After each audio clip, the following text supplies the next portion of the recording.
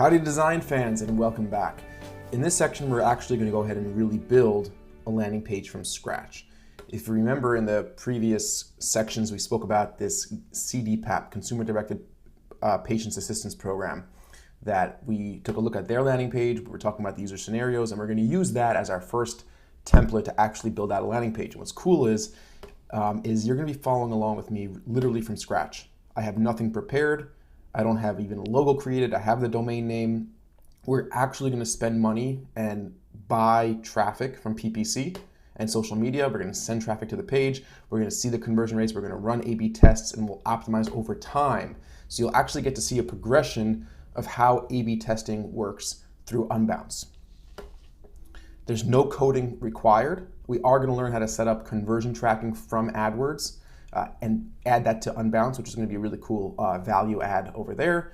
And we're going to use all the different principles that we've learned to implement and to design a landing page that hopefully will convert really well and will hopefully convert better over time as we get our test results in.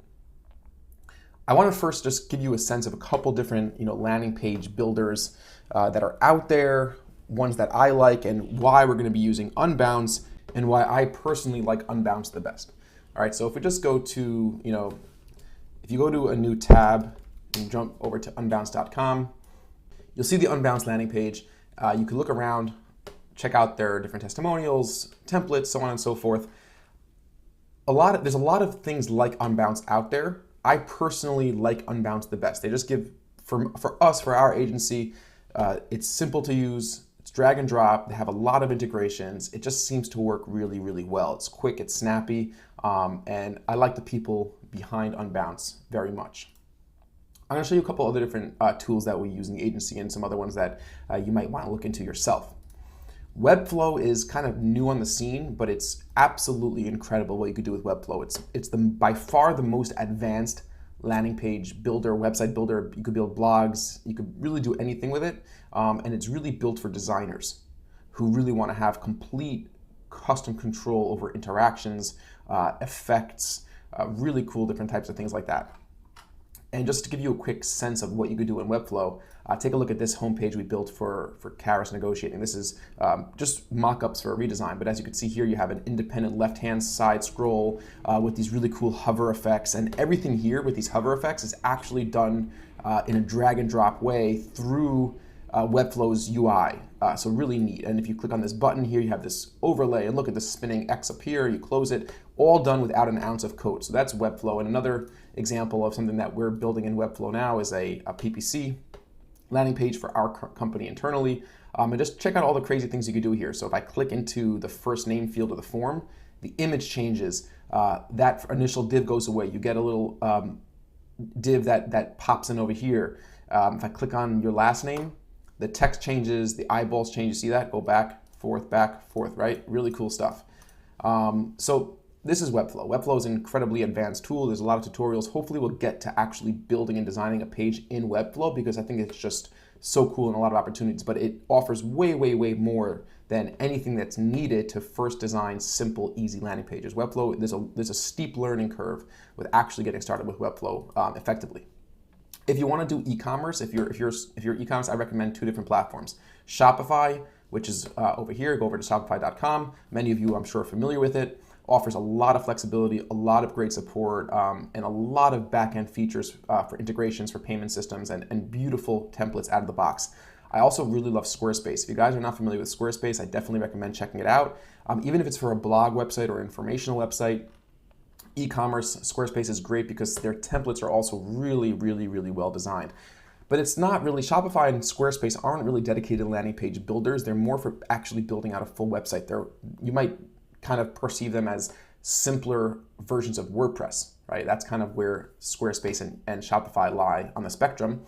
Then you have Lead Pages. Lead Pages is probably Unbounce's most direct competitor. They offer a lot of the same features. Very, very similar. I personally like using Unbounce the best. Just kind of what we're used to. We've had a lot of success with it. Pricing is pretty similar. Feature set is pretty similar. I happen to like the A/B testing suite with Unbounce a little bit better, but you could definitely check out Lead Pages if you want, right? No harm. It's a pretty cool platform as well. and that's Webflow, and now we're in Unbounce. So Unbounce has different pricing packages. They all come with a free 30-day trial. So if you don't have an Unbounce account already, just sign up for one of the free trials and just get into the main dashboard over here, which is where we're starting from. So just to familiarize ourselves a little bit, right? The main point of this obviously is to go into the website builder and build a landing page, but just to familiarize ourselves a little bit, this left-hand panel is going to be your primary internal navigation. So you're going to be able to go back to your different clients. Clients are just different categories of sites that you could create. Your plan comes with one default client where all your landing pages will be hosted under. You could have separate domains under one client. For a long time, we just had one client. And then some of our clients actually requested that they have access to their landing pages. So because we didn't want to give a client access to all our client landing pages, you create different clients within Unbounce, within your hierarchy, and then different people can have access to just the sites inside that client. So that's what clients are used for. You're probably seeing a screen like this. You have default client. I created a landing page optimization course client just so we could go in here and I don't have to share some proprietary data or keep on blurring out names of other websites and conversion rates because that's obviously private information. But I will show you some real examples throughout the course of throughout these next few lectures of different tests we've run and what the actual A/B testing part of Unbounce looks like. Convertibles we'll take a look at there. These are popovers. Once again, obviously, custom domains, we're going to set up our custom domain.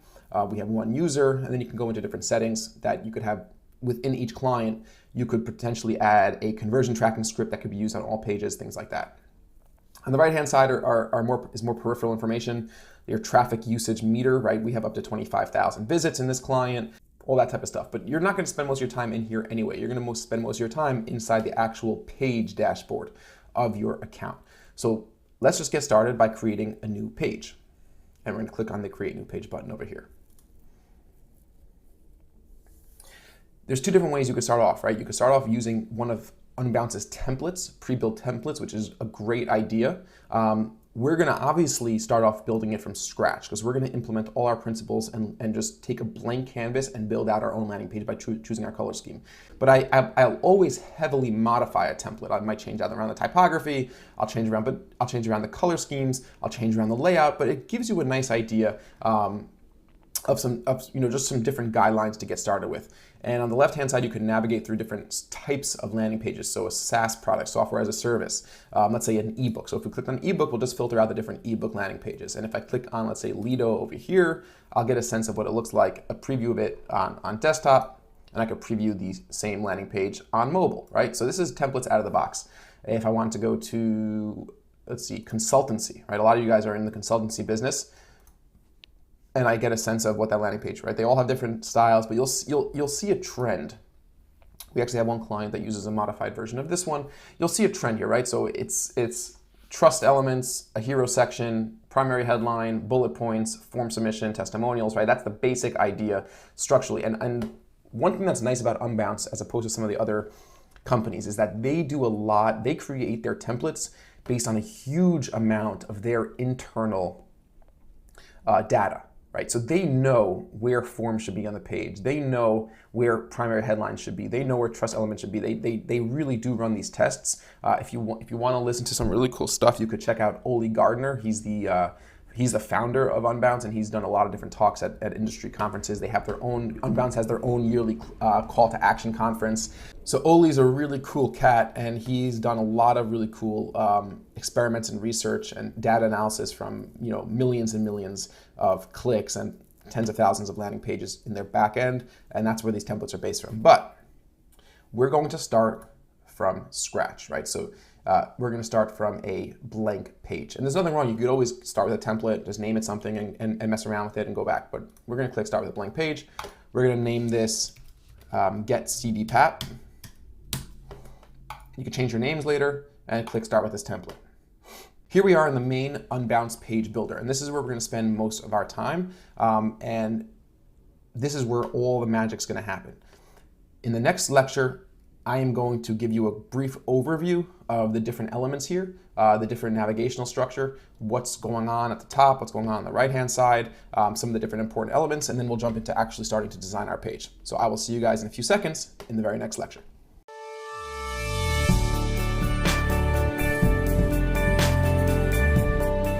Howdy design fans, and welcome back. Let's take a few seconds to go over the main navigational structure of your Unbounce page builder. The most important elements you're going to be looking at is what's going on here on the left-hand side and on the right-hand side. On the left-hand side, you have your tools panel. If you've ever used Photoshop, very similar, right? Basic tools. You have sections. Unbounce is built based on sections, boxes within sections, and all these different elements within the different page sections, okay? So we have forms, video embeds, custom HTML, social widgets, images, text, and buttons. This is all done by drag and drop, and we're going to take a look at that in a second, of course. On the right-hand side are the different customizable elements of whatever element here you are under. If I'm working on a section, I'll be able to see how I can customize that section over here. Right now, I'm at the main page properties panel, and I could customize different elements of my main page. So things like the title of the page, meta description, keywords, the background of the page, the default text styles, all that type of stuff. Properties is grayed out right now, but if I were to go into, let's say, if I had a background image, I'd be able to look at the properties of that background image, and then goals of the page are what my actual conversion goal is going to be, but we can't have that set up yet until we actually have a form on the page, okay? At the top, you have your basic tools panel, where you can move elements up and down, backwards and forwards. You can copy and paste elements, duplicate elements, undo and redo, all the different basic tools that you're familiar with. Variants is where you're going to be able to toggle through your different variations of elements on the page. So the whole idea with Unbounce is being able to let's say, test two different headlines. So I might have variant A and variant B with two different headlines or two different color schemes, or two different form submissions, two different form layouts, things like that. Overview is going to bring me back out of the page builder, back to the overview of the page. Unbounce brings me back to my main login. Down here, we could toggle between mobile view, and we're going to get a few different messages. We'll not show this again of how the mobile view works. Definitely read through some of these aspects. This is the mobile view of your page, and we're going to be able to specifically customize the mobile view. We'll do that once we finish the desktop view. You could add custom CSS by clicking on the CSS style sheet. We'll do a little bit of that. And you could add JavaScripts. This is where we're actually going to add our conversion tracking code from AdWords, and we're going to go into that as well. Page content is going to expand a panel that has all the different elements on your page. So you'll be able to go, you could select a button obviously from the page itself, but sometimes you have very thin lines, or you want to get a sense of your entire hierarchy of all the different elements, and you'll be able to see that in the left-hand side under the contents panel, and click again to get rid of that and clean everything up here. Okay, so I've made a couple decisions about my site for this landing page, and what I want to do is have a boxed layout. What that means is that we're not going to have the background images and the background colors span the entire width of the browser plane, right? A lot of times you see these full width background images and background layouts, but we're not going to do that. We're going to have a boxed layout where all the content is contained in the main section here, and you could see that with these blue guidelines. Now, Unbounce defaulted us to 760 pixels when we first started out, right? 760 pixels. And you could also change your guide settings by showing page guides, or I always show my page guides, section guides. We'll see sections in a second, and out of bounds warning when I stretch something that goes out of my main content area. So I usually keep all these three things selected for the sake of building the page, okay? Once again, if I rushed through these different elements here, it's because it's all basically simplistic.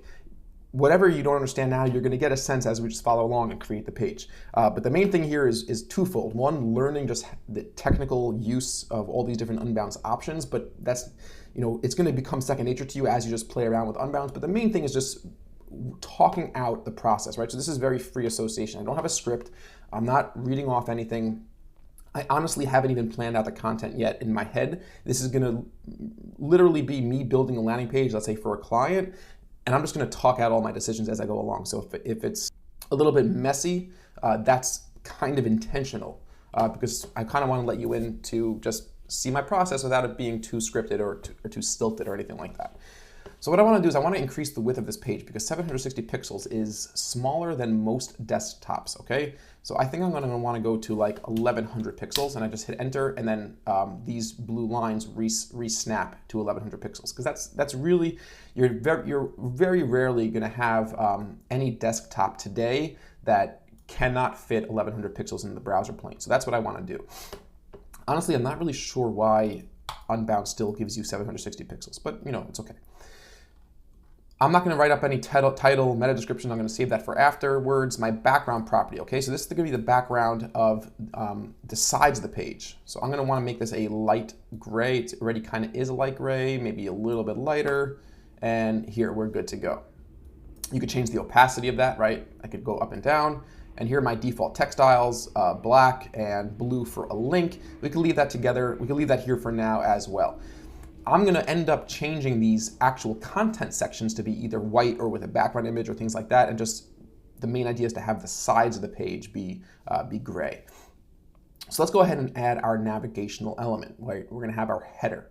Every single page needs to have a header. We're not going to have navigational elements because this is a dedicated landing page, but we will have our logo, and we might have some trust factors where those traditional navigational links will be. So the first thing I need to do is add section. Everything in Unbounce is based on sections. You can't even go in, if I'm trying to drag text, you can't even drag text. I can't drag a form. The only thing that's available to me is a section. So I'm just going to click section and literally just drag it and drop it right in. Okay, and now a few different things happened. It defaulted with a white background color, and we can see that here. And it now gives me the options to modify this section's size. So I could drag this up and down to modify the size of the section. I could also grab these little handles here off to the left-hand side to change the padding of the following section. So where should the content start on the section below it? So I'm going to leave that together for now. And obviously this is going to be a header section, so it's going to be relatively small, right? And now I need to go and upload a logo. But I don't have a logo yet, right? So we're going to build a logo together from scratch. So I'm going to go online. I'm going to find some potential iconography that I could use. I might buy something, and then we're going to jump into Photoshop and create a logo, maybe a little bit of a tagline, and then we're going to upload it, and we're going to use the image tool in Unbounce to drop it in. So I'm going to spend a few minutes in just finding that iconography, so you guys don't have to, sit around here waiting until I find something that is appropriate. But I will show you how I build the logo in Photoshop just in case you're interested. You might not be, but it'll be pretty quick, I'm sure, and it'll be fun. So I will see you guys very shortly in the very next lecture.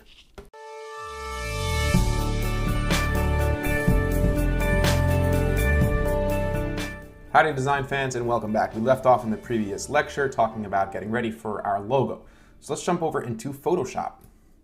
So I have my blank document open over here. Obviously this is not a comprehensive Photoshop tutorial, nor am I a consummate Photoshop expert, but listen, I know my way around. I can get enough done. And I've downloaded a couple stock photography, sort of healthcare related icons, and maybe we'll just kind of paste together some sort of logo here. And again, I have nothing really in mind per se. So let's just kind of free form this thing and see what we can make out of it. So I'm just going to talk while I work here. I like the idea of something giving related, care, joy. That's kind of the focus of our landing page here. If you remember from the lecture where we spoke about that user scenario, people here are kind of anxious. They're looking to take care of their loved ones, and they're looking to enroll in the CDPAP program in New York State, which allows them to get paid to do that. So we want to kind of focus on joy, love, care, and I like the idea of the heart and the hand. So let's just get a quick selection of this hand first, okay? I'm using the quick selection tool in Photoshop that allows us to take clear lines and create a selection out of it. So I'm just going to click around and try to get this selection of the hand as well as possible. It looks like we have a pretty good selection going here. That looks like it's pretty good. We might want to just sharpen that up a little bit over there. So we could take the polygonal lasso tool and we could add to the selection. Maybe just something like down here, get that sharp edge that we're looking for. Okay, so a little bit of a sharper edge. And let's just try to do a straight copy paste without feathering. And again, right, this is not perfect, but remember this is going to be first, it's going to be a logo which is small. And second of all, we could always work on this later and make it more refined and get these edges obviously much smoother. And if we were designing a logo from scratch, like the right way, we'd probably really just not really use stock photography and stock imagery in the first place. We would want to kind of do this custom from scratch anyhow. So we have a heart over here, which I like. We have a heart shape over here. I kind of like this heart shape a little more. I think I'm going to grab this heart shape. And once again, we'll do a quick selection on the heart. This should be pretty straightforward. There we go. Command, drop that into our new document. Label this, double click, label it the heart. Label this layer as a hand. This is a little bit too playful for me, so let me just paint that in. So I'm going to select my brush tool by clicking B. I'm going to hit Alt to select my red, and I'm just going to paint this in, right? I could increase the size of my brush with the bracket key, and there you go. Okay, so we have that red heart.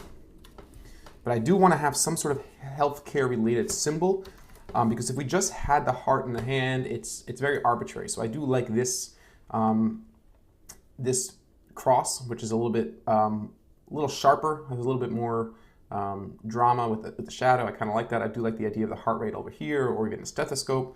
But just for the sake of time and illustration, let's just grab this shape here, and let's drop that in over here. I didn't mean to drop both in, but we could just get rid of, you could either do that again or simply just get rid of this part of it, Command X, and we have this, right? So I'm going to bring this inside my heart by Command T to transform it, and bring that up in size a little bit. Now what I want to do is I want this to be white, right? But I want to still preserve the shadows. So here's my cross. I'm going to label that layer the cross, and I'm going to give it a black and white overlay. So I'm just going to click on the layer effects. And we can either do solid color, we'll just give it a black and white, or we're just going to do here, click black and white, and simple enough. And we want to make sure that this only applies to the cross, so we're going to hit Alt and make sure we create a layer mask just for that layer beneath it, which is the cross, right over here. I know I'm rushing through a lot of these things in Photoshop. It's kind of not fair, but it's what it is right now. Now I want to give this a color overlay, so I'm going to click, again, solid color. I want to make this white. And I'm going to make it white. Now remember, it's okay, it's going to be the whole thing, because we're going to once again hit Alt and create a layer mask, and once again we just have it white. But I don't want it to be solid white. There's a couple different things we could do here. We could just bring the opacity down, right, which could give us an effect like that, but that's not really what I want. I'd rather have a overlay blend mode, which gives me a little bit more, it gives me that white up at the top over here, right, which is what I'm looking for. So I like that a lot better, but what I don't like is this little rim around it. So I could really just cut into this with the lasso tool, because it wasn't a great selection to begin with. So maybe what I'll do is I will select the cross, and I'll hold Command to select just that layer, right? Command, and now you see the little dots marching around it. I'm going to go to Select, Modify, and contract the selection by, let's say, 5 pixels. Well, that's too many. Now you'll see that it's going to be much smaller. What I want to do is contract the layer. So select it again, maybe just contract it by maybe 1 pixel. So select, modify, contract by, let's try 1 pixel. And that looks pretty good. Okay, and I'm going to select that layer, and I'm going to invert the layer by holding Shift Command I to invert everything else but what's selected. Hit X, and look at that, right? We got that little shine out from beneath it. Go back to full screen here, zoom out. And that's looking pretty good. Listen, again, it's not perfect, right? There's still some small issues with the lines, because we didn't really create this from scratch. So we could always paint these things in if we wanted to.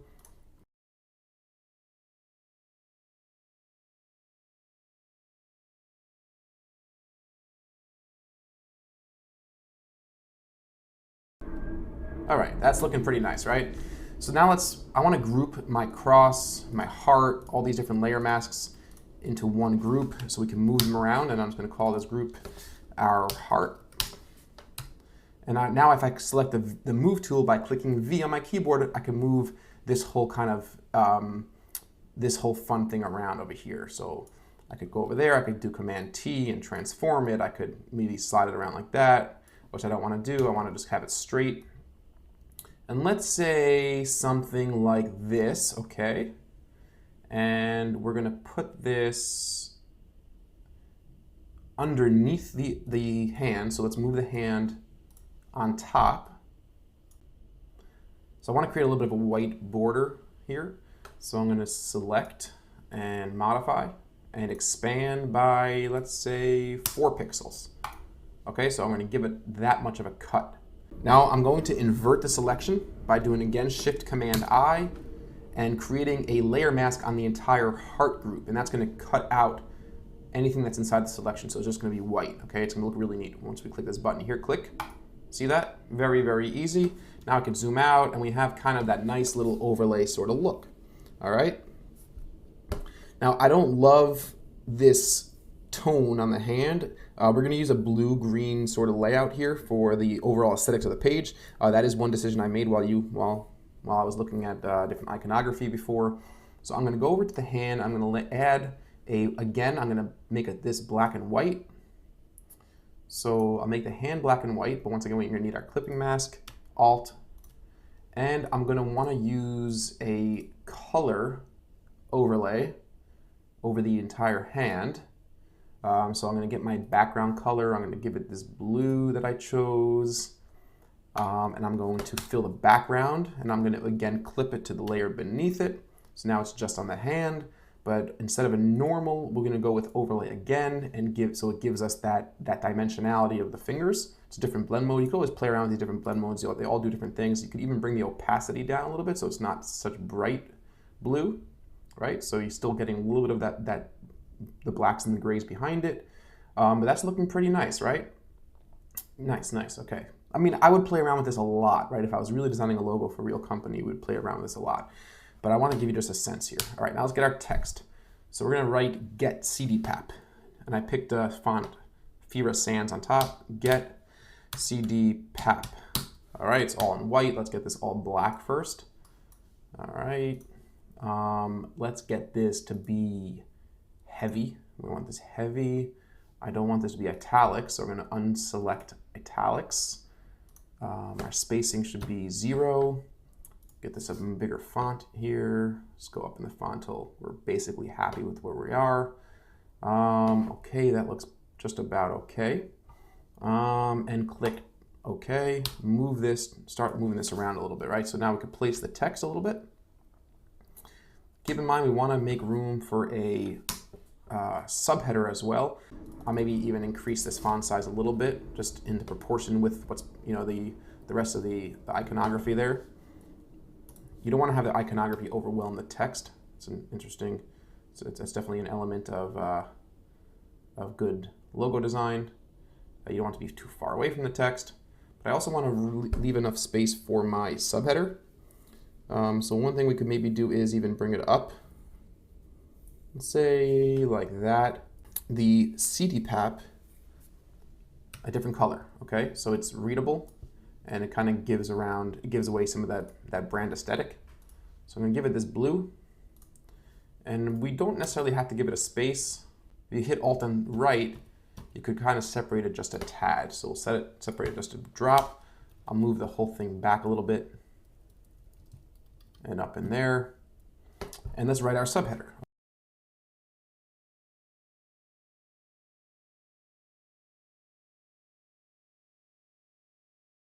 Yeah, I don't really like this heart overlapping it. So let's see how that might work. So I'm going to command and select the T on that layer. So right, to select that.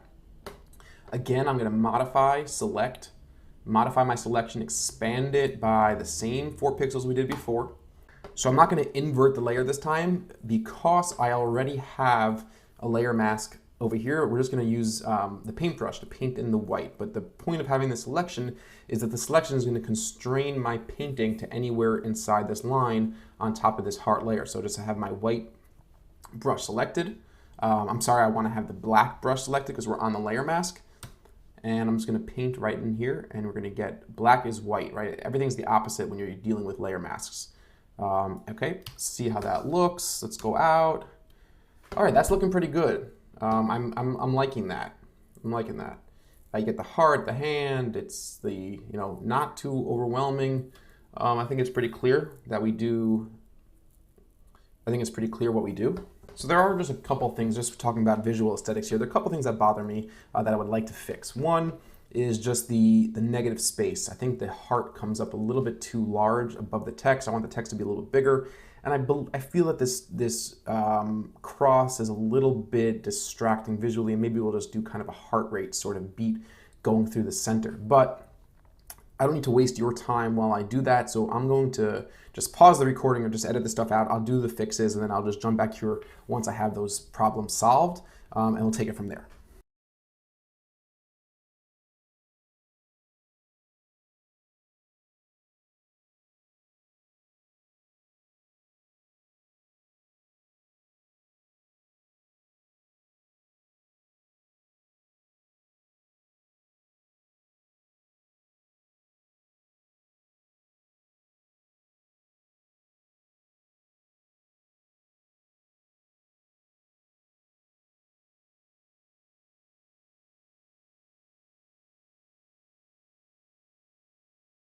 All right, so we're back. So I made a few modifications here, increased the text size a little bit, changed the graphic inside the heart, and now we're just going to get the white around we're going to trim our canvas just to create not give us any extra padding here.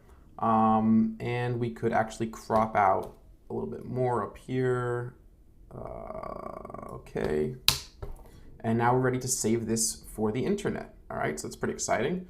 And we're just going to save for web. I use the shortcut there. We don't need it to be 677 pixels wide. Probably, let me just save it as 400 pixels wide. It's definitely going to be smaller than that, but just to give us a little bit extra space. A JPEG, high quality, 13 kilobytes. That's cool. CDPAP logo on my desktop. Fantastic. And now let's jump back into Unbounce.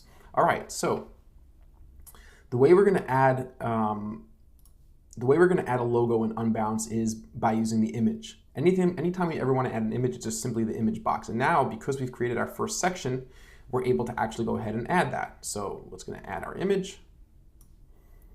And we are going to upload our very first image. Now, just to talk about the image dialog really quickly with Unbounce, you could search through all the different images that you've added across all your different landing pages. They will always show up over here. We could also check out our Unbounce public images. Okay, and because we're in this given client that we created, right? We created that Unbounce landing page course client. We don't have any of our images associated with that client. Unbounce public images are all the different images that you could use that Unbounce gives you. So this is actually very helpful when it comes to arrows or background patterns. So if I were to search for an arrow, I'll see all the different arrows that Unbounce has preloaded that they use across all their templates, and I could use those arrows if I want to. So it's definitely helpful to check out. If you ever do need something, maybe we'll use something from here in this page. But anyway, we're gonna go to My Images, and I'm going to click the button on the bottom left here, Upload New Image. Jump over to my desktop, open up that image, and here it is. All right, so let's click Choose, and there it is. All right, so obviously we could resize it now. I can make this a little bit larger, my header section. And let's see, give it a little bit of padding, and there we go, right? So as you're seeing, right, so I'm just dragging and dropping, and you could let it snap into the center, which is always a great idea. And there you have it, all right? So we've added our logo, we've created our first section, we did a little bit of fun stuff in Photoshop, and now we're well on our way to working out the rest of this header and then getting into our hero section, which is going to be obviously the most important part of this page. And it's in that section that we're going to jump into next. And we'll start talking about those ideas of our user scenario, how we want to lay out the text, working on our action block, choosing a background image, figuring out our visuals, the type of aesthetic we want to create. And with that, I will see you guys very shortly as we continue this page in the very next lecture.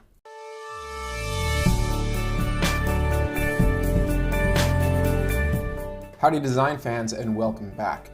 In this lecture, we're going to continue on in Unbounce building our hero section. So the idea here is really to get this very joyful,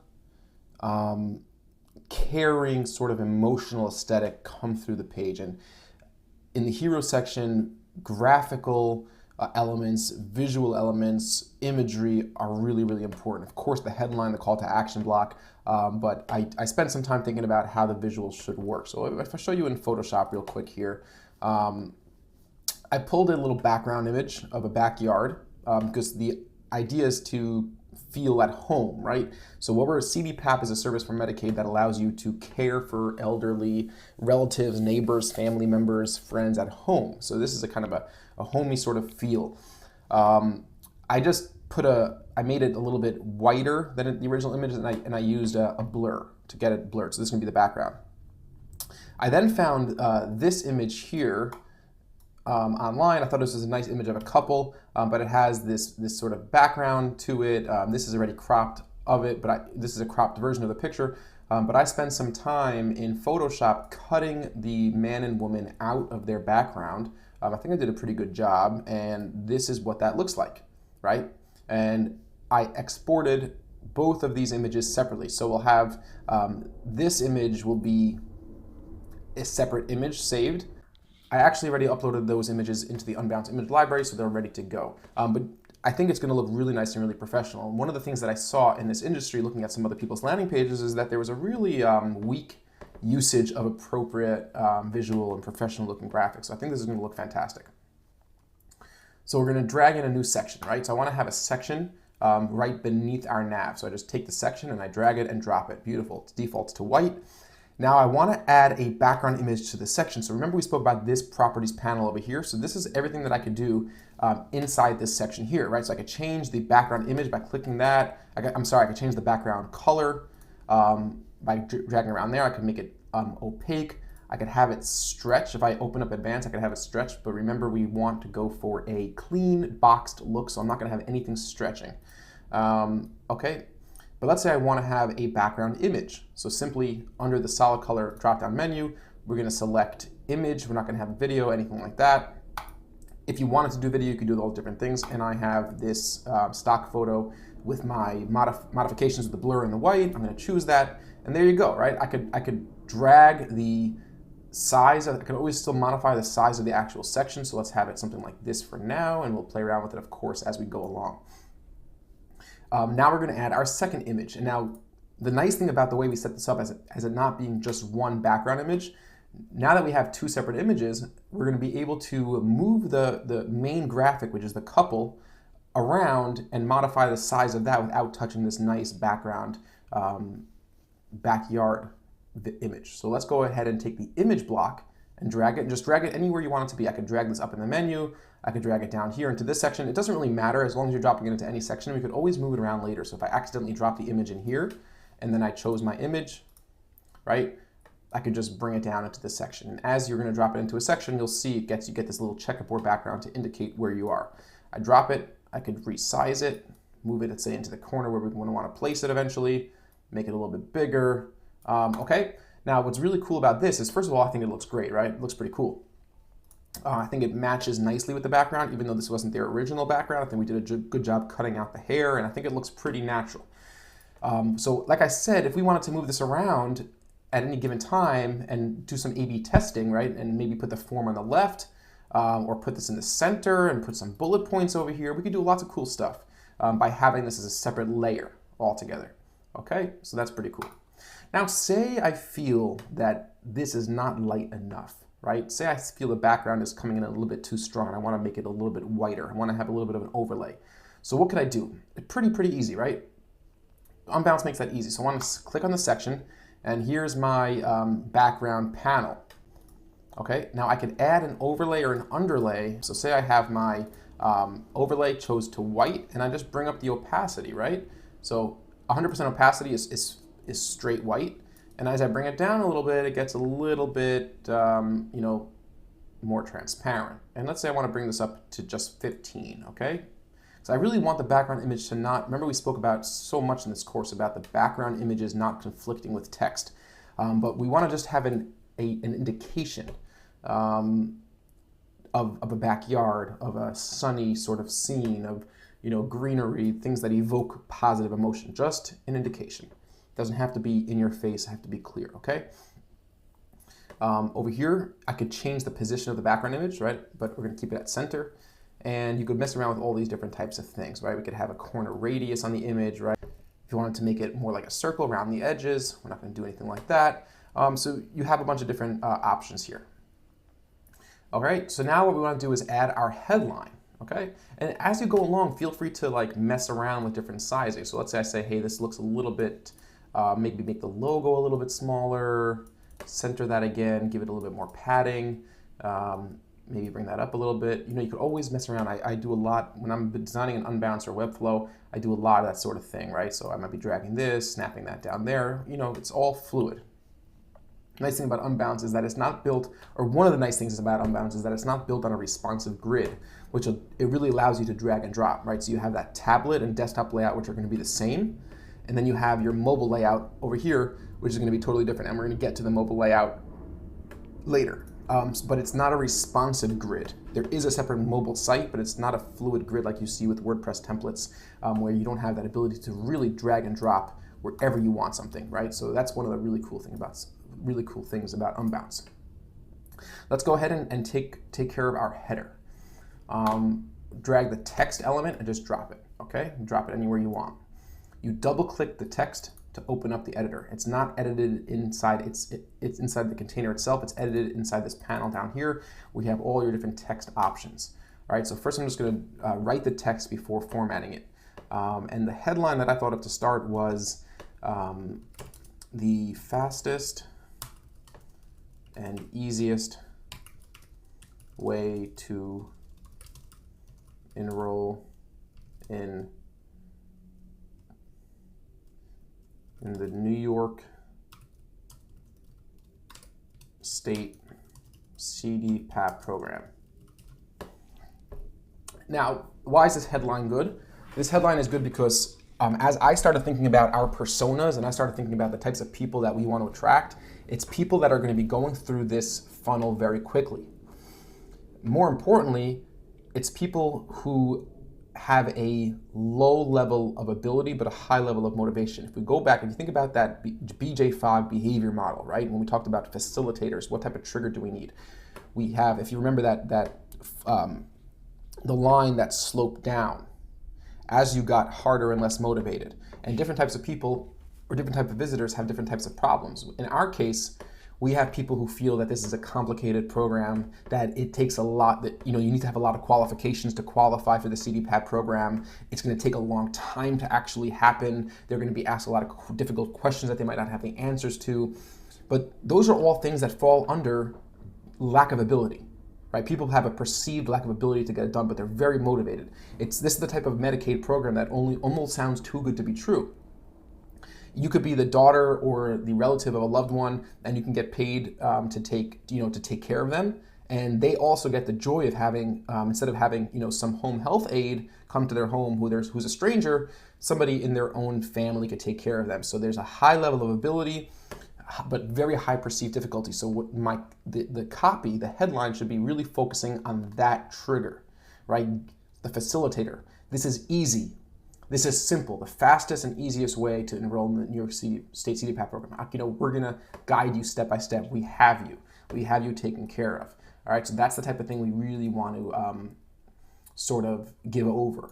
Now, this is going to be our H1, so I'm just going to select all and format it as our heading 1, all right? And this is the default heading 1 from Unbounce. I don't like it, right? We want to mess around with our fonts a little bit, okay? So we take the heading 1 and we could change the font size to something like, what does Droid Sans look like? I mean, obviously we're going to have to select all first. And here's Droid Sans. We could think about, Unbounce doesn't have the largest library of fonts, but they have all the kind of major ones that you're probably going to want to use. They give you a good selection, right? So I like Open Sans is a good one in general. I also like PT Sans. Remember, we always talk about sans serif is better. Let's go with Open Sans for now. It's a really clean, easy to read sort of font. And let's bring up our size a little bit to something like 36. If you want to get a little advanced, say you wanted your font to be 34, and these are some of the shortcomings of there are some shortcomings of Unbounce, right? So let's say I wanted a 34-point font size. I can't just enter that in. You have to actually go into the CSS, the source. So I just click on source over here. I could go and find my font size declaration and change that to 34, and I might want to change my line height as well. You can do all the different types of things here. So I click again source, and my font is now 34, okay? It won't show up over here because it's not one of the defaults, but either way, right? Now, if I click out, I could start dragging this div. So let's say I wanted this to be just 2 lines. The easiest and fastest way to enroll in the New York State CDPAP program. Say we drop that in over here just for now. And say I want to use my blue, right? I want to use my blue from over here for the headline, see how that looks. So I have a little nifty browser plugin here called Postshade for Google. It's actually for Mac. I could just grab that blue. I should really have it written down somewhere. And I could select all and go to more colors under the color picker, type in my hashtag.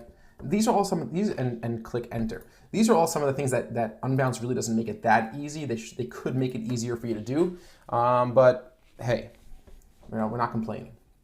Now, talking about contrast in a headline, right? So I don't find this to be that enough contrast. So there's 2 things we could do. We could either go back to a black sort of color, or I could go and maybe make this background white a little bit more opaque, right? So let's see if we bring this opacity up just a bit to something like that, let's say to 50. We're looking better there, right? We're definitely looking better, but then we're kind of losing, we're starting to lose, right? We're starting to lose that background image a little bit, but it's not bad. It's not bad. We definitely don't have to have this headline in blue either. So I'm actually going to bring this back down to 15 here, and I'm going to bring this back to black. So I'll just select all again, and I click on automatic, which is our default. Okay, so I like that. The fastest and easy way to enroll in the New York State CDPAP program.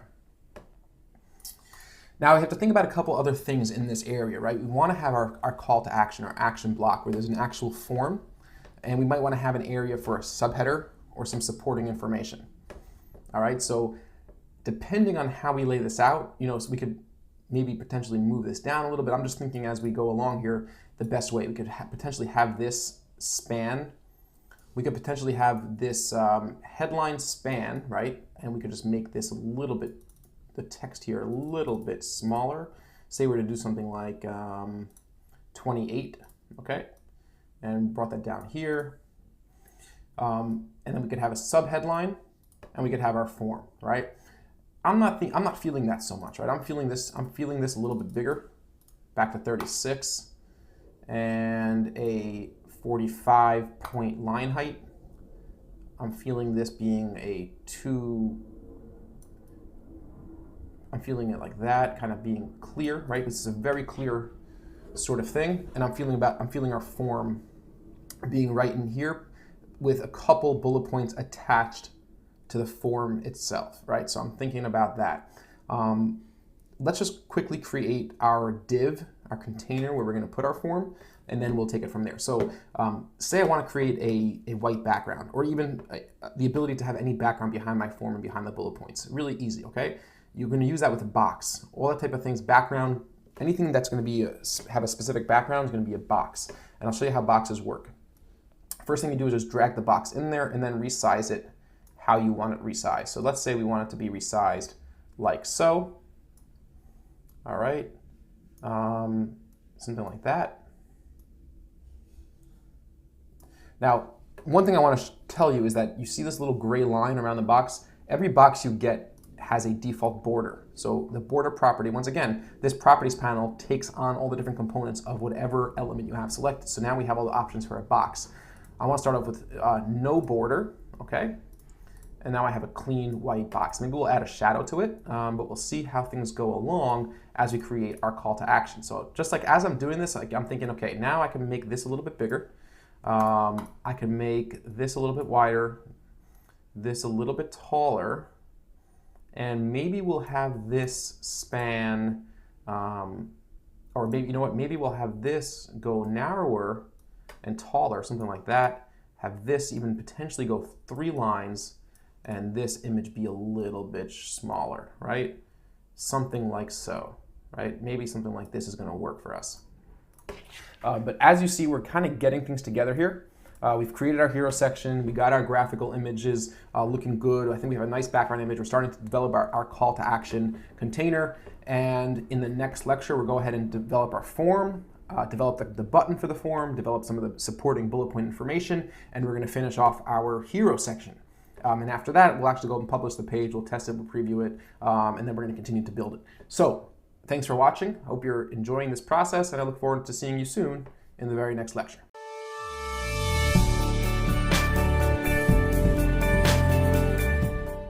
Howdy design fans, and welcome back. In this lecture, we're going to continue on with our hero section, with our call to action block, our form, and the supporting text. All right, so let's get to it. I want to give this action block background box a little bit of a color. All right, so let's get rid of the border again.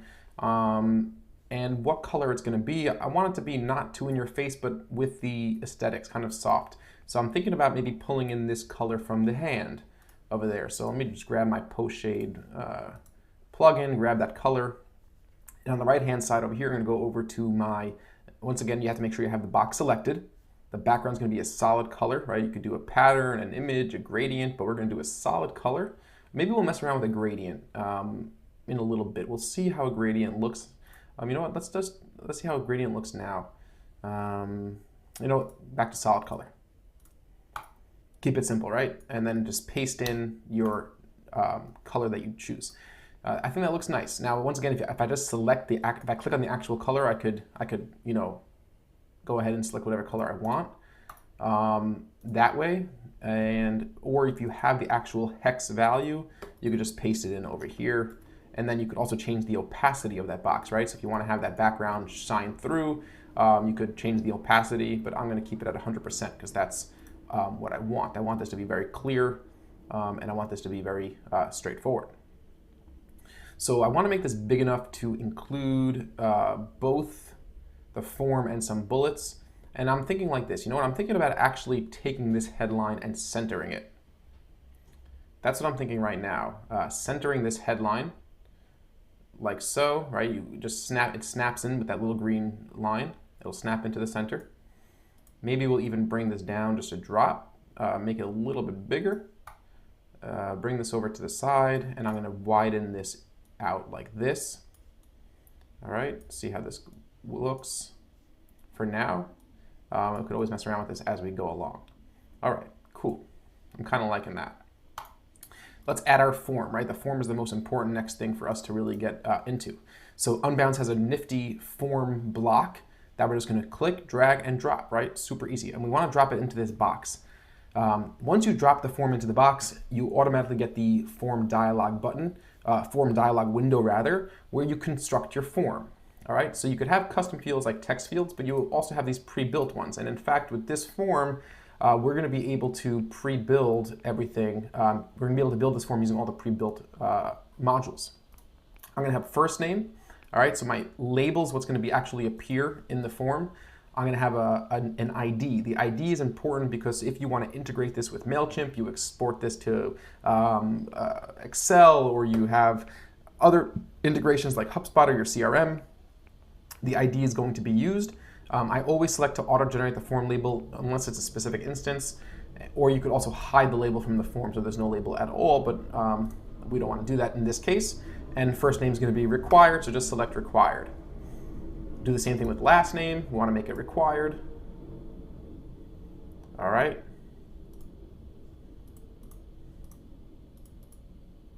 Oh, I added first name twice, so this is good. To delete a form field, just click on the little trash icon and it gets deleted. Last name, and I can move it up or down, right? So first name, last name.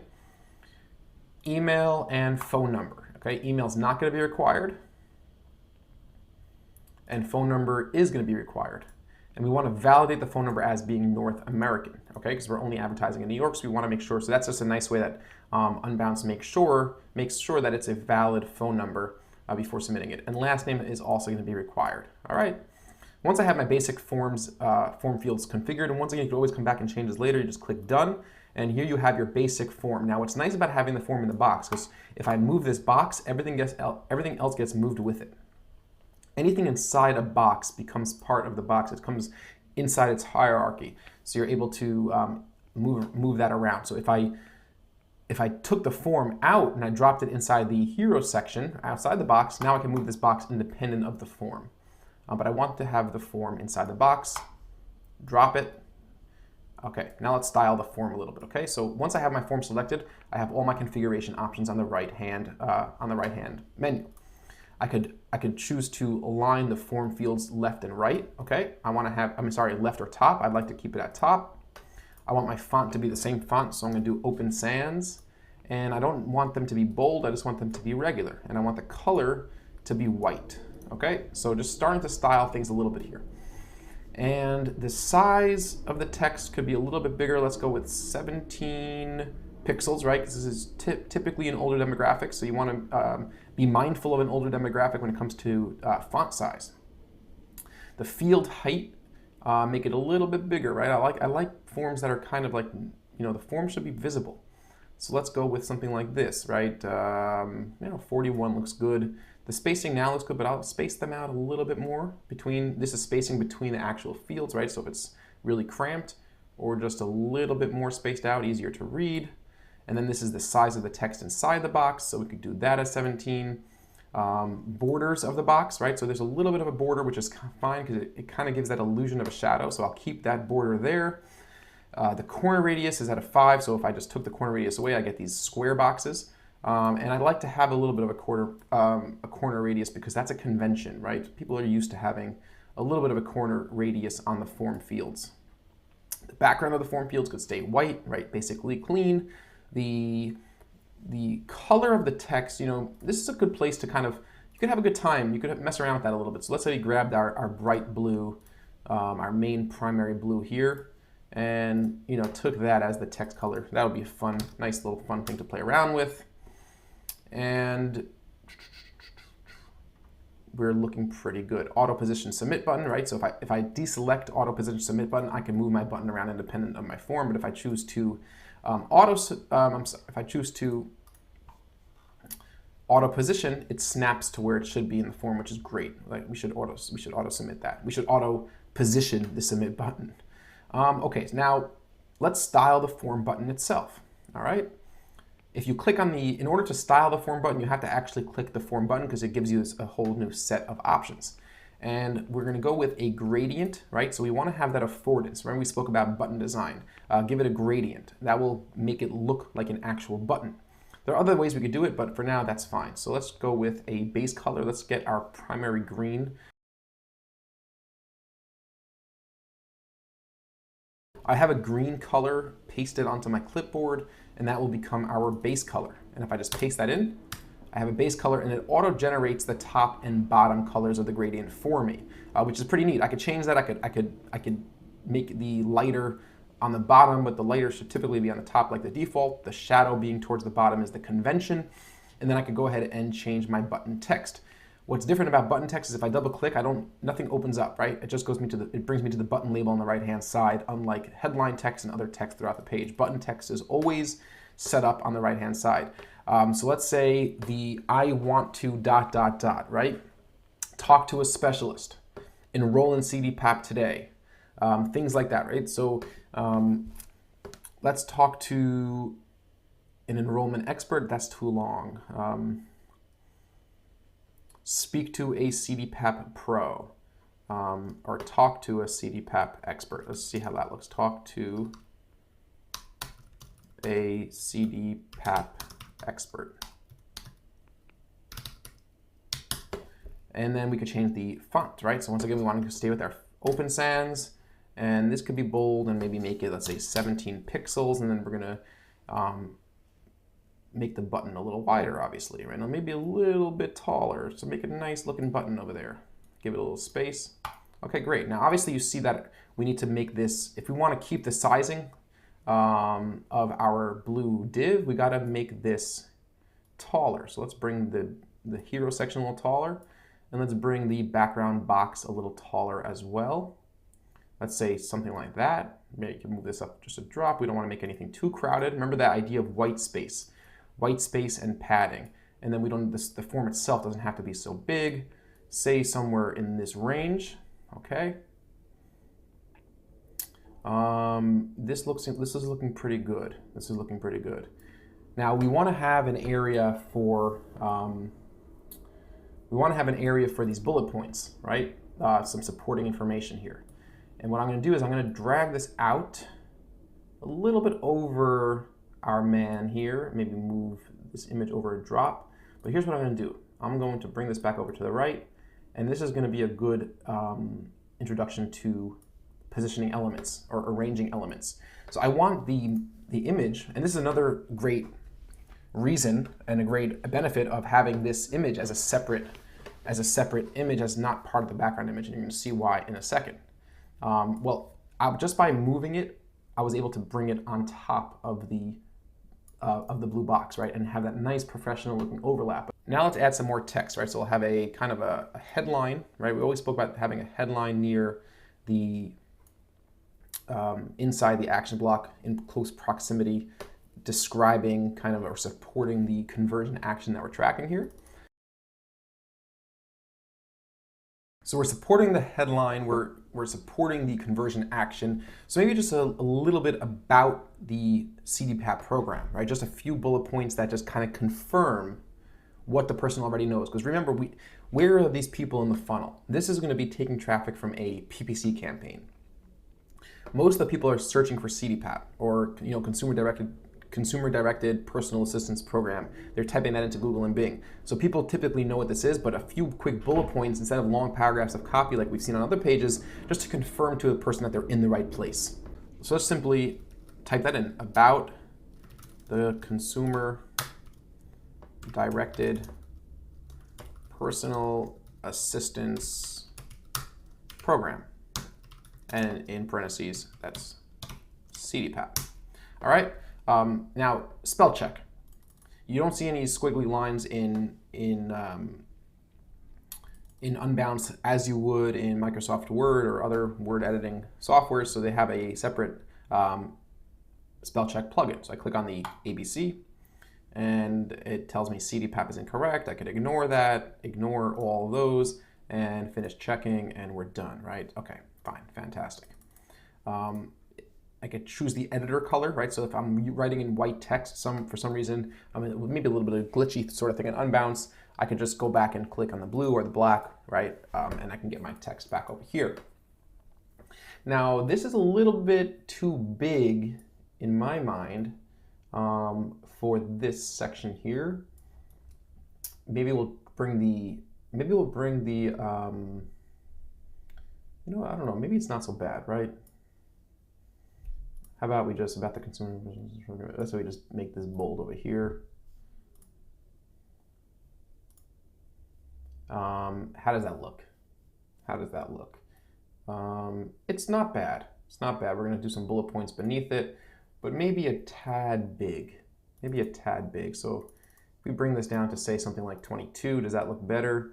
Yeah, I think that looks better. All right. I mean, we could always, we might style this a little differently by adding, maybe creating some visual separation between the bullet points and the form. But let's just see how this kind of comes out, right? Let's see how this plays out. I'd maybe bring this down just a drop over here. I might even, I want to kind of bring this out like that, just a little bit more to the side. And with that, we're going to edit the mask, right? So we get this, we're getting this red out of bounds warning. So I'm going to click on Edit Mask. I'm going to go up to the full height on the top, full on the right, go back full on the bottom, and just cut off the left right there. All right, and then you click Done, and then I edited my mask. That allows me to drag this blue into him a little bit more, bring the form a little bit back over to the right, and just give a little bit of breathability to these elements here. A little bit of breathability. Okay. All right, I think that's looking pretty good. Maybe we'll add a little cool arrow here from the headline to the form to give it a little bit more visual prominence, but this is looking really nice. What do you guys think? I hope this is coming together. I think this is coming together nicely. Now we want to add some quick bullet points. Remember, people don't, the number one rule, right? Something we've spoken about a lot. People don't read on the web. What do? They scan, right? So we want to format everything here for easy scannability. Now let's add, I like the check box, like some subtle check boxes. I kind of like that. So let's go and find a checkbox that we could use. And what we're going to do is we're going to take an image. We're going to drag the image first, and then we can look at the image library. So I'm going to go to the Unbounce public images. You could always find your own check mark or bullet point image, however you want it to look. I'm just going to do a quick search for check.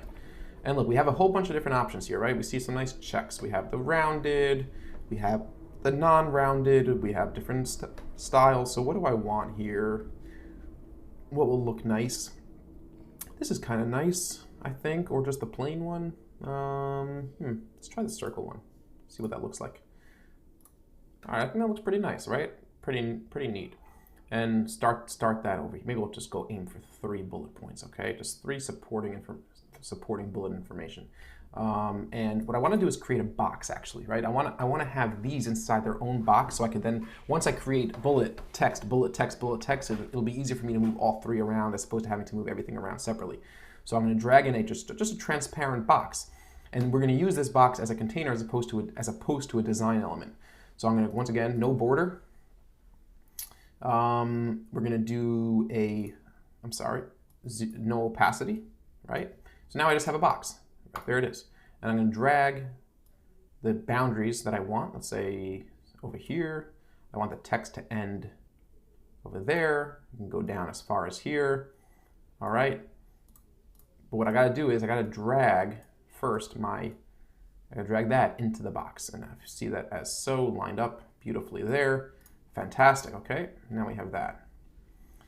And good. Now let's get some text going.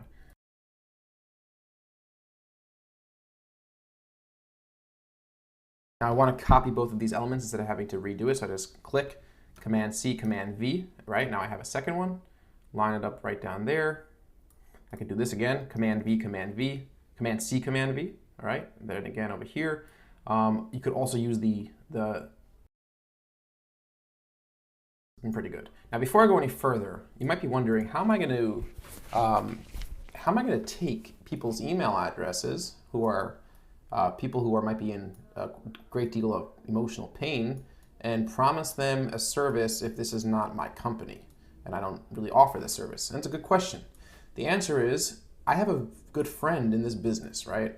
And this is actually a campaign that's going to get him leads. And he does this, and he's been doing this for a long time, and he is very good at CDPAP enrollments. That's how he makes his money. That's how he makes a living. This is all totally legit, above board. All right, so anyway, this looks pretty good, right? There's a few things here that we want to work on.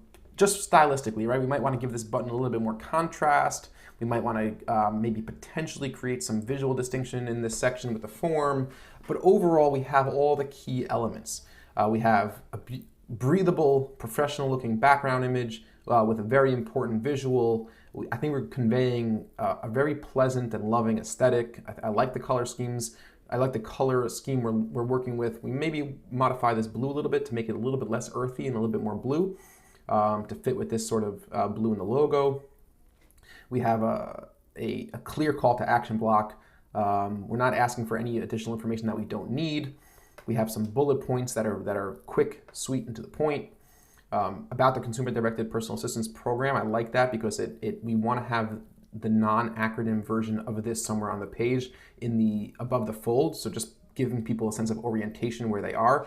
So as you could see, like, aside from the visual, a lot of thought is going into this. When you design a good landing page, we're thinking about the demographics of our people. We're thinking about the anxieties of our people. We're thinking about, are they motivated? Are they under motivated to convert, or do they have a perceived difficulty, low perceived ability to convert? So all these things that we're thinking about have actually gone into everything we've done so far, and it's just the hero section, right? We're thinking about our attention ratio by not having links in the navigation bar. So this is all really well. It might look easy, and it might look, hey, this is like a landing page that every other landing page looks like, but the copy and what we're actually writing is very specific, it's very thought out, and in fact, like, it's meaningful. All right, so I think it's really important stuff, and I'm pretty happy with how this page is going. And what I like about it is that there's a lot of different things we could test. We could test images, we could test the headline, and we're moving in a really great direction. So with that, I will see you in the next lecture where we continue on building this page and we start putting together some additional sections. Looking forward to seeing you guys soon in the very next lecture.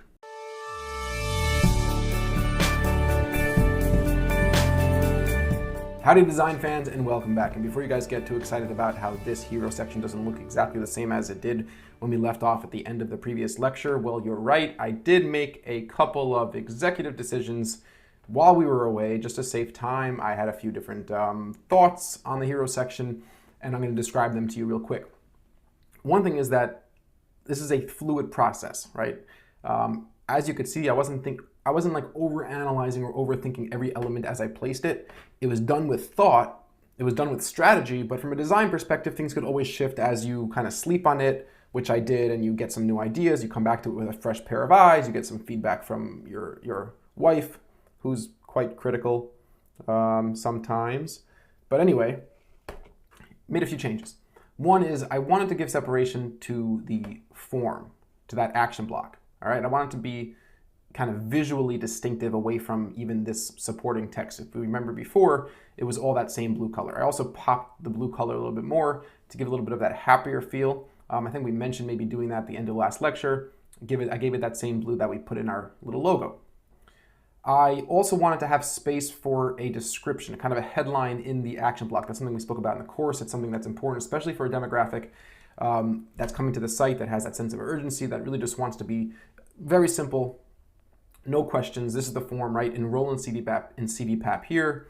very straightforward. One of our CDPAP experts will call you back shortly to guide you through the next steps. Once again, we're going to support you. We're going to guide you step by step, expectations, what's going to happen after submitting the form. I made the form a little bit wider in the fields, right? I took the spacing up from, I think we had it like down here in the 43 up to 48. I changed the button style a little bit. I gave it a flat green and I put a little box behind it. And if I move that box around, you'll see it's just a plain unbounced box. And I just dropped that in behind the button and now it's up again. And I'll just click send backward and send backward and send backward again. All right, and I can move it down with my arrow key if I can't grab it with my mouse. Give it a little bit of a shadow. I didn't like the way the gradient green, not that I had anything against the gradient, I just didn't think it was looking good on top of that blue, just visually. I gave this background a little bit of a nice white background to obviously let the text be readable. And I changed this headline, right? Before we had the fastest and easiest way to enroll in the New York State CDPAP program. I thought that was just too wordy, right? So this is a great example of rewriting your headlines and subheadlines with half the words. Fast and easy CDPAP enrollment. I don't think I really lost anything. Most of the people coming are from New York State anyway, and whether or not they know it's specifically to New York State, that doesn't really matter, right? As long as we don't say that, as long as we don't give any indication that we're not going to be able to service you, then I think that's fine. But just to be safe, I put that in a little subheader over here. We are the New York State SCPAP experts. Okay, so nice subheadline, but I think I'm really happy with this change with the headline, right? Because we took a headline that was pretty good, enroll in the New York State, fastest and easiest way to enroll in the New York State CDPAP program. Pretty good headline, but we made it even shorter, even more succinct. Fast and easy CDPAP enrollment. I really don't think we lost any value there. So I think the hero section's coming along nicely. I like the white space on the left because that gives a little bit of, it gives a nice rhythm to this section. You have the image down here on the left. You have some white space to see that background pattern. And then you the eye starts here at this big headline, right? And once again, remember this idea we spoke about with your text size. Remember this idea we spoke about with your text size being visually distinctive also. The font size, so we have an H1, which is clearly larger than anything else. I want you to read that first. And then I want you to kind of come into I want your eye to kind of go into the form call to action block. So you immediately know where and how to convert when you decide to convert. There should be no question about where and how to convert. And I think it just looks pleasant, it looks pleasing. So let's carry on, continuing along with our page design. So I want to have your typical, two-column layout to create some supporting information. So I thought in my mind I'll have the first section be again reiterating what is CDPAP and how does it work, and then another section saying kind of why enroll with us today, how does Get CDPAP work. All right, so let's go ahead and add a new section. So I'm going to take my section block and just drop it in. All right, now the unbounced UI is a little bit annoying here. Let's say I want to scroll down and add it. It kind of goes off the screen. So you could change the height of this section just by typing in a pixel value. So let's start off with 620 pixels for the section, and then I'll be able to scroll down and I'll see my section with a little bit more padding. So I like that. I want my background color to be the default white, and I don't want it to stretch. So leave it at that. Now we're going to use boxes, right? Boxes is the key to centering elements within those boxes. It's a great tool. So to kind of contain, you could kind of view it, if you're familiar with HTML, it's kind of like a div, right? Your box is going to be like a div, and then you could have divs inside of divs and all that good stuff. So I'm going to just have a plain box with no border here. And I'm going to want it to, let's say, I want to give it some padding. So I'm going to start it off, let's say 100. And if you look over here at this position label, right? So 70 as I go along to 80. So let's say 110 pixels out over there. And here we go with the width, right? So I want to take off 110 pixels to make it center. So we'll do, let's say 1020, right? 1130 minus 110 is 1020. Grab it. All right, so we go down, take this down to 1020. All right, and this now should be centered. If I move it, if I click on the box, I'll see the green centered. And this is why I'm having it, so I can center all my content here. And drop it down, give it some padding at the top, maybe 90 pixels. You could always look at the the position from the top, 90 pixels. I think 90 pixels is usually a nice level of breathability from the hero section. We'll maybe move it down a little bit more, But this is the utility of having that box, right? So I'll show you. Let's say I just move it up here. I don't give myself padding. Now let me bring in my headline here. And what I think I'm going to do is just copy this. And instead of having to bring in a new text and change the font every time, it's always good to copy elements and drag that into my box. I'm going to make this box taller as we go along. I'm going to line this up all the way with the right of the box because I already padded the box from the edge of the page. I'm going to line it to the top as well. Bring this out and let's click into here. And I copied some text onto my clipboard here already just to make things simpler. And my color is I want to grab this blue. I want my headlines for the rest of the page to be this blue, so I have that on my clipboard. And I'll go to more, it would be nice if we could save colors in Unbounce. And I'm going to do my hashtag paste, my hex value, tab out, and click OK. All right, nice. So we have what is CDPAP and how does it work? Fantastic. Close that out, and we're going to add text. And this is the text size I want to take of this normal. I could drag in a new text box if I was really doing it, kind of like the right way, line it up against the side of this inner box. Remember, I don't want it out here. I want it inside this box. Give it a little padding under the headline. And I have some text saved on my clipboard for this. All right, so I have my what is CDPAP and how does it work? Just a basic blurb, right? This is how long you want your paragraphs to be. And then obviously we talked about the importance of bullet points. So you don't need to hire a home health aide who's a stranger. So we could maybe do some bolding here. Medicaid covers 100% of the cost. So let's say I'll bold 100% of the cost and pays your aide directly. Make that bold, right? You can feel safe and secure with the care of a loved one. So safe and secure could be bold. And maybe you'll change this. You don't need to hire a home health aide who's a stranger.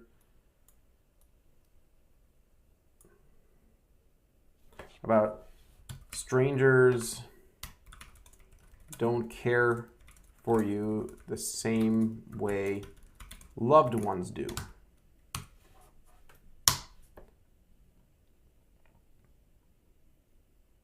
And bold the same way loved ones do, right? Because these are some of the buzzwords that people are looking for.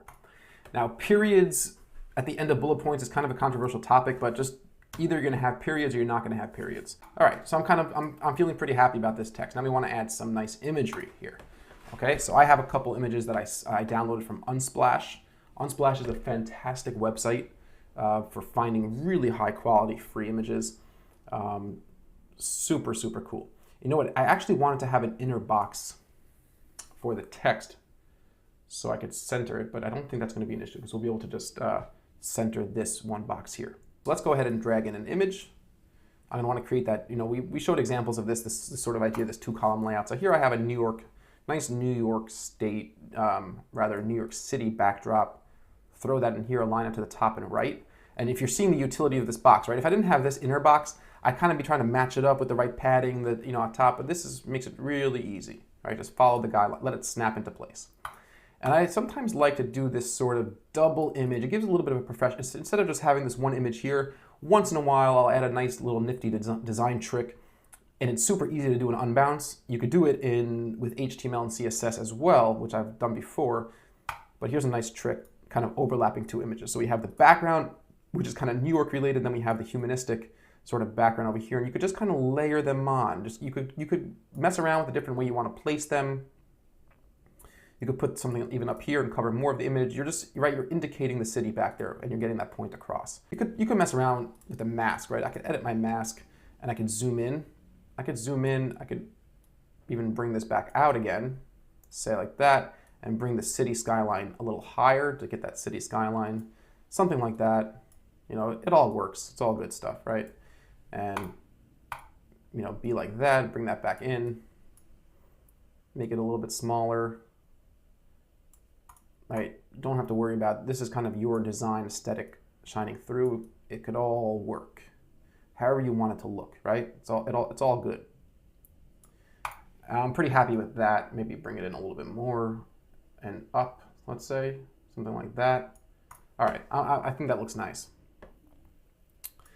And I could bring this, let's say here, and now I could center this in the center of my overall section by just finding those crosshairs. All right, so I found those crosshairs. Let's see how, I think I have a little bit too much padding at the top. So I might be able to even bring this up. Let's say, yeah, we don't need to be more than 100. Let's say we're at 105 pixels from the top. And I can bring this down. All right. And I can just make sure that I'm also, I want to be 105 pixels from the bottom. Or I want to just actually center it. So 117 and 117. I think that looks pretty good, right? Nice amount of breathability.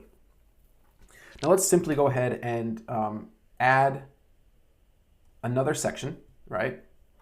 Similar idea. We could continue on if you want to not change the background and just keep it white. You could, and in fact, maybe that's not a bad idea just for the sake of simplicity. I'm just thinking from a design perspective. You don't want to add too many different background colors, and I don't like it when there's all these different stripes in the background. So let's go ahead and just double the size of this this section here, right? So our height's 523. Let's make that 1046. Right, simple enough. I'm going to simply duplicate this outer box, right? So now I don't have to duplicate all these different elements because I was smart enough, we were smart enough to create this outer box. And I'm going to bring this down. Yeah, so we want to be at 524, just to give ourselves some consistency in our design. And now I'm simply going to move these things around. So I'm going to take this, just drag it over here for now. Take this, drag it out of the way for now. Take my image and drag it this way for now. Take this and drag it this way for now. Bring this back up into the box. And you see, like, this is great. You can't do things like this when you're working in a tool like Webflow or WordPress templates, things like that, right? Things are much, much more difficult to rearrange exactly how you want them.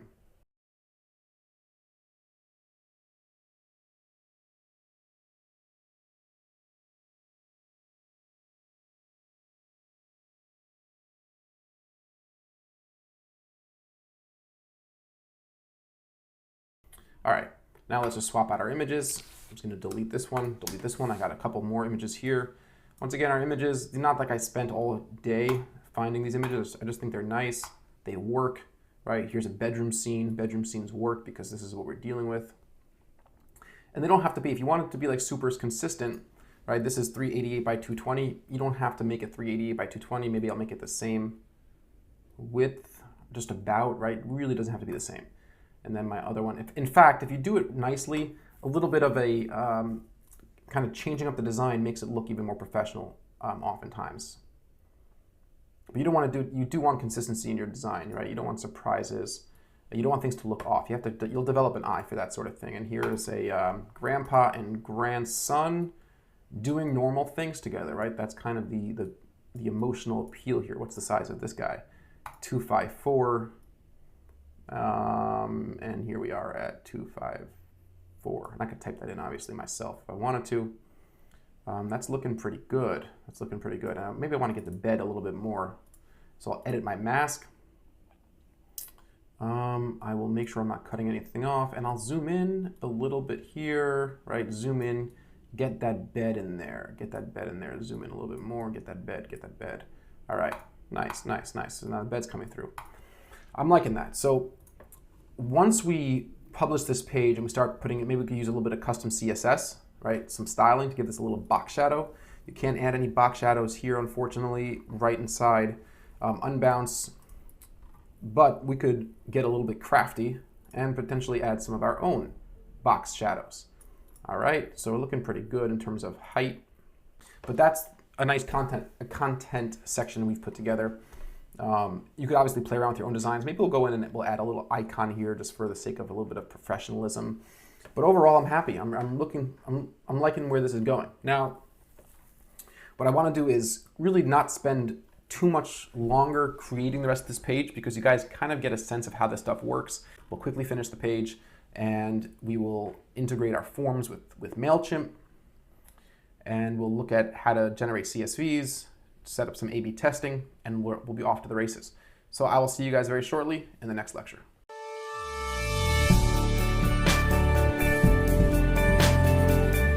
Howdy design fans, and welcome back. So instead of going and publishing our page first, let's just go and finish up this page real quickly. I want to add one more content section that kind of talks about the process of enrollment, and then a big call to action, and then our footer. So we'll do that really quickly right here. So again, I'm going to drag a new section. I'm going to give it my height of, let's just say, 600 pixels now to start. And I'm going to give it a little bit of a light blue background color. I had this pasted on my clipboard. Very subtle, right? It's a nice subtle background color, and it's kind of just a very washed out version of this blue, just from a stylistic perspective. Let's add our box. All right, we're going to give ourselves a transparent box with no border, just to contain all our elements here. And again, we could really just try to get the same dimensions of this box. Right, so it's 1020 by, the main thing I want is the width, just to center the content. So call this here 1020. All right, and then we could center this box. And we could obviously pad all the padding and whatnot later. And let's give ourselves a headline. So I'm gonna drag in some text. Now, I like icons, right? We spoke about icons, and you know, icons give a nice professional feel. So I'm going to give you a little tip. There's this website called flaticon.com. Fantastic resource for free icons. So let's say I did a form. And all these, anything that is just with the S, the selection is all free, right? Totally free. You could download it in a different color. You could download it in whatever color you want, if it's a PNG, and you could choose a specific color. So what I did is I found a few different icons, 3 different icons we're going to use in this section, and I brought them into Photoshop. And I just gave it a little bit of my own color overlay, a color grading. You'll see how that looks. So let's just drag in an image here. And I'm going to upload new images. I'm going to take the 3 icons that I have.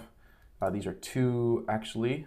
I think we have one in there actually already. Yeah, there's the other one.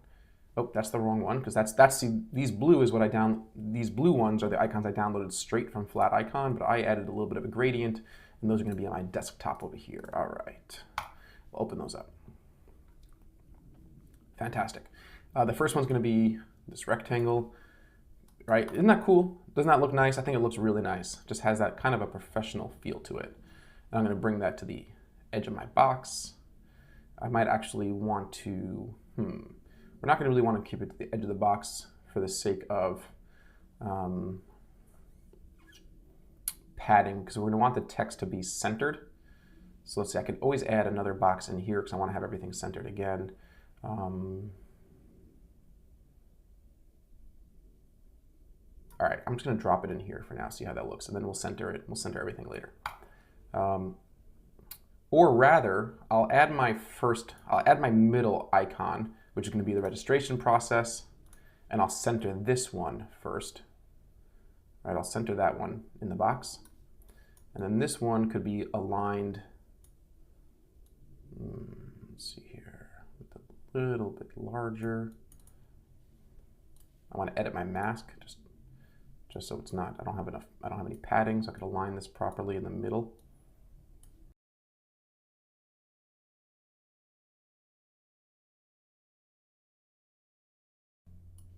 I think that's looking nice. Let's put in some headlines. Simple headlines. And we could even take this H2 and just copy it. I love copying when I have the opportunity to copy. And just paste it right in. And we're going to do something like center it right there, like so. We want to center this text. I want to bring the font size down a bit, and is submit the form.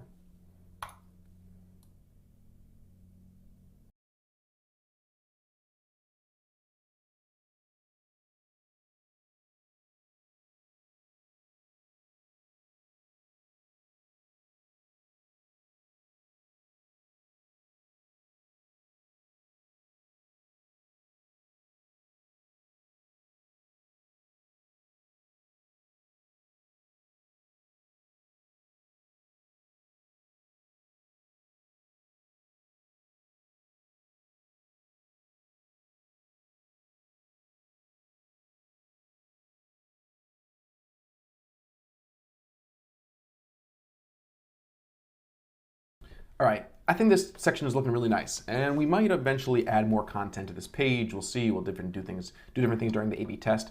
I want to add one more section below the footer, which is a a call to action section that will scroll people back up to the form, right? So it's a simple call to action. Again, drag our section. You can drag sections anywhere, drag it down here. This looks like about a decent size for now. Maybe bring it down just a little bit and give me a background color. I want my blue. All right, I want my blue background color.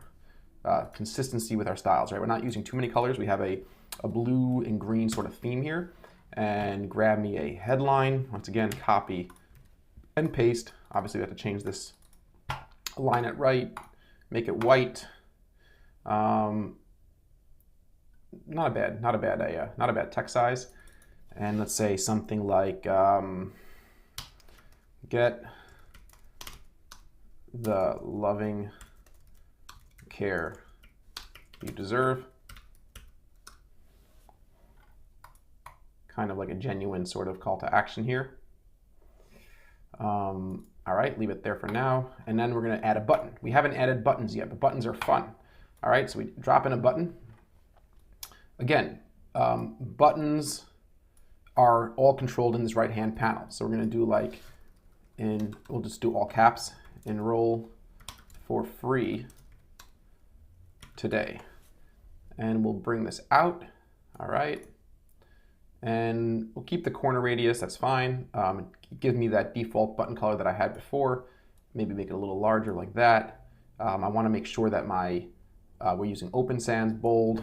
Bring this up to 20 pixels in height and the size of the text. Give me a little bit more padding here. Bring this down a drop. All right, that looks really nice. Center that button with the text, centered in the middle of the div here. Let's see. Bring this over around same pic. I want to align it here, right? So I'm 110 pixels away. As you can see, 110 pixels away from the edge. So we'll do 110 pixels away from the edge here as well. All right. Sometimes it's hard to get that exact alignment on the right-hand side, but you could use the position, the left positioning, to figure out where you want to be. So if we go over here, our left positioning is 947 and 837 would be minus 110, right? All right, so that's going to be lined up with the margins we have on the rest of the page. And I want to have a little bit, remember we spoke about this, is it clickable, right? Affordances for buttons. And we want to make sure we have those affordances. I want to make sure this is centered. Okay, it is great. Now, I'm just going to, remember I told you about this little background box I made to give it some 3D. So I'm just going to copy that dark green background box. I'm just going to go back down to the section, paste it in, align it to the edges of my current button, and just send it backwards. And you see that? All of a sudden, we've got a 3D button, right? How cool is that? And just bring it up and drop there. All right, that's looking fantastic. Get the love and care you deserve, enroll for free today. Now we want to make sure that this click brings you back up to this top of the section. So Unbounce gives you IDs for every element on the page. So if I grab this box around my form, I'm going to get the element ID over here, the ID, the class, and the Z index. But I think we could just bring people right back up to the top of the page. So I'll grab the hero section, and I'll see the element ID is this LP Palm Block 15. All right, we can't customize it. It used to be that you were able to customize this, but either way, right? And we're going to go down to this button, and we're going to find the link, right? So that it's going to go to a URL. All right? And we should just be able to do / because that's going to be the root domain, and paste in the ID, and then it should slide us up to that section of the page. All right, we're just going to make sure that happens. And we're going to click Save. Okay, now we can just quickly add our footer section, and I'm not going to go and write the privacy policy now, obviously. What happened to that section? Where'd it go? All right, grab another section, drop it. This could be something like just really that big.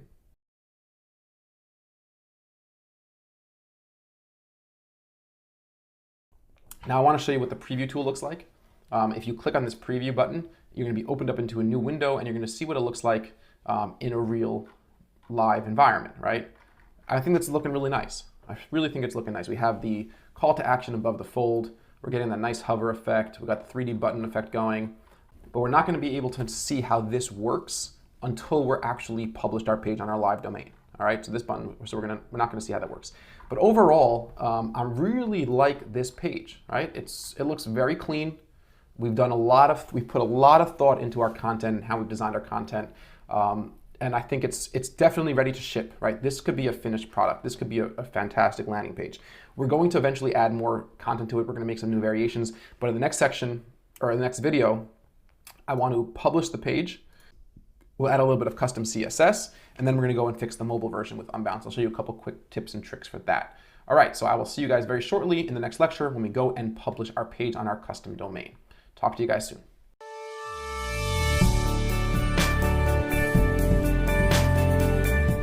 Howdy design fans, and welcome back. Let's go and publish this page on our custom domain so we can preview it in a real live environment. So we're gonna go back to overview. And I already published this page on the default unbouncepages.com domain that they gave me just to do a couple different tests, but we wanna change our URL to our custom domain. So we're gonna click over here, change URL, simple enough. And we're going to scroll down and click add a new domain. You have the option to use a subdomain of your current site, which is probably the most common option for you. So if your site is acme.com, you'd put that in over here, and then you would do, let's say, quote as your subdomain, and you'll be able to set that up, okay? But we're not gonna do that. We're just gonna create our own domain. So it's gonna be getcdpap.com. But for my subdomain, since Unbounce doesn't need a subdomain, I'm just gonna simply put www. Right? Fantastic. And you're gonna get a warning that you might break your current website if you have a current website, obviously, but we don't have a separate website. This is going to be our domain, and I add it for $5 a month. And now I'm going to be given instructions for how to go into my hosting provider and set that up. So I will set my CNAME record myself, and here are my instructions, right? So we're going to have to change our DNS records. We're going to make your CNAME record for www, and we're going to be pointing it to unbouncepages.com, right? So I'm just going to copy unbouncepages.com, so I don't have to type it in.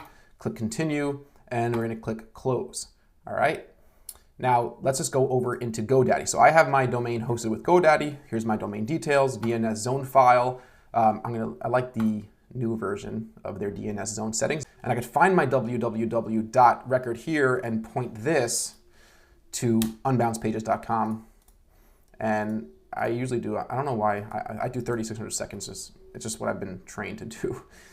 All right, so now we have that. Everything is saved and it should be working, right? But we have to first go into Unbounce again, and now actually go ahead and change this URL. So I'm going to change my URL, and I'm going to go to www.getcdpap.com with no subdirectory. Just leave that blank, change my URL, and there it is. But I have to republish my page or publish your page for the first time. They're publishing the page, and if all worked quickly, this should be working right away. GoDaddy happens to push these DNS changes really, really quickly. Sometimes your domain provider or wherever you're hosting your domain could take up to 24 hours, but I've really never seen it take that long. So if I right click, open this in a new browser, here we are. Look at that, guys, getcdpap.com. We are live. We're live on our real domain, okay? This is fantastic, really cool stuff. Now this is the place where I'm going to potentially add some custom CSS,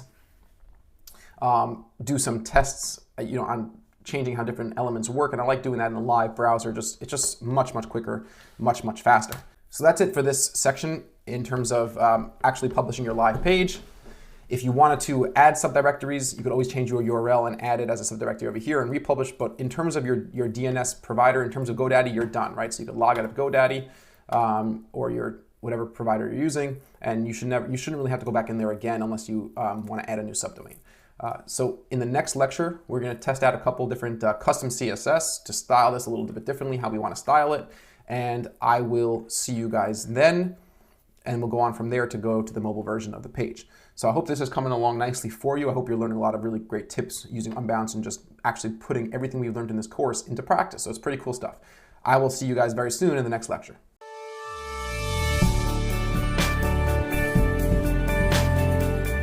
Howdy design fans, and welcome back. In this lecture, I'm just going to quickly show you how to add custom CSS, custom styling beyond what the kind of drag and drop click interface that Unbounce provides you if you want to. So just as an example, I'm opening up my console here, and this is not meant as a in-depth tutorial in how to use this. If you just right click anywhere on the page, and this is in Chrome, you click inspect. You'll get the developer console. You can change it to HTML. You can mess around with CSS. So say just as an example, I wanted to give this text over here a little bit of a shadow, a little bit of a blurry shadow to make it pop a little bit, all right? I may or may not actually go with that in the live page, but just say I want to do that. So I select my text using the select tool, right? Just drag over and get that text. I have my span, right? This is where my text is. I can even double click in here and edit the actual HTML. Let's say I wanted to write, get the love and care you've earned, let's say. All right, so we could actually just write that in by you've hit enter and see we've changed our text. All right, so let's say I want to give it a little bit of a shadow. So I'll click on this element in the right hand side under styles, and I'll go for a box shadow, or rather a text shadow. And I can just use my arrows to cursor down into text shadow, click tab, start off with black, 2 pixels width, 2 pixels down, and let's say a 10 pixel blur. All right, okay, so that's a little bit too intense for me, but if I click tab, I have my rule, I can just click the black and go for, like, you know, maybe a little bit of a gray, right? So something like that, you know, maybe like that. All right, not bad, right? That's a professional looking drop shadow. I might bring this, I don't want to go off to the right at all, and maybe just go 1 pixel down. Give it a 12 pixel spread. All right, so it's giving me a little bit of a pop, and I could unselect and see what it looks like. All right, but simple enough, right? Now I'm just going to copy this CSS declaration. All right, just drag it and copy it onto my clipboard. Okay. Obviously, if I refresh this page, I'm going to lose it. But let's go back into Unbounce. We're going to go back into editing the page. Anytime you want to edit your variant, you just select edit. And we're going to have to do a couple different things here. If we were selecting an actual element that had an ID already associated with it, so just going back here, say I was going to add a shadow or some sort of CSS to this div, I could use Unbounce's class that they already gave me, right? But I'm going to have to create a custom class because this text doesn't have its own class already. So the reason why I wanted to choose this is to show you also how to create a custom class for any element that will be able to apply CSS to it. So I'm going to go over into my text over here. This is the text that I want to apply the shadow to. So actually, if you look over here, interestingly enough, Unbounce does give me this class that I could probably use for my shadow. Now I could apply inline CSS over here. I could just add my declaration right here if I wanted to. So I could do span, right? It gives me a style of my color, and I could just really just paste in my rule right over here, and that's going to work. And you see that right there, right? Once I go off the page, you see that I have my text shadow in there. But there's another place you could also add CSS, which is what I wanted to show you. So I'm going to remove my text shadow rule like so, right? Go back and close. This little button over here, Style Sheets, is where you could add, you know, additional rules and more CSS. You can name your style sheet, so you don't have to necessarily name anything now. And I'm going to call out that class that I didn't copy on my clipboard. I don't believe I did not copy that class. Let's just discard that for now. Go back into my source code. Grab my class name, which is LPLH-43, copy that, close it, open up a style sheet, and just simply enter in the class, open squiggly bracket, enter, grab my rule again, and then I'm going to close the squiggly bracket. All right. Before I save this CSS code, in order for it to work, you have to wrap the declaration in the style tag. So open style tag, and then we're going to close the style tag after the entire declaration. All right, now everything should work well. So we'll save that code, and then I can save the page, and then I can go ahead and preview the page.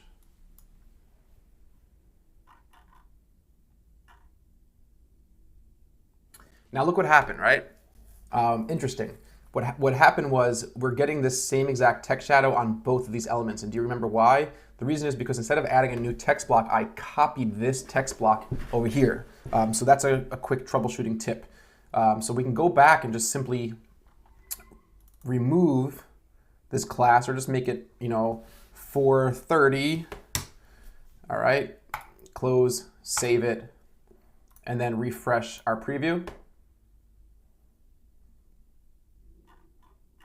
And look at that, right? So we changed the class so that CSS code that we put in was not affecting this. And now we have our nice little text shadow. That's how you add custom CSS inside Unbounce, right? Straightforward, simple enough, and you could, if you're good with CSS, or you could grab a lot of different CSS rules online, you could add really cool things like hover effects and introduction effects and different types of interactions. You could really do anything as long as you just go ahead and use your style sheets down here. Now that you know how to create CSS in Unbounce, let's go into our mobile version of the page and make sure everything is laid out properly and republish and test it again on a mobile device. All right? Hope this was informative, and I look forward to seeing you very soon in the next lecture.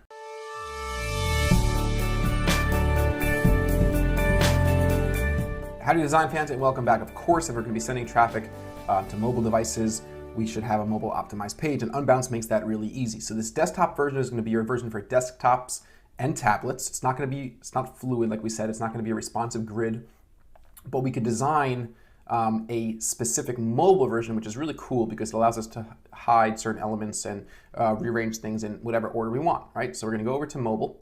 Down here in the bottom right, that's how we toggle between desktop and mobile. If you're doing this for the first time, you might get a window that shows you a few different aspects of the mobile designer, and then you just click Don't Show That Message again. The first thing I want to select is to show mobile version to visitors, right? If I don't have that selected, the page will not be responsive and they'll get no mobile version. And look over here, right? Everything is a complete mess. One thing Unbounce does not do a very good job of is redesigning my page on mobile for me. And everything really works the same way, right? Drag and drop, and you're able to lay out your elements differently however you want them to be laid out. You're not able to change the width of the breakpoints over here, these guidelines, but what we could do is potentially have everything just span the entire page, so we don't, on mobile where we don't have a lot of margins, we can get everything to span. So one thing that's really important to remember when you're designing for mobile is that as you're moving and redesigning and resizing elements, you should hold down the Command and Control key to avoid moving that element on the desktop version as well. It's kind of a finicky sort of system. Sometimes it'll affect a desktop element, sometimes it won't. But if you do something on mobile that affects that same element on desktop, you'll get a little warning notification here pop up on the desktop button. But let's just start kind of rearranging things. So I'm going to bring my logo to the center, right? Simple enough. Maybe even make it a little bit smaller, holding down the Command key the entire time. Center it again. And I'm not going to make this necessarily totally perfect right now, just for the sake of getting this done quickly. All right. Fast and easy CDPAP enrollment should be the first thing up here. Now you can change around text formatting for mobile, right? So if I centered this, look, you see that changes have affected the other view on desktop. It's going to be centered on It's going to be centered on desktop as well. So I'm going to go back over here. What you could do, if you really wanted to center text on desktop, you could hide this element. You can make this element invisible on mobile and duplicate it and create another and have it centered, right? But we're not going to go and do that now. That might be something that I will do, but you could resize things, right? So I'm going to have this up here, just my main call to action, right over here. We are the New York State CDPAP experts, and obviously once it's red, that means it's outside of the guidelines. Okay, I could make it smaller like that. All right, so make the text a little bit smaller. Maybe give it a little bit more breathability, obviously. I'm just holding down Command as I move along. This picture is going to get much smaller over here. Put this on the bottom. And we're going to maybe have the form above. Or, you know what, and also you could resize, obviously, resize the size of sections. So I'm going to bring this section down quite a bit here. All right, we can keep this background image for now. We can get rid of it. We'll see how it looks on mobile devices. Bring this white box in like so. Resize the box first. Then we'll resize the elements inside the box. All right, and we can make this a little bit smaller. And we have our icons. Once again, they're all in a box, so we have to kind of move everything off here. Everything got kind of put on top of each other there. Once again, not a big deal. Align. Make sure everything's aligned, snap it into the grid.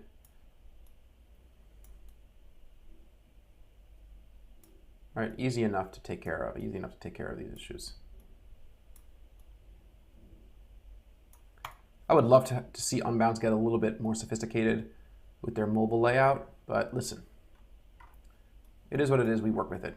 Grab my form, which is all out here, bring that in, resize the blue, resize the form, I'm just talking you through everything here, just to give you a sense. You could speed, obviously, if this is getting a little bit too intense, you could speed through this.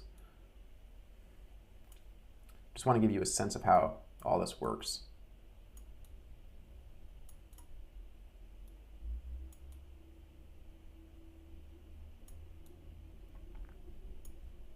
Again, if you're feeling ambitious, feel free to, you could hide elements and then and duplicate them and hide them on the other view. So, that's definitely a tool that you could use if you want to. We've got to make the section bigger to give ourselves room for this nice image over here. We've got to line up the button and line up my box again.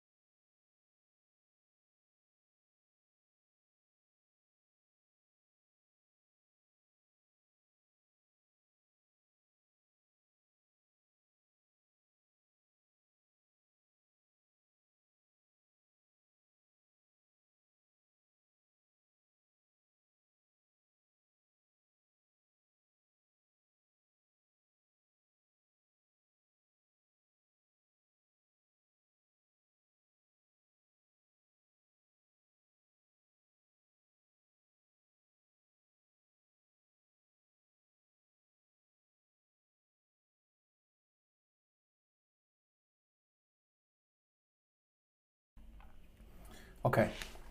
All right. So we did. It didn't take too long. Just a few minutes, but this is looking pretty good. Okay. Let's save that. Always double check your mobile device. Always double check your desktop layout to make sure everything is in its right place and still functioning as it should be functioning. Now we got to just do a couple things here. With this button and the link we set, in fact, we're going to have to put in our actual domain name because you're going to need to put in a full URL. So we just go to, let's see, getcdpap.com, copy that, and paste it in and add, and it comes in with your /. All right. So that's how that's going to work. So go ahead, you click save, and then republish your site, right? And I'm going to select not to see this warning again, republish, and then we'll be able to test to see how our buttons are working. Go back to my site. I can refresh and see how we're looking, right? All right, so now we can scroll down here, hit this button, and it does pop me up to the top, right? But it's not popping me up to the top smoothly. So in the very next lecture, I'm going to quickly show you how to add a very simple smooth scrolling effect so you get a more professional feel on your landing pages as you send people back up to your main form. And I will see you very soon in that next lecture.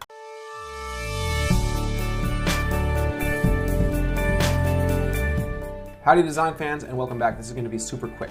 So we want to create a smooth scroll effect. So when I click on this button, it smoothly drags me back up to this top form as opposed to just quickly bouncing me there, where it sometimes gives users a sense of disorientation, a little bit of confusion, and it's just not super professional. So the first thing we're gonna have to do, go back to our button element and remove the full URL, right? So do it as I have it. You just have the hashtag and your element that you're gonna be scrolling to.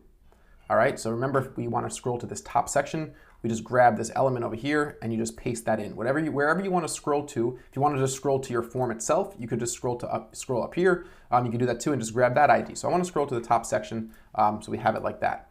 The next thing you're gonna have to do is you're gonna have to add some custom JavaScript. So open up your JavaScript window over here. You could name it, let's say you want to name it Smooth Scroll. And I have some custom JavaScript that I found online that does this really well.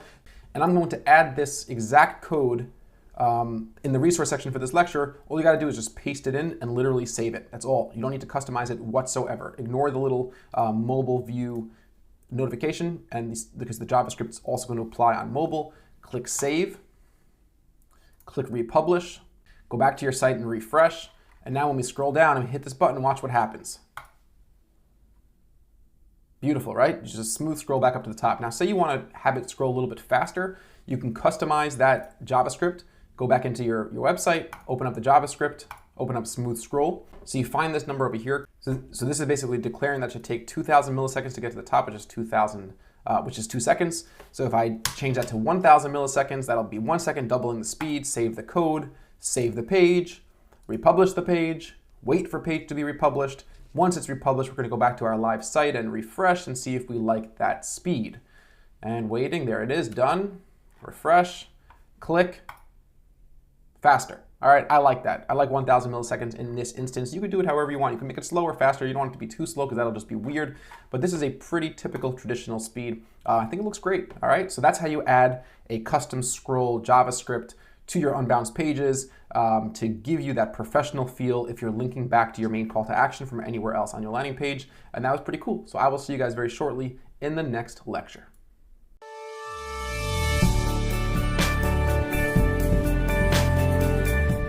Howdy design fans, and welcome back. In this lecture, we're going to quickly talk about the form confirmation dialog. This form, once you submit it, what happens? So Unbounce has a pre-built form confirmation dialog that lives right up here. And if I click on that, I could design my form confirmation dialog and everything works in the exact same way. This is the popover that somebody will see once they submit the form. So we're just going to do a quick design here. You know, maybe let's say, copy this image, bring it in here somewhere. We'll start laying it out real quick. Bring that down there. You know, definitely take our logo again, copy the logo, and paste that in over there. Let's see up here, looks nice. I can even add sections, right? I could create a section. Maybe I'll give this a similar sort of background image as we did before. Just kind of a nice, pleasant, professional design, right? You want to, at least when I design pages, you want to show the user that you've put thought into everything, right? Everything has thought, everything has professional design. All that stuff makes a difference, right? It matters. It really does. It really, really does.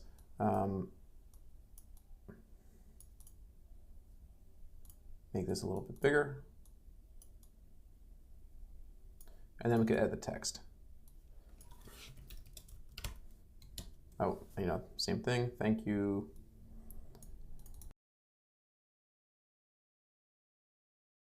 I'm basically happy with how this looks here, right? You don't need to get too crazy with your form confirmation design. Something nice. But don't forget that there's a mobile version as well. Form confirmation mobile. So I'm just going to quickly design this for mobile. And done. All right. So that's how you create and test your form confirmation dialog. If you want to test to see how it kind of works and functions in real time, we're just going to save. We're going to republish our page. All right. And we'll go back to getcdpap.com. And we could just submit a form, right? So first I could see how it looks on mobile by just dragging my browser window down like this, and then I see it changes to mobile, right? So just double check everything looks good. Yep, everything looks good. Obviously you could check this on an actual phone, which will work fine as well. Let's submit our form. We'll do a test form, John Smith, johntest@gmail.com. And our phone number, 917, and submit the form, and there you go. So that's our form confirmation dialog, and if we go down on mobile, we'll see it switches to our mobile form confirmation dialog, and if we're happy with how that looks, then fantastic, and we're all set to go. All right, so that's how you create a form confirmation dialog and check to see how it looks in a real environment. In the next lecture, we're going to go back to our overview and start creating some variants so we could run our A/B tests, which is really one of the primary purposes of building landing pages in Unbounce in the first place. So I look forward to seeing you guys very soon in the next lecture.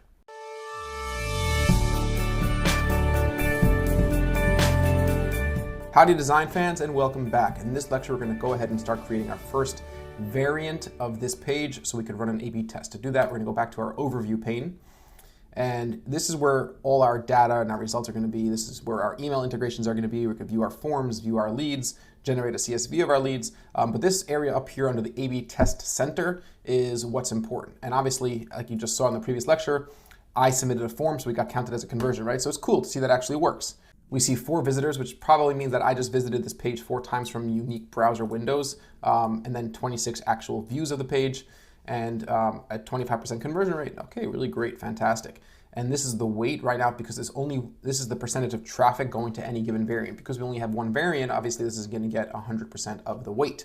Now let's go ahead and create a new variant. There are 2 ways we could do this. We could either click Add Variant and literally start from a blank slate, or use one of Unbounce's built-in templates and create a totally separate design. But that's definitely not recommended because you need to do a lot of statistical testing and have a lot of traffic to be able to figure out which variables across many different new variables, many different design elements on a page is working better. You could, if you wanted to, just do a simple A/B test on 2 totally separate landing pages to get a sense of which one's better. So you could have a variant that's completely separate or just start it again from scratch. 9 times out of 10, I'm going to duplicate this variant and just modify 1 or 2 different variables and do a test that way. I like that much better, especially if you're not dealing with huge amounts of traffic. It's a much more statistically reliable sort of test. So click the little gear icon and select duplicate this variant. So now I have first variant and I have first variant copy 1. So the first thing I'm going to do is name them. This is going to be the, let's say the base. And this is going to be what I decided that I want to change the hero section by removing the supporting text and just having the headline. That's going to be my first test. So we'll do hero with just headline, right? So that just quickly tells me a basic idea of what that test contains. And we could add multiple variants if we want to. Let's just, for now, start off with just A and B. To edit this variant, we're simply going to go back into the editing screen, going back into the landing page builder. And now if you look over here on the top, I'm in variant B, which is the challenger variant, and we have a champion variant, which is variant A. And I could toggle between these 2. Remember, once I'm doing any work on this page, nothing is going to be affected on variant A. All right, I'm just affecting variant B. So I want to delete this entire section. All right, so I want to test how this page might function if I remove some of that supporting information and I just went with a strong bold headline and a little bit more weight on my graphic over here. All right, so bring that back over there, made it a little bit larger. Maybe I'll move this entire form section over a little bit, right, just for the sake of some visuals. Bring this over, make this even bigger. So from 48, we'll go to, no, we don't want to go to 72, so I'll go into my source and I'll go to, let's say, 56. Okay, so now bring this down over here. And obviously our mobile page is going to need some work. Our line height's going to have to be, let's say, something like 77. That looks fine. And you know what? It's too much of a line height, so I'm going to go into my source code and give myself a 60 pixel weight, 60 pixel font size, and I'm going to write my own line height style. Line height will be, let's see, 73 pixels. All right. If I make this a little bit bigger here. All right. Fast and easy CDPAP enrollment, big headline. Bring this graphic down just a tad. We are the New York State CDPAP experts. Again, this is not resolving properly. I might have to do an important tag and make this just 70. All right, there you go. All right, that's working a little bit better. Put this in bold, let's say. Okay, like so. This could be brought over a little bit, brought over a little bit. Okay, so this is a different design. Fast and easy CDPAP enrollment, very clear, big headline, and now we're just dealing with this form, and maybe I'll make this box a little bit even wider. Now, if you're wondering and you're thinking, you know, I have multiple variables at play here, I do, right? We have minor variables at play. Like I made this box a little bit wider, I moved it over a little bit, I changed the size of this image, but you have to use a little bit a sense of your own intuition when you realize which variable is actually going to be accounting for the difference. And that's going to be obviously removing potentially distracting text, right? It might be good text and it might be not. That's the idea of an A/B test. You'll never really know because you cannot predict however good you are at this sort of thing, you can't predict how this stuff is actually going to work and what people are going to like to see and read more. So the main difference here is this headline being bigger and all the supporting text being moved away. So if I save that, and you have to publish your variants every time you want to load a variant. But let's say we go over to variant A, we could just toggle between these two different designs. So here's variant A with my subheader text over here and my bullet points, and here's variant B with just the big headline in the hero section. I'll republish and done. Go back to my overview. And now I'm going to want to give this some weight, right? So let's say I want to do a straight 50-50 test. I just hit 50 and hit enter, and now it redistributes the weight 50-50. If I want to only give this 30% of my traffic, 70-30. It's the same URL. That's one thing that's important to remember. It's the exact same URL. So it's the same website, but if you load it enough times, you'll see that the results will change. So let's say we gave this variant 80% of the weight, and we republish the page. Remember, every time you even change the weight of the variants, you'll have to republish. Every single time. That's just how it works. All right, so now I'm giving the variant B 80% of the traffic. Typically, I'll start off with just 50-50 tests, unless we have a champion variant that is working really, really well, and you might not want to do that, right? You might not want to give so much weight to a new design. You want to just test it slowly in case your results are much worse. So if I refresh this page enough, if I tried it in a new browser, it could work. So I'm going to go into Safari real quick. So in Safari, this seems to work great, right? So it showed us the new variation of the page. Everything is the same, just different design, just to make sure it's working. You definitely don't have to worry about doing a test like that because I've never had any issue like that. Let's go ahead and change this to 50% again, and it redistributes. Remember, you can only change the weight of challenger variants. You can't edit the weight. The weight of the champion variant is always going to be static or readjusted based on the weight of the other variants. Say we want to go ahead and add yet another variant. So let's just do that quickly. And once again, duplicate this variant. And now we have challenger variant C, and I'm going to edit it. What I want to do now is just rearrange the elements from variant B. So it's kind of like a modification of variant B. So I'm going to make this center the text here, center this text, which it already is. And we forgot to change the mobile version of variant B. We'll do that in a second. Bring this over here. Bring this, let's see, we're not sure we'll do this yet. I'm going to bring my form to the center of the page, make this full width, change the font size here, let's say back to 48. All right, bring this up, center this on the page, center this here, have my form. All right, so see if this design works better for people. And once again, we could pad the content like that. That's going to give us the gray, which we don't want. We could simply just, I kind of don't mind the overflow here, the blue form overflowing to this section. That doesn't bother me. In a way, it could be kind of neat. I can even bring this up a little bit more. Let's say to right in the middle of the email form, give us a little bit more visuals of that background image. It doesn't stretch as much, and then I can just move this stuff down, right? I can just move all this stuff down. And move this box down. Again, this is the beauty of having these boxes that we created, so we don't have to move every single individual element. Move that down. A little bit more padding. A little more padding. A bit more padding. Again, I'm not going to go crazy with exact measurements here because you get the idea, right? We did that in the previous ones. Everything else is the same. And what are we going to do with this image here? I do like this image. Maybe bring it over here and bring this up a little bit. And something like that, but send it backwards behind the blue. All right, so I think that looks pretty good. Enroll and see up here. All right, so I'm happy with that, and we're gonna obviously have to change our mobile view because we made some modifications. This shouldn't take too long.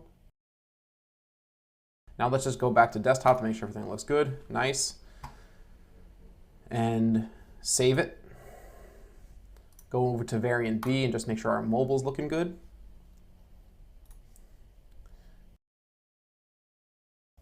And go back to desktop, make sure we're all good. We are. Save. And don't forget to republish. All right, once we're all saved and we're all good to go, we'll go back to our overview, rename this one. So hero, just headline centered. All right, so now we have 3 variants. I'm going to give this, let's say, 33% of the traffic. This is going to get 33% of the traffic. So we have 33% of the traffic going to C, 33% of the traffic going to B, and 34% of the traffic going to our current champion, which is the base variant. Now, once you have your results in, right? So once you start getting results, they're going to show you a number of conversions, conversion rate, views and visitors for each variant, and then the confidence interval, right? So you want this confidence interval to be like 90% plus. It's a statistical p-value that basically says that the better conversion rate or the worse conversion rate is not due to chance, and it's actually due to being a worse or better design. So say variant B becomes our winner, we could click the gear icon and we could promote to champion, and then we could give it more weight and then create new variants, things like that. In the next lecture, we're going to talk about integrating our leads, the form submissions, with an email marketing tool like MailChimp, whatever one you're using. These are some of the more popular ones. We could also just be generating CSV of your leads. We're going to use MailChimp because a lot of you probably do use MailChimp, and it's a great tool to use. So once again, don't forget to republish that page once you've added variants and you've changed the weight of the variants around. That's always very important. And I will see you very shortly in the very next lecture.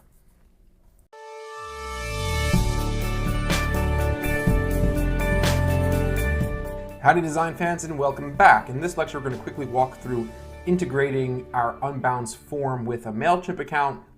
The process is really the same regardless of which third-party integration you're using. But remember, you don't have to use any third-party integration. Unbounce by default will be saving your leads right over here in the leads panel. So I could click on view leads and we could see that about an hour ago, John Smith, this is the test that we ran a little while back. You could also export those leads into a CSV. You could also have a basic integration to email you new leads. So if I could set up that email, it can go to whoever you want, your client, yourself. You could send it to multiple email addresses and you could change the subject line. You'll get all the information, all the different fields that were submitted in the form. All right, but if you want to use a third-party integration, which is obviously highly recommended because it allows you to throw those leads into a workflow and manage them in your CRM and all that good stuff, that's the best way to do it. So let's go ahead and set it up with a MailChimp account. So just go ahead and click on MailChimp, and you're able to use a MailChimp API key, which you could get, or you could use the OAuth integration that Unbounce actually pretty recently added. So we'll click that. You enter in your credentials for your MailChimp account, and if you don't have one, go ahead to MailChimp.com and create one. It's free to create an account, and you click Login. Unbounce is going to pull all your different lists in MailChimp. Lists are just basic kind of buckets of users that you create inside MailChimp that could be used with different campaigns, different traffic sources. So I created a test list. So I'll select the test list, which means that people who submit their information through this form will go onto my test list. And you have the option of sending leads a confirmation email, a welcome email, which is from Unbounce, or I will configure an autoresponder manually in MailChimp, which is what I'm going to do. I don't want Unbounce sending anybody anything. It's going to be basically used internally, and if we want to create a workflow for cold leads, we could do that. So go ahead and click Continue. Unbounce is doing all the stuff in the background, so you see this is like super easy, right? And now we want to configure our field mapping. And always make sure to configure your field mapping. Don't assume that this was done for you perfectly based on the defaults. So we have first name is going to first name, last name is going to last name, email, these are the Unbounce fields, and this is the MailChimp field, email, right? Phone number is not mapped, so we're gonna need to create a map for phone number, and there's no phone number field on this list itself, so we're gonna have to go into MailChimp and do that. IP address, I don't need to map that. Page ID is good, Unbounce variant, right? So it's gonna tell me which submissions came from which variant. I don't need to have the submission time, I don't care about that. Submission date is great.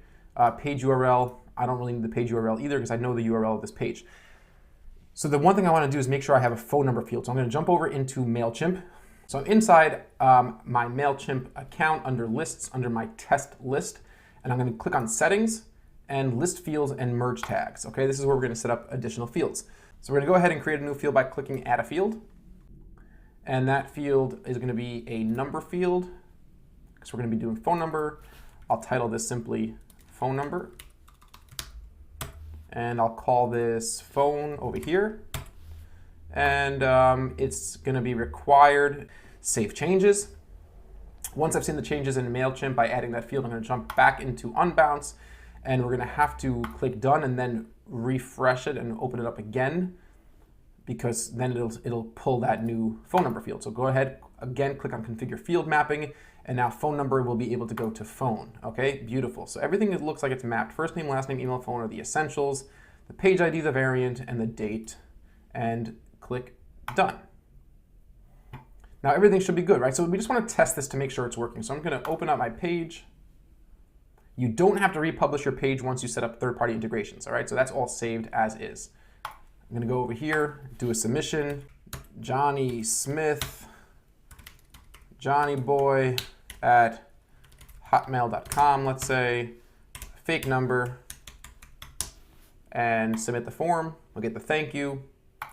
And now, if everything is working correctly with the integration, momentarily back in Unbounce, we should see our subscriber join this list, right? It goes through Unbounce, Unbounce integrates it with MailChimp. Doesn't happen in a moment, but there it goes, right? That was the far less than a minute. So johnnyboy at hotmail.com, John Smith, Unbounce page ID, variant was A, right? We know this was the champion variant.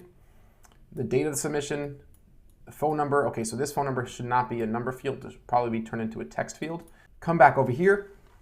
One more cool thing I want to show you is relevant to our instance, right? So just going around and doing all these different tests, we've seen a lot of views. We've done a few different test submissions. What I really want to do is reset my stats before I run my PPC campaign. So you could do that right over here, reset my stats, everything goes back to 0. We're starting off from a fresh slate, okay? So that's a cool thing definitely to work on.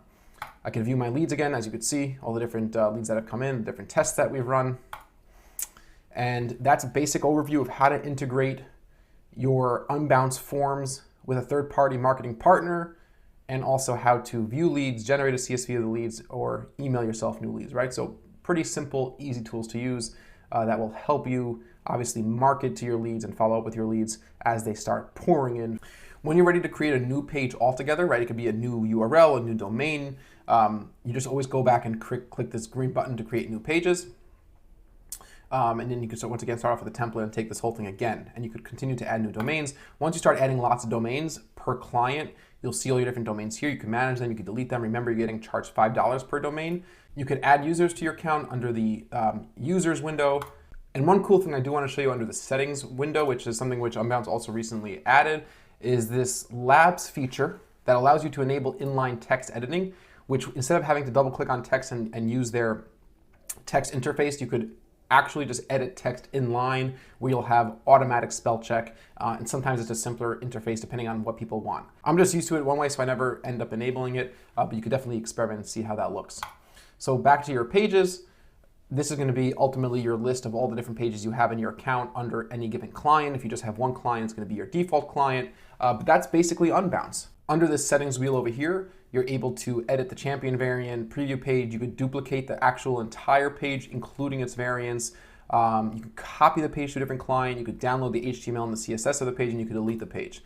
Those are all different things you could do. Another cool thing is I've done this a few times on themeforest.com. You could actually buy some more sophisticated pre-built Unbounce landing pages. If you buy them, I think they're like 10 to 20 bucks each. You could upload them over here. And if you don't want, you could use other third-party templates that other designers have created. That's definitely a fun thing to work with. But that's basically what we need to cover with Unbounce for now. So we've built through an entire page. We talked about the design, we talked about the aesthetics, we set up the form submission, we set up our conversion goal, we set up a few different variants, and now it's time to actually start running PPC campaigns, right? So I'm going to actually begin either probably within the next few days actually running campaigns to this page. I'm going to be tracking form submissions. I'm going to be giving the leads off to my friend in this business. And the idea here is to come back and start analyzing results and learning how to analyze the results of our actual A/B test. I'm very interested to see how your landing pages look. I'm very interested in giving you feedback, so you could upload links to your designs in the comment section, in the question and answer forum. Please keep all those types of questions and requests for feedback or analysis in the Q&A forum. If you ever do need to private message me, you can, but just it should be questions not related to course material. And just try to keep all the course material related questions inside the student forum on the lecture by lecture basis. If you have any questions, if anything was unclear, don't hesitate to ask. I definitely hope that you enjoyed this process of building a landing page together with me. I hope I was able to convey some of my own thought processes, and I hope that you'll be able to now go into a tool like Unbounce and really start designing better landing pages, more effective landing pages that are going to convert better, that'll be clearer, that'll be more effective, and ultimately your traffic acquisition campaigns, whether they be from SEO or PPC or email marketing or content marketing, will be that much more effective, that much more profitable, because your landing pages are now converting a higher percentage of your visitors. So with that, I say goodbye for now, and I look forward to seeing you guys very, very soon.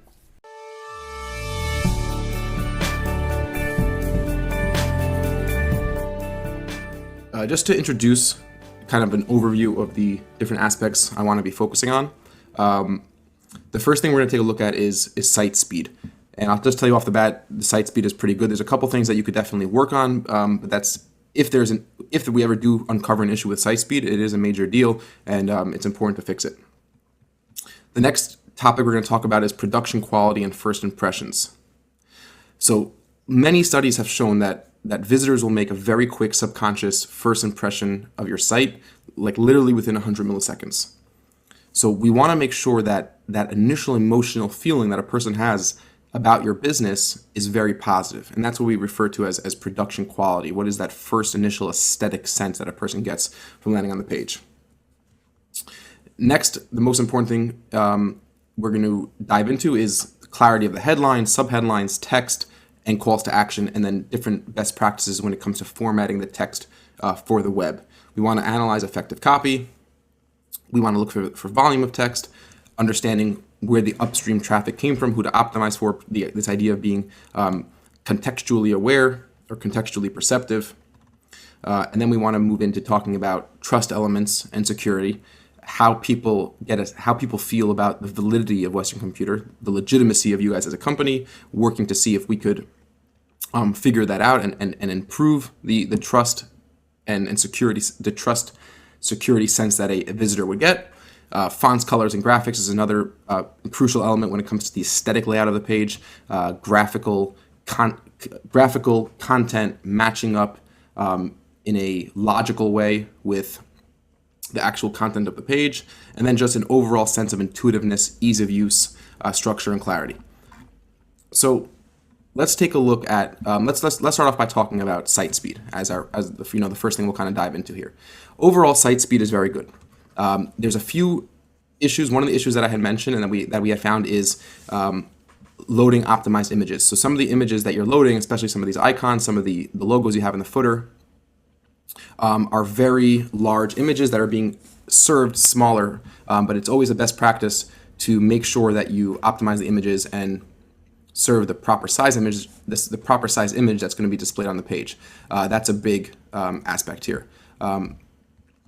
Moving on from there, let's talk about the more important things, such as production quality, first impressions. When I first come to this site, when a user first lands on the site, there's an overall feeling that it's a polished site. So the production quality, the initial aesthetics is not too bad. It's not too far off. But once we start diving into things a little bit further, we run into bigger issues. When I first land on the site, there's an initial sense of just feeling lost. I don't really know what's going on. I have a big blank image over here, right? And excuse my sloppiness of the pen. This blank image is a nice image, but it doesn't tell me much. It doesn't tell me much about Western Computer. I look at the logo. This is area of the site is where I get that identity. And I see Western Computer. I don't know if you sell computers. I don't know if you repair computers. I don't know if you're a networking company. I just don't know what you do. And that's a big problem. So one way to solve that is by adding a tagline. Okay, so tagline is something which is often overlooked by a company, but it's something which is a very big asset because it's a small bit of text that's clear to the point. It's not marketing text. It's not like, bigger, better, faster, reliable. It's supposed to be a mission statement, not a mission statement per se, but it should convey what you actually do. Okay, that's really what a good tagline accomplishes. Now we have a blank image. It's never good to have so much space on the site, especially on a smaller screen or on a laptop. I'm on a wide screen, so we get some content below the fold. But it's never really good to have so much space that is not taken up by meaningful content, because this is where my eyes go to first to learn about this site, and I don't get that information. I don't really know what the site's about. My eyes then go to contact us and support. Those are two different calls to action, and then lower down I see live chat, and this is confusing. If I wanted to get in touch with you, do I use this call to action? Is the support for me? Do I need to speak to support? Is it better to do a live chat? So there's three different calls to action that all have the same visual appeal, which is the problem, and we'll talk about that in a minute. Okay, moving forward down into the content. So I feel lost. I don't really know what this specific page is about, and more importantly, I don't feel comfortable that I'm going to be able to find the information that I need on this page. I see one block of content here that's very text heavy. Once again, we have a big area on the top of the site that doesn't give me any information. And immediately one starts to get a sense, I'm not really sure where in the site I am, and I'm not really sure what this page is about, and I'm not so confident that I'm going to be able to find the information that I'm looking for. Here we have a headline, distribution. Now, because there's no context that was provided for distribution here, we start to get a little bit lost in what do you mean by distribution? What are you distributing? Who are you distributing for? Where are you distributing? What does this distribution have to do with me? So that's a big issue that needs to be solved. The clarity of the headlines here are lacking tremendously. And here's the first thing that actually gives some information, the subheadline on the page. And it's not the first thing someone sees. We're looking at 1, 2, 3, 4, and the fifth thing someone's eyes go to is a subheadline that still doesn't give me the clearest amount of information. Solutions for the wholesale distribution industry. But what kind of solutions? There should be this kind of confusion is why corporate websites and companies that are offering complex products like Western Computer, and especially a page like this that is very industry specific, we're trying to give information for people in a specific industry, that's where a secondary navigation comes into handy over here. A menu that can give people some more information, like about how this product works, the solutions for the specific industry, and they can navigate right from here and have a much clearer option. So let's just jump over to the whiteboard. And just to point out now, it's pretty cool. We don't usually do this, but I went ahead and created a Photoshop document with some of these ideas that we'll go through in a little bit. But here we are in the whiteboard. So here's what I'm proposing. This is right below the navigation. So here's our first box, right? So this box should be. It could be a background image, a light background image, a graphical content that has to do, but it should be your headline. The headline has to be the first thing somebody sees, and that headline must tell a person what this page is about. And there should probably be a subheadline over here as well in that first section, and that subheadline should be clarifying the headline, giving a little bit more context, identifying with the person. Below, what would be great to have is this secondary navigation, our content, and a clearly defined action block with our call to action.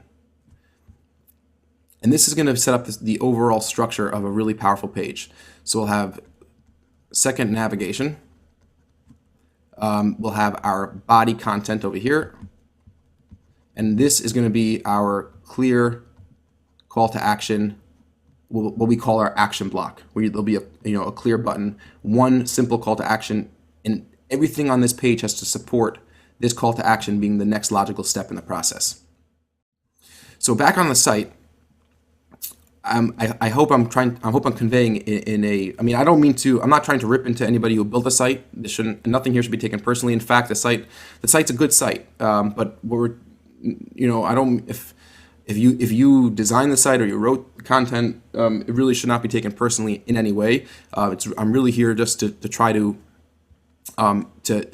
help and to analyze the page and to kind of pick it apart and to see where we could rearrange and restructure our elements.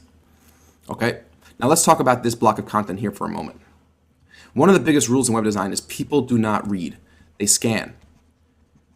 Once again, this idea of being contextually perceptive, which is a theme that we're going to come circle back to often, is where was this upstream traffic coming from? What interaction did a person have before landing on this page that got them to this page?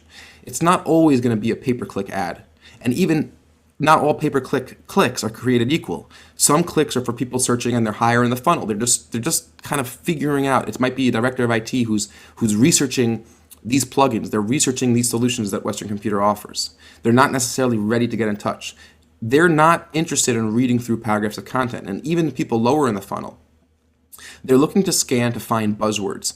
They're going to scan to try to identify specific words that might be relevant to them. And if they find the information they're looking for easily, and the rest of the page gives an impression that I'm going to be able to find here what I need easily, they're going to continue to engage in a more thoughtful and in a more engaged way by actually reading some more content. But initially, people are just scanning. So what we need to have here is a focus on bullet points. I read through this paragraph, and reading through this entire paragraph, it seemed to me that you're talking to people who already know what this page is. But it's unclear that this page is a solution specific to the distribution industry and what that solution is. So we need to focus on bullet points. We need to be mentioning how our software integration works. Is this a standalone software? Is this a software that plugs into Microsoft MDS?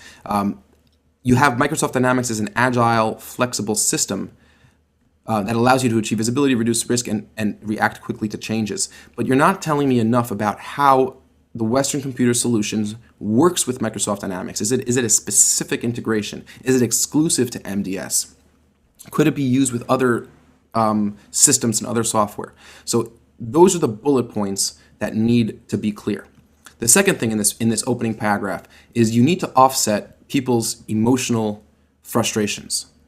You need to play into the psychological and emotional payoffs of integrating and using the Western Computer distribution solution. That's why people came here. We know it's a famous marketing concept that it takes a lot for somebody to change their current situation. People become very comfortable, and this is a basic psychological principle, and people become very comfortable in their current situation, and it takes quite a bit to get someone to actually make a change. So if somebody got to our page, there's some sort of emotional frustration. This content area has to show in a very clear, bulleted way how we're going to solve your pain. And you accomplish two things. One is you really talk to why the person's there. Kind of the technical background of how we integrate is almost secondary to most users. So you're speaking directly to why people are there. You're also touching their nerve. If you could identify a problem, you created a likeness with them. You made them feel that you understand where they're coming from, and that creates a tremendously powerful psychological drive for that person to continue to engage with your site. On this exact topic, we want to talk about the type of call to action. Once we have this content restructured, what type of call to action and what type of content do we need? What's the tone of voice of our content? The most modern successful web design is built after the B.J. Fogg behavioral model, which is basically a simplified version of the theory of planned behavior, which says that in order for you to have any sort of behavior, you need to have motivation.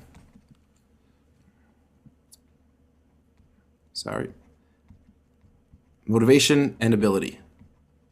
Okay, those things together gives you a behavior, gives you an action. In our case, our behavior is somebody getting in touch with us, someone wanting to read more about, read more or learn more about our solution.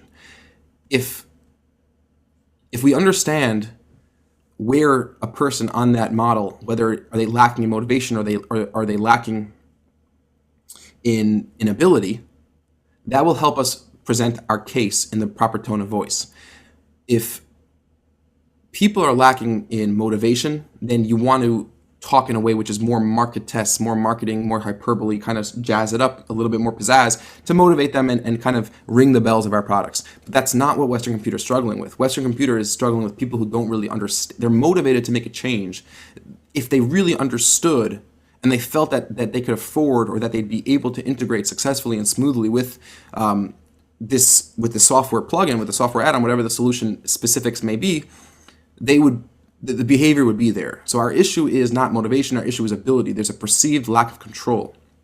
It's a complicated integration. It's an expensive proposition. So there's a perceived lack of control. Everything that we write needs to be talking about how we make it easy. We make it simple. That's a very important theme that this landing page needs to follow. Easy, simple. We have experts standing by waiting to talk to you. Using the word speak to a specialist today. Those are terms that are really going to help people increase their perceived ability to work with Western Computer, to actually integrate this system successfully. So that's a really crucial aspect in terms of laying out the copy on this page. So just a quick review of kind of what we've covered so far. Landing on the site, we feel lost. There doesn't seem to be a sense of purpose or direction. I see kind of the Western Computer. It's unclear what you guys do. I see a gigantic image over here with no information. The actual content of the image, the people themselves, this is not giving me any information about what you guys do. It just seems to be some sort of warehouse background. I see one call to action, two call to action. I don't see a clear differentiation. I see a third call to action over here. I just see a headline that seems to be quite bland. There doesn't seem to be much going on with that headline.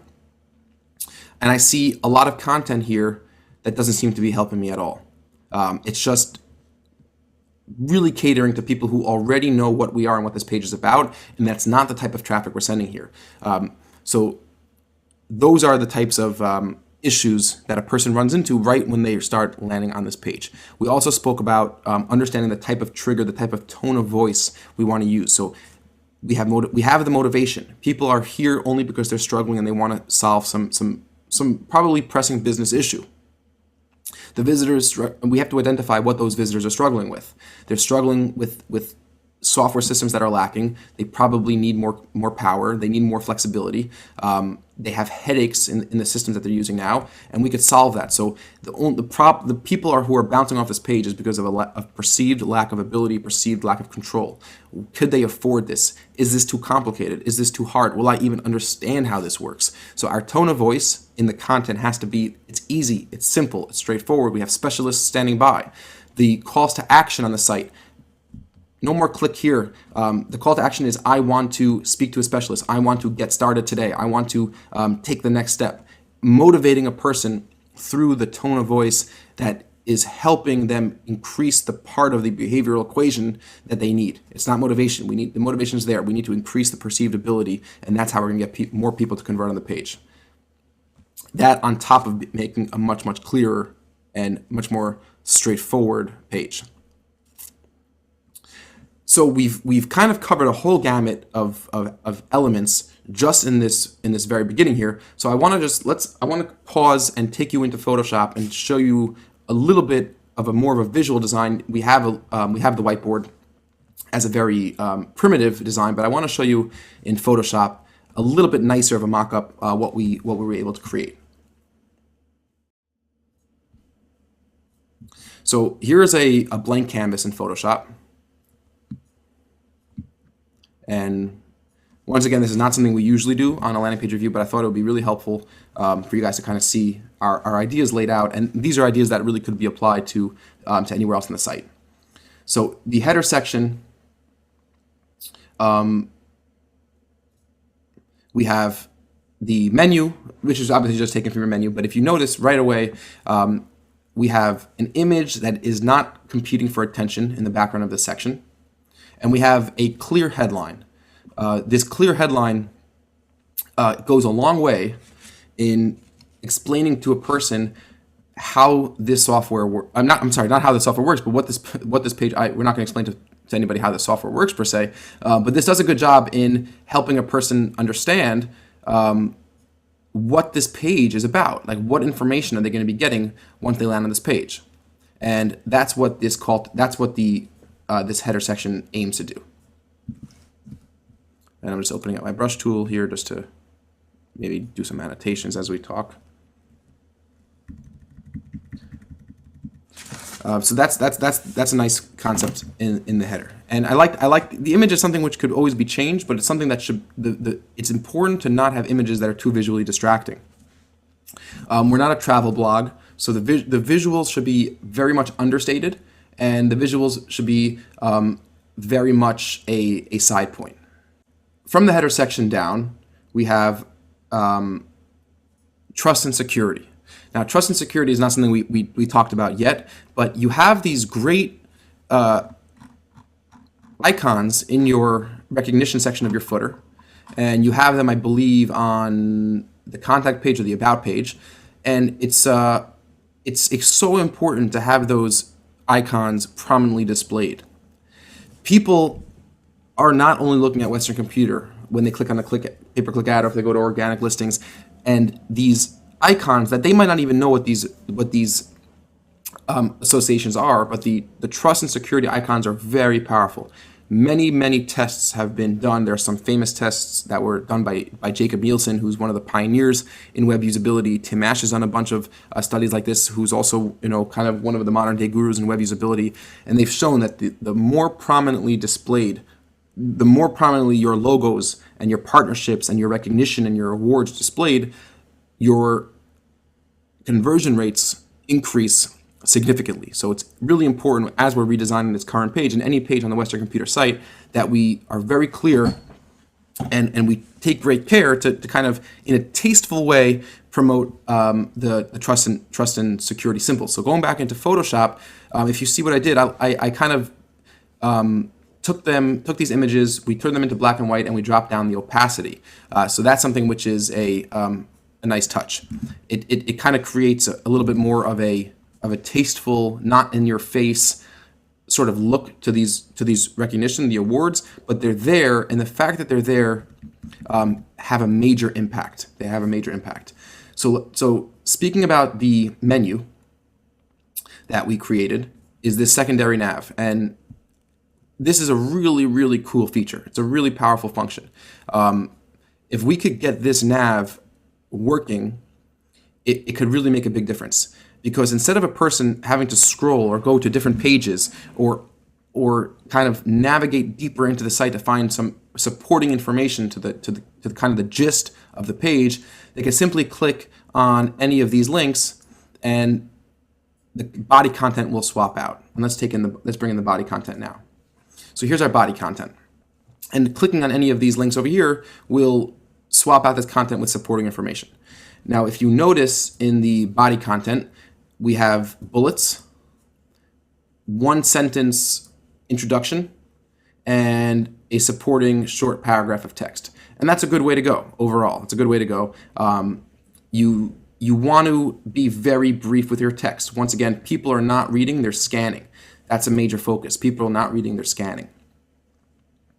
And let's bring in our clearly defined action block, which is our Contact Us. And I think this is a really cool looking Contact Us block. Once again, we have a kind of a matching graphic to the top graphic, but it's quite transparent, where it's a pleasant background. It just looks professional, it looks polished, it looks sharp.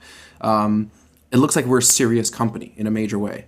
Now, if we compare, just this current page side by side with this page now, we're already starting to see a major difference in the information visible above the fold. I'm coming to the page and right away I'm seeing wholesale distribution solutions, and could be changed. There could be a sub-headline here. This could be a different headline.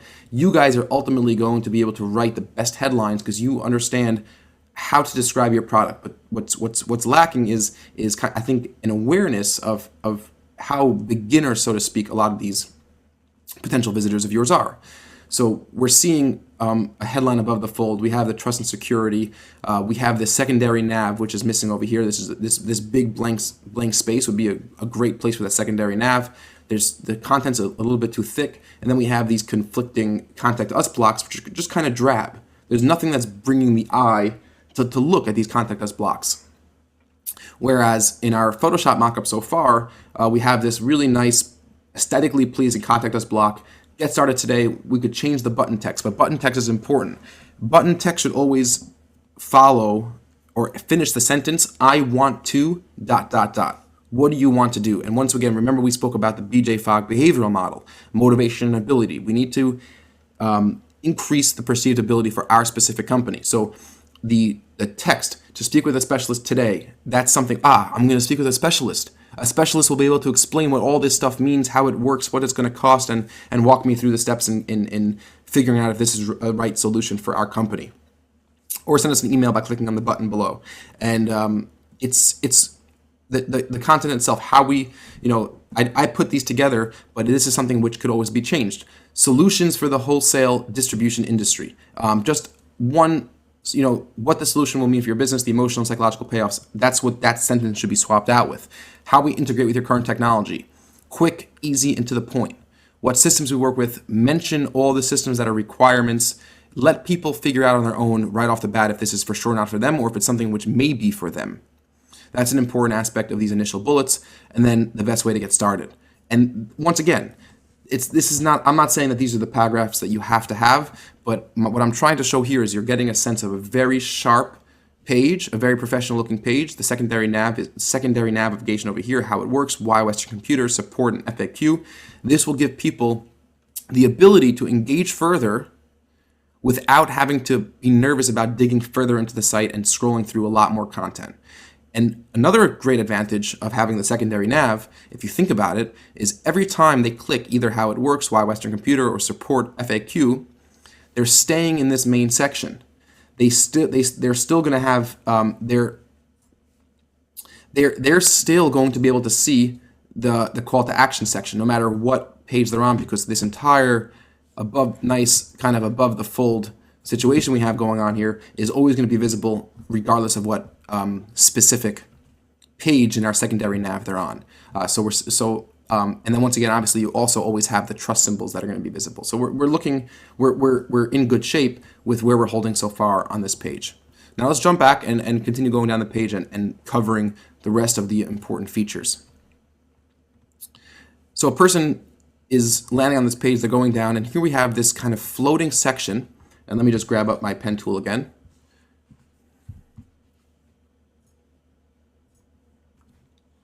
We have kind of this floating section, which is really like a features section. It's a features/benefit section. It's just kind of here in the middle of nowhere. And there's nothing that really separates these two sections, and it just looks like more content. So that's bad. It looks like more content, and it doesn't tell me exactly what these things are describing. That's an issue. A person gets down to the person gets down to this section and they don't know what this is describing. And you might come back into me and say, Isaac, these people are searching for our products and services. They must know when we write solve your biggest headaches with trade management, they must know what that means. We're describing one of the psychological benefits, a headache. You're solving a headache. That's a great benefit, psychological benefit. They must know what that means when I say that. So I come back and I say, they may have to think about what it means. But one of the most fundamental guiding principles in web design, in fact, Steve Krug wrote the best-selling book called Don't Make Me Think, the ultimate guide to usability. Don't make me think. You don't want to make people think. The more a person has to think, hey, is this call to action different than this call to action? What's going to happen when I click this? What's going to happen when I click this? What's going to happen when I click this? What is these icons representing? And what do these blocks of text describe? You're making a person think more and more and more, and it creates a great sense of frustration and a great sense of confusion. And this is all subliminal, it's subtle, but it impacts conversion rate. So you want to, once again, in this section here, you want to have a headline. What are these features going to describe? Potentially a subheadline. Each one of these should have their own headline. What are these describing? Okay, let's continue to move down the page.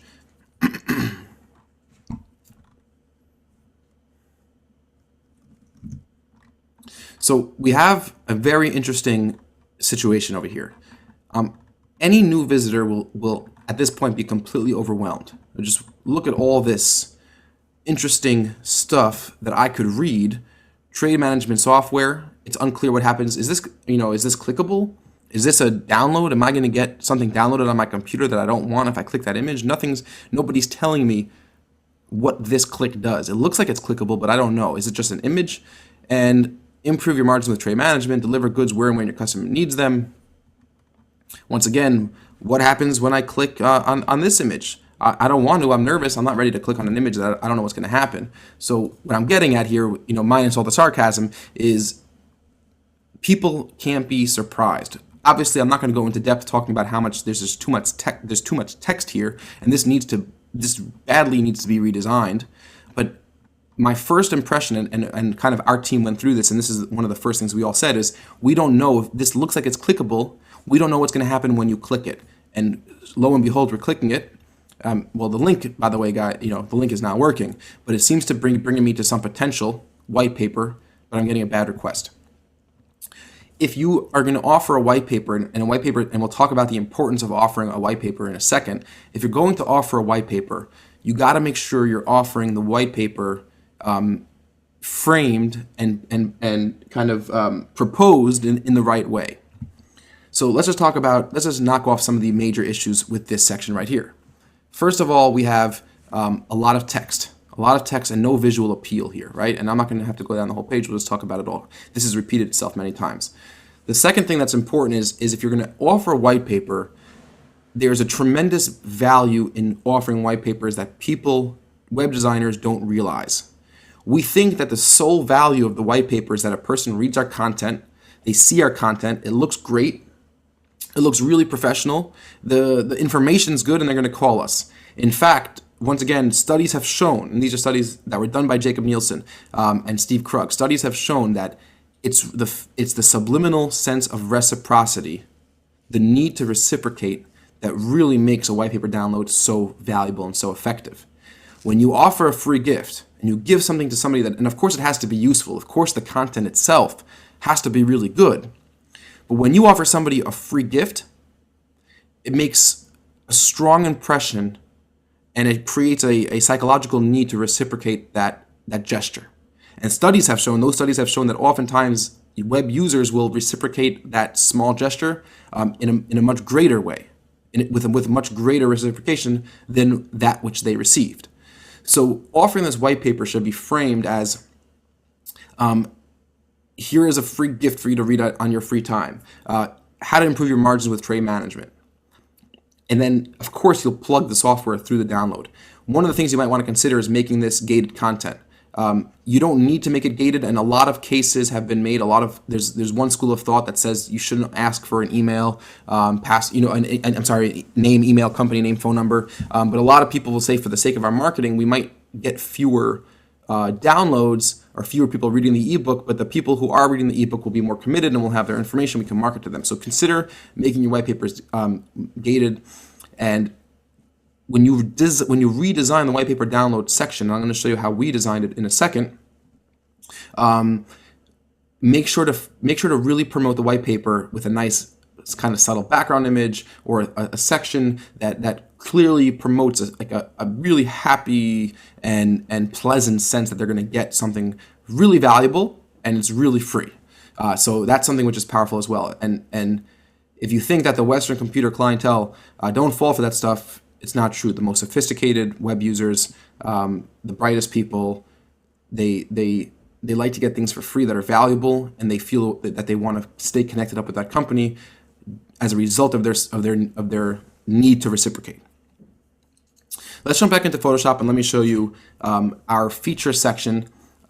Before we go too further down the page, I want to show you how we did it. So once again, we have our initial section, and let's open up features.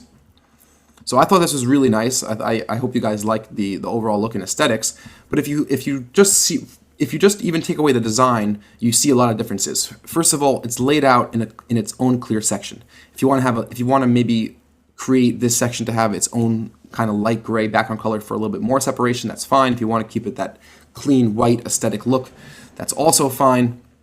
But you have a headline: why integrate with Western Computer? This right away tells me that the information that's going to follow is going to answer that question. So you're not asking me to think. You're not asking me to figure out what information this answers after I read the information. So we have headlines. Okay, headache-free. That sounds interesting. I'd like to be headache-free. And you talk a little bit, and I took your content, but the content could be redone to give some specific reasons why we'll be headache-free. So solve your biggest headaches with trade management. But how?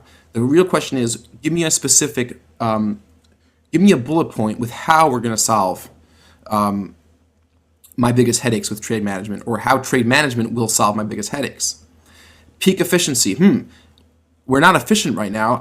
I really need, our systems need to get more efficient. This seems exactly what we're looking for. And now I'm motivated to read how specifically, in one sentence, how specifically I'm going to be more efficient and run lean. Yeah, I'd like to run lean. Could we potentially cut out some of our IT staff and save some costs? Could we outsource some of this work? That sounds great. I want to know how to run lean.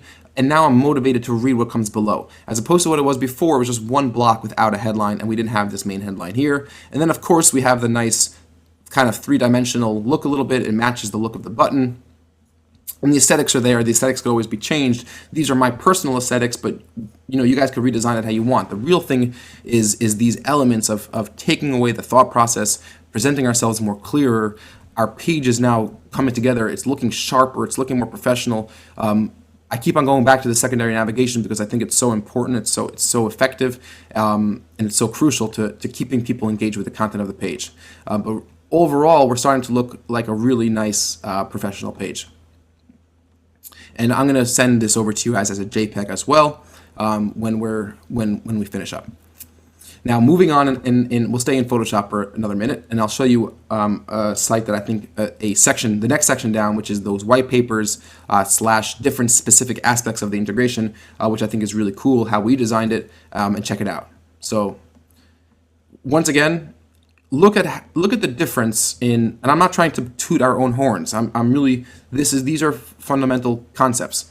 Look at the difference in how we allocated space, how we use space, as opposed to how space is used scrolling down this page. Okay? Nobody needs to download, no one needs or wants to download every one of these papers. You're gonna have some of your visitors interested in downloading content. Some of them are not gonna download content. This is running into the issue of too many choices. Websites that offer their visitors too many choices, too many different calls to action, end up hurting themselves because it's too complicated. There's too many choices. I don't want to decide. I want you to decide for me.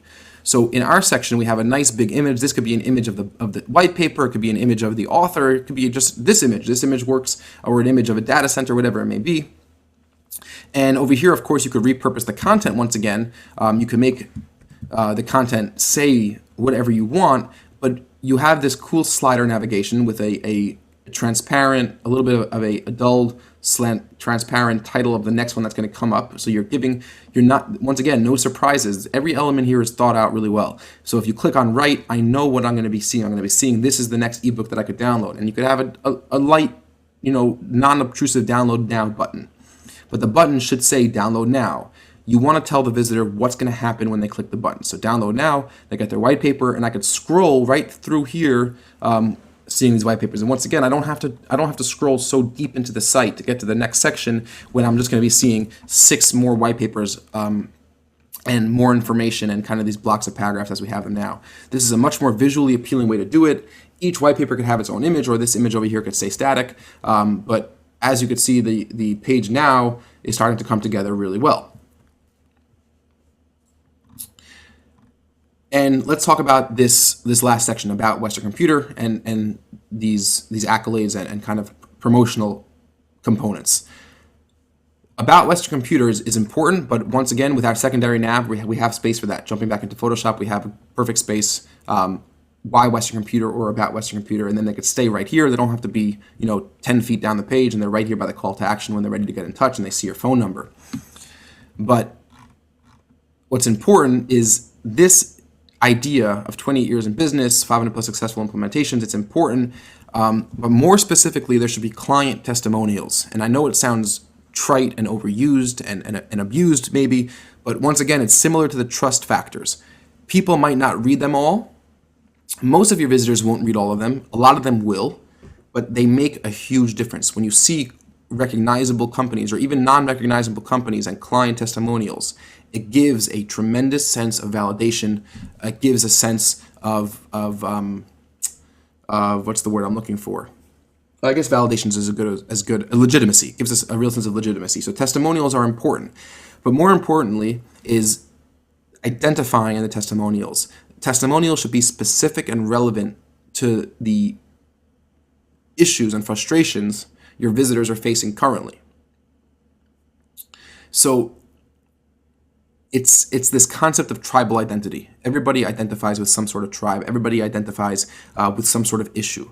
If you and I share the same problem, or we have, we're both fed up with our spouse for the same exact reason, we're going to like each other more. It's a natural human pull. So if a testimonial on a page could say, this was an issue I had and Western Computer solved that issue, and I'm reading that and I say, hey, that's exactly the issue that I have. That creates I'm part of the Western, now as a reader of that testimonial, I feel part of the Western Computer tribe. I have an in. We're a club. There's a togetherness. And these all might sound, overly sentimental, but it's hyperbole to an extent, but it's really true. It's really effective. So we need to have testimonials on the page, long story short. Where could we have them? Testimonials could definitely be below. I'm going to show you in Photoshop how we designed it. We have it below. It could be above. They could kind of be anywhere because they're important and people will spot them. So that's definitely an important factor. So let me just show you how we designed the testimonials. And here's a testimonial section. We have Western digital clients, or our clients are speaking up. Testimonials, once again, you could use that same jQuery, whatever code you plug in for the slider. People could go through new sliders. There could be an image of the person, an image of the company logo, whatever it may be. And then also, it's great to have links to a resource library, because once again, a web page, how you have the web page set up now, in a way, it might only really be catering to the people lowest in the funnel, people really to get in touch with you. We're not doing a good job in getting people indoctrinated to the Western digital culture, who we are, continuing to engage in our brand with multiple different touch points. So having these links to the resource library and Eastwood Homes, Gibson's, I just took those from your resource library, and the images are kind of images that we have here in the office. But this layout could be effective in helping people navigate through further into the site who aren't yet ready to get in touch with you. Now, this page that we've designed here is not done yet. It's not a finished page. You don't have the footer.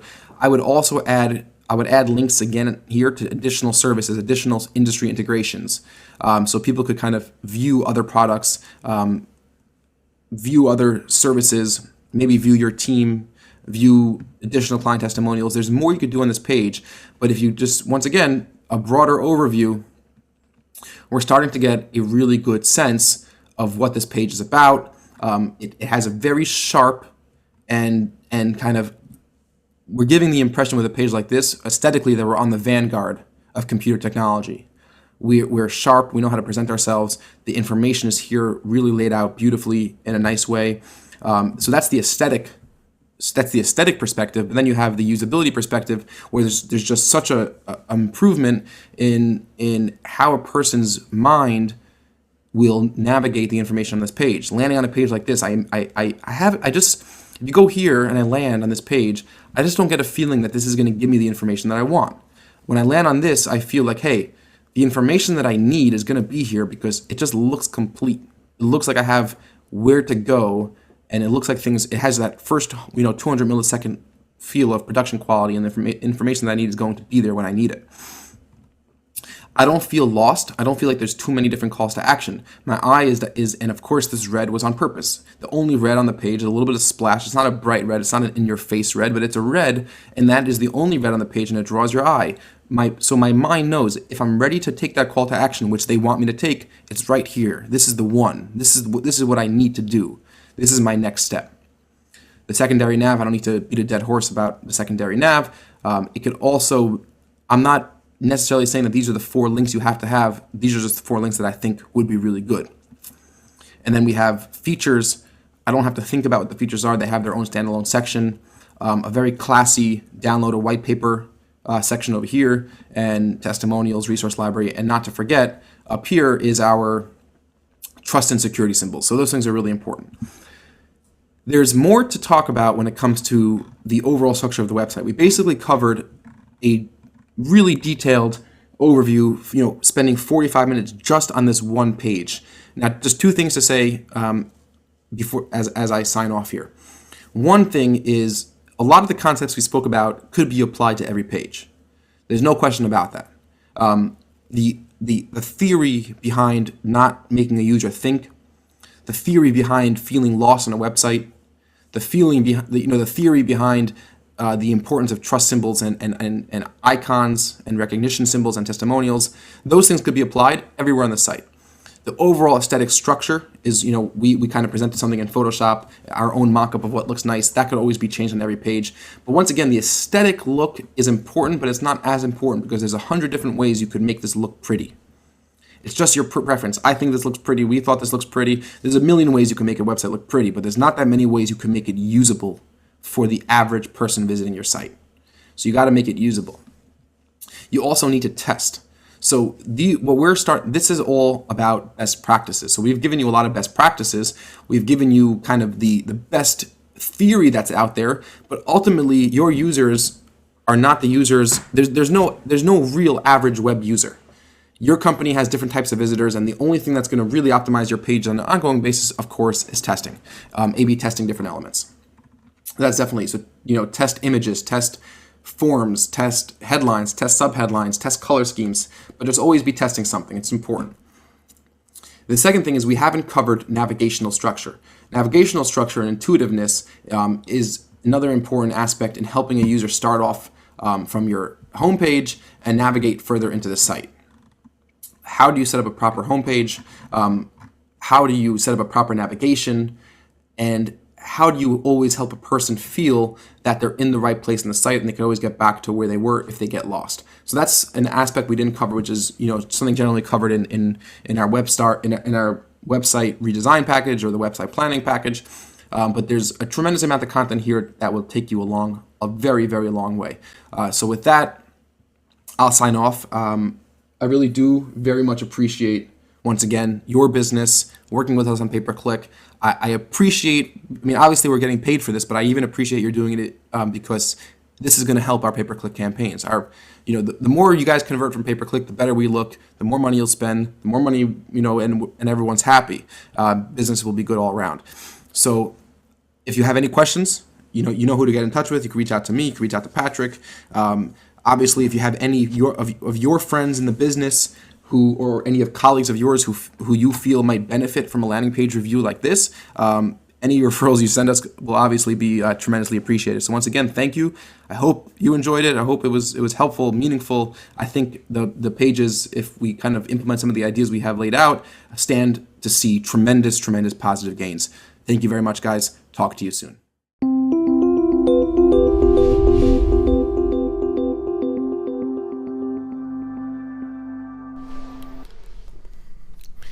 Hello, welcome to the landing page review for Adar PC.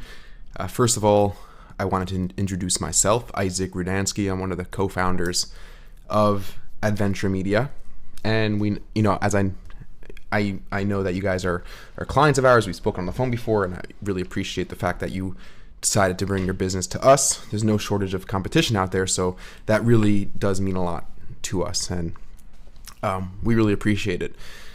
A little bit of my background. I have a background in art, abstract art, graphic design, and I kind of spent, a few years selling my artwork at different festivals out on the island, on the East Coast a little bit.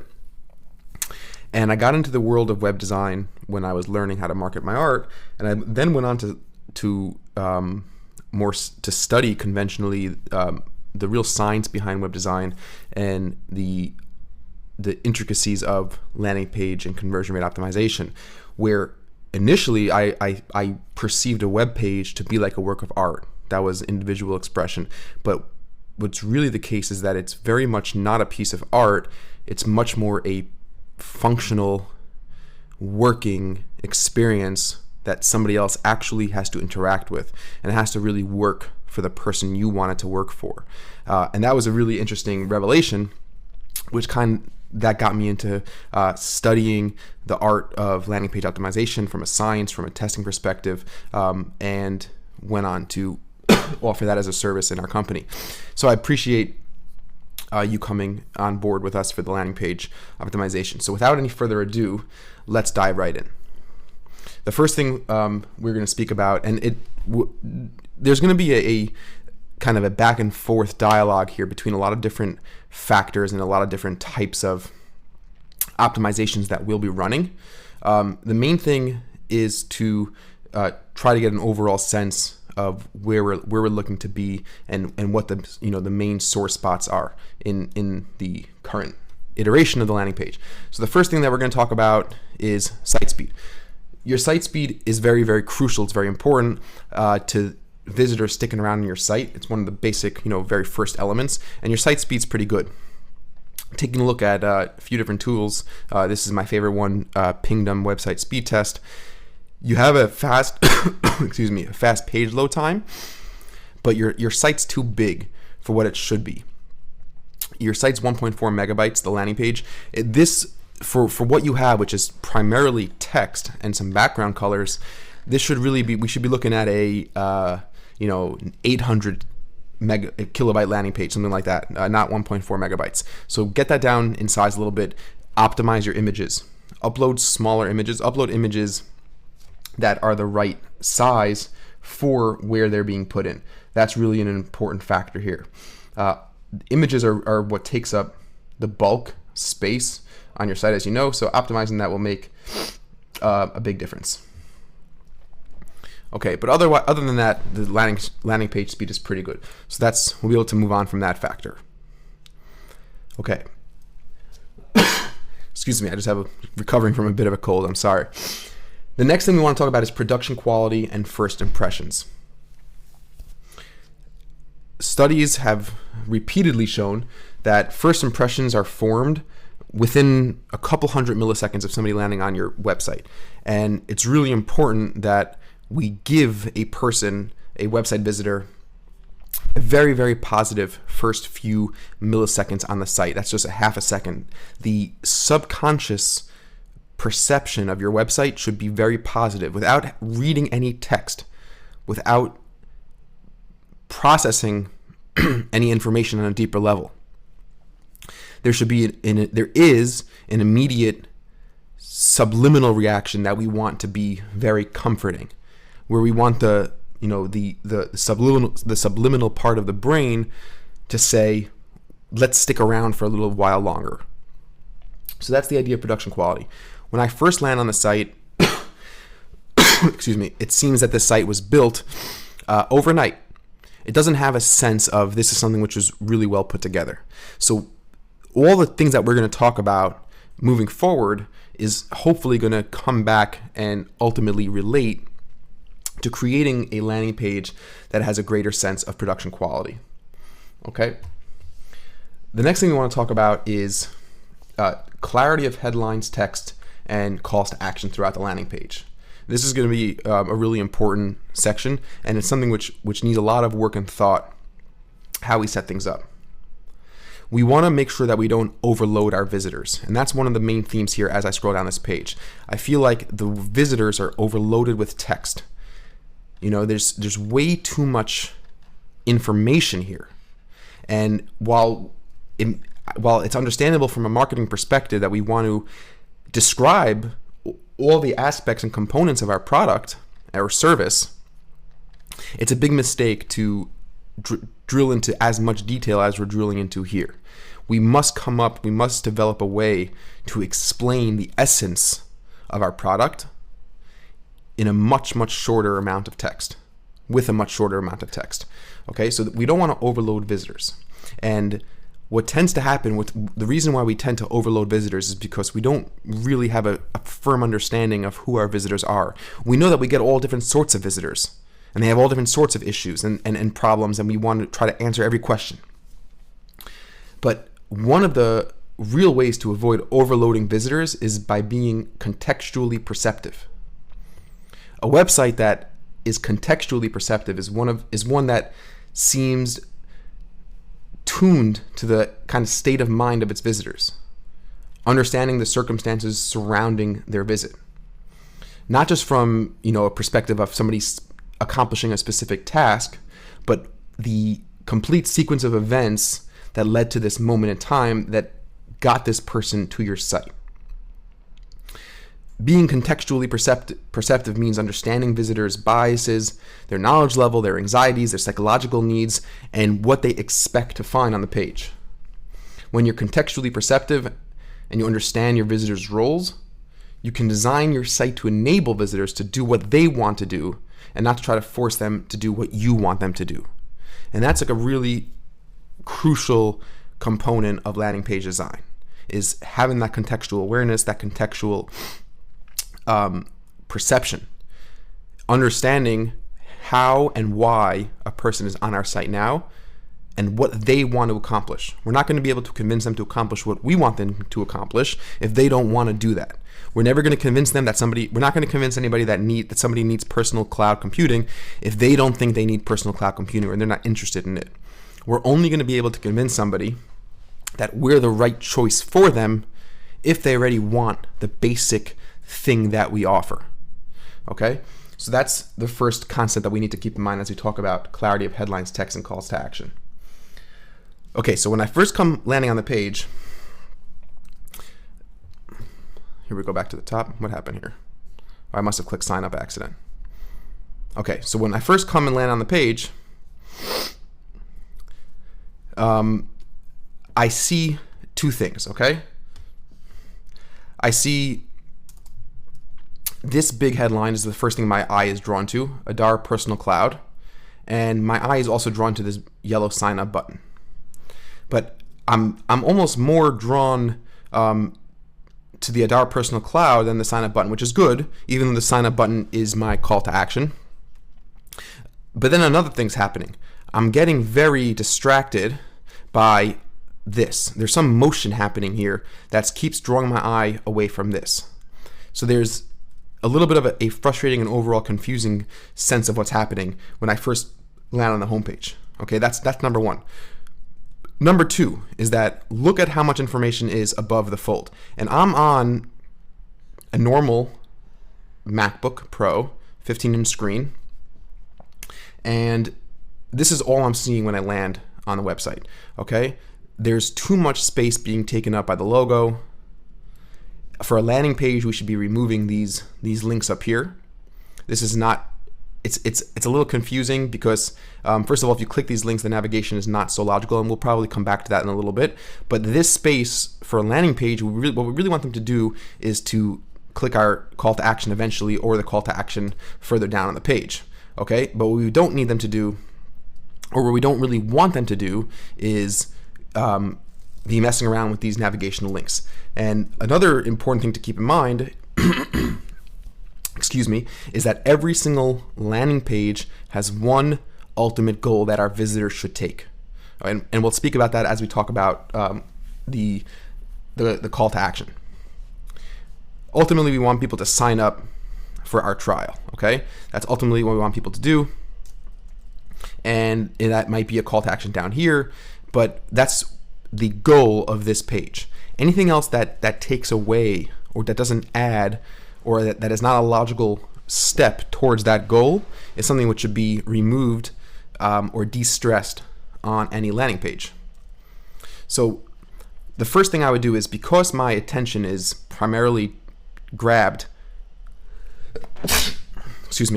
because my attention is primarily grabbed by Adar Personal Cloud, this is a headline that needs to clearly describe who we are and what we do. Okay, so using this as a branding call out is a mistake. A person first reads Adar Personal Cloud. That's the first thing a person is going to see on the site. If they don't know what that means and they don't have time to really think about what that means, if they don't know what that means and they don't have time to think about what that means, they're going to be off the site quite quickly. What you want to do in this space is be extremely clear with who you actually are. So something like this, that's down here, the cloud, desktop for micro businesses and sole proprietors, only $99 a month, that should be more emphasized in this, and below should be introducing Adar personal cloud. Okay, that's what it should be down here. That has a little bit less emphasis and more emphasis on a clear description of what you do. And that should probably, if I was designing this page and we'll create a mock-up, I would have a clear headline spanning the page, because every page needs to have a very clear headline. So, the cloud desktop for micro businesses, this will be our headline. Below that, we might have a sub-headline that talks about, introducing the Adar personal cloud. We might even have a call to action over here. And now we could deal with this additional information that's in this motion slider. Motion is very distracting. Not only is motion distracting, motion could be frustrating, because there's important information here that a person wants to be able to read and see that they're not having access to because it keeps on disappearing.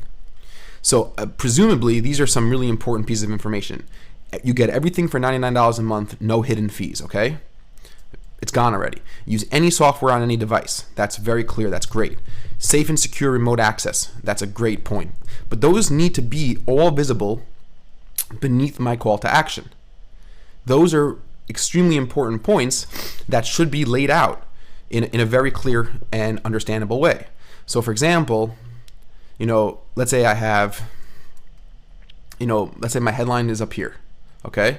And then I have my subheadline, and I could have a call to action. And then I could have my four boxes that talk about these main components. And what I'm doing is I'm drawing the right attention to my call to action. I'm drawing the right attention to my headline. My headline is going to be clearly describing what I do. I'm going to have a subheadline that's going to give branding to the Adar personal cloud. And then I'm going to have all the most important information, uptime guarantee could be in here. Then we'll have this box that talks about the price. And then we could have promotions. And we'll talk about price in a few minutes. We have some ideas with how we think the pricing should be potentially restructured, but you can still talk about, let's say starting at whatever. Safe and secure, and then reliable backups and automatic backups, okay? So these are the most important things for your customers to know. They should be laid out over here. And then all of a sudden, there's more structure to this page, and there's also a lot more for me to read and to absorb above the fold.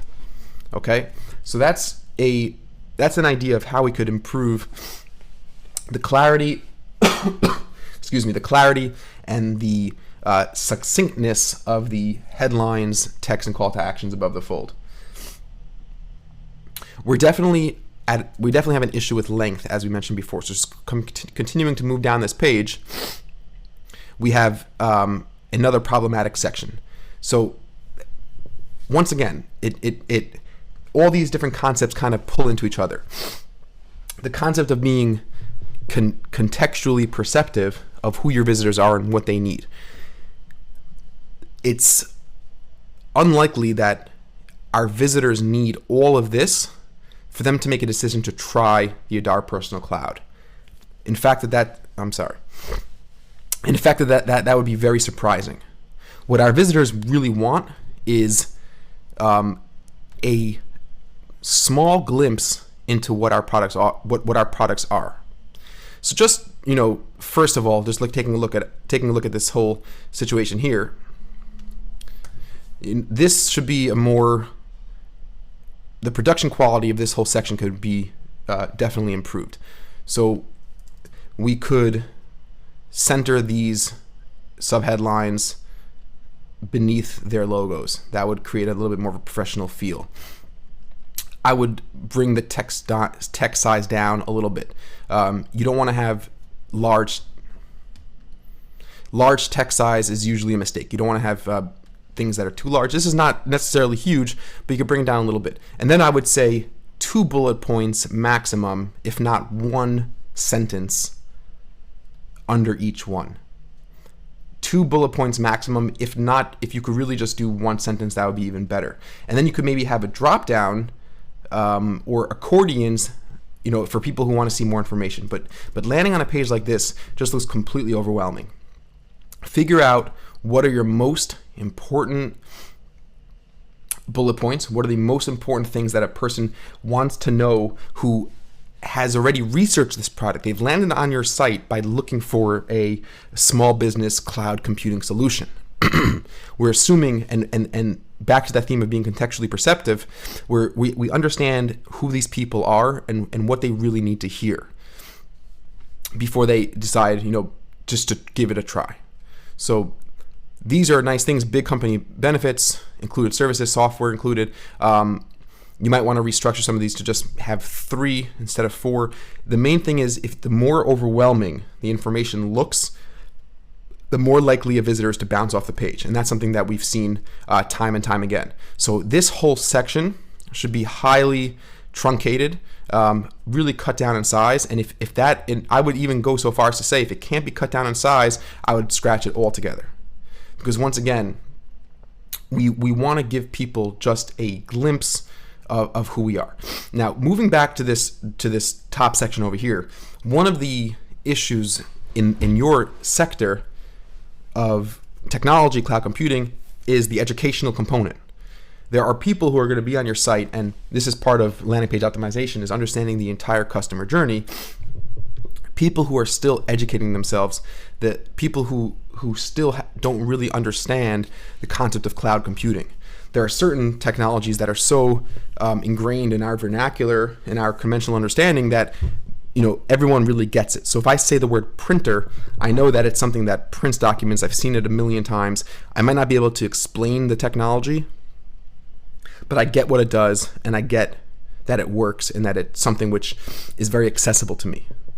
When you say run Photoshop on an Amazon Kindle, the same way you'd run Photoshop on a MacBook Pro, that's something which defies the conventional technological understanding of the American consumer, and especially the American small business owner who might be in the market for a personal cloud computing system.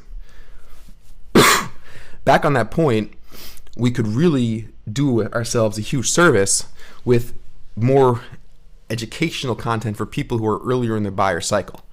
People who are lower or higher up rather in the funnel, where they're still just getting into this idea. They don't really get how this works or how it could possibly even work. So an explainer video, something that will break down the process of cloud computing, understanding, there really are servers that are in physical locations.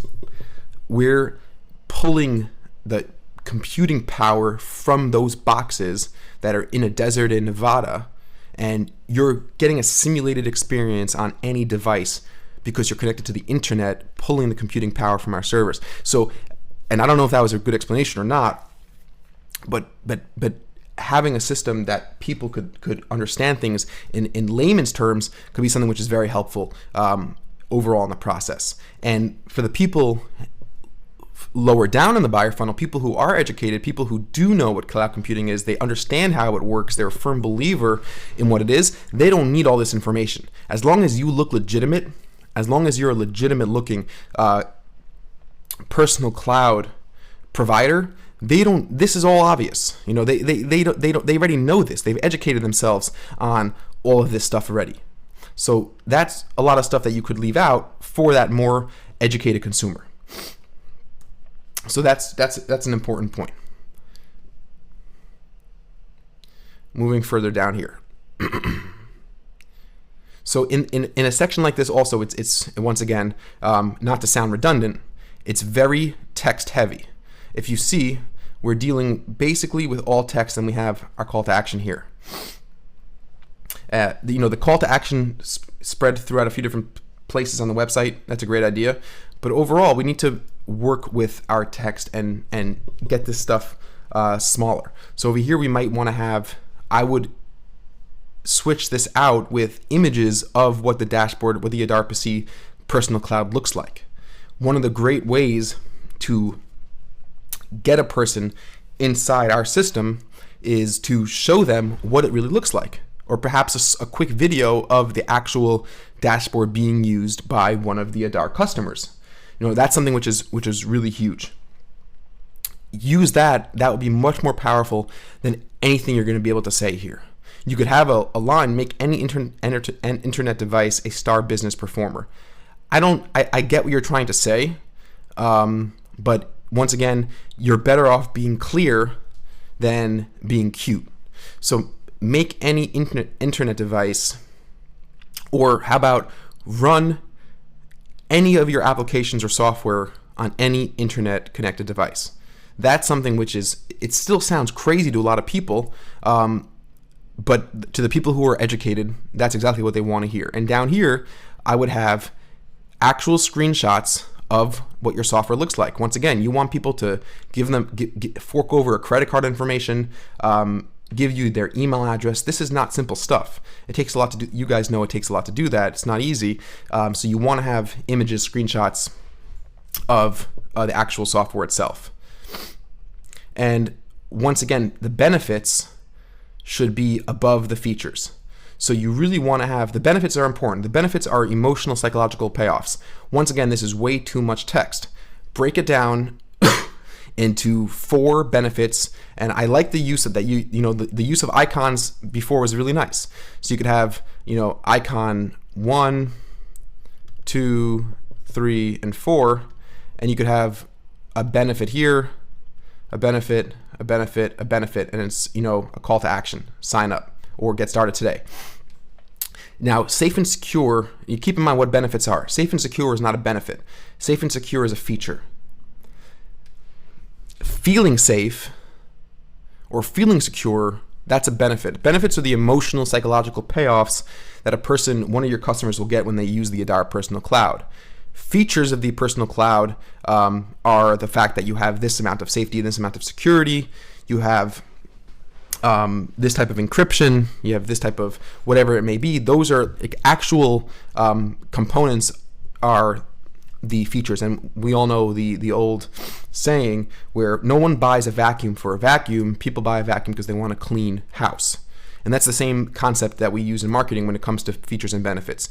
We want to usually highlight features after highlighting benefits. Benefits should get more focus because that's really why people are buying into your system. So benefits is describe fully supported as it relates to a emotional, psychological benefit of the customer. So fully supported should really be you, using the word you will be completely taken care of 24/7, 365 with any issue on any device, and we'll be there for you for any migration that you need. Simple to use.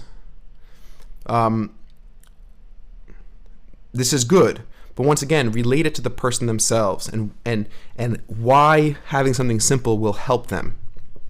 So you'll be able to accomplish more. You'll be able to work more productively. You'll be able to collaborate easier because this feature is there. Simplicity is a feature and will allow you the benefit of increased productivity, increased efficiency, and increased collaboration, and ultimately, increased business growth. So you want to take the features and relate them to a personal benefit. So the user experience. Once again, there's from a user's perspective, there's no difference between working with a local computer loaded with software and a device receiving the image of the software running remotely in the Adar Personal Cloud. Once again, that's not a benefit, that's a feature, but that's a very powerful thing. So take that and turn it into a feature. You could access high-end apps while you're on the train or while you're stuck in traffic with the same functionality, the same power, and the same productivity level than you would if you were at your traditional desktop with your powerful PC, et cetera, et cetera. So the ability to get work, the same level of work done on the go, or on any tablet while you're falling asleep, or over your morning coffee, you could accomplish that now with the Adara Personal Cloud. So that would be a really good benefit as opposed to just a feature that's being stated here, because this is something which is redundant already.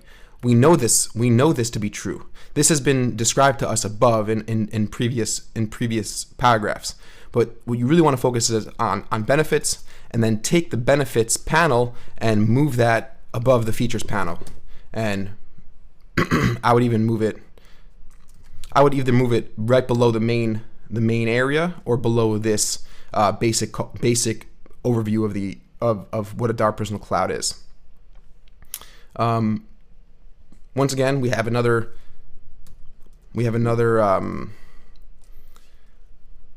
block of text which no one's going to read. To be honest, no one's really going to read this because they've seen Safe and Secure before. You've talked about it before.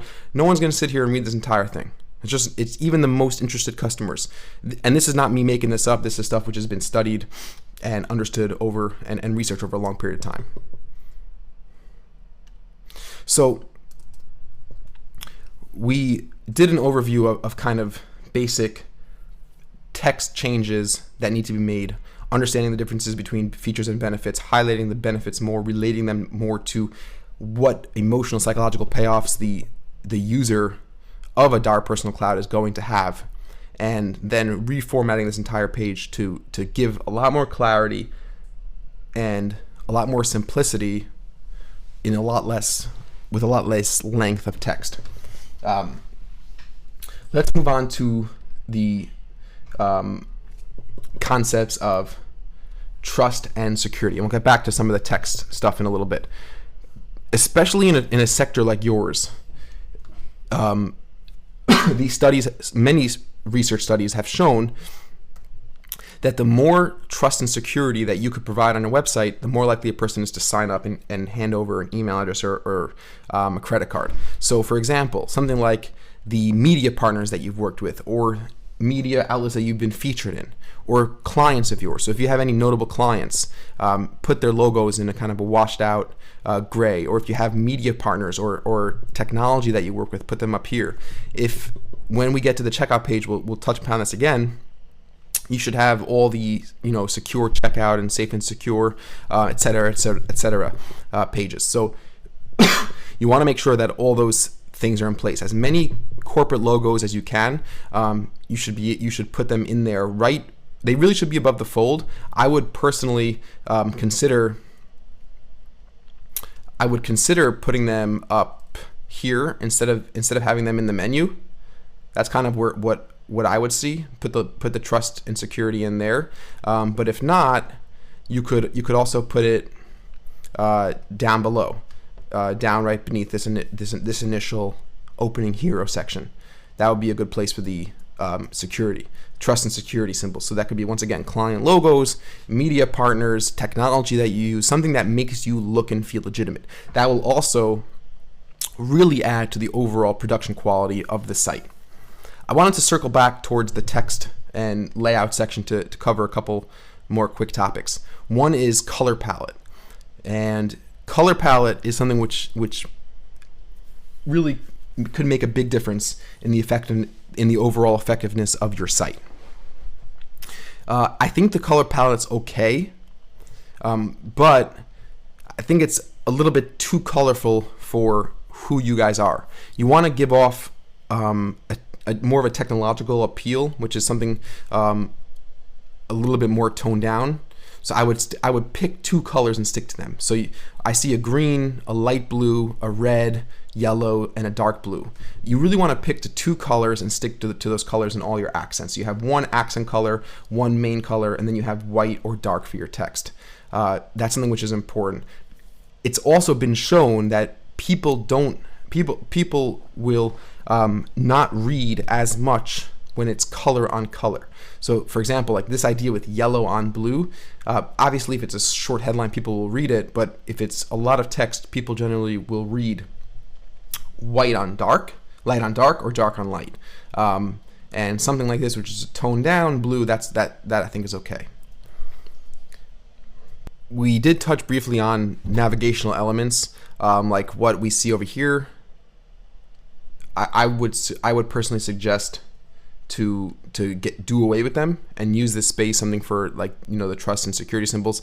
I don't think that these are necessary or intuitive for this particular landing page. We're going to have all the information a person needs beneath it. And I understand that this might be the general website, but for a specific PPC campaign or any campaign that you're running, whether it be email, Facebook, or another media-driven solution, you want to have as least navigation that might take away from the role of the actual page itself. I would also, once we're on this topic, get rid of this over here. This little, it's not that it's confusing, it just seems to be unnecessary for the type of landing page that we want to run, that we want to have here. So that's definitely something to keep in mind. Overall font size, like I said, headlines could be big, but I would bring it down a little bit. And you want to be careful to be able to include a lot of content above the fold. Be wary of your text size as well. There's not a lot of imagery on the page, which is good. Whatever imagery that you do have should be optimized. But like I said, I definitely think having images of people either using the dashboard or of the dashboard itself is really crucial, is really, really important. Okay, now let's get into pricing. Let's talk about how the Adara Personal Cloud pricing is set up right now and what potentially could be done to improve it. There are many really crucial psychological, neurological principles that play a big role in any successful e-commerce landing page or company that's offering products. And what's happening with the Adara PC landing page is none of those psychological biases are really being used to our advantage. So I think a couple of them could be very powerful for us. Okay, I think a couple of them could be very powerful for us.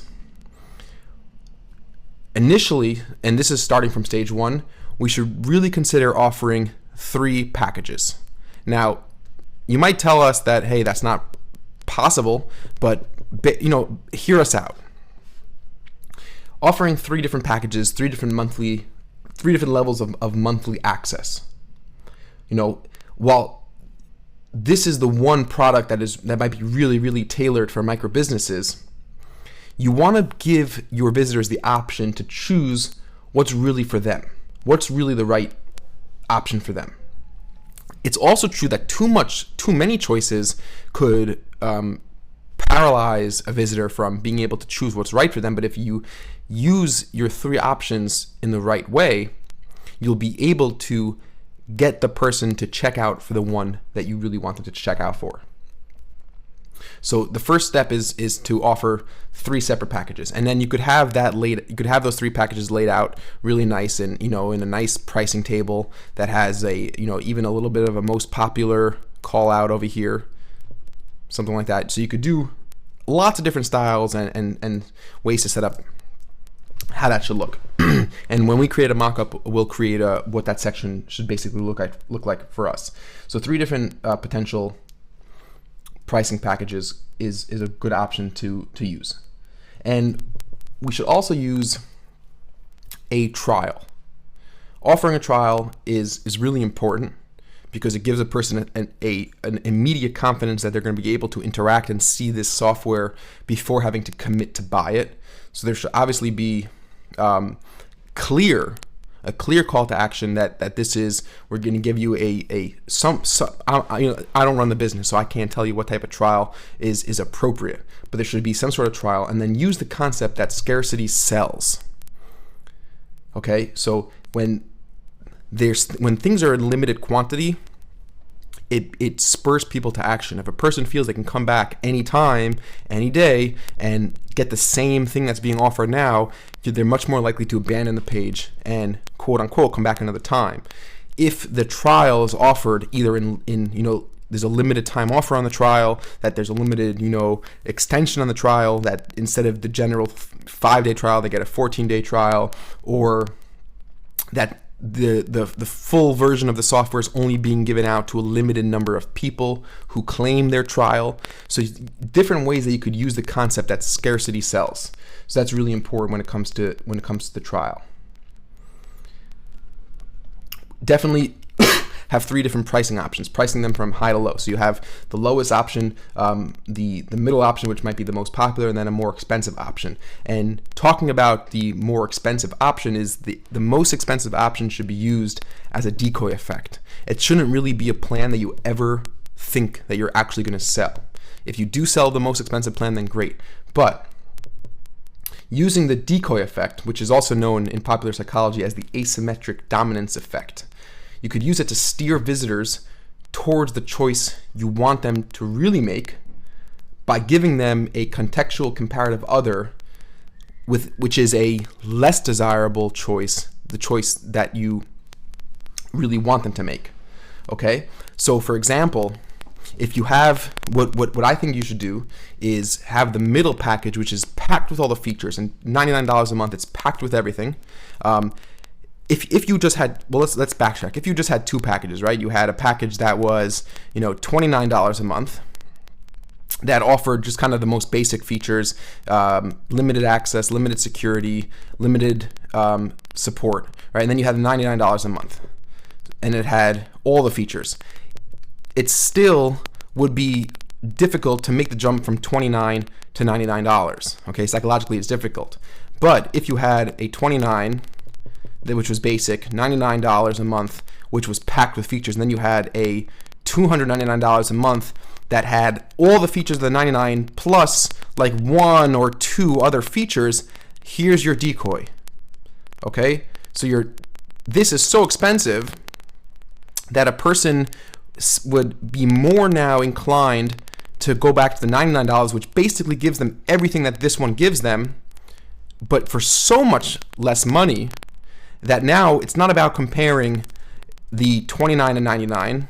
It's about seeing how this is so much more bang for your buck than the more expensive option, which is the decoy effect.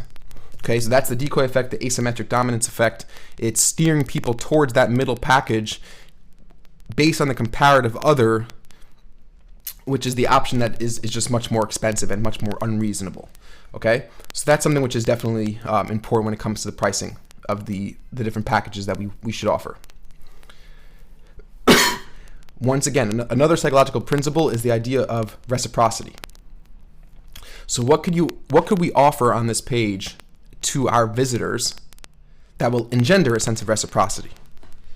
Reciprocity is very important. If we give something to our visitors, or if we seem very authentic and genuine to our visitors, they will be more inclined to give us their money. They will be more inclined to buy our products. This is something which has been tested over and over and over again. So what can we offer our visitors to engender a sense of reciprocity? Free advice, a buyer's guide. Could we give them a free white paper in understanding the personal cloud computing world, an ebook, maybe a video, something. Maybe we could give them, once again, that trial, the free trial, something which will engender a sense of reciprocity. So this type of strategy will almost always result in more people ultimately buying the full version of the product. We're giving them something, they want to give something back in return. It's a simple psychological concept of human relationships. Okay, so that's kind of some ideas when it comes to pricing out this page, pricing out our packages. One of the other things is our call to action. Our call to action has been start now on the bottom or sign up. Sign up's just bland. It's just one of those things that don't really mean anything to anybody anymore. It's just not exciting. So you want to get started today or claim your free trial now. Something that would finish the sentence, I want to ... in an exciting and product specific sort of way. Something more than the generic sign up. Okay, so that's something which is important for the call to action.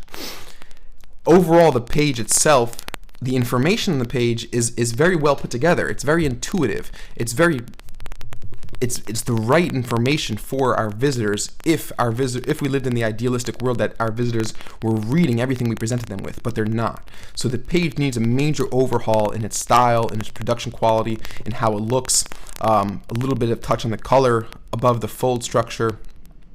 Right now we're missing completely all our trust and security elements, which is not good. We need to get all that back. and not all that back, but we need to implement all the trust and security elements, being very aware of that concept of contextual perception, being contextually perceptive of who our visitors are, where they came from, and how they got to this moment where they have now landed on our site, and what led them to being on our site. How educated are they, and are we catering to their specific level of education? Okay, so that's something which is really important as well. The more we understand who our visitors are and what their main fears are and what we need to the information we need to give them, the more we'll be able to really cater to them in a very simplified and more efficient way than giving them all the information that we could possibly imagine. Okay. We spoke about the navigational elements, the navigational structure, working on that, and there's good work that could be done over there. And then most importantly, I think, is really revamping our entire pricing strategy and, going along with the 3-package approach, using the decoy effect and using the idea that scarcity sells and some of the other psychological principles we've spoken about. Now, if I click Start Now, I get brought to yet a second page with more motion, things sliding in. This is a mistake, because in landing pages, you want to never surprise your visitors. Your visitors should never be surprised, and they should never have to work harder to buy something that they want to buy. So when I click Start Now, I'm assuming that I'm getting to the page where I sign up for something. That's my assumption. That's your visitor's assumption. If you bring me to a page where I have to click Sign Up again, it just comes off as being very strange. It doesn't seem to be what should have come on this next page. Okay, so that's definitely something which is worth keeping out for. It's worth keeping an eye out for. It's also worth editing.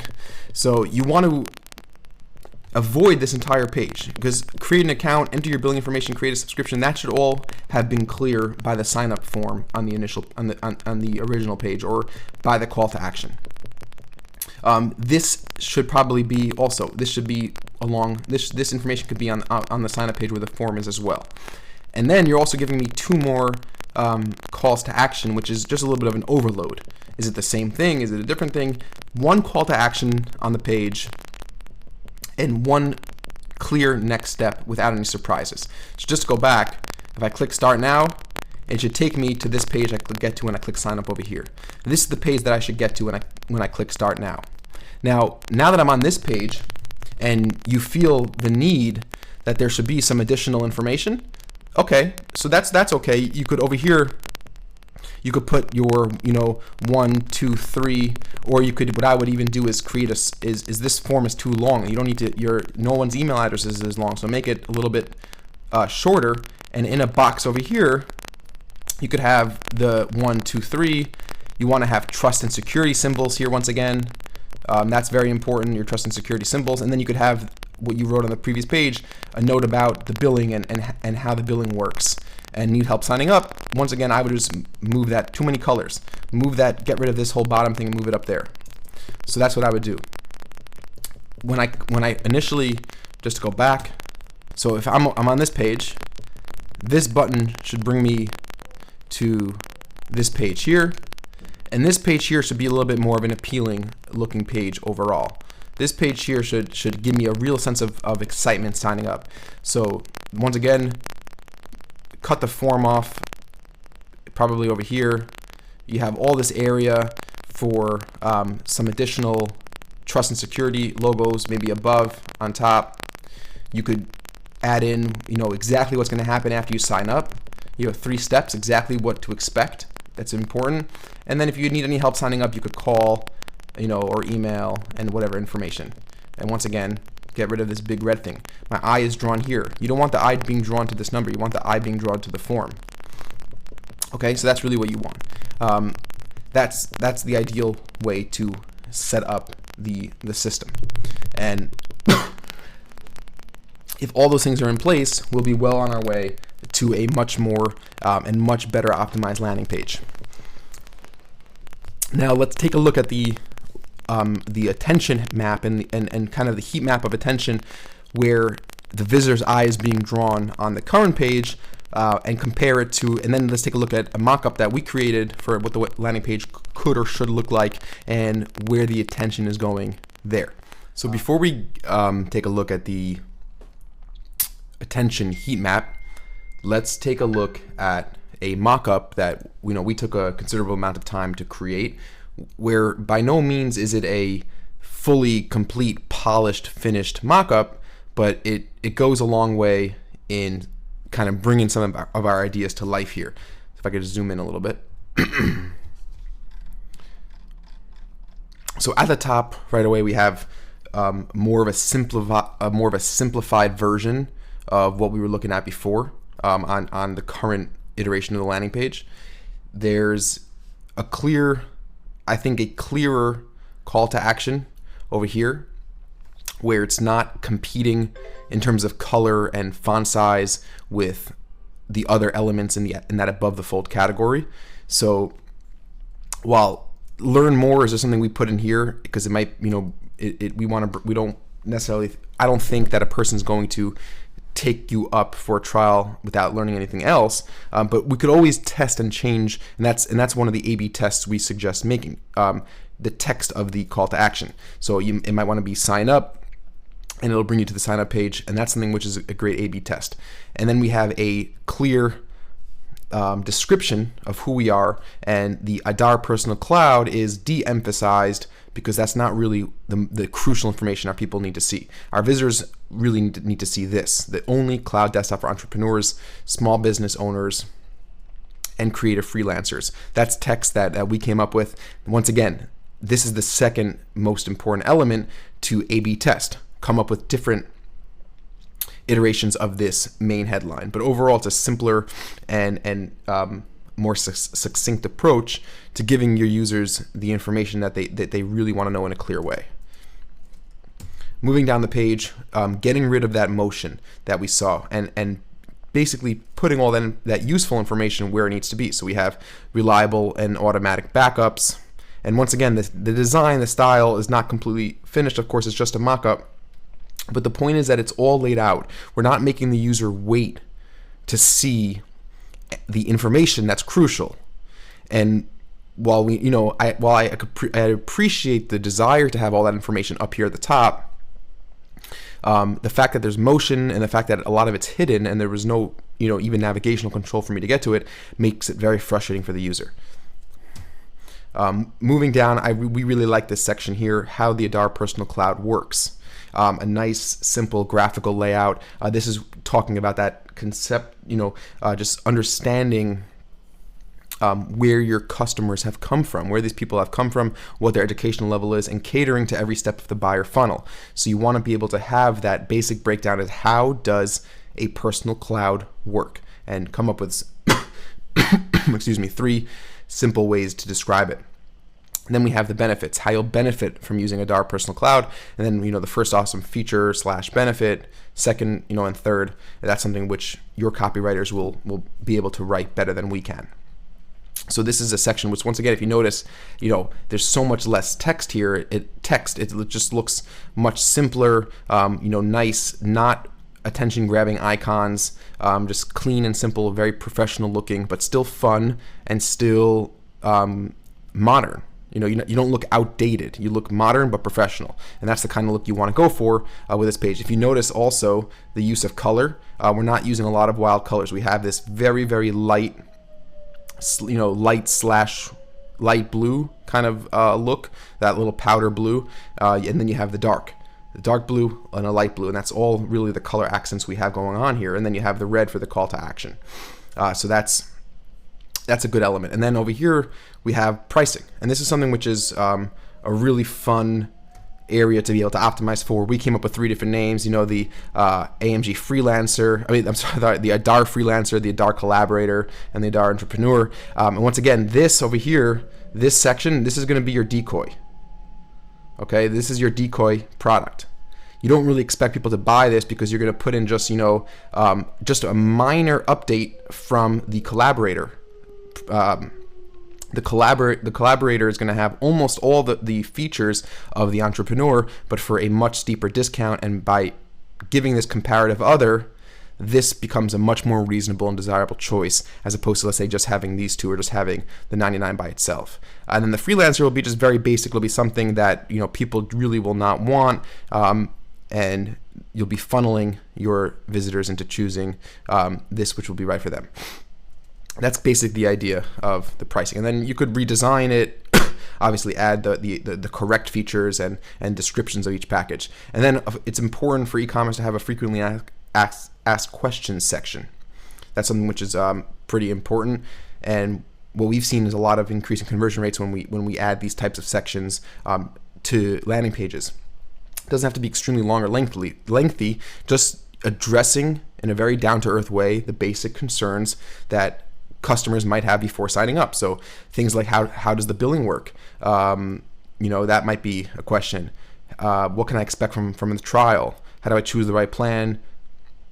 Can I really access any software on any device? How? So you can reiterate that. Is there a satisfaction guarantee? And how does the Adara Personal Cloud cater to small businesses and freelancers better than the other cloud desktop options available? So I think these are some really important FAQs to address. It's not all of them, but once again, you want to stick with between 5 and 10, and definitely not more than 10, because then it gets too lengthy and it becomes too overwhelming to really work with. So that's definitely something to keep in mind. So let's take a look. And then at the bottom here we have, are you ready to put the cloud to work for you? Start my trial. And once again, the call to action could once again be redesigned and changed around, made to look. But overall, we have a really aesthetically, I think, superior and just information, how we're treating our visitors, how we're perceiving our visitors, and what information we're giving them. A page like this is much more likely to convert and likely to attract more engagement on the site. Now let's take a look at the attention maps we spoke about. So your original attention map looked like this.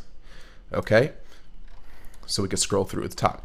So if we see that the word Adar really is getting the bulk of a user's attention when they land on this page, the word Adar, and that's definitely something you want. Adar means nothing to anybody yet. You really want to, obviously, once again, not to sound too redundant, but to be focusing on exactly specifically who you are, and real attention should be to the call to action on the page. Personal Cloud and the call to action is getting attention, and then there's a lot of secondary attention being drawn over here. Once again, this is proving the need to take this information, because it's getting so much attention. It kind of just solidifies that need to spread out that information in a more readable way. And as you scroll down the page, you see certain elements, once again, in the other call to action getting some attention, the image of the cloud getting attention, and this big red box down here getting attention as well. But overall, we're seeing a pretty scattered and haphazard attention path, and the major focus is going in the wrong direction. It's going to the company name as opposed to the call to action. If we take a look at the new attention heat map on the landing page that we created, taken by the exact same tool, we see what looks like a more a cleaner look at the attention funnel. So the right things are getting the right amount of attention. So if you notice here, because there's the right amount of text, the text itself is getting attention. If we go back to this one, because these icons were so overwhelming and the text was so long, the icons will tend to get all the attention and this text will get glossed over completely. If we go back to our page, our icons are smaller, the text is shorter. That way they'll both share a fair amount of user attention. Once again, we're seeing our headlines, the right size, getting the right amount of attention. And back here, there was kind of a lack of attention being given to a lot of the headlines. Once again, because you have certain graphical elements that are misplaced, and the text becomes too lengthy, and that's a factor in this landing page heat map tool.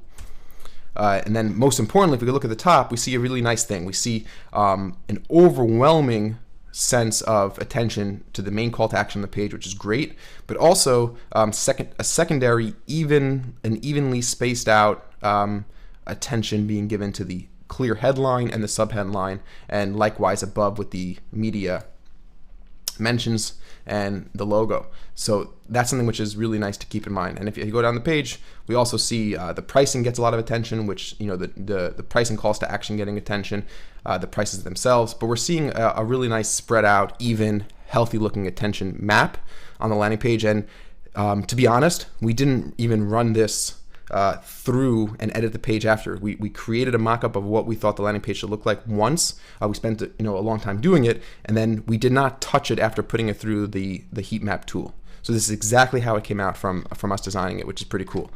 And we'll send both of these over to you in the email and the original mock-up of the homepage, like so. So I once again, guys, thank you very, very much for bringing the business to us. It means a lot to me, and it means a lot to everybody here at Adventure Media. I know it's a little bit late in the day to be sending this over to you, especially it being Christmas tomorrow, but I'm recovering, like I said, from a bad flu. I was out, a lot of work got backed up, and I was just able to get to this later this afternoon. So thank you once again very much, guys. I really, really appreciate it, and looking forward to a long, healthy, and mutually profitable relationship working with Adar. Thanks again. Talk to you soon.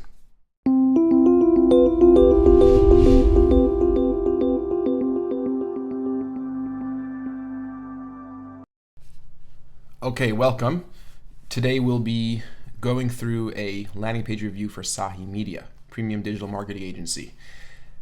To give you an overview of what the review is going to be like, we're going to cover a bunch of different topics that relate to helping your visitors navigate and convert on your page to take those desirable actions, to take the actions that you want your visitors to take. And there's a lot of different things we need to understand. We have to understand who your visitors are. More importantly, we need to understand what your visitors' frustration is, what questions do they need answered, what problems do they need solved, and then we could figure out how we could better enhance this page to encourage a greater percentage of our visitors to take those desired actions, which in our case obviously is to fill out a form, go to step 2, and to go through our conversion funnel so we could sign more clients. That's the idea. There are 7 total categories of landing page review that we're going to cover today. Number 1 is site speed. Number 2 is production quality, visual design, and first impressions. Number 3 is clarity of text headlines and clarity of calls to action. Number 4 is trust elements and security. 5 is fonts, colors, and graphics. 6 is navigational elements, and 7 is ease of use and intuitiveness. Each one of these 7 aspects of landing page design, landing page optimization is really crucial. There's not one specific element that's more important than the other. Really, everything should be taken as one complete picture, and enhancing one area always feeds off and helps enhance other areas as well. So let's, without further ado, dive right in. So the first thing we want to talk about is site speed. This is a very thin and small landing page, and your site speed is really good. You're not running a lot of additional plugins. You're not running a tremendous amount of extra JavaScript, external CSS files, so your site speed is good. There's not really too much more to talk about in that regard. Just as in general, to keep in mind, site speed is really, really important.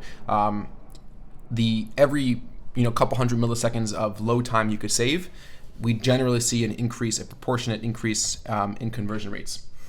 Now let's talk about step number 2, production quality, visual design, and first impressions. So there's a lot to talk about here. Production quality refers to the overall aesthetics, the overall feel, emotional feel that a person gets when they land on your page, when a potential client lands on your page. That's kind of what we refer to as production quality. How professional does it look to me? It's not a conscious decision. It's very, very subconscious. Different studies have shown that within 200 milliseconds, users will make a first impression of your company, a first impression of your site, and within just half a second, the majority of a decision whether or not they're going to stay on this website and actually read the content is made within that first half second. So that's why we focused a lot on my first impression, my visual representation of the site. How you look and the first impression you give, it's largely going to result in how a person views you and views your company. It's very different than being in person with somebody, being able to talk to somebody, say hello over the phone. It's totally visual, right? This is what we're dealing with in an online world. Production quality for Sahi Media right now is poor. Okay, when I come to the site as a potential client of yours, I get a bad feeling. It doesn't feel like this is a real company. It doesn't feel like this is a real site. Now, we're going to go into exactly why that is, but that's just the fact. Production quality is poor. It seems very thin. It seems like the content is not well developed. I feel like there's not enough information for me to on this page right now for me to really be able to make a good decision. Especially if we're looking for somebody, if we're attracting people who are looking for digital marketing experts, people who could design landing pages, we need to represent ourselves, and Sahi Media needs to represent themselves as a company that really gets that, as a company that really understands what it takes to be successful in digital marketing, what it takes to create a landing page that's appealing, that's going to convert visitors. Okay, so my production quality, my overall first impression is poor. It's very thin. I don't get a good feeling when I land on this page. I get a feeling that this was just put up overnight. I get a feeling that this is not a landing page that a lot of thought went into. Okay, those are my first overall impressions. So the audience, how does the audience feel when they land on your site? They feel like this is something which I don't really want to be involved with. There's not enough information here. Most likely they'll click the back button and look for something else. Okay? Now, let's talk about image quality, color palette, and white space and padding. These are all elements that have to do with very, very much with landing page optimization. Okay, so let's talk about color palette. There's a lot of red. Okay, red is a color that you don't really want to be your primary color on your site. Okay, it's a color that draws a lot of attention. So you have red showing up here in your logo, which is okay. You could have some red in the logo. That's not a big deal. If you have some red in the logo, it's not the end of the world. So I would recommend bringing your logo down in size a little bit. Maybe shrinking it to, say, something like that. Maximum height, and people will still see that it's Sahi Media. Obviously, it's not going to take away from the brand, but it'll be a little bit less red. But look at all this. I'm seeing a lot of red in this entire area right here. This is where my eye is drawn to. Okay, there's just a ton of red, and then I have a ton of red here in my call to action. Now, red is great for a call to action. So I would keep the red over here in the call to action, but you would want to get rid of the red in this background panel over here, and we'll talk about background panel in a minute. So that's effective use of color palettes. Too much red. My eye is just drawn to this big block of red. All this important text here, this is the important stuff, right? This is the stuff we want our visitors reading. We have an important call to action here. Okay, this is what I want my visitors reading. But what's happening is all my attention is diverted into this big square, and it's overwhelming. It's drawing too much of my attention. Okay, it's drawing the attention of the visitor too far away. The next thing we want to talk about is white space and padding. Okay, the concept of white space is the importance of giving your visitors a sense of stillness and a sense of calm versus a sense of confusion and a sense of chaos. The elements on this page from a stylistic perspective are too bunched together, okay?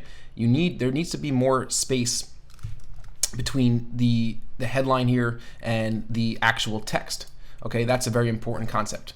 You need some more space here. So the first thing I would recommend doing in terms of padding white space is add a little bit of space in there and push this box down, okay? You want to push this whole box down a little bit.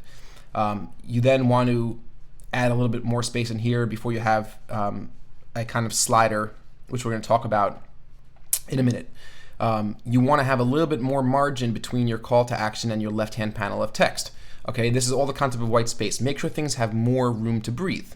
It's just a sense of room to breathe. You don't need to worry about having everything on your page above the fold. People tend nowadays in web design to get a little bit neurotic about things above the fold. People scroll all the time, so that's okay. So you want to give yourself some breathing room.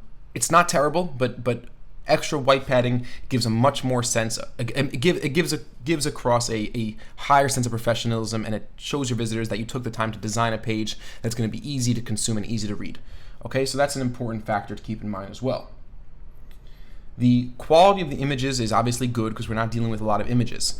But one of the biggest things that we need to talk about is this box here. Okay, there's two things wrong with this box.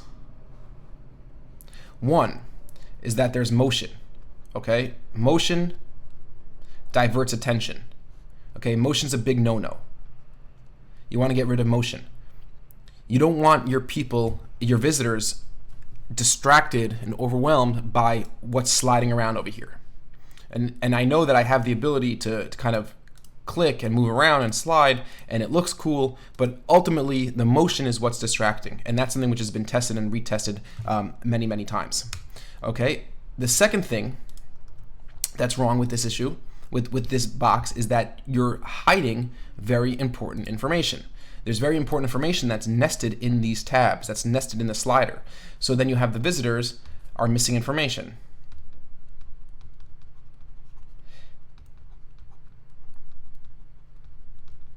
If you think your website visitors are going to stick around and wait for this to slide or click and read what's coming, that's a mistake.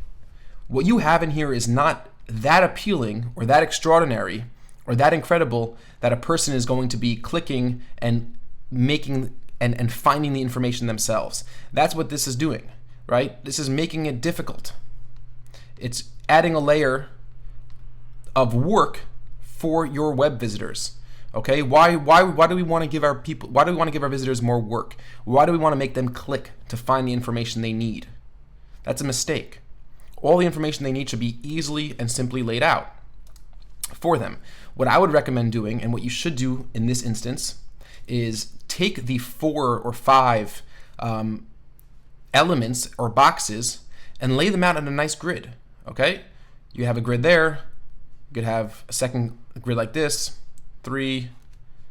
Obviously my boxes are not exactly even, but you get the idea. Okay, so you have a grid going across of 5 boxes in a light gray color. Let's say you do maybe this color right here that you have for your border. That's a nice gray.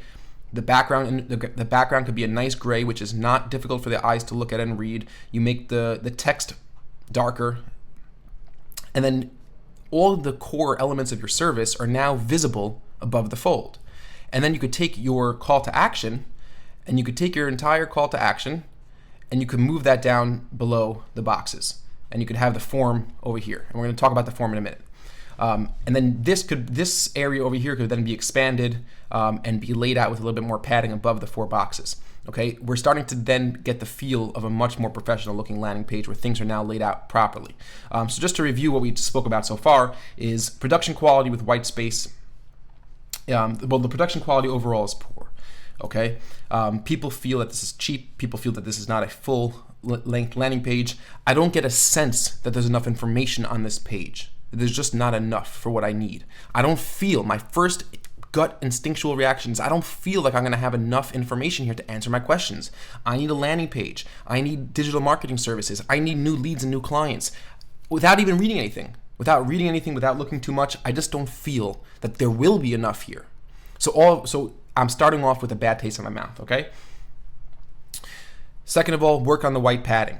Work on the white space, work on the padding. Give your elements room to breathe. That is something your visitors are going to greatly appreciate. The next thing we spoke about is take this box up here, just to review, and expand it out to span the page, okay? So you have a headline, you have a layer of text, and you have maybe even add some bullet points, okay? So you have that over here. That will be your headline and layer of text. Then go back and move your 5 nested boxes into 5 smaller boxes. and put all the information in there. Don't make it more difficult for your visitors to find what you're looking for. So 3, 4, 5. Okay, now our visitors will be able to find exactly what they need. So we have box 1, make your business a landing page, box 2, box 3, box 4, and box 5. Beneath that, we're going to make room for trust elements, and we haven't spoken about the trust and security yet, but that is something which I recommend putting right beneath there, or even potentially above there. That's going to be logos of your clients that you've worked with, and beneath that over here, we could have your call to action, okay?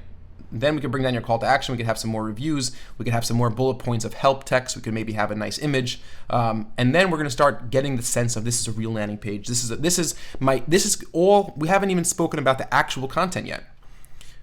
This is all based on design. This is all based on helping your visitors feel right away that this is a very legitimate site. And once we can get them into the page with a good starting point, a good first feeling, then we could expect them to take the time to read our actual content. And speaking of content, let's dive into the content of this page. So this is a very, very good starting layout for how you should restructure this entire page to increase conversion rate. Let's talk about the clarity of our text, headlines, and calls to action now. This is section 3, clarity of text, headlines, and calls to action. Okay, let's take it from the top. Once again, who are our visitors? What do they need? What are they looking for? Okay, our visitors are business owners, small business owners that are in need of traffic. They're in need of leads. They have a product, they have a service, they might have a big website. They've heard of the idea of landing pages. They're probably somewhat educated, but we don't know. They don't know how to get started. They need a landing page. They don't know anything about landing pages. They don't know anything about getting traffic to your site. So they have pretty pressing needs because this is people's livelihood, right? This is not a social thing. So it's not a social thing. So this has no place here. Okay, your social sharing bars, get rid of them. No one's going to share this page on Facebook or Twitter. These are people who are very serious. These are people who are looking for help. These are people who are looking to grow their business so they can make money, so they can feed their families. This is a mistake. No one's going to share your page. No one's interested in sharing. This takes away. It draws attention away. It makes it look like a blog post, which we're not, right? We're not a blog post. So definitely lose the social sharing. Now, because this is a one-page landing page, why do we have search? Okay, no reason to have a search box here. Now, if we were to get rid of all that, we have quite a bit of room for some good information that could go up here. Okay, so if you're if you're certified in anything, you want to put that up here. If maybe the technology partners you use to build your landing pages, you want to put that up there. You want to give people the sense, if you've been featured in any articles, if you've been written about, maybe some of your notable clients could go up here because we're going to talk about trust symbols in a minute. But use this information. If you have a phone number, use that information there. If you have a tagline, put that information there. Come up with a one-sentence tagline that will really appeal to your target. That's a great idea for that to go over there, okay? But this entire area is useless and it gives the wrong impression for who you are. So I would say nix it. Okay, so continuing to talk about quality of the copy on your page. The first thing I see when it comes to reading the text is follow the steps and we'll grow your business fast, okay? That's nice, but it's very, very unclear. One of the biggest ideas in web design is you need to respect your visitors. You have to treat your visitors the way you would be treating a person that's a friend of yours in real time, in face-to-face, in a face-to-face interaction. Okay? So don't say things that are unclear. Even if they seem to be cute, even if they seem to be really appealing, they've heard this before. A person coming to your page has heard this a million times. Follow these steps and we'll grow your business fast. It's an outlandish claim, right? It seems too good to be true, even if it is true. It seems, this is a person, remember, they don't know you. They've never met you. They're not friends with you. They've never met your family. You guys never went out to dinner together. They don't know who you are. For all you know, this is just another one of those promising sketchy sites that promise me great, business growth, but I just got to sign up for something. At the time, by the end of finishing this headline, a website visitor should know two things. One, what you do and how you do it. This headline accomplishes neither of those things. It just tells me that there are steps involved, and it tells me that not only will we grow your business, you'll have very fast growth, but just trust me, hold my hand, and follow the steps. Why should anybody hold your hand and follow the steps? They don't know you. They don't know if you're trustworthy. They've never met you. Just be very simple and very clear with your headline. This is going to make a tremendous increase. This is going to tremendously increase your conversion rates on your website. So write something like, we help you get more traffic and leads by building you a landing page and marketing that landing page. Okay? Now, make that shorter. Ruthlessly edit it. We create landing pages for small business owners, and then we drive traffic to them. How about that? I know what I do. It's not cute. It's not fancy, but it is extremely straightforward. It teaches my visitors what I do, and it gives them the value. You don't need to explain to them that it's going to be fast growth. You don't need to explain to them that it's going to be just hold our hand and follow the steps. Just say, we make landing pages and we drive traffic to those landing pages. The person reading that knows the value in that. They know the value of having traffic to my landing page. You don't need to explain the value of having traffic to your landing page. What you do and how you do it, okay? So that's in this area right over here. What you do and how you do it. And remember, we're gonna ideally want to have this area span across the whole page. Now you have need solution, okay? I get that kind of concept. I know I see where you're going with that, but I don't really like the need solution sort of thing. It's one of those things that I don't feel it's respecting the visitors enough. You can get rid of need and the word. You can get rid of the word need and the word solution. You have a business. You want more clients. Okay, now write a little bit longer. Write a little bit more about that. You could say, in a very competitive environment in online marketing, it's very, very difficult to drive new clients to your business. That is bringing a person into the narrative. It's bringing a person into your story. It's not lengthy. You don't want to be boring these people, but it's starting to bring people into the narrative of your company. Okay, so that's something which is really crucial. Talk about be sympathetic to their problem. That's a huge factor. You have a business, you want more clients. That's very cold. It's impersonal. Over here, it's important to be sympathetic. Okay, sympathetic and personal. Okay, that's going to start giving people a sense of who you are. So whether we like it or not, online marketing has gotten extremely competitive. Online marketing has gotten extremely expensive. It's so difficult for a new business owner to drive clients to their website and convert new leads. You're being sympathetic, you're being personal. Whether we like it or not, you're not the only person in your niche. Whether you like it or not, something sympathetic to their needs, to their frustration. Okay, so that's a really good thing to do. Solution. So once again, we could knock out the solution, and you could just talk about what you do. Just say who we are. We make your business a landing page. Once again, speak in full sentences. Be a little bit more descriptive. What does it mean that they want customers and visitors, they want to know how you do what you do. We use tools X, Y, and Z to create effective and high converting landing pages for your business.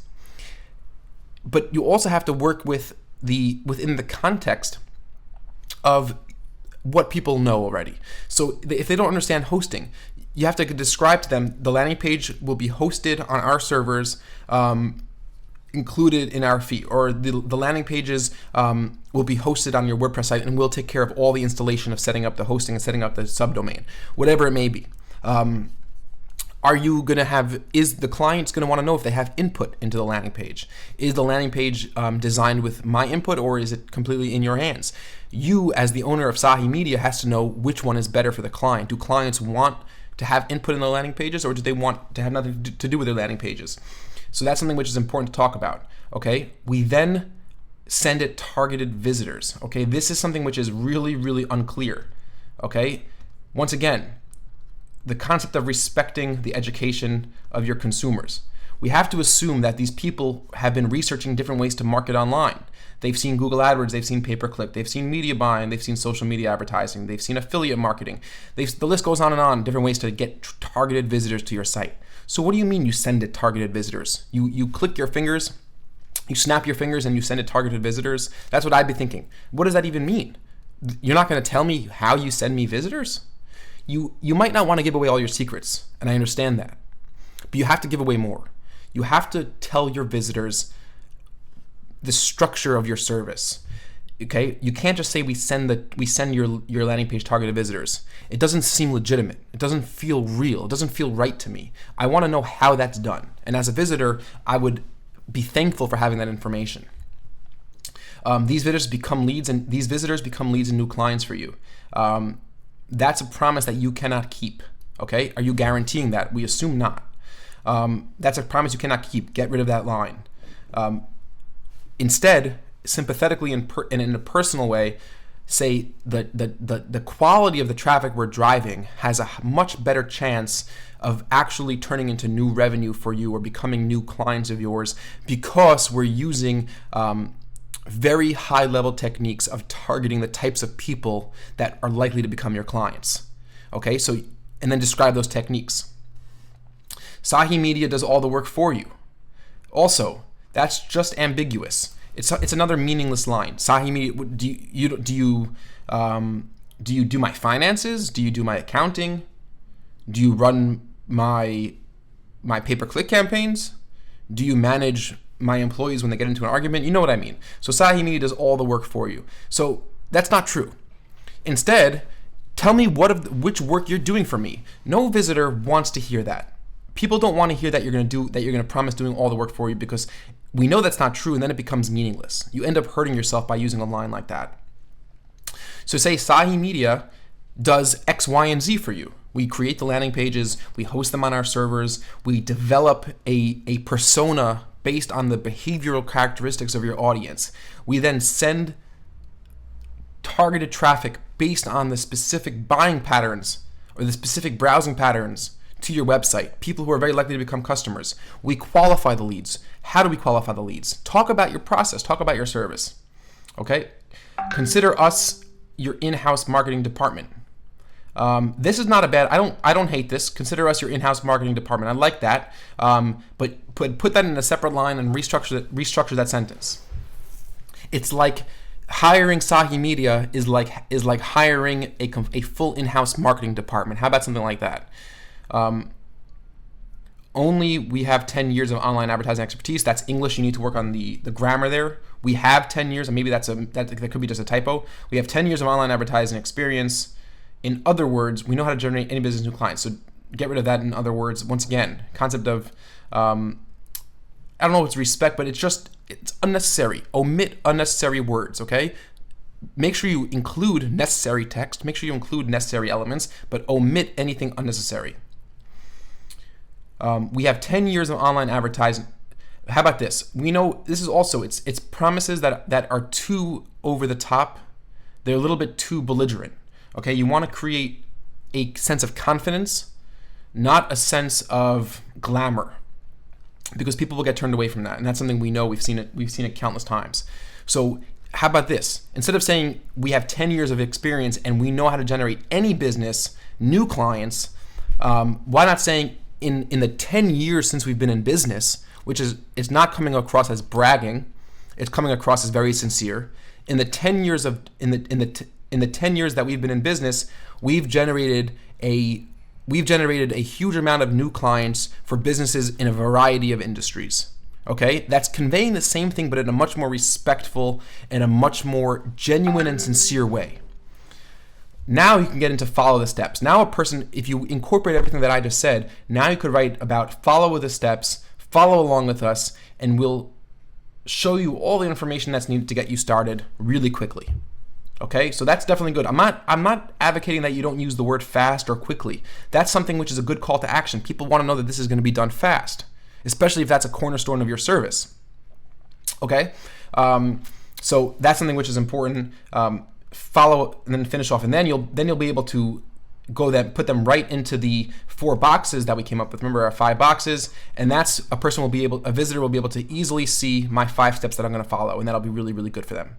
Okay, so that's kind of talking about the clarity of the text in the headlines. What about your call to action?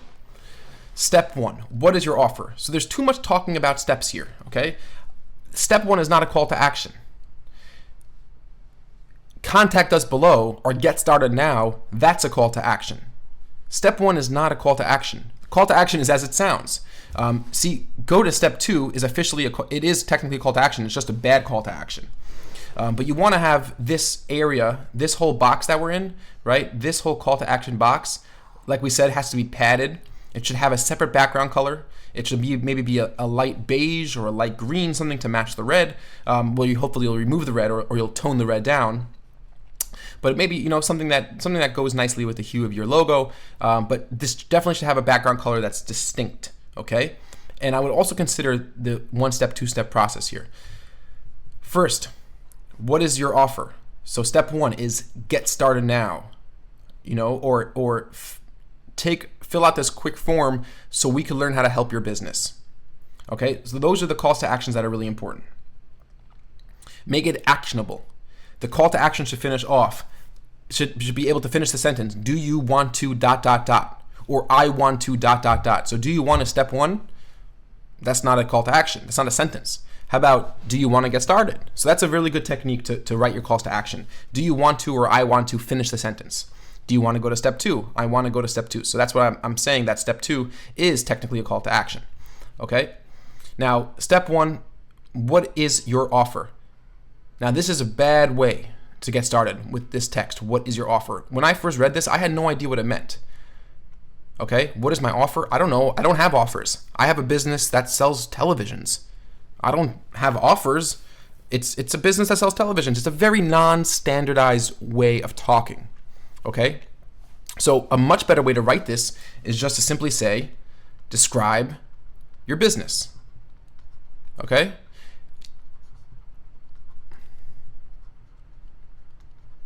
So that'll definitely help people get started with this form. Get started now.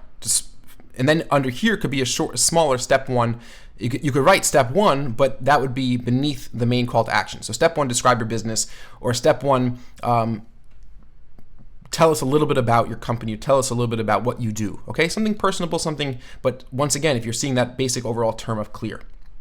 In the box below, let us know what you can offer to your leads and clients. Get rid of in the box below. We all know that. What you're asking me to do here is going to go here. Okay, everyone's filled out a lot of forms, so you don't need to write in the box below. Let us know what you can offer to your new leads and clients. Now, this is also unclear. Okay, you don't offer the same thing to leads and clients. You offer one thing to a lead, you offer another thing to a client. A lead, you might offer a free consultation.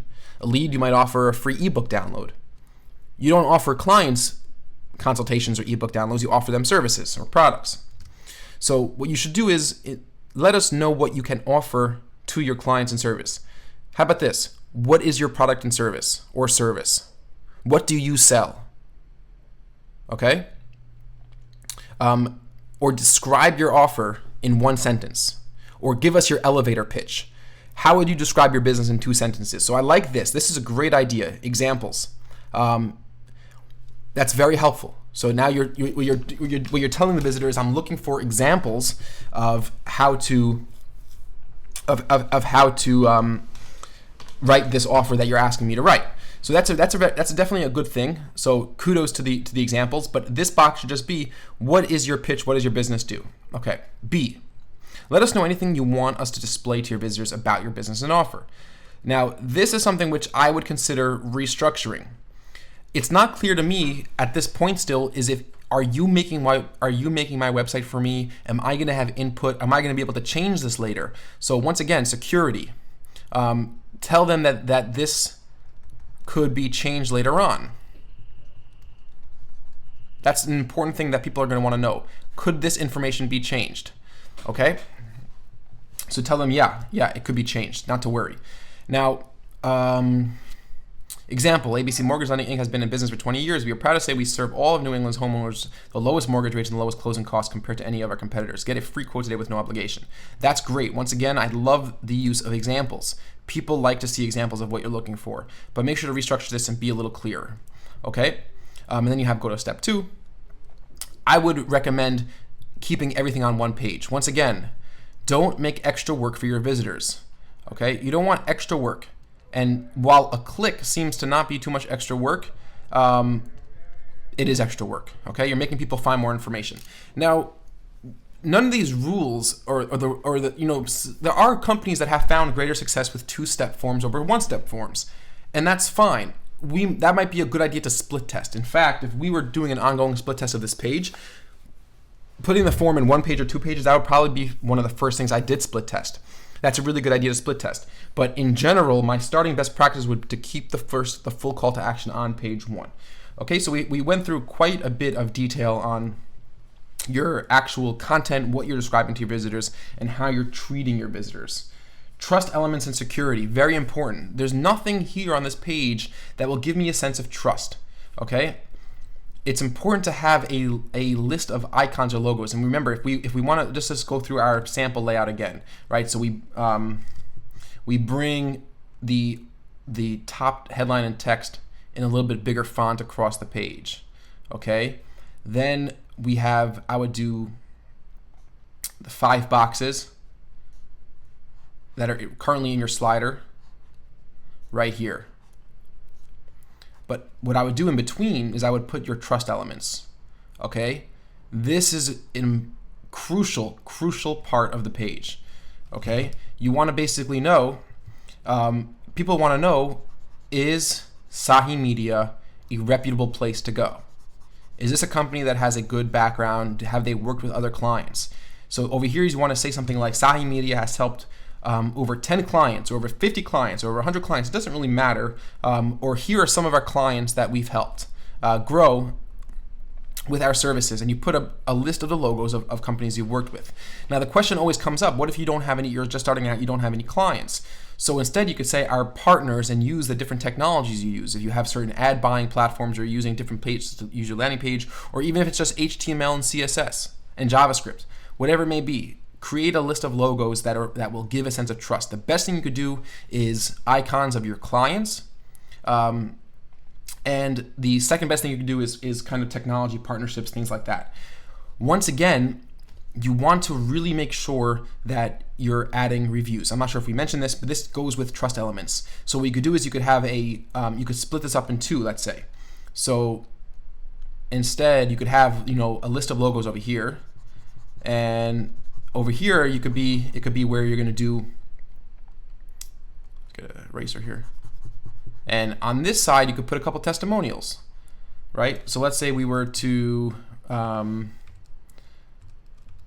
have a box over here that might have, one testimonial like this, and then another column with the second testimonial like this. People who have used your service.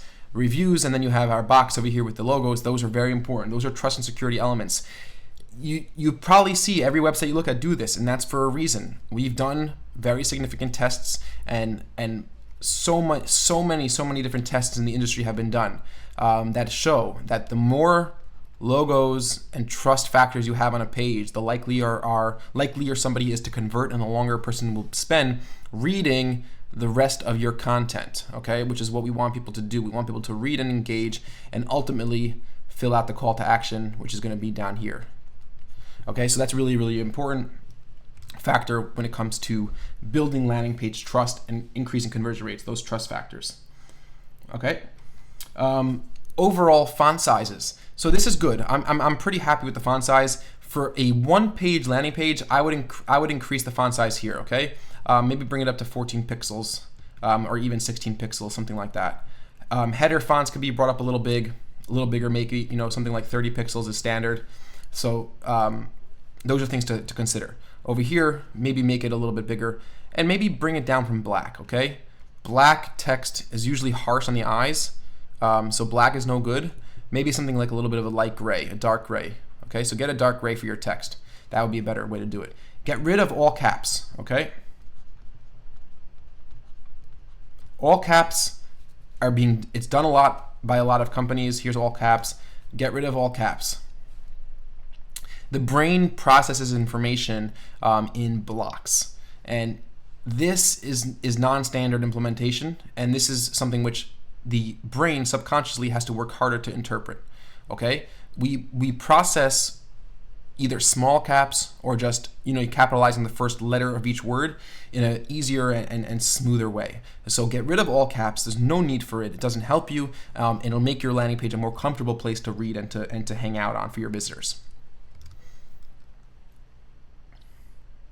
Next thing we want to talk about is navigational elements. There is no navigation on this page, right? This is a one-page landing page. What you might want to do, what you might want to consider to create a little bit more of an intuitive and helpful is something like above your call to action. You could do accordion toggles.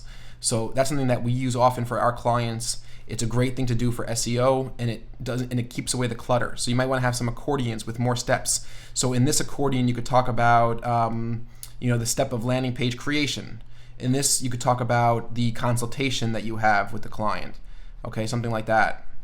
Over here, you could talk about what makes Sahi unique. What makes you unique. Over here, you could talk about the specific marketing plans that you run. Okay, and those toggles will then open up and when a person clicks on them or hovers on them and give you some more information. So that'll give a little bit of a navigational feel to the page. It'll also help increase the look. That first step we talked about is the overall first impression. It'll make a tremendous difference. And a person will then dive in there with a much clearer sense of who you are and an initial impression that you're going to be a very useful and helpful site to be on. Overall ease of use is very good. The site's easy to use. Right, it's a simple landing page. It's easy to use, but there's a lot of issues right now. Overall, in terms of the conversion process, in terms of how your visitors perceive the site. So let's just go back and understand everything from the get-go. Okay. So the first thing we spoke about, once again to review, is your overall initial impression, intuitiveness, my feeling. In my first half a second, we said production quality was poor. Without reading any content, without seeing anything, my initial gut reaction is I don't want to be here. This is not a page that I really want to be on. I don't think in that initial gut reaction, in that instantaneous moment, I don't feel that it's likely for me to find the information I really need here. Okay, so that has to do with the production quality. That has to do with the size of the page. That has to do with a lot of factors that we then spoke about. So production quality is poor. Visual design and first impressions are poor. We then spent a lot of time talking about how to restructure the page, where things should be going. So we spoke about bringing out this section across the top. We talk about step 2 is adding trust elements over here. We spoke about the problem of motion, right? We spoke about the problem of making it more difficult for your users to find useful information that you have here so nicely laid out, but they're buried. So we spoke about taking that box and making them 5 boxes, which are your 5 steps. Okay. We spoke about then taking your call to action and moving it down here. Okay. On the right hand side of your call to action, you could have some reviews, or on the left hand side, you could have reviews, or you could put reviews up here. Okay, those are the trust elements that make a gigantic impact on the conversion rates of the site. We also spoke about padding, right? Adding some breathing room, adding breathing room here, adding margin between the 2 columns. Okay, we talk about increasing the text size and increasing the header sizes and the text sizes. We spoke about making sure you have a nice separate background color. For your call to action section, which will ultimately be down there. We spoke about red. Okay, get rid of the overwhelming red. It's just distracting. This is a good red. Keep the red for this. Go to step 2, or submit now. But get rid of the red over here, and you can keep the red because it matches your logo. We spoke about the issue with the social and the search. We said that there's no real need for it. We said get rid of it. It doesn't help your visitors. Instead, use that page. Use this white space now for either more trust factors or a catchy tagline. We went deep into every line of your text and spoke about what you need to be conveying to your visitors, how your visitors perceive you, and how you should change the look and feel. We talked about respecting your visitors. We talked about the fact that your visitors are educated. We spoke about the fact that your visitors have specific needs and you need to deal with them and give them enough information for them to feel that they could really trust you. So we went through, we don't need to review it, but line by line here, and we went through line by line over here. Okay. All the text in your boxes, I like it. It's quite good. You might want to then, but just incorporate elements that we spoke about of respecting the education of your consumer, respecting the knowledge, and respecting their needs. Okay. We spoke about removing all caps. Something you want to do. In the call to actions, okay, you could leave that. It's not a big deal. But overall, try to remove all caps wherever you can. Site speed is really good. But ultimately, there's obviously, as you can see, quite a bit of improvement that needs to be done here. Now, the main thing to realize is my criticism might have been unduly harsh. It might have been offensive. I didn't mean it that way. I want you to, of course, know. Really, I think it's a good landing page. I think a lot of good work has been done.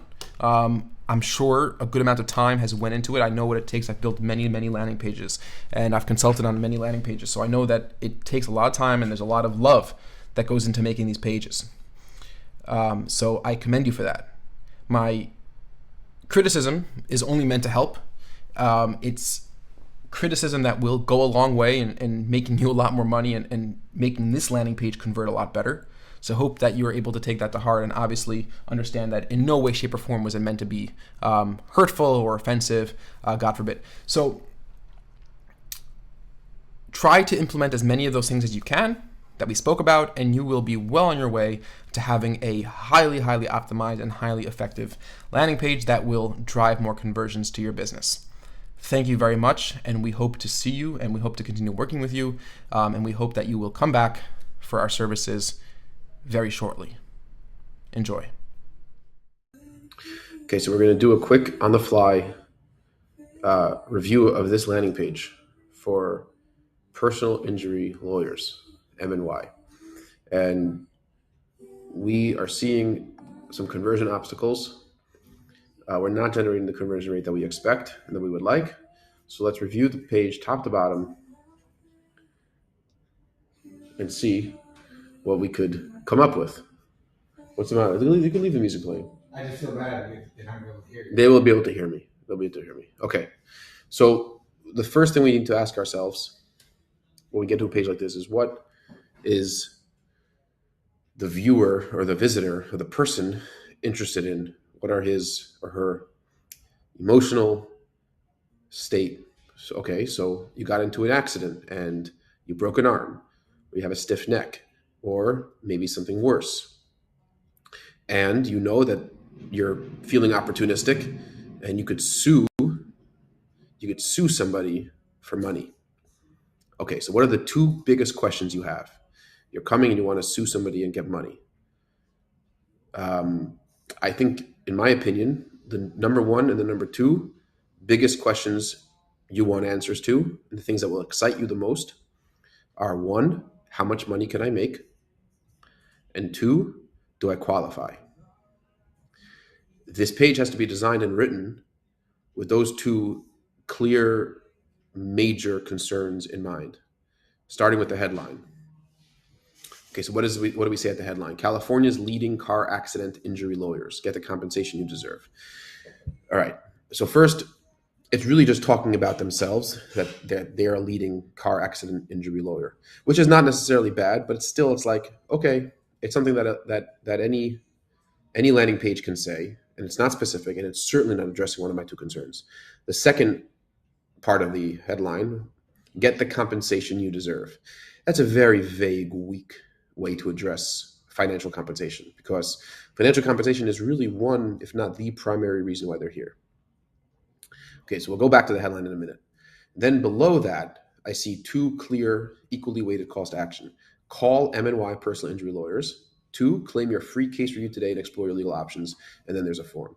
So first, these are competing calls to action. I could call. Do you want me to call? And there's no number there. I don't see a number. Should I call? Will somebody answer the phone? What's going to happen on the phone? And then I see a form submission. Am I going to be missing out on something if I submit the form and I don't call? If I call and don't submit the form, will I be missing out on something? What's the right thing to do for me to get the most amount of money? It's not clear. So that has to be made more clear. You want them to call, you want them to submit this form and get a case review. You need to pick one. Then beneath the form, it says available 24/7. But that's something that you would probably say if you're trying to generate phone calls. But that's still not the biggest issue. Explore your legal options. It's like, that's again a very vague and not exciting way to get me interested or to help me figure out if I qualify for money. Okay, now let's continue down and see what else is problematic. With more than 100 years combined experience and 300 million in car accident legal fees won for our clients, and my personal injury lawyers are proud to serve California residents affected by damaging automobile accidents. We provide cash advances to our clients so that you can get back to your life without handling the legal process. You have 24/7 access to our dedicated team. Okay, look. The first whole block of text is again just about you. It's about you. It's not about me, the person who needs money and I want to see if I qualify. So it's a mistake to keep talking about yourself. But I think there's a very interesting nugget 2 paragraphs down. And just as a general tip, oftentimes you find really the key ideas 2 or 3 paragraphs down in copy. So we provide cash advances to our clients. Oh, that's very interesting. So that to me says you can get money even before we know if you qualify. So maybe that's something that you put up in the headline. Been in an accident? M&Y issues same-day cash advances so you could put money in your pocket within 24 hours and get back to your life while we assess your case. And then the next thing is, the call to action is get an estimate of how much money your settlement can be. And the very first question is some qualifier. It's like, how long ago were you injured? Was it more than 12 months or less than 12 months? And that's one big question without any other form fields. And you get the person to start interacting on the page and moving into the funnel, because a person will be very excited to see how much they might qualify, and they'll be very excited to explore what we predict their settlement to be. That will skyrocket your conversion rate. So it's like, okay, get a cash advance, same day cash advance, if you've been in an accident. And then one huge question: were you injured within 12 months? And I'm just using the 12-month thing as an example. Maybe the question is, did you break a bone? Maybe the question is, how many injuries were sustained? Maybe the question is, how many people were involved in the accident? Maybe the question is, what was the address of the accident or the cross streets? Maybe the question is, what make and model of car were you in at the time of your accident? It doesn't even have to be an actual qualifying question that will impact your predicted estimate of the payout. It just has to be something that gets somebody clicking, and it's exciting, because now I'm like, claim your free case review and explore my legal options. I don't want to do either of those things. I don't want a free case review and to explore legal options. That's not at all about why I'm here. And then you ask me for my name and my email, my phone number, and then it's optional, tell us about your case. The whole thing is just weak and vague and irrelevant. What do you mean it's optional, tell us about your case? How boring and ineffective could you possibly be? No, you want to structure this page where it's absolutely imperative that you start telling us information about this case, because then in 4 or 5 steps down the road, as you complete this form, we're going to tell you exactly what we think your statistical chances of winning a settlement will be, how fast you will get that money, and how much money you're going to make. So just there, we have a completely restructured hero section to this page that would not resemble this at all. And okay, look, we can keep going down, but I don't think anything else matters. Recent settlements, hear from our clients, meet your attorneys. Okay, good. So this is all substantiating information, but it's meaningless. It's meaningless in the context of a bad opening. Okay, well, that's that. I think there's a lot of good stuff we could do here. Welcome, Agency Overdrive members, to a very exciting lecture where we're going to continue talking about conversion rate optimization reports. Good evening, good morning, good afternoon, whatever time it may happen to be, whenever you're watching this and wherever you are.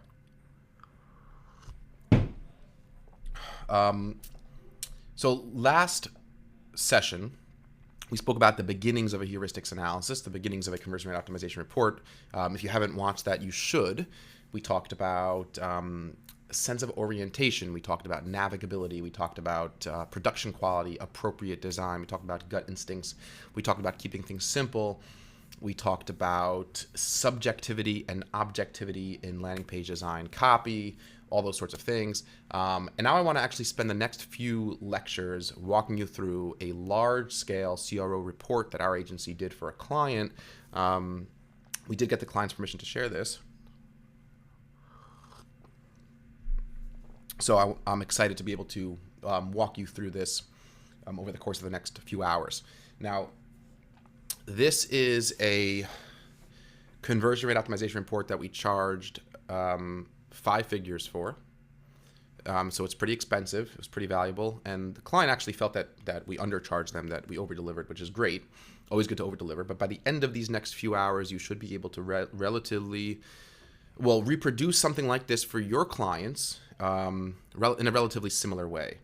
So it's really interesting. It's really fun. It's a great service. It's really valuable to clients to be able to take a look at their website, their funnel, and provide a real high-level, deep analysis. And this report covers the gamut of CRO principles. It covers a heuristics analysis. It covers user testing, usability testing, data crunching, suggestions, heat maps, all those exciting things. And we're going to walk you through everything. So to begin, this is the client's website. Research Texas. They're part of a company called Tyler Tech, a really, really big company, and they sell software catered for paralegals and attorneys that they could search case information and documentation all within one centralized dashboard and keep track of all different sorts of things. And this is their homepage. And we're going to go back and forth here as we go through the report that we actually provided for them. And there's a lot going on this website. There's a lot going on, and they came to us saying, look, listen, we know that we're getting a lot of traffic, but we're not sure if we're converting that traffic the best possible way. So a lot had to go into this. First, we had to do quite a bit of research, just understanding this entire industry, understanding this business. There's a lot to it. So let's go into the report, and we'll start from page 1. So this is the report. It's like 60 or 70 pages. There's a lot of supplemental material. And we're going to spend today just sort of going through the first few sections of the heuristics analysis. But let me talk about production quality. So when you're producing a report for a client, it's always a good idea to focus on the production quality of your actual report. So you'll see through this presentation that the slides and the presentation just is well designed. And if you're not a designer, that's okay, because there's a lot of software now that allows you to put together presentations in a really professional looking way. So for example, we use Canva. Canva, as you can see in the URL over here, is an awesome tool. Many of you have heard of it. Maybe some of you haven't. You should sign up for it immediately. It's free to sign up, and you get more templates and more freedom of design and export options when you have a premium plan, which we have.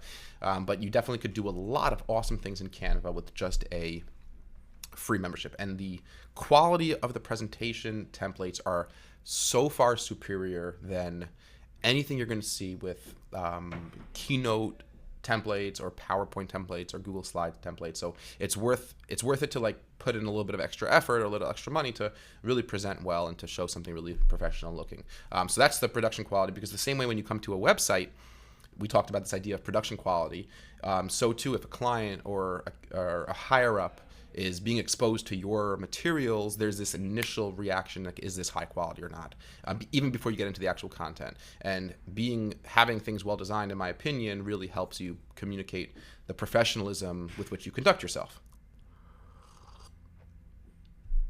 So anyway, this is what our cover slide, and as you'll see, the slides are really nice. So we begin with an overview. It's always good, and this is like a good tip for any client presentation, whether it's a phone call or a meeting, we always begin with an overview. Let the client know your plan, the roadmap of whether it's a phone call, a meeting, or a report. So these are the different elements that we have in this presentation. We actually presented this to the client over the phone, and then gave them these slides, gave them this report for them to keep. So there's the heuristics analysis, which is what we begin with, Hotjar, which has heat maps, scroll maps, funnel flows. Then we go into usability testing, user testing, page speed insights, recommended next steps, and then questions that the client might have about the report. Let's begin with the heuristic analysis element. Now, the heuristic analysis, again, is before you actually test and get data. It's an analysis done by you, not with other people, not with panelists or market research groups or focus groups or anything like that. Those are the things that you would typically use for usability testing or user tests. The heuristic analysis is your analysis of a website, whether it meets certain performance and design and usability thresholds. You're looking for big mistakes. You're looking to compare it with other websites in the industry. You're looking to see if the website, by and large, is usable, if it's pleasant, if there's any surprises, and things of that nature. So we begin with the heuristics analysis, and we tell the client an overview of what it is. And again, you could use this wording in your own presentation by all means, or rewrite it. So let's just go through it quickly.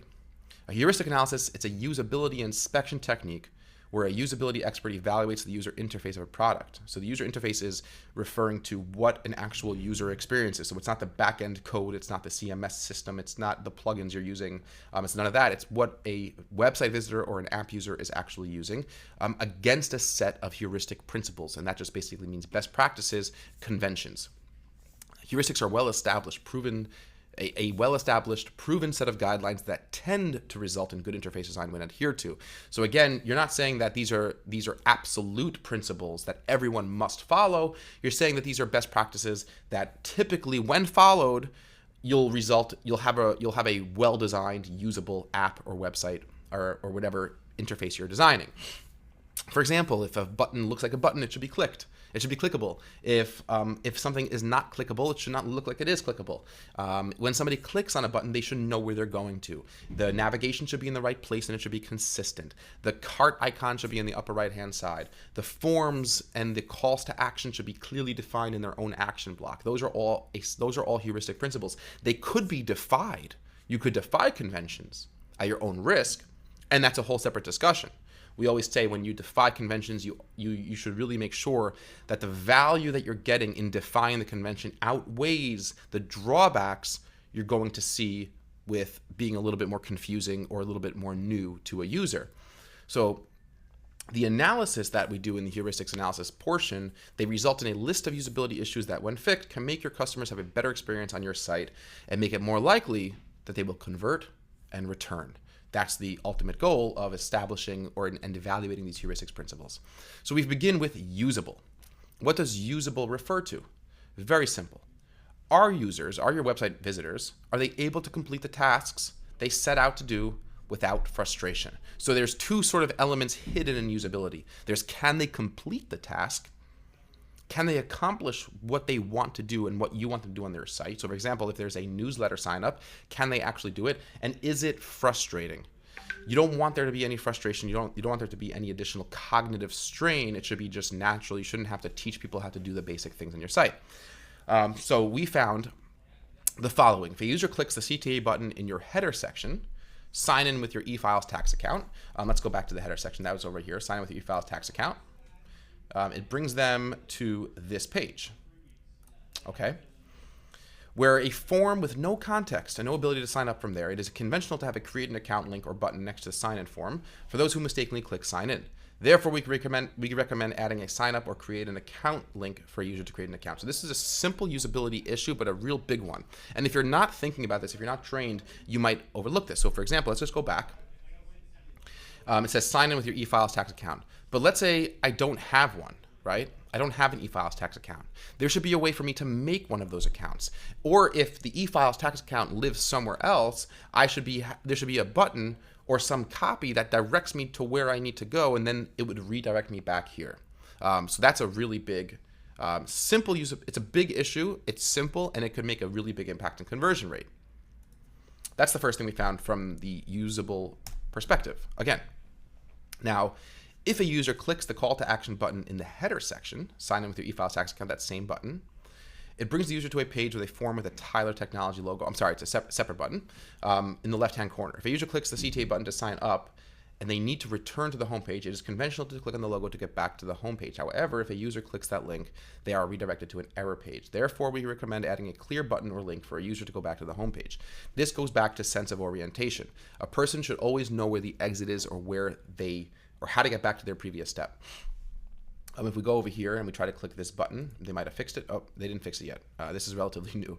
So it goes to this error page. So that's a problematic usability problem. And worse, it gives the user a sense of illegitimacy, which is a shame because this is actually a really big company. And they shouldn't have issues like this on their site. Because if that was me, and I was looking to sign up for a software as a service, and I click the logo, and I go to an error page, I am gone, and probably most of you are gone as well. So that's another simple usability problem. So you're getting a sense of like these usability issues that you find in the heuristics analysis stage of a CRO report. They're pretty mundane. They're things that you could find on your own without having to do too much testing. So that's why heuristics analysis is a really quick, great value add that you could present to clients and charge them for. Now, there is no option for a judge on the register form. We can't assume all users are first going to how to get access page for instructions. We recommend having it more streamlined by putting the register form on the how to get access page and renaming it to register in the global navigation. So judges are one of the types of accounts that the client told us that they're looking to pursue and that people will sign up for. However, when you go through the normal registration process, you're not able to select a judge segment to self-identify as the type of account you want.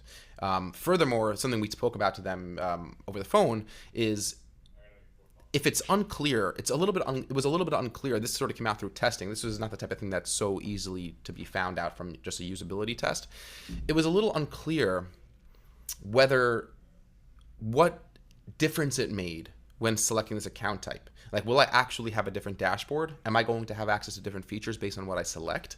So that was a cognitive frustration that we found in our usability tests, and we recommended also that there should be an explanation. If it's unclear, if there should be an explanation that this is really for our own data and your account is not really going to be that much different, whether or not you self-select as an attorney or the general public or etc. And there are some differences, and explain to the user what exactly those differences are. So that's another usability element that we found. On the bottom of the homepage, in the advanced tools section, the start your 14-day trial isn't clickable. We recommend making it a link that brings the user to the registration form. And this is another obvious one where like people can get turned off. So if you go scroll down towards the bottom of the page, it says start your 14-day trial. One might think that this is actually clickable. And typically, even though it's not underlined, it actually would be something clickable. Like it's a call to action, start your 14-day trial. It doesn't say click here. It's just sort of a hovering in midair type of call to action that has the wording of a call to action, start your 14-day trial. So I would expect I could click it. And if somebody wants to start that 14-day free trial, they should be able to click it and start the trial. So that's another really good usability element that would fit under the usable category. Going further, when a user clicks forgot password on the sign-in page, the process is not streamlined. While resetting the password for my email, I was brought to this page and I clicked the link. And then it took me to this page, and if you click install, it takes you to this page. And obviously those pages are clickable. The text is clickable. I'll get there in a second. The whole process is very confusing. And we recommend making it a more simple process. And we spoke to them about what that process was. So if you go to forgot password, you go to this page over here. Okay, this password reset request has been completed. You click the link, and then it took me to this page after you click the link, which is an error. It's an error now, but if you click install, it took you to another page. So there was a whole process of like installation, multiple pages to forget password, and then you get redirected to a link to install some Microsoft Silverlight plugin. Like it just didn't make sense. The whole thing is confusing. Like why are you taking me to a Microsoft Silverlight plugin page when I'm just trying to reset my password to get back into my account? So that was a serious usability issue. And we talked for a while on the phone about how to streamline that, how to make it much more simple, showing them examples of other forgot your password processes. And they were very receptive to that feedback. Again, all these things taken together, if a user experiences these when actually trying to think of whether or not they want to pay money to use this software, would totally turn them off.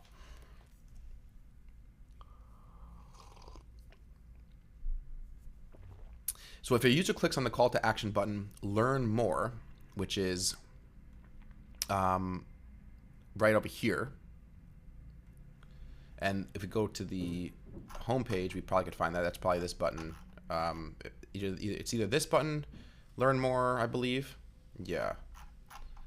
So if a user clicks that button, learn more about researching and tracking opposing counsel, the page they are brought to opens in a new tab and doesn't have the ability to go back to the previous page. We recommend giving the user the ability to go back to the page they came from. So if you saw over here, when you click on learn more about researching and tracking opposing counsel, it opens up into a new page, and then you can't go back and like it's very infrequently, and it's usually more for e-commerce websites where opening a link in a new tab is a good idea. Typically, it's not a good idea. Typically, you want to open it in the same tab, so a user could just click the back button, which you can't do now, or you have breadcrumbs saying go back to home, or I can click the logo and go back to home, or go back to the previous tab that I was on. So that was another usability issue. A simple one, but a good one. Now, those were the usability issues that we found, and then we go into this concept of findable. Can users or website visitors easily locate the things they are seeking? So the first step of usability was, can they accomplish the simple tasks that they want to accomplish without any cognitive strain? So that's when we went through the issues with the links, the issues with the form, the issues with the password reset, some of those heuristics that were problematic. And now we're at findable. Can I find the information? It's a little bit different than task oriented. This is more, can I user research, and this is where readability issues would come into play. So the FAQ page has a lot of information, and it's not categorized in any which way, making it difficult for the user to find what he or she is looking for. Two suggestions are allowing the user to choose a topic or providing the option to search. So that's already two strong suggestions for how to restructure an FAQ page. Let there be a list of topics at the top, pretty easy to implement, or there should be a search bar, which is a little bit more difficult to implement, but for a company this size, doable and would be very valuable. You want to make it as easy as possible for your website visitors to find what they are looking for. And we can look at the FAQ page over here, and it's just like really a lot of information, and it's not formatted well. It's just sort of like a big block of text, which is unpleasant to try to scan. We also spoke about that. We also spoke to them about reformatting some of the answers with bullet points, giving it more space. This website, maybe putting them in accordions where you could click on a question and have the answer drop down to make it just look more palatable and more digestible. So findability was definitely an issue with regards to the FAQ page. Can users easily locate the things they are seeking? Again, findable. The feature-specific pages provide valuable information to the users, however they are hidden on the website. And this was a huge findability issue. In addition, we see from the heat map, which we'll get to in a little bit, that only a small percentage of users are clicking on the buttons to get there, which is a problem, and that indicates that they actually are hidden and not linked to properly in the navigation. Therefore, we recommend changing the global navigation to features, pricing, and FAQ with a call to action with a CTA button being register. The next slide has a basic mock-up showing our recommendation. So let's just go first and find some of these inner pages. So if we go to how to get access, again, just some FAQs. We go to pricing, register, but there's no way to get to some of these most valuable pages. So if I click on learn about down here, now I get to a really valuable inner page.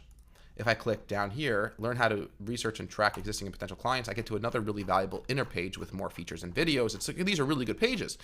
They have it's worthwhile to reformat them. And if you look at the mobile thing, like the mobile version of the page, I guess we could do it the proper way and inspect the element for a second.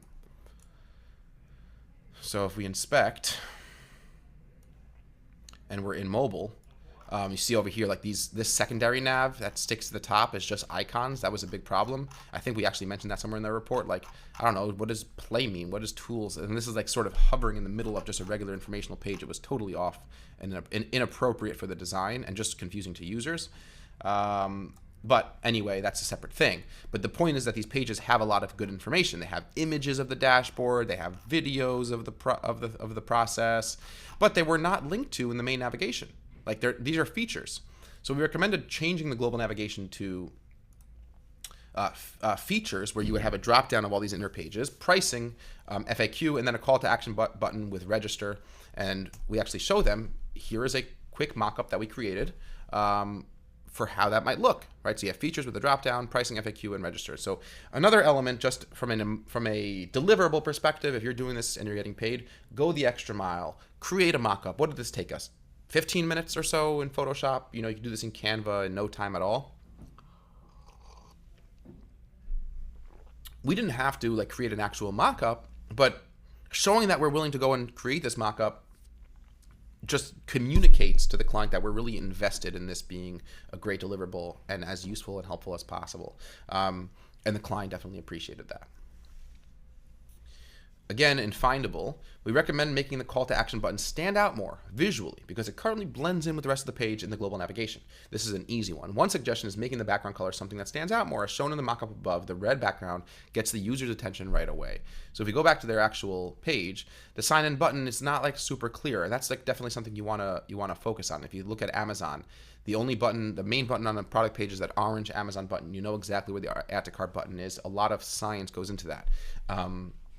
If you go to our website, we have our, right here, request a proposal stands out in the navigation. Now, honestly, this blends in a lot with this color, so there might be an argument to be made to make this red or purple or one of our other primary colors for our site, but okay. But the point is that it's a little bit different. So it's a good thing in general to have your main call to action button in the global nav, something that stands out a little bit more. That would be a great idea.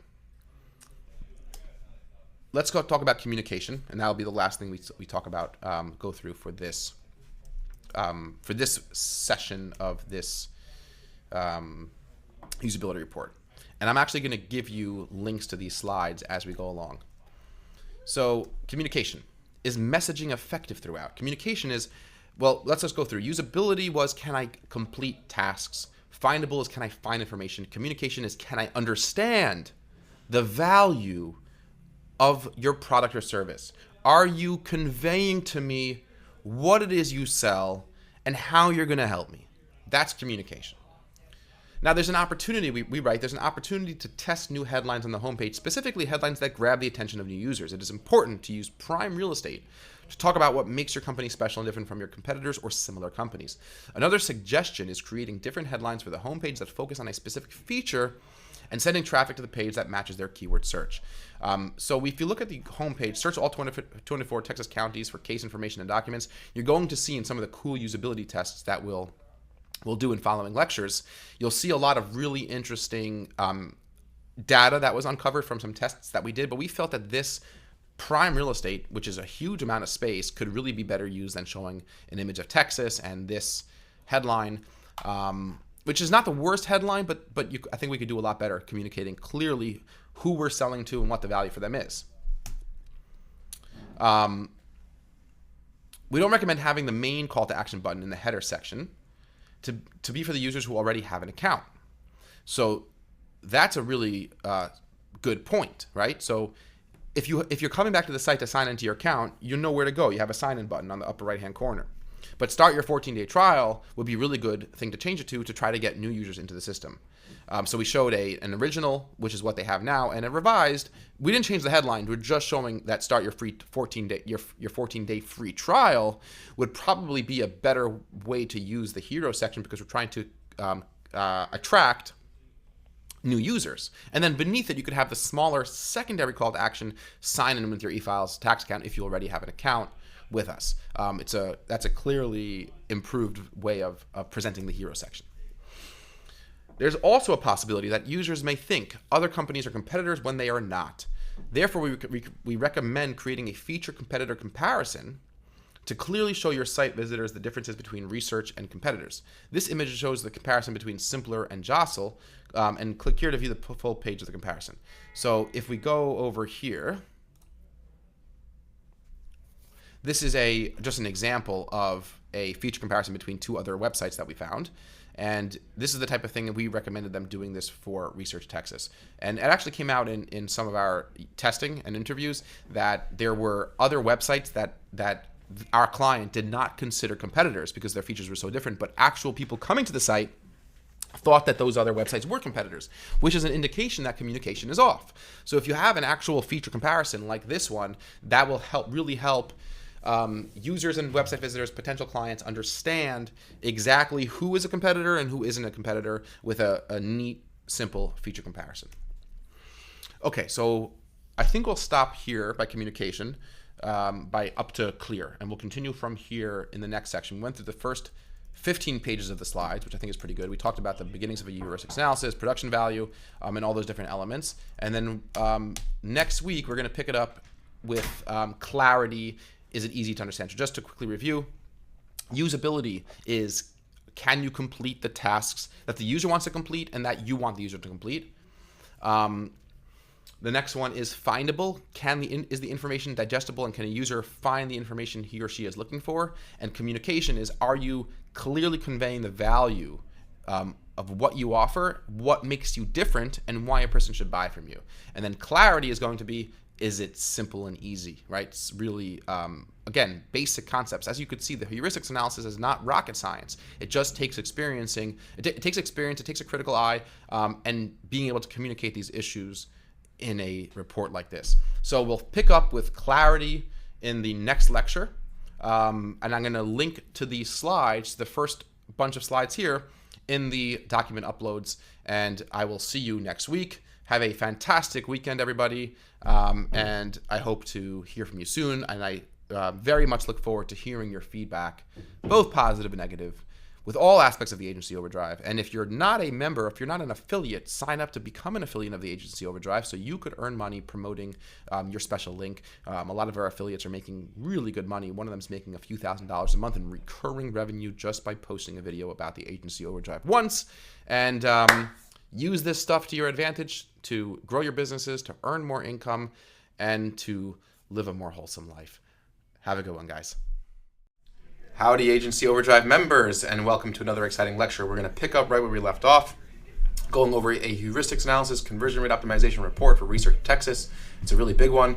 Just to catch up, last week, you have the slides. We spoke about this idea of findability, usability, and communication. And something which is findable, just a quick review while I make a quick cup of tea. Findable refers to the ability to search and find the information the user is looking for and the user is interested in having. Now, findable usually has its main issues with FAQ pages, which we found. FAQ pages are usually where the findable issues are most present, but also even in inner pages, and like we saw here, we had that new global navigation mock-up. Communication.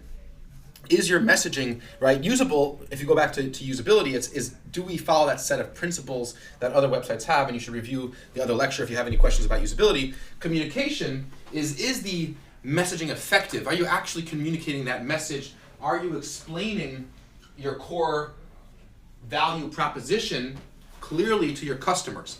That's the idea behind something which is communicative and it's clear. And that's an important thing to focus on. It's definitely an important thing to focus on. Just my teeth kettle is leaking a little bit. All right, here we go.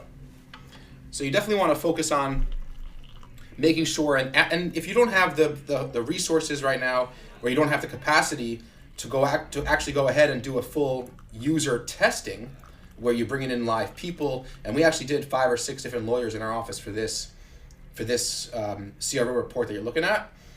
But just ask friends and family. Say, like, show them the home page, show them inner pages. Do you understand what this company does? Is what this company does clear and effective, and things like that? And is it obvious what value the company provides? So that's definitely something worth focusing on and worth a quick review. Let's continue here. And again, you're going to have the slides that we used for this client. We have their permission to share this. And again, this was a big job. This took 4 or 5 weeks to complete. There was a lot of testing, but it's a really good service to be able to provide clients. It's a good money maker, and it's actually a very valuable product to give to your clients. And it's also very valuable for you to be able to do this for your own site and your own business, because you'll definitely uncover a lot of potential opportunities for success. So let's go into clarity. And we're going to spend a few minutes here finishing up on this first section of the CRO report. So clarity is, once you've communicated the message clearly, clarity is not necessarily focused on messaging. Communication is like all specific to copy, whereas when I categorize something under clarity, it's typically a combination of copy and design. And this is where things get a little bit more complex and a little bit more thought has to go into it. So we first noticed a real issue of clarity around the pricing page, Research Texas's pricing page, which you see a screenshot of in the upper right-hand corner of this slide. We wrote that the pricing page can be designed more effectively. We noticed in Hotjar, which is the software tool that we use to collect a lot of this data, there's a large drop-off rate after people come to the pricing page. Now, of course, there's going to be a drop-off rate, but based on industry standards, we noticed that it was a higher than what we were to expect drop-off rate, especially because we're offering a free trial. One suggestion is highlighting the plan that has the most value. For example, Box's pricing page displays the best value plan with a different background color and the words most popular written on top. Now, when you're giving suggestions to clients in these reports, it's really a good idea to include examples if you can. It just makes such a huge impact, and it makes your point so much easier to understand by your client. So that's something really worthwhile to consider throughout these reports and throughout, and just in general, if you're talking to clients. I think it's a really good tip to keep in mind. So we put a screenshot of Box's price, so maybe having a different color and maybe showing which one's the most popular, which one's the most valuable. Another suggestion, and again we give another example, is indicating who the plan is best suited for. It's smart to make it as easy as possible for people to choose. By providing users with specific personas for each plan, it almost removes them having to make a decision. And we could look at Wistia's pricing page. We could include a link, Pro, Advanced, and again, it says for businesses just getting started, for businesses investing in video marketing, for businesses looking to build a lasting brand and drive growth. That's a really, really good example of self-identification in pricing. And that's just a very good concept in pricing to keep in mind as well. I remember a few years ago, I ran a test on a website that was offering hosting plans, website hosting. So it said something like the plan's names were basic, intermediate, and advanced, and then I changed the plan names to for students and single websites, for e-commerce brands, and for clients with multiple websites, right? So like the usability tests showed a much greater preference and conversion rate for the self-identification titles. And it's a general concept in usability to keep in mind. Whenever you find an opportunity to allow users to self-select who they are and understand who their products are for, it's a really, really good idea to do. And it's something we incorporate to our reports. I'll give you another example here. So if you go to Adventure Media's website, we actually are not doing this well. I just haven't had time. We haven't had time to focus on improving our own site. We have other fish to fry, so I guess it's a good problem to have. But under services, you see paid search and social. Okay, so Google Ads, Google Shopping, Facebook and Instagram, remarketing, programmatic display, Google Ads, audit, PPC tune-up. So this is our labels for these products trying to describe the service. What a much better way of doing this would be to first, I let the user self-select. So digital advertising services for e-commerce businesses, digital advertising services for lead gen companies, digital advertising services for healthcare companies, right? So that's a much, much better way of structuring your website. So take a moment and think about how you might be able to restructure your client's copy or rubrication systems on your site or even your own site in a way that allows users to self-identify and self-select. That's delicious. I don't know, I'm getting very into tea recently. I've been drinking too much coffee. Like by 9 o'clock in the morning, I've had 6 cups of coffee, and then I just have more. And I like to drink while I work. And I like to drink hot drinks during the winter, and I always end up just defaulting to coffee. But recently I've been getting really into tea, and I'm loving it. And it's a whole world of exciting opportunities for me to get nice teas and tea kettles and all kind of fun stuff. Anyway, same thing goes for landing page design. There's nothing overtly wrong with doing it this way. It's just not necessarily the best way to do it. Let's go back to where we are. Okay, so that was an example of another way for them to improve their pricing. A third suggestion is to remove the links in the bullet points. It's competing with the main CTA. Now this is a really important one for Research Texas. Users may not know what each feature includes. It could be a drop-down with a sentence explaining the feature. Webflow uses this idea with their pricing. Click here to view Webflow's pricing page. So if you hover over, let's say, a feature like projects and you click it, there's a drop-down with some copy about explaining what that feature is, explaining what white labeling is, and that's the right way to do it. Whereas Research Texas actually had hyperlinks that brought them to another external page, bringing the user off the pricing page, which is a big no-no. You don't want to have competing calls to action.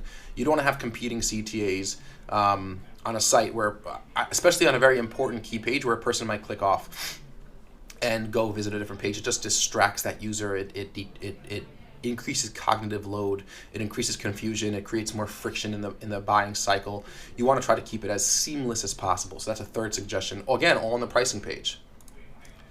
We also suggest making the 14-day trial pop out more instead of blending in and clearly stating cancel anytime. We created a basic mock-up of the pricing page that includes the 5 ideas above. The mock-up is on the next slide, and here it is. Again, this is a rough mock-up, and it's not necessarily the most, it's not necessarily a pixel perfect finished product, but already it's a huge improvement from what they already have. So if we go over to Research Texas, and we go into their pricing page over here, we'll see that, you know, they have these text links that scroll them down. It gets confusing, and there's no real clear indication that there's an actual free 14-day free trial. It's like sort of up here under the $30 a month, and if I click Get Premium, I think I'm just going to have to pay the $30 a month, so people don't necessarily do it. Anyway, this mock-up is a great improvement on what we already have, and again, showing cancel anytime is a big feature. So continuing on here, so that was 5 different ideas or so with a mock-up for pricing page, and this all goes into this idea of clarity. Are you creating friction in your design and your messaging, or are you creating a sense of smoothness and seamlessness and consistency and conventionality, which is what you want to aim for? Going along further with this idea of clarity, we recommend improving the clarity of these sections by having the answers under the questions, not the images. So if you go under case information, if I could find that page,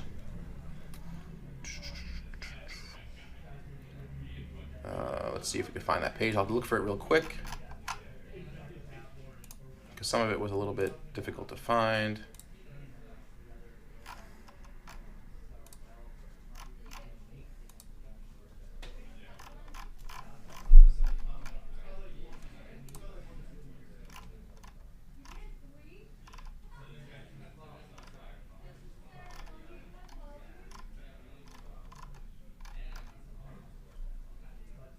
I'm not sure exactly which page that's referring to, but either way, this was a section of questions that started out with an image above the answer. So, and I think that it might be referencing some of these pages here. It might be referencing something like this. Anyway, or maybe they actually changed it. I'm not sure, but when you have the image, it's very possible that they changed it, where there was a question and then it started off with an image of the answer, whereas it would be clearer and more seamless and more consistent and more conventional to have the actual copy of the answer above the image. Now again, none of these individual ideas are like earth-shattering ideas, but when they're all taken together, when they're all combined, it actually does have a real impact. So that's something which is really worth thinking about.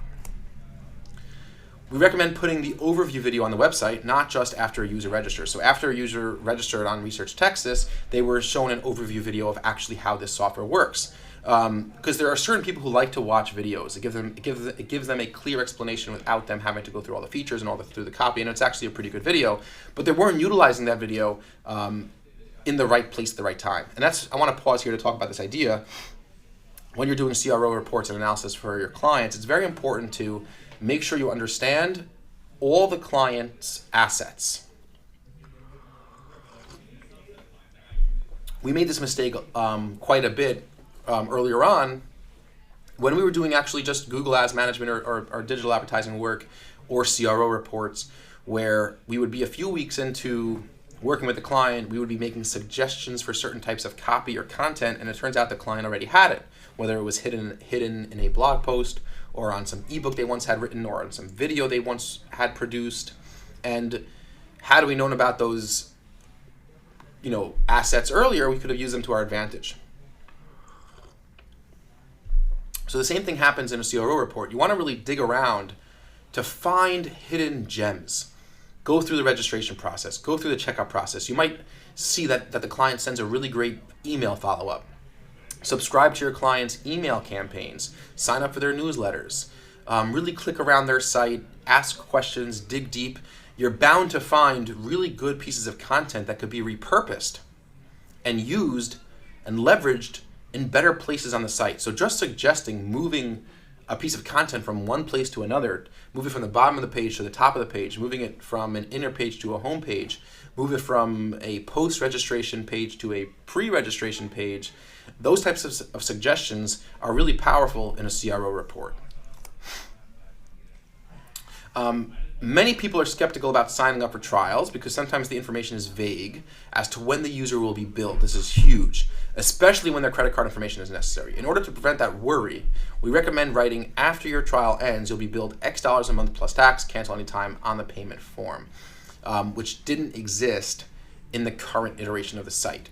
Now, this is something that actually I recently read a really cool case study about a bunch of A/B tests that Netflix did on their sign-up page, where they actually showed a timeline. If you sign up today, we're going to send you an email reminder before your credit card gets billed, and if you don't cancel within that time, your credit card will be billed on this specific date at this specific time, and you can cancel any time before that. So they went out of their way to make it very clear that there's no funny business here. Even better is if you could actually explain and let the user know how they could cancel. So if the person has to call to cancel, let them know. If a person could cancel on their own with a few clicks, that's even better. Let them know that. So those are some really powerful things when it comes to trial pages. And just furthering on this idea of the trial page, once a user gets the trial page, you don't want to do anything that's going to risk alienating them at that point, right? So if a person already went through your site and they looked at your features and they were like, okay, let's sign up for a free trial, you got to be converting 60, 70, 80% of those people that are going in for a free trial. Again, it's a free trial. It's a really, really low friction commitment. But if you're going to ask for a credit card, which is it's reasonable. There's plenty of legitimate reasons to ask for a credit card for a free trial. You got to be really clear about how this works. You're not going to get charged today. You're going to be reminded before you get charged. You could cancel on your own. This is the information that's really important to users. Users really want to know, and when they don't get that information, it creates a great deal of friction, and it might even, it definitely, in many instances, will cause the user to eventually abandon your site, and you'll never get them as that free trial. Continuing on this idea of clarity, the icons are not clear or necessary. Again, this is a mobile version of one of these inner pages here. So if we go into a page like this, and we just go into mobile version.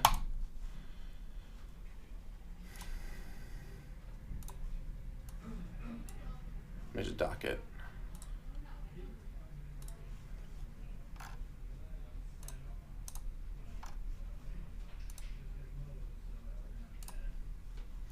So you'll see over here that they have these little icons as you scroll down the page, and they stick to the top. And we can maybe make it a little bit larger so people could see here. Whatever, iPad, okay. Fit to window. So this is what it looks like. You have these little icons, and actually on an iPhone, there's not even any letters, which is really crazy. See that?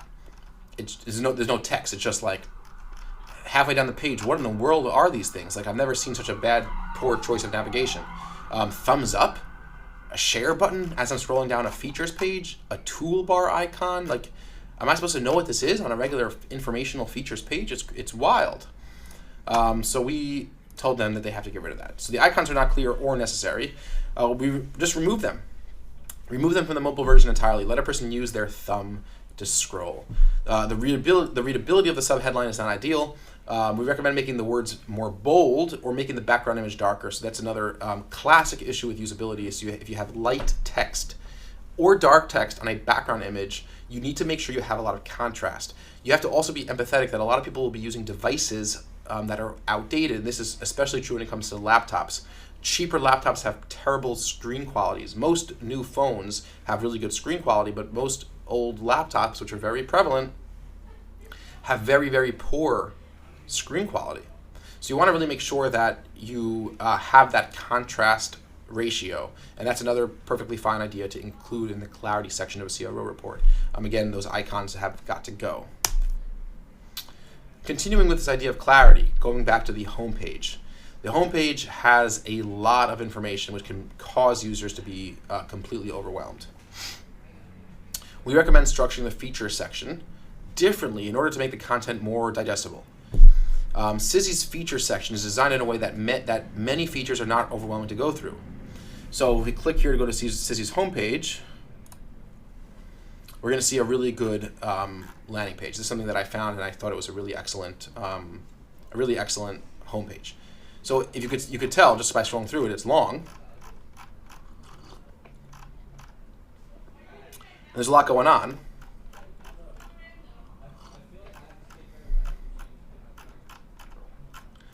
But it's very pleasant, and it's spaced out properly, and the content is very clear. It's not an overwhelming amount of copy. So it's just structured in a nice way. It's a good layout, and like it's very hard to describe that. It's very hard to describe that layout in written form. So finding a website that you're trying to suggest we model ourselves after is a really good way to start, and giving the client that example. And if you go to Research Texas's homepage,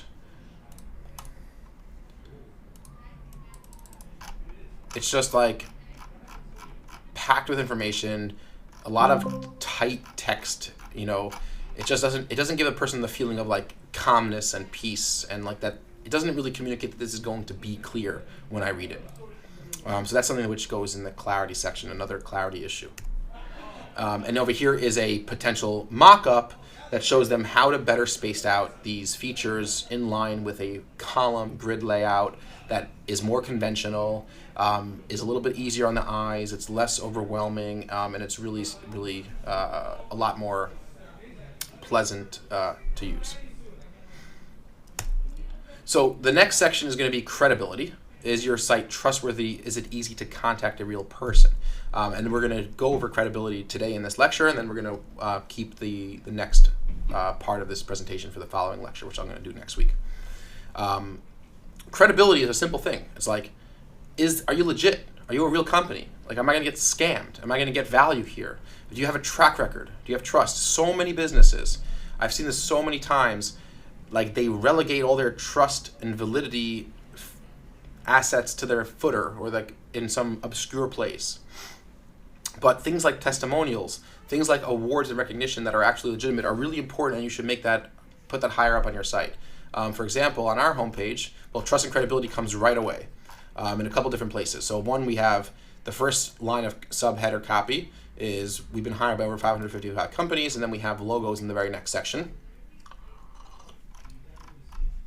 Then we have case studies, and then we have our Google Premier Partner Badge, and then we get into our services, because it's really that, and we have a big testimonial. It's that important. Trust and credibility is that important. So we recommend adding a contact us, and then, aside from trust and credibility, in terms of badges, awards, recognition, testimonials, there's also, if there's anything that really rubs a person the wrong way about a site, it could decrease credibility.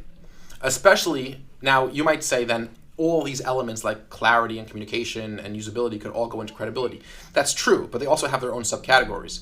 But especially if a user feels like it's difficult for them to contact you, whether you're a software company or you're a healthcare company or you're a retailer, if they feel that you're hiding your ability, if you feel like you're obscuring a user's ability to get help and support, that will directly impact how credible they view your company. And that's something you want to avoid. So we recommend adding a contact us link at the top of the page as shown in our global navigation mockup. Although the email and numbers available on the website, it is at the bottom of the page. So if we look back at Research Texas, there's no contact us page.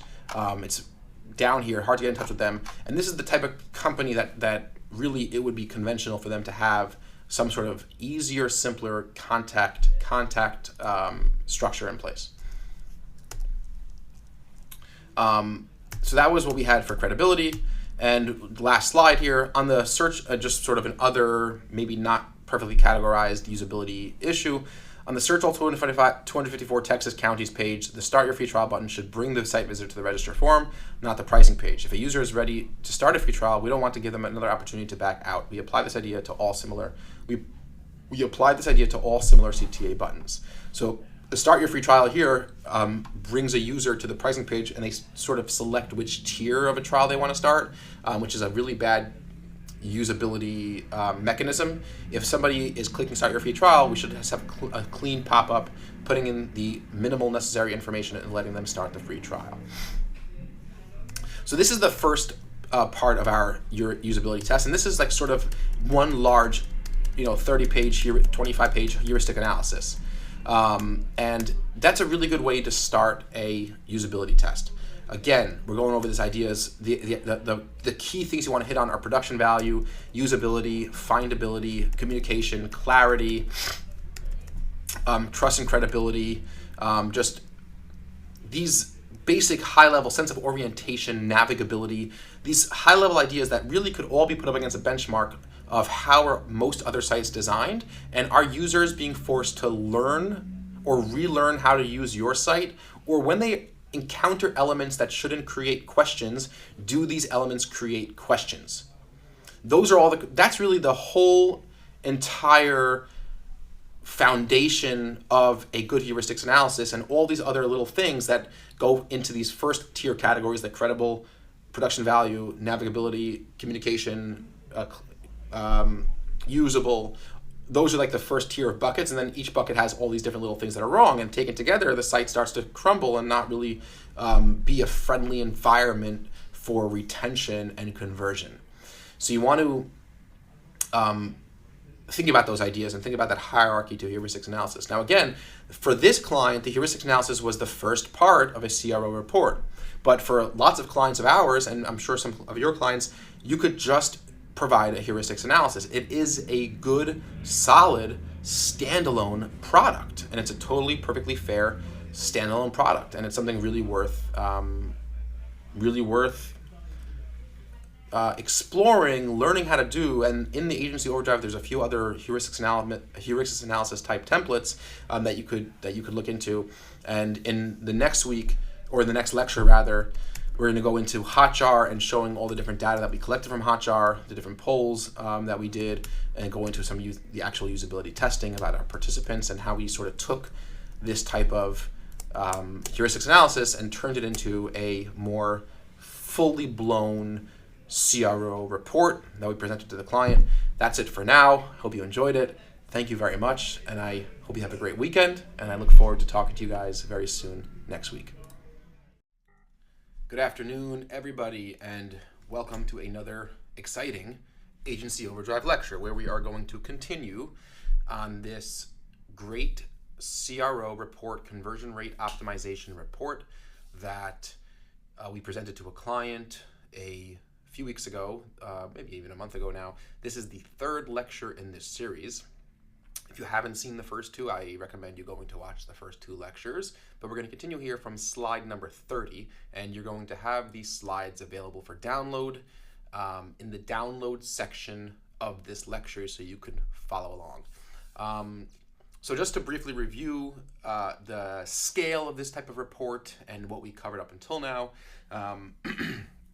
And again, remember that this was a report that we delivered to a client as a standalone service. Typically at our agency, we offer digital advertising services on a monthly ongoing retainer basis, where we charge our clients a percentage of their budget. We have more complicated ways of charging clients, but it's an ongoing monthly relationship that we have with our clients. This was a large company, a publicly traded company, that came to us and asked us specifically for a full-scale CRO report, which we presented them, and I'm going over the details of this report page by page, concept by concept with you throughout this series of lectures. So by the end of this series, you should be able to produce your own CRO report. We began with understanding the heuristics analysis section, and the heuristics analysis was again something that you could present to a client as a standalone report. We had the overview. I'm just running through this very quickly.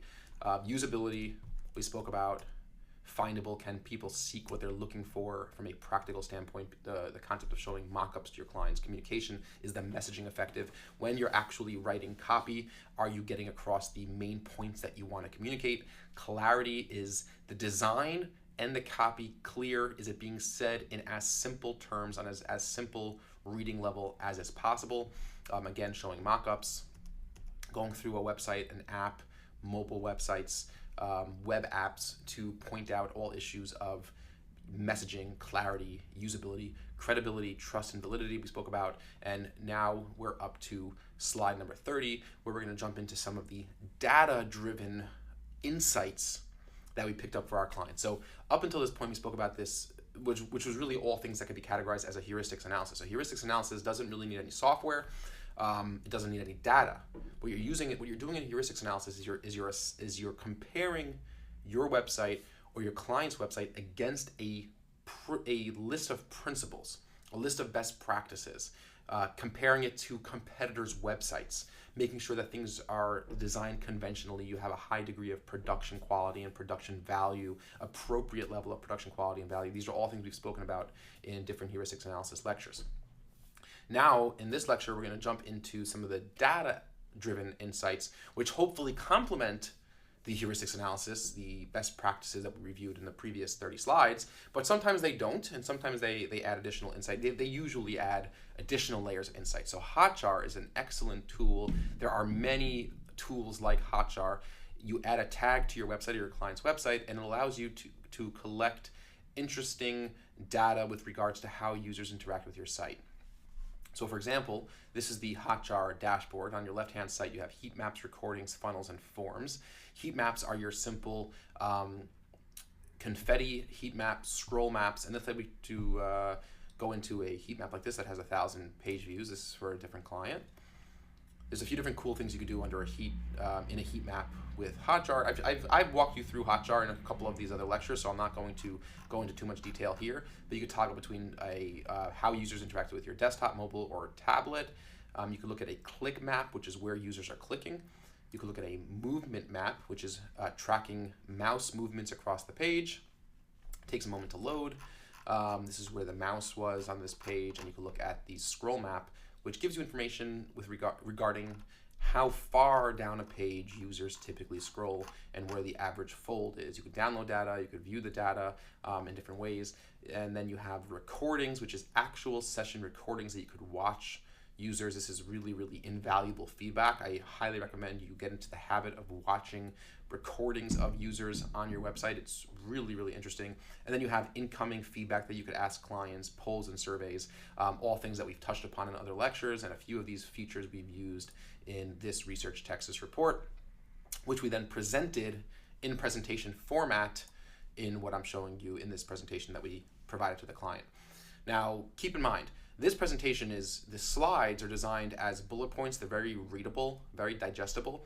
But when you deliver a full-scale CRO report to your client, you typically want to present the report to the client, to the stakeholders over the phone first, because you're not going to write out in long form all of the insights and how you would speak it out.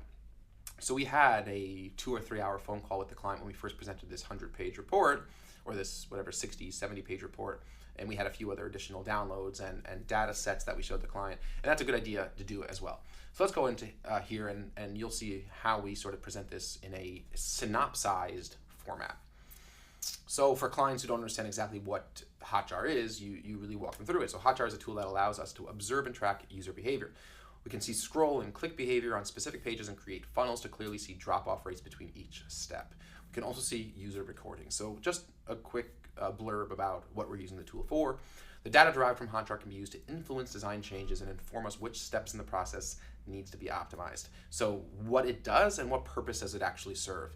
And this is a good synopsis of why we're presenting this data and why we spend time on collecting the data in the first place. So the first thing we cover is heat map, and specifically desktop click behavior and some of the insights that we found. So this image represents the click behavior of 1,831 page views. Now this might not be the correct image. This is probably an old version of the report that we actually didn't send to the client, because you're not seeing the click overview on this screenshot over here. But I'll try to find the actual screenshots and add them to the download section. So this image represents the click behavior of 1,831 page views. Again, it's always a really important thing to focus on is objectivity. We've spoken about objectivity and heuristics analysis on web design, on email copy, on headlines, but objectivity in communicating with clients too is a really big one. Be very specific. So 1,831 page views. The learn more about researching all 254 counties received 6 clicks. So that's 0.33% of the people clicked on the primary call to action. All of the other featured call to action buttons received 1 click, which is 0.05% of the total amount of clicks we surveyed in or we collected in this heat map. Based on this heat map, we recommend having the feature pages under a features tab in the global navigation to increase the chances of users seeing those pages. So this was actually something we did uncover in the heuristics analysis that we ran, but the data supports that. So if you could, those insights are really good. So sometimes when you're doing a heuristics analysis for a client and you're just matching it up with principles and best practices, there might be some pushback. But they're saying, well, okay, it's just a suggestion, but there's no supporting evidence that this would be a suggestion that would actually be worth implementing. It's just your ideas, and that's fair enough. Like, it's not a terrible counterclaim, which is why having data is the way you enhance the accuracy and richness of a CRO report to begin with. So this click map of 2,000 page views totally supported that suggestion, because their primary call to action was learn more about the core service we offer, but only 0.3% of visitors clicked that call to action. So if we had that features page, which should have been just conventionally speaking in the actual navigation, we likely would see an increase in people actually visiting the pages that give more insight and clarity into the services. So I'm not sure where this link goes to. Okay, we go to the shared heat map. I'm not sure if it's going to be active or not, but let's take a look. Okay, good. So this is actually, I don't need to find the page because this is the actual click map. So we see only, 265 clicks over here on the sign in with your eFiles account, which is the primary call to action in the hero section. But over here, we only have 6 clicks, actually 0.48% of the total number of traffic coming to see this primary call to action. Now, keep in mind, up here, 21% people clicking. This is a CTA for people who are already customers of Research Texas, which is another thing that we suggested in the heuristics analysis, that you could have a sign-in button for people who are already your clients. So 43% are clicking sign in, but for the other 50% of people coming to the website that aren't existing customers of Research Texas, there should be a primary call to action in the hero that is relevant to them, which is see more features, or pricing, or create your trial account. And there's also be a features link in the navigation. That's what we sort of recommended. And we'll come back to this. We'll come back to this click map in a moment, and we'll take a look at some of the other elements. So that was one recommendation that was supported by the data. Mobile click behavior. This image represents the click behavior of 153 page views on a mobile device. To learn more about researching all 204 counties and research and track expert witnesses, both received 1 click. 0.65% of visitors. All of the other feature CTA buttons didn't receive any clicks. As mentioned in the previous slide, we recommend having the feature pages under a features tab in the global navigation to increase the chances of users seeing those pages. So again, we're seeing the same thing with on mobile devices. It's a very good idea to get in the habit of explaining and breaking down heat map, click map, move maps, and scroll map data by device, and Hotjar makes that very easy for you to do, because oftentimes you will see different patterns of behavior based on device type, or you'll see more extreme patterns of the same behavior based on device type, which is what we're seeing here. We're seeing here that on mobile, 153 page views, even fewer people, 1 tap, clicked on the main features call to action. Again, furthering our belief in the suggestion that having a more relevant call to action for people who you're actually trying to generate revenue from, new customers, should be more prominent in the hero section, should be more prominent in the navigation. And this is the mobile heat map. Desktop scroll behavior. This image represents the scroll behavior of the 1831 site visitors that came to desktop. 75% of the visitors only saw the header section before leaving or going to another page. The 50% mark is right after search all 254 Texas counties at once. The 25% mark is the top part of the image of the product. That indicates only 25% of people came to that section of the site. Based on the heat map, we recommend testing different headlines in order to captivate users enough to scroll down the page more. So this is a similar, let's just take a look at the desktop scroll map. This is a similar insight to the same line of suggestions, the same logical progression that we saw or we presented in the preceding slides, where again, the website's doing a good job showing existing customers how to get value out of the product, but they're not doing a good enough job captivating the other 50-60% of site visitors that are coming to the site and potentially looking to sign up for the service. So 75%, this line over here, this shows 75% of visitors reach this point. But look, 50% of visitors reach this point and 25% of visitors reach this point. This is pretty bad. Typically, you'll see the 25% mark much further down the page. So this is indicating that the site's really, really not doing a good job getting people to actually use the site and explore the site, explore at least the homepage for the 50-60% of website visitors that are not existing customers already. So again, it's the same type of feedback, but being supported by more data. There's nothing wrong with showing the client that many different data points, whether it's the heuristics analysis, which is best practices in your own experience, or it's a click map or a scroll map or a movement map, or it's usability, it's actual user tests. All of these different elements just make the argument more and more compelling. I don't think there's a reason to be worried or to be concerned that I should only show one thing, or I should only show one piece of the argument, or one piece of data, one component of data that supports a specific argument. Let's move on. Again, heat map on the mobile scroll behavior. We're going to run through this same sort of idea. 153 page views, 75% of the visitors only saw the header section, and the 50 and 25% marks are right after each other. As mentioned in the previous slide, we recommend testing different headlines in order to captivate users enough to scroll down the page more. Again, making more of an effort to cater to the people who are the new potential customers, the prospects, instead of just structuring the website and homepage that caters to existing clients, existing customers. Now let's take a look at a poll that we ran. Polls in Hotjar are very, very easy to set up, and you get some legitimate good feedback. They're anonymous, so people have a high degree of honesty in their responses, and especially if you're running a CRO test, but even if you have any client, I try to get clients to add polls and surveys at least for a few weeks, like 3 to 4 weeks on their web. And again, it depends on the traffic on their website. For any new client we sign for any service, whether it's e-commerce or lead gen, you just get good insights. And I've shown in a couple other agency overdrive lectures that the insights that you could generate are very, very solid. So question, would you be interested in other pricing options? 50% of the respondents answered, I would prefer a lower price subscription tier for my smaller caseload. Based on the popularity of this response, we suggest offering the ability for a user to customize their plan. For example, based on the number they put in, the price per month would auto-populate. So this is a strong suggestion which would create quite a bit of developmental work on the client side, but it's a big suggestion, and any good CRO report should have some big game-changing suggestions and a lot of easier suggestions to implement, because not every client's going to be able to or be interested in implementing the big league suggestions. So this is a big league suggestion, like change how your pricing works. And you can't just go and make a big league suggestion without data. And data that's coming from actual website visitors is very strong data. It's people who are in your market. It's people who have come to your site with a legitimate interest in interacting with your product.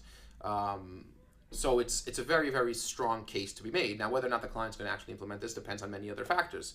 What the cost analysis is, how much time it's going to take. There's a whole story to changing pricing around, because you might want to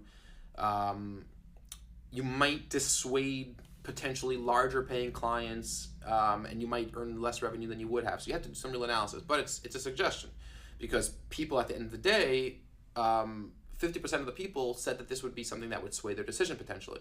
That if they had a smaller priced option for smaller caseloads, we could now broaden our appeal for this product to other clients and to other prospects. So that's one really strong piece of data we got from asking polls, and these polls pop up on the website as a browser is searching. Let's start on this concept of usability testing. So that was just a few insights. Again, the Hotjar data is typically going to center around heat maps, click maps, scrolls, surveys, and polls. And if you want to learn more about surveys and questions that we could ask, actual pop-up on exit intent, there's a separate lecture in the Agency Overdrive that specifically covers how to set that up in Hotjar. So now we're on to usability testing, which is actually working with people to, whether it's both in-house, where we brought a bunch of lawyers into our office and we recorded them, and people that we found through survey panel software online that we ask specific types of questions to. And this really covers the bulk of the remainder of the CRO report. And I would say that if you were to slice a full-scale CRO report into two pieces, it would be the first half, or into two acts, so to speak. The first act would be a heuristics analysis with Hotjar data, because those are all very low-cost things. That could be a standalone service. You're not really using additional people outside of website visitors and outside of your own manpower in-house to do the heuristics analysis. So that's like Act 1. Act 2 is now when you're going really deeper into the world of a CRO report, where you're now using online market research panels, focus groups, sending out surveys to hundreds of people who haven't been to your site yet, and bringing people in-house to record them using their site, following a set of instructions and principles. And let's spend a few minutes starting off with understanding usability testing. So again, an overview of what it is and what we're looking to accomplish. Usability testing, it's a technique used in user experience research, UX research, to evaluate a product by testing it on users. Very, very simple. Again, remember, the same way that your website has to be clear and communicative, your presentations have to be really as clear, as using as few words as possible, communicating the message very clearly. The data gathered from usability tests are very valuable because it provides direct input on how real users view and interact with the site. So again, a statement of what it is and how we hope to use it, what benefit we hope to get from it. Let's talk about some of the test details. Testing was face-to-face and moderated. All participants live in the United States. This is important because the clients really service people in the United States, and different cultures and different geographical locations have different conventionalities with web design, and it could pollute the data to an extent if we started using people who are not familiar.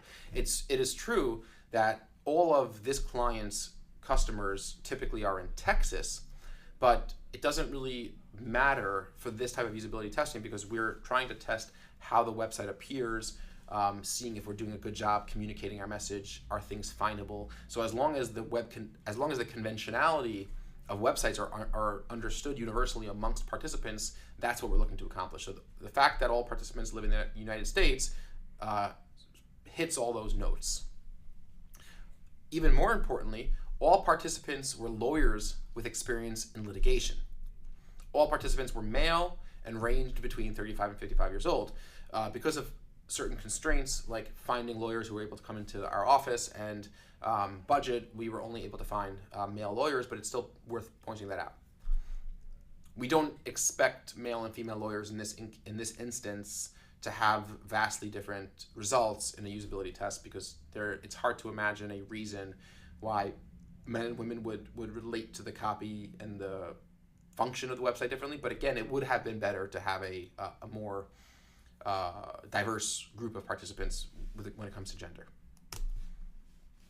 Let's talk about a few of our participants. So Adam Kaufman, he was, I don't have to go through all of this, but you basically give a brief overview of each of the lawyers and attorneys that we used in-house as part of this usability test. Participant videos. So we put links to the actual screen recordings of each of these participants. So we could view the screen recording. And this is a 19-minute long video. And if you play it, it's a 40-minute long video. and I'm just going to let you play, and hopefully you could hear a little bit of this audio. Tools that are discussed towards the bottom of the homepage. In document text searching, so it would be a kind of like an advanced find feature that would dive deep into a document to find a particular word or phrase. Case alerts, even if they're not your cases, but I suppose other cases that may be of interest. Looks like, okay, this company looks like. So I'm just going to pause at the beginning. For example, before the recording began, our UX analyst sat down with Adam Kaufman in this case and told him what was happening and gave him a list of questions. We did not tell, he was going to evaluate a few different websites. We didn't tell him at first that Research Texas was our client. The first question was just, go to the website and tell us what you think the website does. What does it sell? Like starting at the most basic level. So let me just play the very beginning for you for the first 30 seconds or so, the first minute. Like it offers search services by county in the state of Texas. It clearly indicates that it allows you to search for case information and documents probably relating to those cases. Scrolling down a little bit, it shows a graphic of what the interface probably looks like when you're searching by word, let's say. Here it appears to, based on the graphic, it seems that it's pulling up cases having to do with motor vehicle. So it finds the phrase motor vehicle, it finds vehicle on its own or motor on its own. Towards the bottom of the homepage, it talks about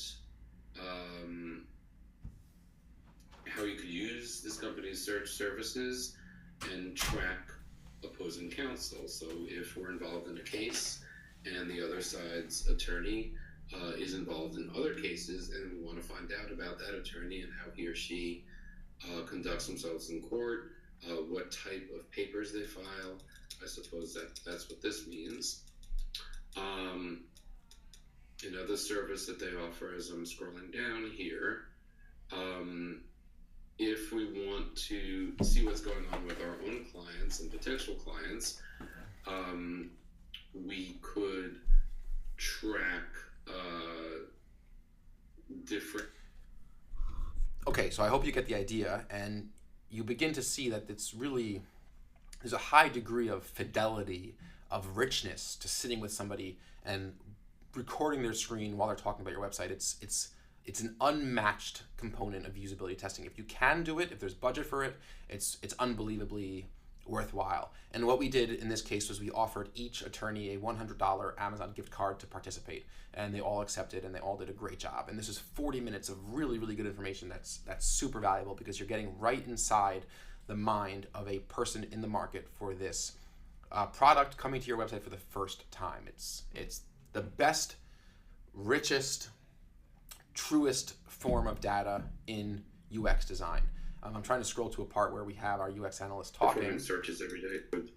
Offers of the things that as you went through this throughout the state of. So this is one part where our UX analyst is now asking a second question. So you could just take a listen on how she does it. Texas, identifying by county or throughout the state in its entirety, I suppose, and you could do so by subject matter as well. Awesome. As you went through the homepage, you were able to see the different features that they offer. What would you say would be the most beneficial feature to you? Of the things that I found most helpful. So you get the idea. And as you go through an exercise like this, an in-person usability testing, you're going to have prepared a list of questions you want to ask each person, and you want to be asking the same list of questions to each participant. And we sent these videos in their entirety to the client in advance, so they had a chance to review it before we got on the phone and presented our findings and our recommendations. Let's go back into the CRO report. Unfortunately, we weren't able to record the screen when Adam was on other tabs because we were just recording this one tab. So we have a couple links to documents of which tabs he was on while he was talking about it. So this was LexisNexis, a competitor, and we had another link to Thomson Reuters. So instead of redoing the whole 40 minutes, because we asked him a few questions, we weren't recording those tabs, but this was the page he was on. So at the right time in the video, we told the client when to take a look at open up these different links over here. Okay, so there's 2 more participants, Michael E. and Michael L. And again, screen recordings of each of their videos. I don't think it's necessary to go into those videos because you're getting the idea. And again, I don't want this. The point of this lecture is not to do a full deep dive in setting up an in-house usability test. If that's something that Agency Overdrive members are interested in, I could walk you through the questions we ask and the preparation and the screen recording software and the microphone and all of that. But it's a lot of the questions are really straightforward. None of it is rocket science. It's like, use the site, tell us what the site does. Would you become a customer? What value do you think the companies offer? Take a look at competitor websites. Those are all good places to start. So those were the participant videos. Overall findings from the participant videos. Change the copy on the homepage to clearly communicate the differences between Research Texas and Westlaw and LexisNexis. So we found that virtually all of the participants that we surveyed for our in-house tests, they could not understand the difference between LexisNexis, Westlaw, and Research Texas, which was our client. But that's interesting because our client doesn't believe Westlaw and LexisNexis are even competitors. So that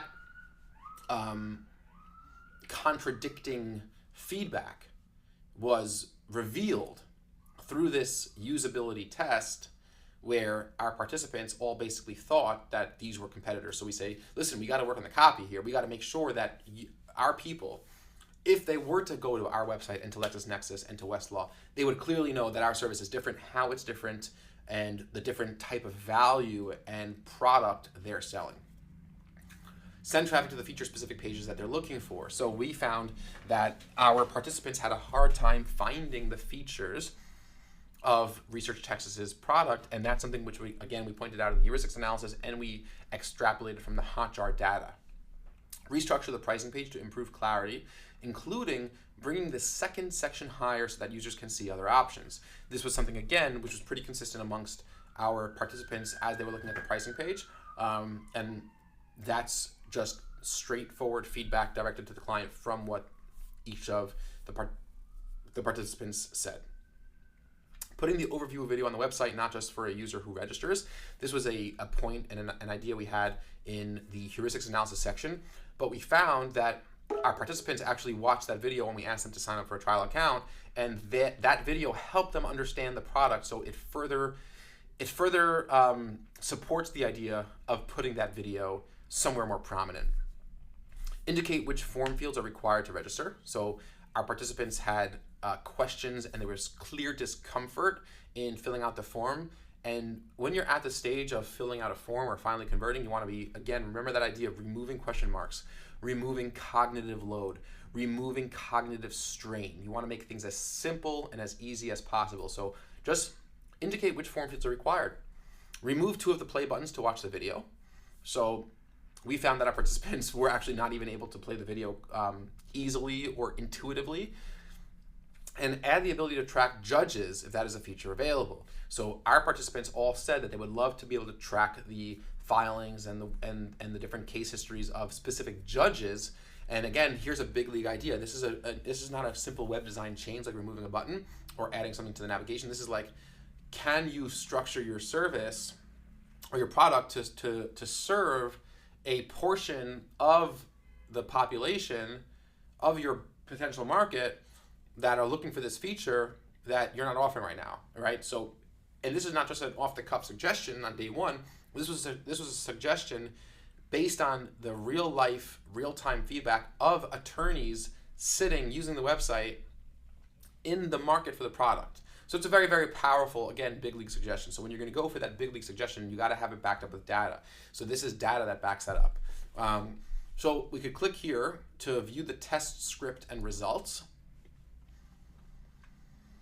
And I'll just briefly walk you through the actual test script of what we were asking each participant. So we started off each session by explaining what a usability test is and what they can expect. We also told them to think out loud and that they can't do or say anything wrong. So you want to just remove any feeling that a participant could offend you. You say, listen, you can't offend us. There's nothing you could do or say that's wrong, or just really talk from the heart, talk from the mind. Don't think, just talk. That's what you want to. That's the tone you want to set for a usability test. So let's just go through the different tasks we asked them to do. Imagine you land on this page, and we show them research checklist. What can you tell me about the company and what they offer? Very simple. Question 1 for task 1: how would you summarize this product in 1 or 2 sentences? Question 2: as you went through the homepage, you were able to see the features they offered. What would you say is the most beneficial feature to you? This is a really good question because the client wants to know, of all the different features we're offering, which ones are resonating the most in terms of value to the potential market. Question 3: is there a feature you assumed would be offered that wasn't? Again, this is the type of feedback that clients want to know, because if they could improve their services to service more of their potential market, that's going to increase their revenue. Task number 2: after going through the page, where would you navigate next? And we left this vague because we wanted to see if they would navigate to another inner page of the site, or would they go and search on Google, or would they go to another website. And then we wrote out which each participant did. Now, of course, that these are in the videos, but just to add more value to the client in the form of a deliverable, the client can now share this document with other people who don't want to necessarily sit down and watch the 40-minute video.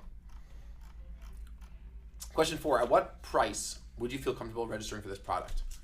Another good question that gives feedback on the pricing system. Is there anything that is preventing you from registering for this product today? Task 3: imagine you decide to sign up. Please try to register for the basic plan and go through all the steps necessary. So now we're trying to see usability principles, whether or not the site works as it should, if it's intuitive, if it's clear, etc.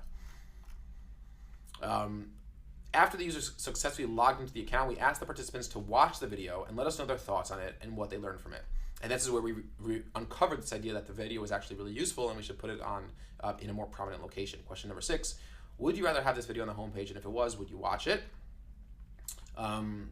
Question number 7: is there anything that was mentioned in the video that you weren't able to see on the homepage? Question 8: on a scale from 1 to 5, 1 being easy and 5 being difficult, how easy or difficult was it to complete all the steps to register? And people said it was really easy, and that's good feedback, and it also supports. It's very much aligned with our heuristic analysis that we saw that you're doing a great job getting people who are in the market to really bottom of the funnel sign up, but what you're not doing is you're not doing a good job of the people who are in the market really clearly communicating what this is offering, what value it's providing. So you have that whole chunk of people who are not fully committed to signing up, or who are not already pre-existing customers, who are sort of getting neglected. Task number 4: open the other tabs and please describe the differences between what these websites offer versus what Research Texas offers. So this is where we start saying, trying to uncover and reveal whether or not we're doing a good job differentiating ourselves from other sites that people might think are the same, or other services that people might think are the same. Question number 9: is there anything missing on the website that you would like to see? Question number 10: if you had a question, how would you go about finding an answer? And again, these are when they were looking at these other sites. Do you have additional feedback about your experience on the site? And this is a pretty thorough script for a usability test for any one individual participant. And as you could see, the videos were lengthy. They were between 30 and 45 minutes long, each one. This was really excellent feedback. So those are the overall findings. Again, you want to really, in your report, break things down by bullet points, and then when you're on the phone with the client, you give more clarity and you give them more context.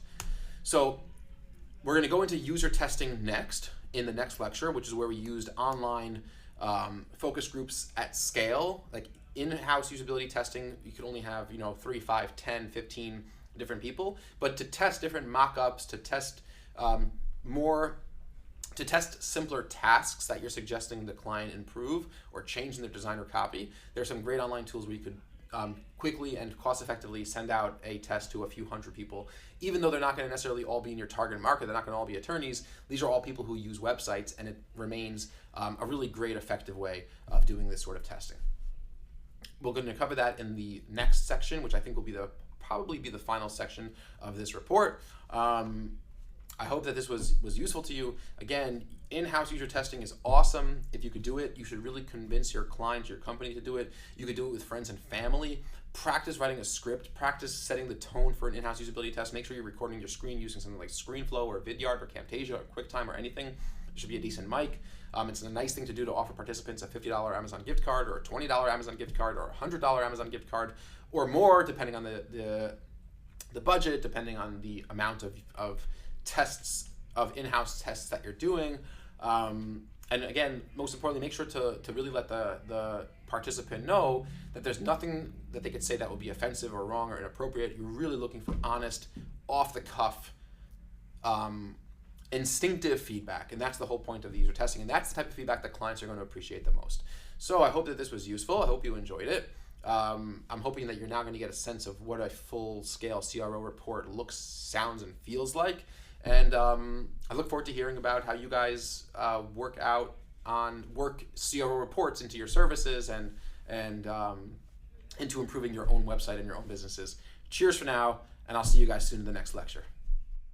Howdy, Agency Overdrive members, and welcome to another exciting lecture. We're going to continue with our huge conversion rate optimization report that we presented to a client. We're walking through this step by step. This is the fourth video in this lecture.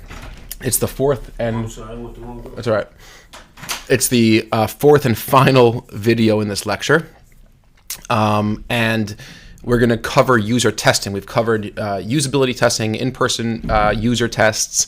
We've covered heuristics analysis. We've covered all the different elements of collecting data in conjunction. So I certainly encourage you to go back and watch those original 3 lectures if you want. But otherwise, we're going to jump in here to this last part of the last main section of the CRO report, and then we'll have some closing final thoughts, etc. So user testing sort of sits in between a heuristics analysis and in-person usability tests. And the reason why it sits in between is because it's less expensive to do. You don't actually need to bring people into your office, so you could do it at a larger scale for a lower cost. Those are the advantages. The disadvantages of user testing is that you're typically not able to get a large volume of people who are in your target market. Another disadvantage is your people typically in your survey research groups and your focus groups are getting paid very little to respond to your tests. So you have a little bit less control, but there are ways to get around that. There are different platforms and websites. So for example, usertesting.com is more expensive, and you could more fully customize the experience where you actually get a person's screen recording, voice recording as they go through and answer your questions. It doesn't have the same fidelity, the same realism as doing it in person, where you could really control the experience. You could really pick up on body language, etc. This section of the report is really looking to ask a few targeted questions based on principles of design, not a full-fledged analysis of a page. And you're looking for scale. You're looking for volume, because the truth of the numbers lies in the volume when you're doing user testing. So you don't want to be asking 10 people. To us, the minimum should be 50 people for each variant, and I'll show you what we did here. But I like to do 100 to 200 people in each response group and for answering each question on each variant. That's a comfort level for me that I think gives a client a real good sense of where improvements should be made on the website. So let's follow along here step by step. So user testing, again, it's always worthwhile to take an extra step to explain what it is you're doing and why you're doing it. So it's a technique used in user experience research to evaluate a product, in this case a landing page, through research and testing. The data gathered from user testing are very valuable because it provides information about your product from real people. So again, this idea of erring on the side of over-communicating, you might as well have a slide that explains to a client or to a stakeholder or to a higher up or to a teammate what the purpose of what you're doing is and how it works. And again, you'll have these slides to follow along with. So the goal of this user testing is, through a series of tests, we aim to uncover conversion obstacles related to clarity of homepage copy, suggesting an improved homepage information architecture and messaging. So you have to sort of be strategic where you're going to focus your efforts for user testing. You could do the whole site, you could do all different types of sections, but the heuristics analysis, the data you collect from Hotjar or whatever tracking tool you have in your site, or Google Analytics or other analytics softwares, the in-person user tests, they should give you a pretty good sense of where the main conversion obstacles might lie. There's a finite number of resources. This is something to remember. Now, there's a million things worth testing. It's worth testing everything in an ideal world, but we don't live in an ideal world. We live in a world in which we have to make compromises. We have to figure out the most efficient and effective use of the available resources. And in the case, as is the case with most of these projects, there's serious time constraints. Clients want projects done, and there's serious financial constraints. Clients don't want to pay for an unlimited battery of tests. So in our case with Research Texas, Tyler Technologies, we felt that the greatest conversion improvements would be made by fixing issues and improving issues on their homepage. That's where the vast majority of traffic enters the site. So the overview and demographics. So we use a software called Usability Hub. There are other videos in the Agency Overdrive that walk through Usability Hub in detail. And that's the software that we use when we do user testing. It's very good, it's very clean, it's very easy, it's very quick. So the audience that we use, 50 U.S. residents in each survey panel, which means a total of 100 different people. They were all U.S. residents. We felt that was important because this is a software and a website designed for the U.S. market. If you're testing something in an international market, you could choose people from a certain country. You could even choose people from certain zip codes or states if that's important. It typically is not important in most cases. 30-year-old minimum age. We felt that was important because the type of software we're testing is something used by people at least 30 and up. If you're selling a game or you're selling something targeted to children or to a younger demographic, then you could switch that around. Or if you're targeting CDPAP machines that are typically used by people in 65, 70 and up, then that's a demographic you would play around with in the survey panel as well. Each respondent has at least a college degree. That's something which you could select in Usability Hub. Advanced technical proficiency. Proficiency self-reported, meaning they're very technically savvy. We're not dealing with people who don't know what a button on a web page is or where the navigation should be. Spends at least 4 hours a day online, again, self-reported. These are all things that you could easily select in Usability Hub when you use a panel. And a 50-50 split between males and females in each survey group.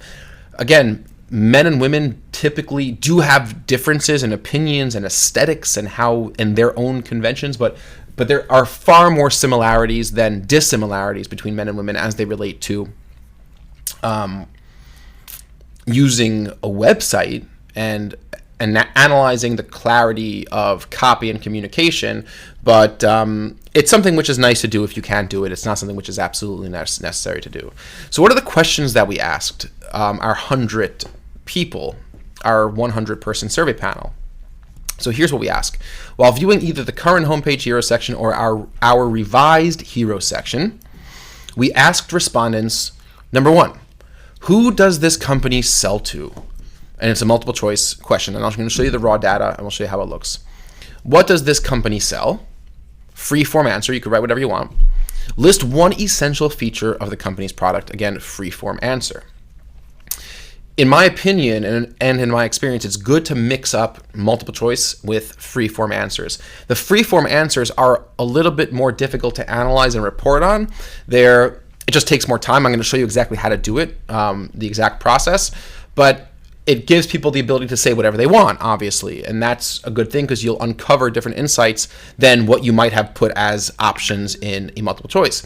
Multiple choice also has advantages because if you have a very good sense that people are making a specific misunderstanding or there's a specific misinformation being conveyed on your homepage, which was the case over here. For the Research Texas homepage, we felt, and also based on the prior data we collected, that people, when they first read that headline, they weren't really sure if we were selling to paralegals and attorneys. And that's what I wanted to uncover or verify in this user testing section of the CRO report. And then a multiple choice question is perfect for that because if people are selecting the right answer, then great. If people are selecting the wrong multiple choice answer, then you know you have a serious problem. Because in a free-form answer, it might be a little bit harder. They have to come up with the answer themselves, which would still be a goal. You want people to be able to answer that question on their own. Who does this company sell to by reading the headline? In our case, I felt the issue was severe enough that we would have that data uncovered by a multiple choice, which would drive home our point more effectively. Analysis method. Our team collected and organized all 150 responses to each of the questions, 300 individual responses in total. Remember, 100 people were each asked 3 separate questions. That gives us 300 points of data to work with. We then rubricated each response into one of 3 buckets: exactly right, somewhat accurate, and dead wrong. And I'll show you what the raw data looks like in a moment. So this is the current hero section. The screenshot was shown to the panel for 5 to 7 seconds, and then we remove that screenshot. So we give people a chance to read the headline. Search all 254 Texas counties for case information and documents. Sign in with your e-file taxes account, or see what Research Texas can do for you. And there's that background graphic. This is the current hero section. That's typically above the fold. So question 1, who is this company trying to sell to?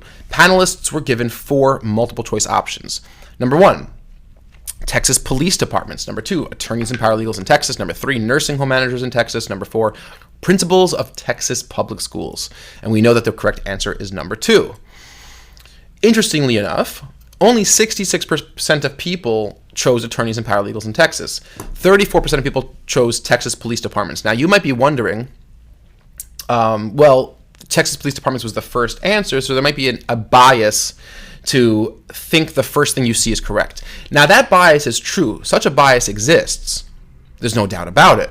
But the bias doesn't exist if that answer seems completely wrong. So, for example, if the hero section said, this is a product being sold to paralegals and attorneys, then we would not have 34% of people answering the first question, bias or no bias. That's not how it would work. So the fact that 34, almost 35% of people answered the wrong answer, the completely wrong answer, we don't sell to Texas police departments, period, is a big concern, and it absolutely verified our point, and it made a big impact to the client. But let's just take a look at the raw data first. I want to show you how this is actually done. Over here you have the original raw data that we exported into an Excel file, into a CSV file from Usability Hub. So then there's a lot of other fields like male, female. You get all the raw data, but then I clean it up. We clean it up. We get rid of all the non-essential data, just what we need. So the questions and the answers. If you are trying to break down responses by male, female, college, not college, location, you can do that all through an export. But for our purposes, we wanted to keep things simple. So question number 1 over here in column A, who is the company trying to sell to? And we had all their answers, right? All the answers down here because it was multiple choice. What does the company sell? Now, remember, this was free form. So all the responses are free form. They could all be different. And over here, we categorize dead wrong. So if somebody just wrote documents, that's to me dead wrong. Documents and information in all Texas counties. Okay, somewhat accurate. It's not really accurate, but we'll give you the benefit of the doubt because you sort of had something going there. Access to case info and documents, to me, that's exactly right. Even if they're not outright saying it's for attorneys or paralegals, still we could assume from the language used in the response that it's exactly right. Access to records, somewhat accurate. Legal documents, question mark, dead wrong. Like we're not selling legal documents. Case notes, somewhat accurate. Case information, somewhat accurate. Access to core public documents in all Texas counties, exactly right. E-files, no, we don't sell e-files. Search information, no. Case documentation, metadata. Now, that's an interesting way to say it, but to me, that's right enough to be exactly right. So you have to use your best judgment. You try to be conscious of your own bias, right? When you're an agency or you're a freelancer and you're doing a CRO report, you want to show that the website needs improvements. You want to show that it's bad. That is a bias that exists. So be very honest with yourself that you're giving the proper rubrications. And if you feel that you're too invested, that you're too biased, give it to a teammate, give it to a friend. Tell the friend this is what the company sells, and categorize these answers as dead wrong, somewhat accurate, exactly right, or whatever it may be. That's a good way to overcome your own bias, and it's actually a really nice thing to tell a client that you did. It shows the client that you're sophisticated enough and honest enough to be aware of your own bias. Once we have this data clean, it's very easy to make charts. So in Excel and Google Docs, you could just create a chart from the data, and you could change how the chart looks. We could change the design. You could change it from a 3D pie chart to a bar chart. I lay things out based on what I think will look nice, and you could make it 3D. You could change the layout. You could change the colors. We don't need to go through all of how that works. You can make a donut hole in the middle. There's a whole bunch of fun things you could do. But anyway, you take that chart, copy and paste it directly into your report over here or your presentation. Here's a nice quick tip. If you're creating a Google slide presentation, you could link the chart, you could link the data, and whenever you update or modify the data, if you change the colors in the chart, if you change the font size, if you change the data itself, it'll automatically update in your Google slide in chart form. It's a beautiful, beautiful feature of Google Slides. So again, 66% of people answer the wrong thing. This is a problem. Question number 2, what does this company sell? 26% were dead wrong. Only 50% were somewhat accurate, and only 24% were exactly right. And this, again, is an indication that something is really off here. Not only is 24% a trifling number, and it's a worrisome number for the people getting it right, it's the smallest value out of the 3. So if we go back to our raw data, that was question number 2, like I showed you. And then you go into your charts, and you plot a chart with those 2 columns, and I calculate the percentages by hand. The number of responses divided by the total number of respondents. So you had 25 divided by 50. That's 50%. And let's go back into the report. Okay. Now, question number 3: list one essential feature of the company's product.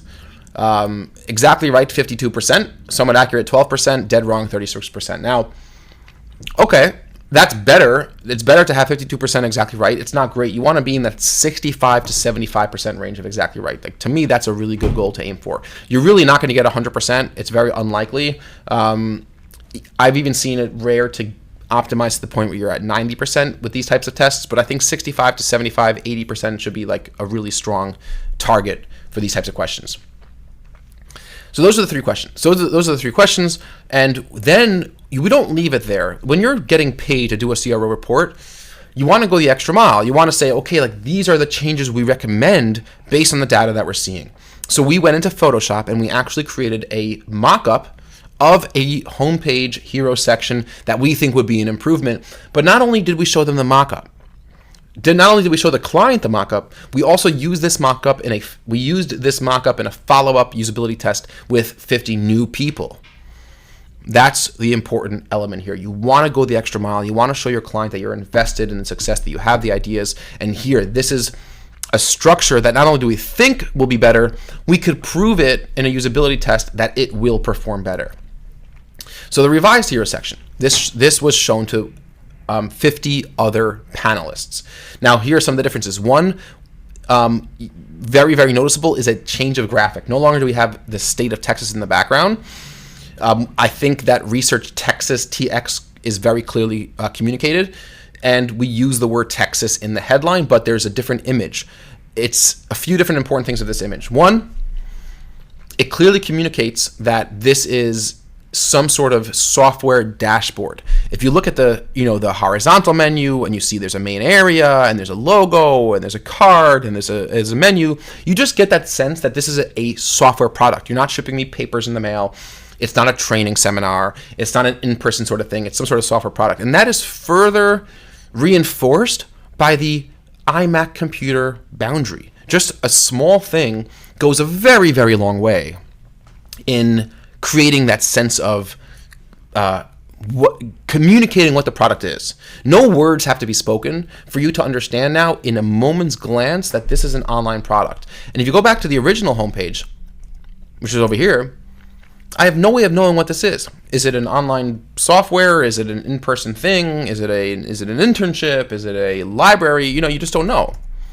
But over here, Immediately, I get a sense of what this product is. It's an internet-based software membership. Now, what is that? Now, the headline, finally.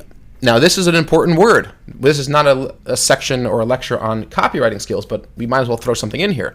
Finally is a great word to use because it communicates news, and news is appealing. It communicates that we've introduced a new way of doing something, or a new improvement on an old way of doing something, or a new product or something new, and people like news. A great tip is write your headlines like you see newspaper article headlines being written by the best editors. Look at the Wall Street Journal, look at the New York Times. See how they write their headlines. It's a real talent. A lot of thought goes into it. It's an entire profession unto itself. So finally, attorneys and paralegals, very important. Let's read the whole thing. Finally, attorneys and paralegals can search case information from all 254 Texas counties at once. This is a really good headline because it does three things. It communicates this idea of news. Right after that, attorneys and paralegals, we outright identify who this is for. So important. Thirdly, the primary value proposition. You can search case information from all 254 Texas counties at once. We now communicate this is for Texas. We now communicate the main value proposition that you could search all 254 Texas counties. We communicate this is a breakthrough, this is innovative, and we call out by name who this product is for. I'm not saying this headline can't be better. I'm not saying that this is the best version of it. I'm saying it's a good headline and it's a great improvement from the previous headline. And then we have some bullet points. Bullet points are great in the hero section because people don't read web copy. They scan web copy. Remember that rule. People don't read web copy. They scan web copy. Search and track opposing counsel. Track existing and potential clients. Track expert witnesses. Track cases and get case alerts. A big red button. Start your 14-day free trial, right? A whole bunch of improvements from the original version of the existing homepage hero section. Let's see what the results were. Well, again, I sort of went through all 5 of these, but let's just go real quick. And you want to communicate this to the client in the presentation. Moving the image to the hero section gives the impression that we're offering a software relevant to the legal market. A more apparent call to action button referencing a trial gives the impression that we're selling a software. Headline clearly identifies our target market, increasing relevance and clarity. Finally communicates a new solution to an important problem, increasing headline readership. Bullets effectively and clearly communicate key features and benefits. Concise, to the point. Question 1, who is this company trying to sell to? Remember, keep the questions the exact same. Keep the demographics the exact same. Otherwise, you pollute the veracity of the results. Panelists were given 4 multiple choice questions. Again, the same format, same order. Texas police departments, attorneys and paralegals in Texas, nursing home managers in Texas, principals of Texas public schools, and look what we have. 98%, almost all of our respondents, except for one silly respondent who probably didn't take the time to read, got the answer right, attorneys and paralegals in Texas. And only one person wrote Texas police departments. So we see that this is a much more effective headline in communicating who this is for. Question number 2, what does this company sell? Exactly right, 54%. Dead wrong, 20%. Somewhat accurate, 26%. We're going to show a slide comparing each question to the previous one and showing the percent increase of the results. If you might not remember, or the client might not remember, and we don't want to have to flip back slides every time we bring up a new slide. Question number 3. List one essential feature of the company's product. 72% got it exactly right, 20% were somewhat accurate, and only 8% now were dead wrong. Because once we were identifying the market, it's for the legal market, the headline that you're able to now search all 254 counties in the state of Texas getting case information is much clearer, it's much more understandable. Here's the comparative analysis, question 1. On the original homepage, 66% got it exactly right. On the revised homepage, 98% got it exactly right, which was a percent increase of 48.5%. On the original homepage, 34% got it wrong. Only 2% got it wrong, a 94% increase in incorrect responses. And again, we have the images of the charts down here again for reference, for just a visual reference. Comparative analysis of question 2. Exactly right, 24% originally. On the revised homepage, 54%, a 55% increase in exactly right responses, a 48% decrease in somewhat accurate responses, and a 23% decrease in wrong responses. So a very significant improvement. Lastly, comparative analysis for question 3, a 27.8% increase in between the original homepage and the revised homepage, a 66% increase in somewhat accurate, and a 75% decrease in wrong responses. Very, very powerful results. Now, just imagine you're the client being shown these results. It's huge. It's absolutely fantastic. It's like all you need to do is change some of your hero section and look at what you could do. Like, look how much clearer you're communicating your message. Look at how much more understandable your website is. Don't you think people will stick around for longer? Don't you think people will be like, oh, this is a website that has the information that I'm looking for? Don't you think with the current version of the homepage, you're certainly turning away a portion of your potential customers? It's very compelling. This is very compelling evidence. And when it's done right, it's received very well by the client. Key insights from free-form response analysis. So not only do we have the rubrication of exactly right, somewhat accurate, and wrong, you can go an extra step and actually look at what people said and report on that. Are we seeing trends? Are we seeing anything specific that we didn't expect? You go back into this raw data. Here's the revised raw data. And you could say, like, are we seeing something new in these responses? Are we seeing trends and patterns? Do we see anything that stands out that's worth talking about? And that's the purpose of this slide over here. Features. Dramatic improvement in understanding of key features in revised design response group. Many respondents singling out features like the ability to track opposing counsel. We saw much more people talking about the ability to track opposing counsel. Why? Because that was a bullet point that we added. In the industry, pronounced increase in respondents using terms related to the legal industry in responses to question 1 and 2. We were much clearer that this is for the legal industry product, clearly identifying the market, and 2 to 3 feature bullets effectively communicates what we actually sell, increasing time on site, and subsequently increasing likelihood of a conversion. So these are some key insights from the free-form response. So that's the usability test. It's really not that hard to do. You could use Usability Hub, learn how to use it. There's other lectures that I have that teach you how to use it. But let me show you a couple other additional things that we added in the conversion optimization report. Page speed is very important.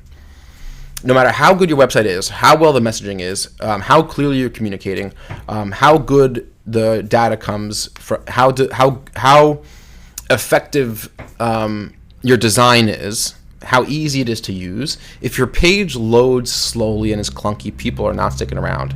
People have come to expect fast loading pages in less than 2 to 3 seconds, more so than they ever have before. And it's very important that you keep a close eye on your page speed. We do this for all our clients and for ourselves. And it's worthwhile to invest in better hosting. It's worthwhile to invest in better technology, a content delivery network like a CDN, through Cloudflare or Fastly, higher quality hosting through Amazon Web Services, or spending the extra money on a virtual private network, or a virtual private server, or even a private server. You know, those super cheap GoDaddy plans on shared servers. And if you have a site that's not well optimized, it's going to be a poor experience. So we ran some page speed insights. Page speed insights, PSI reports on the performance of a page on both mobile and desktop services. PSI analyzes the content of a web page, then generates suggestions to make that page faster. PSI provides both lab and field data about a page. Lab data is useful for debugging performance issues. As it is collected in a controlled environment, field data is useful for capturing true real-world user experiences. So on mobile, we got a 41 out of 100 page speed insights score. This is done through Google's development tools, Google's Page Speed Insights. Page Speed Insights analyzed the speed on mobile and gave it a 41. Some of their suggestions include serve images in next-gen formats. There's a bunch of ways you could optimize images so they're not as large when they're served over the web. Avoid multiple page redirects, remove unused CSS, eliminate render blocking resources, and you could click here to see a more detailed report. Now, this is the type of thing which a developer could do. You don't want to start tinkering with some of this back-end stuff like rendering photos in certain ways, so on and so forth. We'll come back to that in a second. On desktop, they got an 86 out of 100, which is not bad at all. Some of the suggestions include serve images in next-gen formats, avoid multiple page redirects, properly size images, eliminate render blocking resources, remove unused CSS, efficiently encode images, and you can see the images in detail. This is still loading, but we'll wait for it to load. Here we go. Now we're getting a 4 out of 100. That's pretty bad, but if you do it a few times, you get an average. This is probably just something a little strange from how long it took to load the site this time. But it's not good. Like a site that's well optimized will never score a 4. I actually don't think I've ever seen a 4. But you want to be in the 90 to 100 range, so you really want to aim for that. And it's doable if you get a developer who knows what they're doing. Ongoing opportunities for continued success. So you don't want to just leave the client with this big CRO report in their lap, 65 pages. You want to sort of help them understand and tell them what they could do to make things better. So we had 3 top-level suggestions. Copywriting. It's a big one. It's important. It's difficult. It's worth investing in. It's worth studying. We strongly recommend working with a professional copywriter on an ongoing basis. Someone who will take the time to research the business and work with you to communicate your value proposition with more clarity and organization. We've started working with copywriters. I've learned a lot about copywriting. I hope to get to some copywriting classes in the Agency Overdrive. It's really worthwhile. Before I studied copywriting, there's no way I could have suggested the headline. Finally, paralegals and attorneys. It's really cool once you learn about copywriting. It opens up a whole, and I actually have a book. It opens up a whole new world of understanding. I have a really good book on copywriting. I'll show it to you. Let me just get it from my back shelf.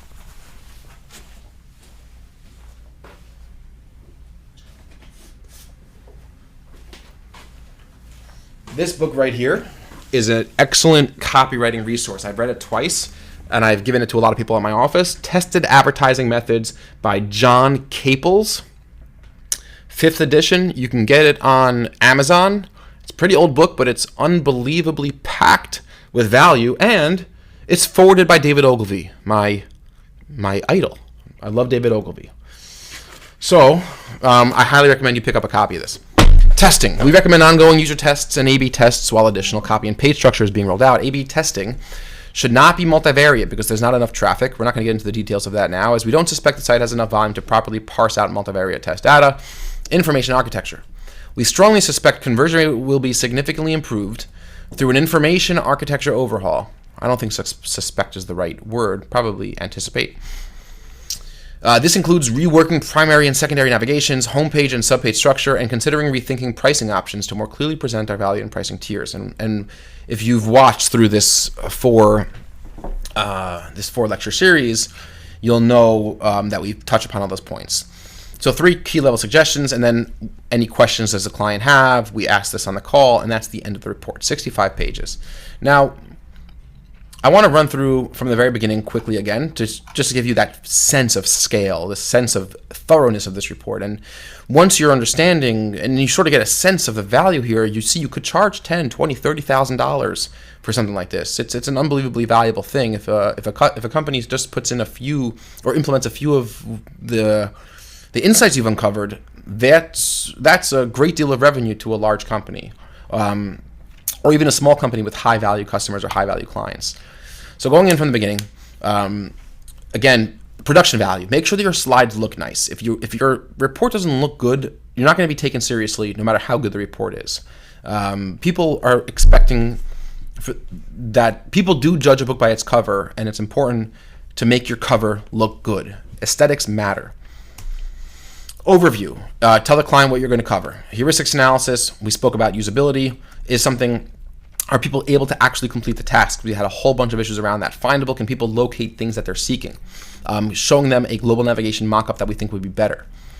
Communication is messaging effective throughout? Are you getting across your message? Clear. Are there any design or copy issues that are not complicated that you're making unnecessarily complicated? That's clarity. Be clear. Don't use fancy words. Don't use fancy designs. Just be clear. Be normal. Be conventional. Show mock-ups of better solutions. Is it easy to understand? showing additional mock-ups of how we would present features. Credibility. Is there a sense of trustworthiness? Is it easy to contact a real person? And then other issues you might find that relate to web conventions, clickable buttons, affordances, etc. Collecting data in Hotjar, showing the actual desktop scroll behavior, the click maps, the pricing poll responses. Usability testing. Bringing people into the office, showing them biographies of who we participated, showing them the full videos, and really detailing and outlining the overall findings in a written document. User testing, what we covered today. At scale, volume, less expensive, but truth in numbers. Show the client, the audience, the analysis method, go through the charts and the visual representations of the data, show a revised section of whatever you're testing, a better version, uncover your key improvements, why things improved so much, compare the results between your original and your revised mockup, show your key insights, and anything else additional like page speed insights, mobile optimization, other opportunities for growth. So maybe we did this for a client where we felt that there was a strong opportunity to get more revenue out of customers by structuring things on their site a certain way, by offering upsells and cross-sells. We had another situation where we actually recommended that they should include a postcard in every box with a limited time upsell. That could all go into conversion rate optimization. And let the client have questions, send the report to them, schedule a call a week later, and you'll be in a very, very good position to deliver something like this. None of this, as you could tell, is rocket science, right? We didn't do anything. We didn't do any complicated math. We didn't do any difficult coding. We didn't do any development work. We didn't do anything really difficult from a psychological perspective. We just know that a lot of these things get overlooked when sites are designed. And a good foundation in copy, a good foundation in conventions, a good foundation in usability, a good foundation in testing will go a long way. Will take you all the way to being able to produce a 65, 75, 100 page report like this. And it's very, very impressive. We sent this to a $1 billion company. Tyler Technologies is a big company. We sent it out to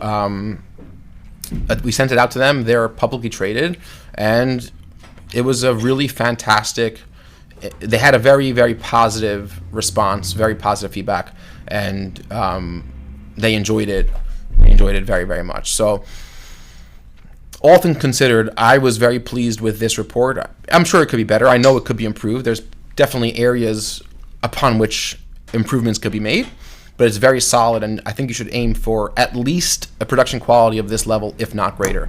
I'm looking forward to seeing how you guys implement conversion rate optimization services for your clients. If you do it on your own website, I'd love to see it. If you do it for your own company, if you're working at a company where you do it for them, it's a really worthwhile thing to do. So have a great weekend. I think the next few sections we'll jump back into Google Ads, or maybe we'll do some more advanced topics on conversion rate optimization. Maybe we'll do some copywriting.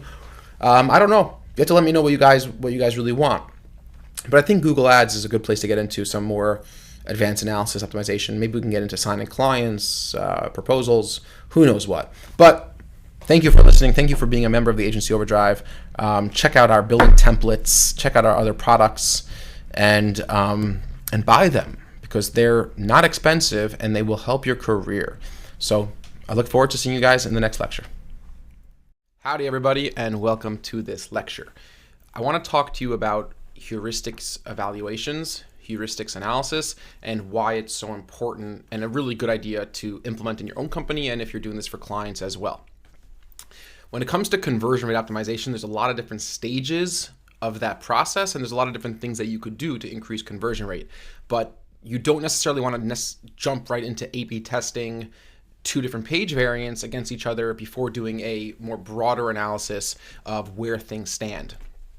And I usually categorize this into two primary concepts. There's anecdotal, intuitive, experiential understandings of things, and then there's experimentation, which is, okay, I might know all the best practices, I might know all the principles of persuasion, I might know a lot about clarity of copy, but I'm going to put all that aside and I'm going to do actual user testing, and I'm going to ask 100 people, and we've covered ideas about 5-second tests and A/B tests, and those are all scientific experiments, which are very important.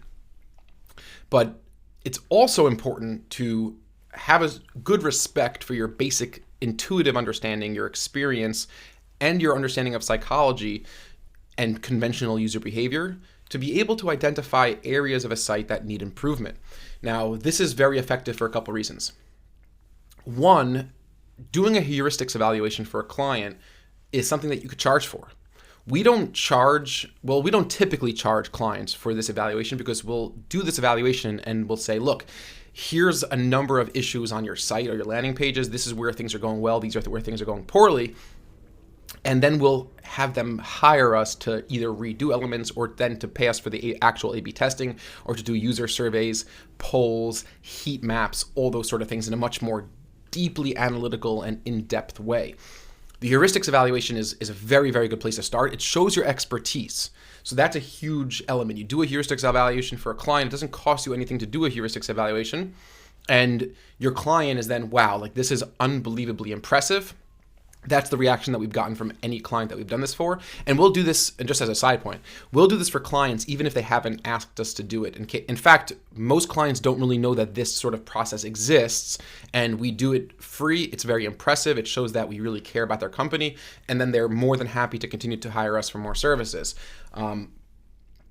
Even if you're not doing this for clients, this is something very good to do for your own company, whether you're working at a company or it's your own business that you own. It's like a very, very effective, valuable thing to implement into your workflow. I'm going to give you a heuristics evaluation template similar to, or really the one that we use basically, and you're modifying it on a client-by-client basis. But what is the heuristics analysis? So you're basically taking a look at a website, or a landing page, but in a heuristics evaluation, you're typically looking at the full funnel, more pages, mobile and desktop, and you're going through it from a marketing perspective. You're putting yourself in the shoes of a new visitor. This is not user testing. You're not actually spending money on panelists. You're not actually having people come into the office and recording them trying to perform specific tasks on your website. This is just you, someone who's trained in these ideas, trained in these concepts, going through and pointing out, listen, there's a bunch of areas that you could use improvement. I don't necessarily know the exact ways to solve these problems, but at least the heuristics evaluation will outline the challenges. So let me walk you through a few different heuristics evaluations that we've done recently for a few actual clients. I'm going to show you the actual presentations. Again, I'm going to share this template with you. You could download it and you could use it for your own presentations. And this is how it's delivered. Like a heuristics evaluation is delivered through a slideshow, through a slide deck, through a presentation. It could be a PDF or it could be slides, depending on how you present it to a client. We'll either send this entire presentation to a client or we'll get on a live screen share and walk the client through the heuristics evaluation together, which is the ideal way because a presentation is typically bullet points, right? You're not filling in all the context. You want it to be sort of visually appealing and not overloaded with information.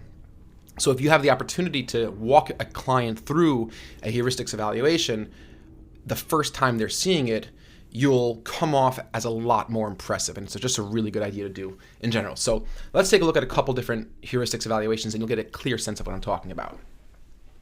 Over here we have a heuristics evaluation for a company called Payfully. Payfully, you can go to their website, payfully.co. They help people and sort of brokers, contractors get paid before waiting for money from a buyer, it sort of applies to a few different industries, but you get advances and they then get the money from the client. And there's a lot of different businesses like this, so there's a lot of competition. You have to really do a good job describing clearly on your website landing pages who this is for and how it works. And why it's valuable, why it's worth going through this step, etc. And their production quality, as you could tell, is high. It's a nice looking website, but we went and again, they hired us for digital advertising services. They didn't necessarily hire us to do this, but now that we've done this, again, we've really helped solidify the client relationship, and we've shown them that we have a broader range of skills, we have a broader range of insight, and we are eager, willing, and passionate to do all these things for them. And that's what you need to do, and that's the sort of message emotionally you need to convey to your clients. So let's take a look at the heuristics evaluation over here. So starts off with a cover. You want to put the date, your logo, and you could change around this template, use whatever colors you want. We change this template from time to time, but this is the basic structure. So it's always good to have an overview. Clients throughout any sort of presentation always appreciate two things. One, that you know exactly the structure of this meeting, what we're going to cover in this presentation. And also there's a feeling of comfort when a client also understands, okay, this meeting is not this open-ended thing without an agenda. There's a clear agenda you follow, and that's just a good tip in general for presentations. Like, I always start a presentation with an overview sheet. So you want to go like, what is this? You're going to explain to the client, why did we do this heuristics evaluation? What is it? What's the value of it? What is the different elements included in the heuristic summary? Like, is your website findable, accessible? Is the communication clear? Is the website credible, controllable, and delightful? And then you're going to go into all those things in a little bit more detail, other findings, questions, etc. So what is a heuristics evaluation analysis? And when I show you the next couple of examples, we'll go a little bit faster through these slides. A heuristics evaluation is a usability inspection technique where a usability expert, which is you, evaluates the user interface of a product. So that could be a website, it could be an app, it could be a landing page, against a set of heuristic principles. These are set principles that, I guess for lack of a better word, you can call them best practices. And you're going to see, like, do we line up? Are we moving in the right trajectory? Are things looking overwhelmingly positive with some mistakes, or do things look really, really bad and there's a lot to fix? So heuristics are a well-established, proven set of guidelines that tend to result in good interface design when adhered to. And tend to result is important because this is not a scientific experiment. These are, again, evaluating the UX experience, the user experience, against a set of principles that are standard, not movable principles. They stay the same. But there are exceptions to the rule. So you'll have certain websites that are so well known or so established that they could profitably and successfully defy conventions. 99.9% of cases, that's not the case. You want to adhere to conventions as much as possible, and that's basically what a heuristics analysis is. Are you adhering to conventional good web design? And that's how you explain it to a client. What's the value of a heuristics analysis? Again, if you're charging a client for this, which you definitely can, and also, I know a lot of people will ask, like, well, how much can I charge? Well, it really depends on the client, and it depends on how well you pitch the value. So I could see if this is built out a little bit further with more slides, this could be a $3,000 to $5,000 job. If it's a smaller heuristics analysis, it could be a $300 to $500 job.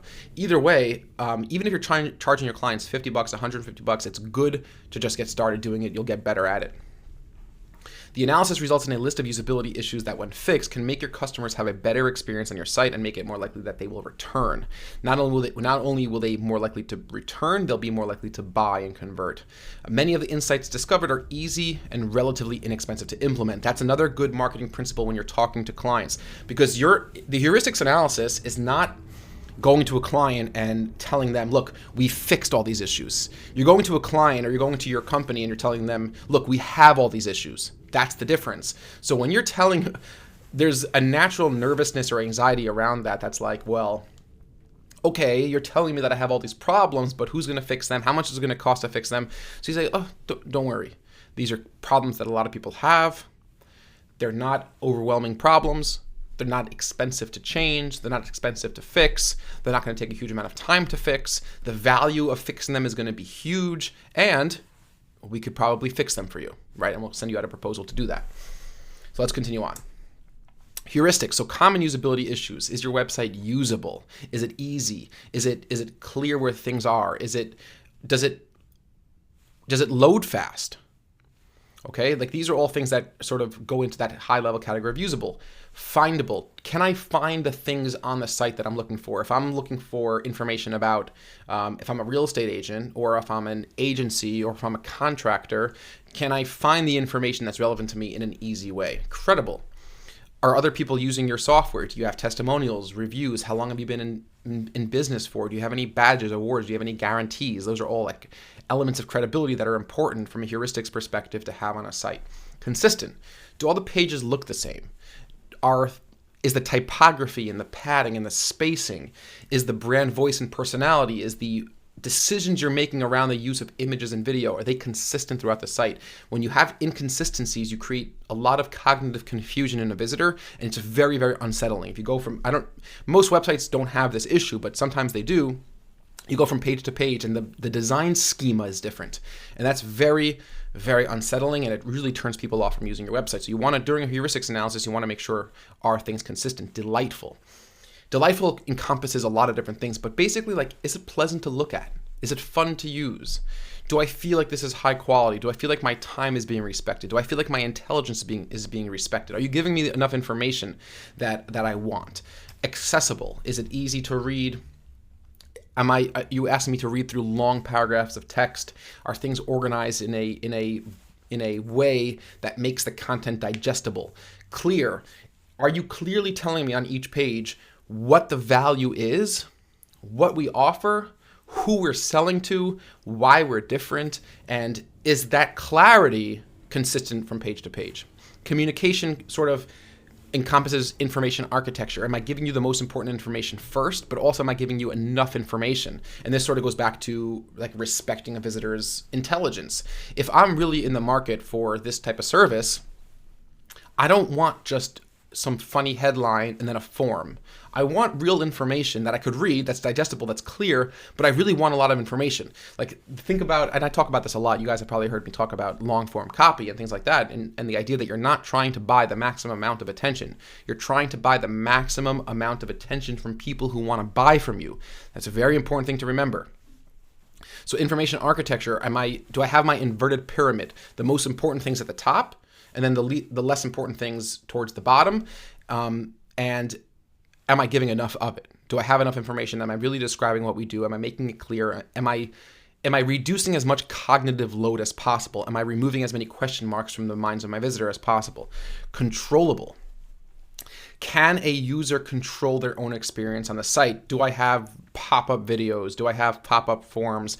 Do I have annoying elements in the site that make it difficult for me to choose my own way of browsing the site? And learnable, which is a big one, and this also goes back to the basic conventions. If you're going to ask me to do if you're asking me to do new things that are not typical on a site, are they easy to learn? Are they intuitive to figure out? And if not, are you abiding by conventions? Is the cart icon in the right place? Are the calls to action clear? If I came back to the site a second time, would I have to figure out again anything at all? That's what learnable means. You should be able to figure out anything a website wants you to do. Every page should have a clear call to action. It should be clear to the visitor on every page what you ideally want that visitor to do, even if they don't want to do it, but it should be clear what the point of the page is. And they should never have to figure that out a second time. It should be so easy and so straightforward that it's memorable and it becomes second nature because you haven't defied any conventions and you haven't had to force your visitors to learn anything new. Okay, so these are the common usability issues. And I'm talking a lot now, but this is exactly how you'll describe this to your client every single time you give a heuristics analysis over by phone or by video conference or even by email. You'll write it out because the more depth and enhancements you could put together in a presentation, the more you show your expertise. So you begin with a heuristic summary. So like, what are the client's overall problems? So Payfully's usability issues are critical in the findable and accessible areas. They have major communication and credible, and brand booster with controllable and delightful. And this is an overview, and of course you're going to tell your client, we're going to explain what these issues are in the coming slides. Brand booster means like it's not mission critical. Like things will most likely function well without changing anything. But you'll get a boost to your brand, and you can call that anyone. You can call it medium. You can make your own naming conventions, of course. So findable. Can users easily locate the things they are seeking? And you actually talk through some of the issues. So there's no contact number for someone to call if they have a question. We found that many users like to call, or at least want to have the option to call and speak to a representative when they are asked to give personal information. The icons for social media are quite small. We would suggest that making them a little bit larger. Okay. So here's a couple issues with findability.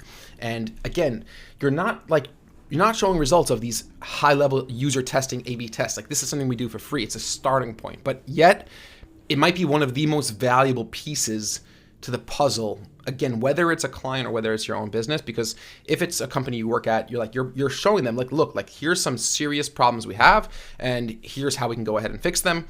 and we understand the issues, and we could organize these concepts against a set of well-known principles that sort of we're bringing to the table here.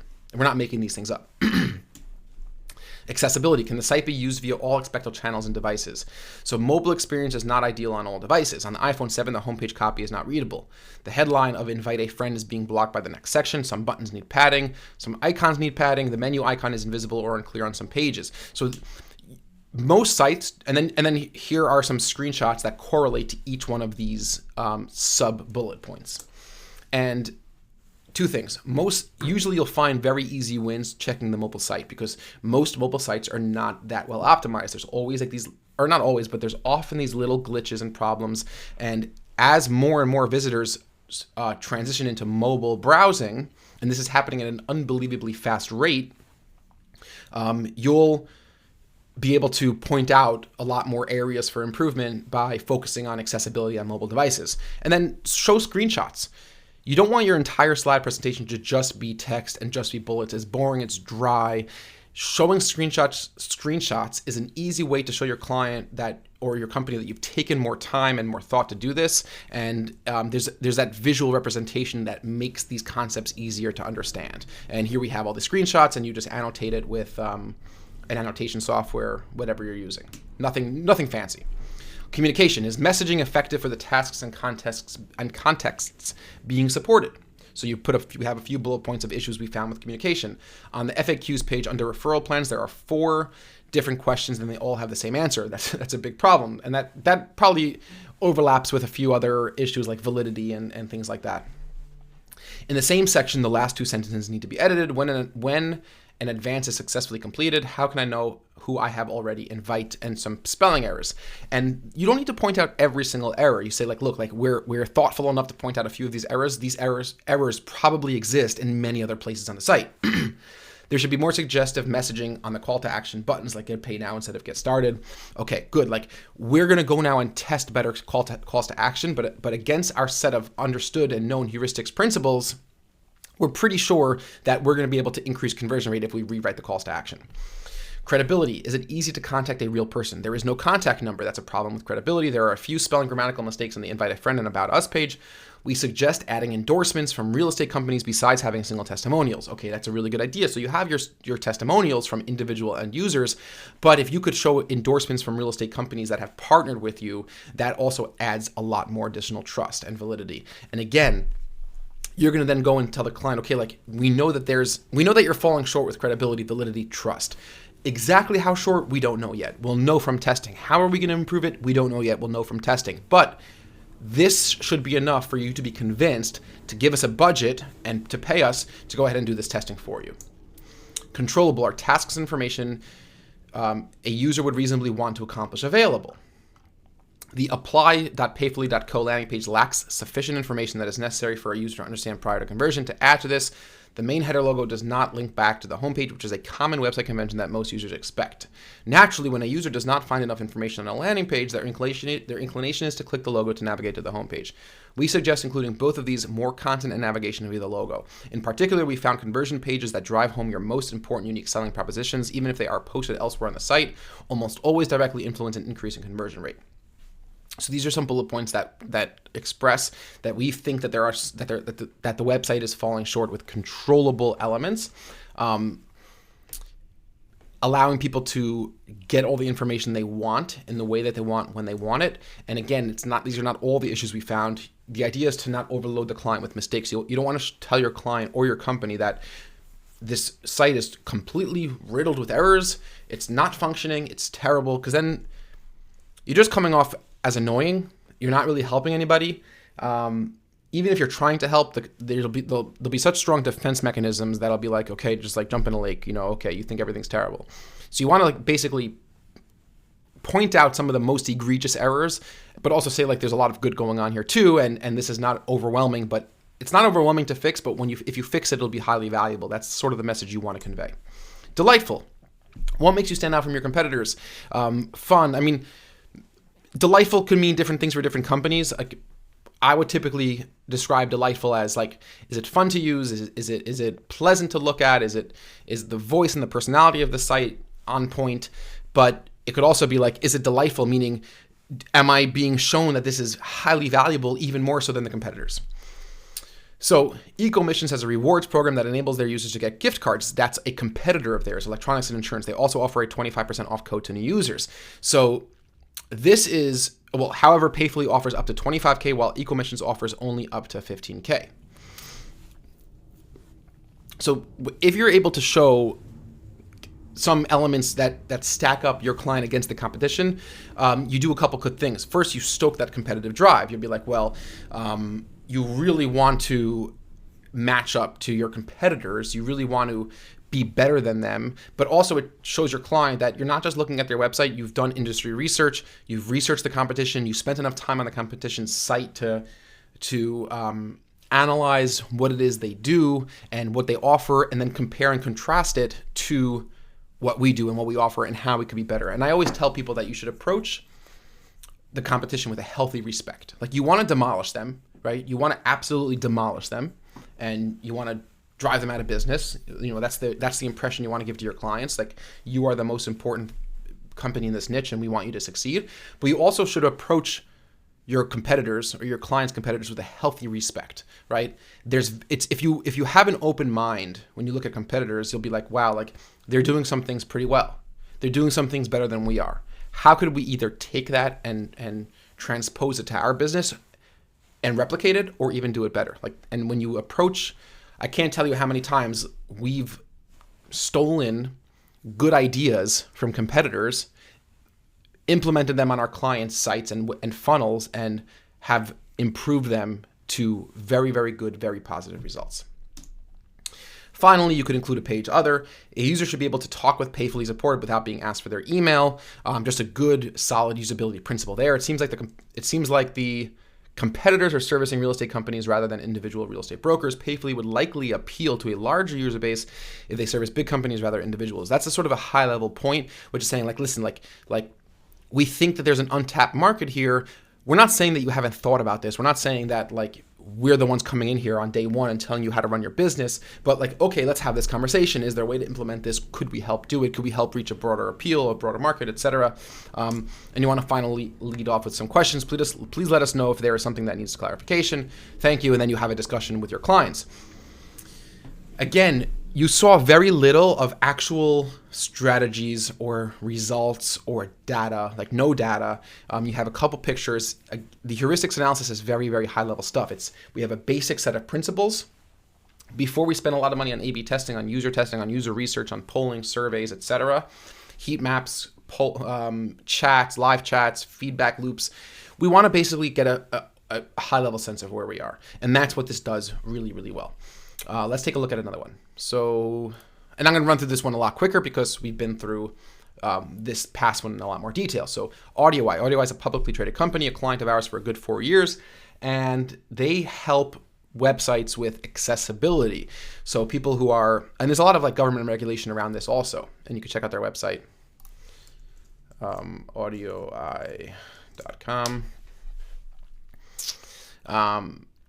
They help people with reading disabilities and hearing disabilities use websites, and a lot of educational websites have to have that sort of government compliance, and they have a lot of big companies. So you could take a quick look at AudioEye, and it's not even a bad idea if you want to take a look at AudioEye's website and see if you could do your own heuristics analysis and match it up to the stuff that we've come up with. That's actually a really good idea. But let's go back and go over into our heuristics analysis for AudioEye. So again, same cover sheet. What is a heuristics analysis? What is the value? Heuristics, common usability issues. Again, same template. So heuristics, AudioEye's primary usability opportunities is increasing usability, findability, credibility, accessibility, and communication. So usable, are users able to complete the tasks they set out to do without frustration? An issue that we show on the iPhone 7, or really it would be applicable to any mobile device. Scrolling menu doesn't work. The CTA buttons throughout the site blend in with the rest of the content. We recommend making the CTA buttons more prominent, which can easily be done by changing it to a color that makes it more eye-catching. An example of 2 CTA buttons are shown below. So interesting point here, this is not something that we brought up in the other heuristics analysis, is using color. Say like, okay, well, this get started doesn't really catch my eye if I'm looking for an easy way to contact the company. This color is the same exact color as the headlines and might not really stand out as a clear call to action. It's also in an awkward place. The call to action should be beneath the text, not floating off to the right-hand side, unless this was as a sidebar action block. So not only does this defy convention, but it's also not giving that visual prominence that a primary call to action should really get. The testimonials are hidden on the industry's overview page. We recommend making it more prominent or making them more prominent on the site because many people want to see that other companies have used AudioEye and what they have to say about it. And this is a great point. For those of you who have watched my webinar or have heard me talk about front-loaded social proof, I am a huge proponent of making your testimonials and reviews as visibly apparent as possible at the top of your pages. The first thing that people see, I talk about this all the time. People are more interested in what other customers have to say about your product than anything you could ever say about your product. And that's something, that's something very, very worthwhile to remember. Accessibility, mobile experience is not ideal on all devices. Again, as you're seeing this trend, you could always find good usability issues on mobile devices. Buttons are covering part of the text. Communication. On the Alley managed service page, this is one of their primary products. The section shown below is formatted in a way that makes it difficult to read. We recommend reformatting it in a way that improves readability. And again, you don't need to give the solution. It's just like, okay, like we know that based on our principles of heuristics with spacing, with bold, with headlines, subheadlines, different heading sizes, we know all those heuristic principles. We don't need to go to them. We don't need to go in them in detail. All we need to tell you is that we know from experience that this is not very readable. And they're right. The icons are not lined up.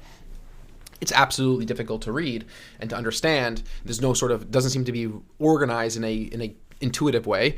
And you don't have to give a sample of how it would be fixed. The point is, again, to point out the problems. Continue on communication. Again, on the Alley managed service page, the section shown below is formatted in a way that makes it difficult to read. It's true, like sometimes when it's not clear when two columns are two columns, you bring that paragraph below the rest of the text, and that's the natural way to read straight down, not across. And you don't need to put all that text in the presentation. Ideally, you're going to be giving this presentation over to a client. Again, on the same page, there's unfamiliar language to most people. We recommend adding a small question mark icon next to each term to enable users to learn what the term means without having to go off the site, which is another brilliant problem with communication. This gets into empathy with the user. Like, okay, I don't know what AWS GovCloud means. Most people don't. Like, you might know what AWS GovCloud means, but I don't. Attack and penetration tests, pen tests. Like, I don't know what those things are either. So the suggestion from our usability expert in-house was you don't have to necessarily create a lot more text, although I probably would create paragraph text under each of these bullets to explain it, but you could have a tooltip. You hover over the question mark and it explains with a paragraph of text like what all these things are and why they're important. Again, that's another usability issue, and that's a usability issue that appears regularly throughout the site.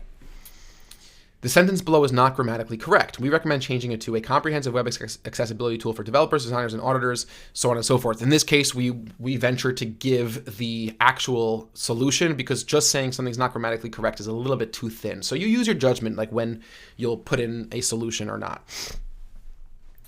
Is the messaging effective throughout? There's an opportunity to test new headlines and subheadlines on the homepage, specifically headlines that more clearly explain what AudioEye is and how it can benefit the user. Here are some examples of competitors. Again, this value of showing competitors is really huge. And if you look through the slide here, I don't need to read through each one, you'll see that we took 3 separate competitors and we highlighted something that they're doing well in terms of communication that we could also do in terms of communication and probably do a better job at it. Recommendations: add a phone number to the homepage. On the homepage, test a new headline against the current headline, improve the clarity of some of the titles, and add more copy to the requested demo page to reinforce key value propositions, highlight the value of a demo, and set expectations for what will happen after submitting the contact form. Now, I want to pause again and just let you know that for AudioEye, we probably had 200 specific suggestions, right? Like going through the site, there was a lot of things that we think could be improved. But you don't want to write 200 things somebody's doing wrong. No one wants to hear 200 things they're doing wrong. It's like saying you're doing everything wrong. I'm like, no, Don't tell me that. Tell me I'm doing 3 things wrong and 197 things right. Like that will get you a much better chance at being hired than telling them they're doing 3 things right and 197 things wrong. Okay, just remember that principle psychologically. You'll get the job, you'll get the work, you'll get the points. Write out the most egregious, most understandable, most easy to fix things, and you've done a successful heuristics evaluation. Again, questions. Let's go through one more. Heuristics evaluation. This is a huge company with multi-million dollar advertising budget, and they're in the process of a massive website redesign. But again, we're very involved in that process. So we started off with a heuristics evaluation following the same template. So what is it? What is the heuristics evaluation and what is the value? Jive's usability issues, a few of the things that we want to really focus on, and talking about usability. Again, issues on mobile. Icons, menu, density of contact. There's no form on the contact us page, right? So just pointing out that these are basic problems and anybody could have figured them out, but we have the forethought and the insight to analyze this, but also to then, as we continue these discussions, to improve things. Findable. Search function not working. Okay, so if a website has a search function, those usually don't work that well. So that's something which is a very good idea to test. Test website search functions, because if a search works, it's a really great feature. If it doesn't work, it's the most frustrating feature in the world. Findable continued. The sections on the global navigation are clear. However, once a user gets to a specific page on the site, it becomes unclear. So this is an issue with navigability and orientation. I've clicked something which I expected to bring me to a certain place, but now I'm on that place and I'm not really sure where I am. It's unclear how many products Jive offers and what differentiates the product from one another. It's therefore challenging for users to determine which product is best suited to fulfill their needs. We recommend reformatting the content in a way that clearly states the different features of Jive N. The advanced features section is not user-friendly. It's not clear whether or not these products are automatically included or if they have additional fees associated. Again, clarity, understanding what these products are, understanding where I am on the site. So these are all major issues from a usability perspective, and we're just pointing those out. The form on the industry solutions page should be made more prominent. Several competitors, including SharePoint, Jostle, and Simpler, list their prices on the site. Price is often listed as the number one attribute that users are seeking. It might be helpful to include a range of price anchors to alleviate this frustration. Again, a quick, sophisticated, thoughtful way to show that not only are we analyzing your site against a set of heuristics principles, we're analyzing 3-4 of your competitors against the same set of principles, and we're pointing out some ways that they're doing a better job. We've also done some research for this client as an aside, and we were able to add in that in the surveys that we've done, most people list price as a chief concern, and that sort of helps to increase the how compelling this bullet point is. More issues with findability. The homepage is very overwhelming. It's very dense. We suggest reformatting the content in a way that's more readable and only keep what's absolutely necessary for the homepage. And then showing a picture of the following section that just has all these irrelevant tangential elements that a person can go to on the site. That's not that shouldn't be given the level of visual prominence that they're being given. So instead of overwhelming the user with all the information at once, we recommend calling attention to the white paper, one white paper. And again, we're not showing them high-level mockups here. We're just saying we have ideas to make this better.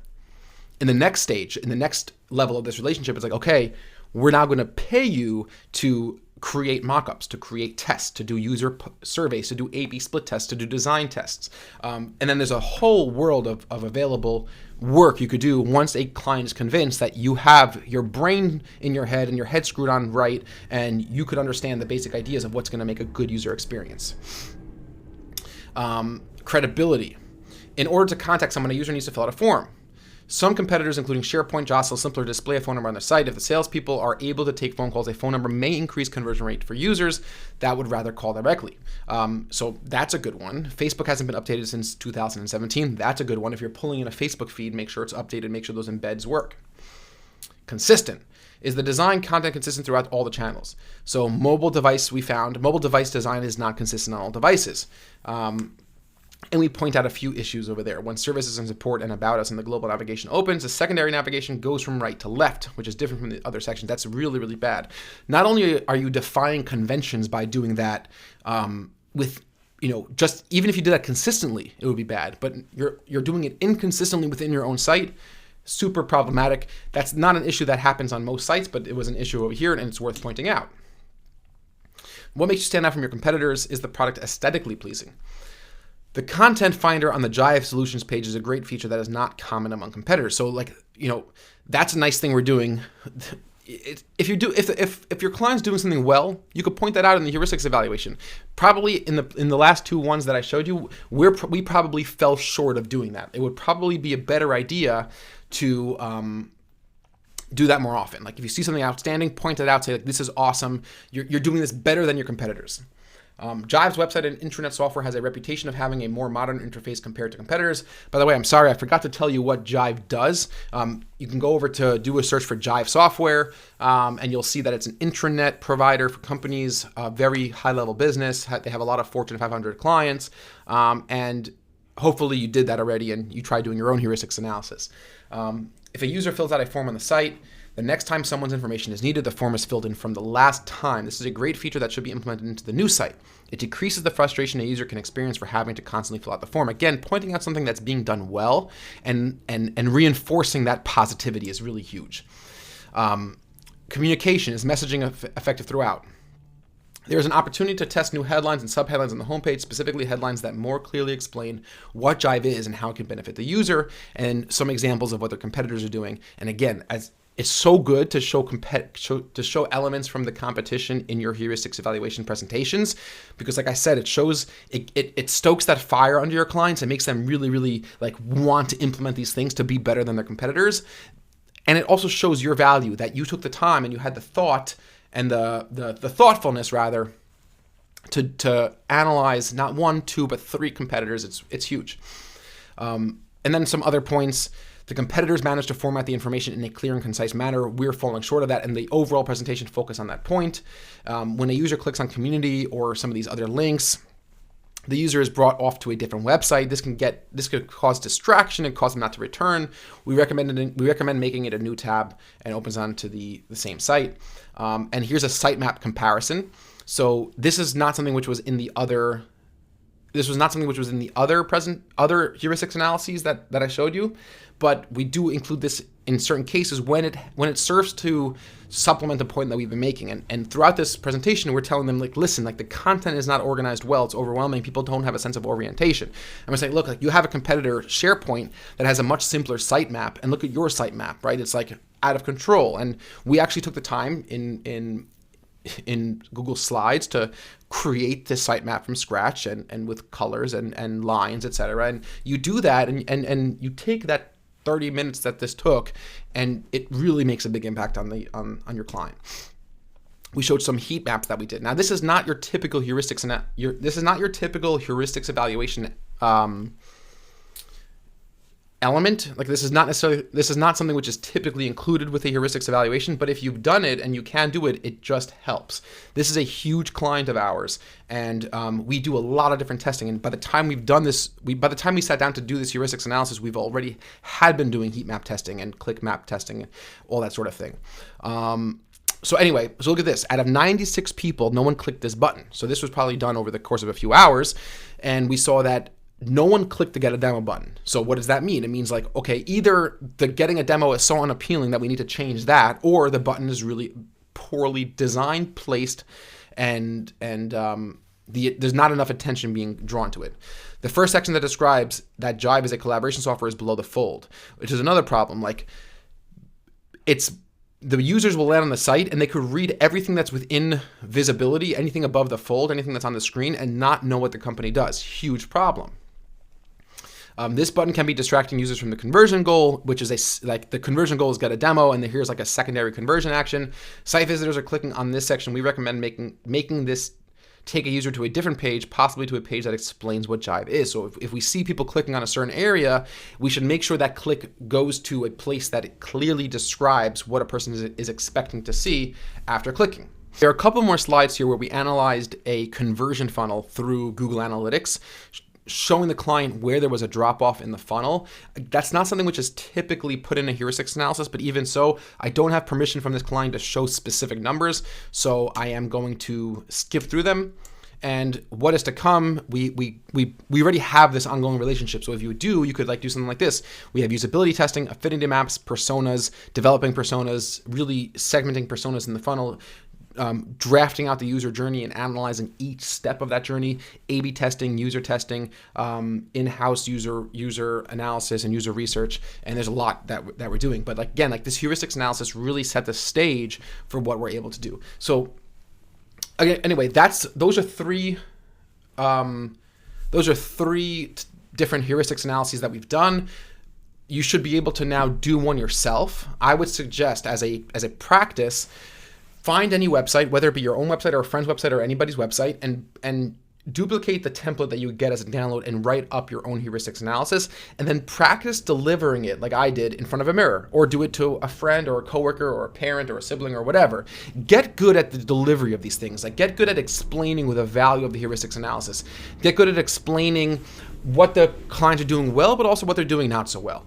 And then go and do this for your company, do it for clients, do it for free. Like, it's going to open more doors, but if you want to charge, you're a little bit more ambitious. Like, again, we personally don't charge. We typically don't charge for like a heuristics analysis like this, but it opens the door for much better client relationships, but much more profitable client relationships. These heuristics analyses have absolutely helped us significantly increase the revenue that we've been generating from each client, because it opens the doors for them asking us for more services. And that's lastly, that's like a really big advantage. Instead of us going and pitching them and asking the client, could you pay us for landing page design?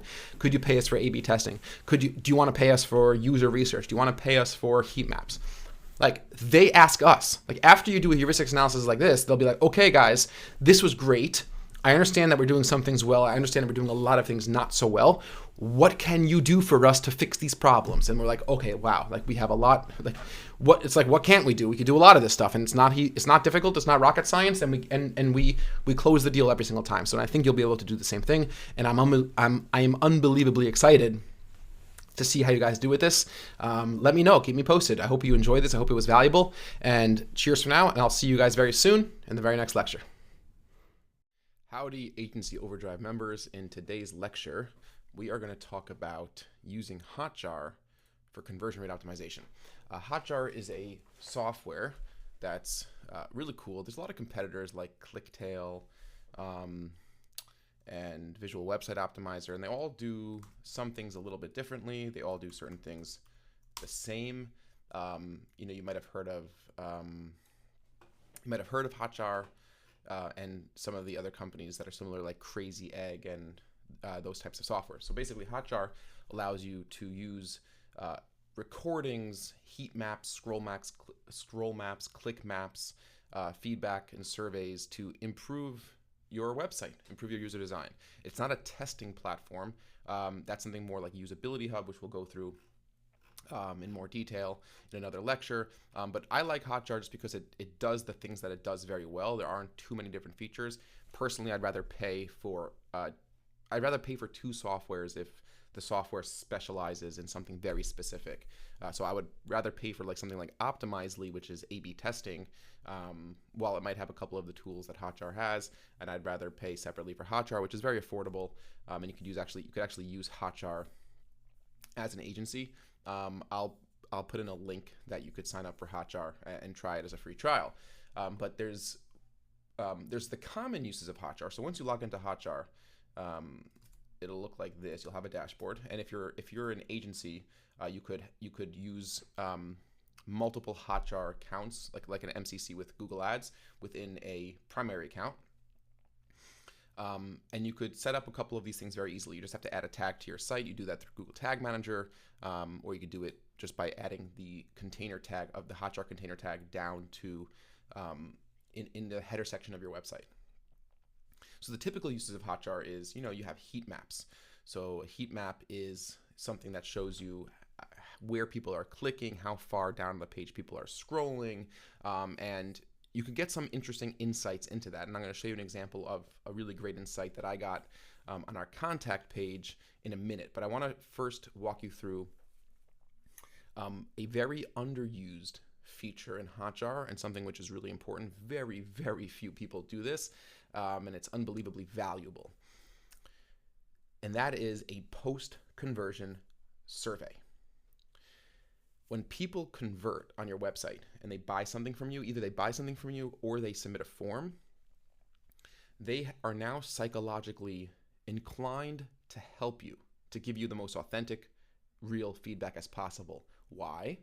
Because they acted in a way that solidifies in their mind or influences their perception of you, that you are legitimate, that you are worthy, that you are valuable. Because if somebody submits a form on your website, or somebody buys something from you, they want this relationship to work. They want you to be a highly valuable company. They want to do something for you because they're expecting to get something from you in return now, right? They've taken an action that indicates that they like you in some way, that they're interested in what you have to offer. So that's the time that you could ask them for feedback. They'll get a much higher rate of responses.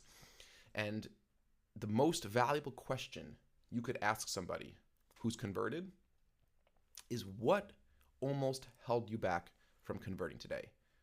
Could you give me one reason that almost held you back from buying? And people will answer that, authentically. And let me show you how to set that up I'll show you how to set that up in a second, but the feedback you'll get will help you uncover content or information that might be missing from your site. People might be telling you that your navigation was confusing. People might be telling you that your pricing was unclear.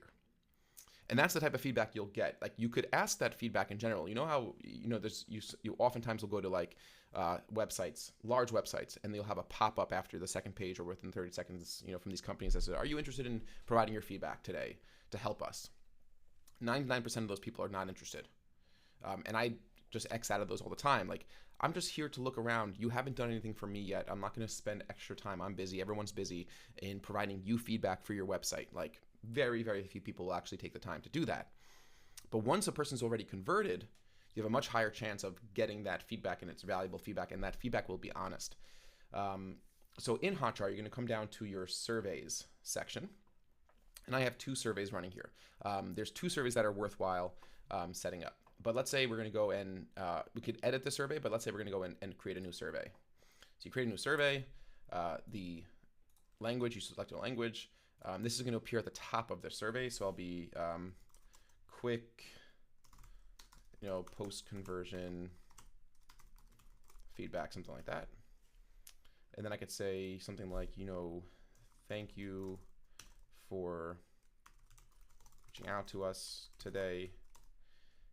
If you'd be willing to leave us some quick feedback, it only takes 30 seconds. It would be greatly appreciated and will help us improve our website. Okay, so you show your appreciation. Then you have a thank you message.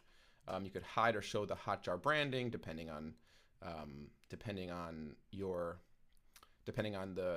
type of account you have. You could upload a logo. And you could invite people to fill out the survey, but you could also just post it on your site. But what we're going to do is make it active, and we're going to invite people visiting your site to fill out the survey, and we're going to customize the pop-up. So this is the pop-up, and we could say your feedback is important to us, and instead we could be like, before you go, can you do us one tiny favor?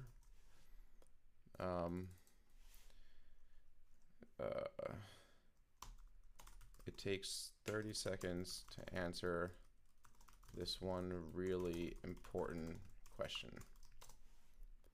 Yes, I'll be like, show me the question. Or no thanks, that's fine, an update. So we're going to show it on all devices, and we can set our page targeting. So I only want this to be shown on a thank you page after somebody already submits. So if you have a Shopify site, it could be your thank you page. If you have an e-commerce site, it could be a thank you page. Or if you're a lead gen site. So our thank you page is / I think form thank you. This is the page a person comes to when they submit a form. And as you can see, I already have this pop-up running through my Hotjar container. So if I click no thanks, it'll just exit out this pop-up. But if I click I'll help, show me the survey, it'll open up and it'll show me the survey. And this is the survey that I have. But let's go back into continuing it, to continue building our survey together. Where am I here? Here, okay. So it matches, and you just put in form-thank-you. For me, you put in the subdirectory of your URL. And I'll just source URL contains, because sometimes there's an ID in there or whatever. And you click done, and great. And you could set it to be immediately after the page loads, which is what I do, or after a delay of a few seconds, when a person's about to abandon the page, scrolls halfway down the page, and that would be different for different instances, and I'll show you another instance in a minute where that's useful. But for the form conversion thank you page, have it pop up immediately after the page loads, because that's the most important thing. Now we can make our survey. So we could have a long text answer. This is the most important question. What was one thing about our website that almost made you not convert today? Or I could be clearer and say not fill out a form today. And you make it required. And then you could add one more question. And sometimes I'll do like on a scale of 1 to 5. How useful and clear was our website and service offerings? And I could do the low label score is, very unclear, and this one is extremely clear. Well, it should be how clear. Let's say not useful and clear is a double. That's a bad question. And it could be not required. And you could add another question. Let's see what questions I have here. What was there information that you would have liked to see that we didn't provide? That's a good one. Then I would add maybe, was there any information that you'd have liked to see that we didn't provide? Now this is probably redundant, but again, you'll have a high rate of people who click on the actual survey will fill out all these 3 questions, and that's it. So then you could go down and you could preview the survey. Right, looks great, and you could create the survey, and that's your survey, and then it'll be running. So I'm not going to actually create this survey because I have a similar survey here. So if I go into it, I could download the responses via CSV. I could view the survey. I can make a copy. I could edit the survey. I could also view my responses, and this is a brand new survey, and we have a few different responses already. And this is an interesting response. Was my ad spend too low? I'm a small business. I've used many agencies, and after a while, they end up not working for me. Start out strong. So this is interesting because, here a couple things here. So one, this is interesting because this actually reflects positively on another theory I have from my heat map, and I'm going to get to that in a second. And that's another important thing to be able to do is to use your theories and understand that you're not going to be dealing with a massive amount of data, so you have to use your judgment and you have to use your intelligence a little bit to put a couple things together. So this person was wondering if his ad spend was too low to work with us, and we do have a minimum ad spend to work with us, but we do service most ad spends because we have a separate department in our agency that deals with small business accounts that are spending a couple $1,000s a month. And I think maybe our site with our client logos and our case studies and our couple different things might indicate that we deal with larger corporations, which we do as well. And this person writes, I did submit a form, meaning he maybe got confused by asking, but that the question was, what made you almost not submit a form today? And he's like, what do you mean I did submit a form today? So maybe we should make it clear what exactly it is that we're asking in the question. But anyway, these responses are very, very valuable. Now, that's something you should add. So if you're doing this if you have a website, you should add a post-conversion survey for your website. And if you have client websites, this is a great value add. Most clients never thought of this idea. You have to really be a marketer to think of this idea. So this is a great thing that you could say, and you could throw this on. Let's say you're doing paid search management, you're doing PPC management or social management, you're charging a retainer fee for that. Do this for free. Say we're going to open up a Hotjar account. I'm going to create a post-conversion survey for you to figure out if there's anything going on your website that is confusing people or that people want to see. Maybe we can incorporate that into our ads. Maybe I can give you some suggestions on how to fix those things. It's a great value add that doesn't take any time at all for you to do. It takes 5 minutes to set this up, and your client will really see it as something that you're your client will see it as something that you're trying, as something that you're using your own ingenuity and energy to make things better for your client outside the specific scope of the services your client hired you for. And that's the name of the game, is providing service to your client. So it's a really good thing to do. There's a second survey that I like to create, which is a pop-up as if you're about to abandon the checkout page, and you're going to get fewer conversions. So let's say we go to my site and we go to the thank you page. We go to the request a proposal page. So this is the page a person will come to request a proposal.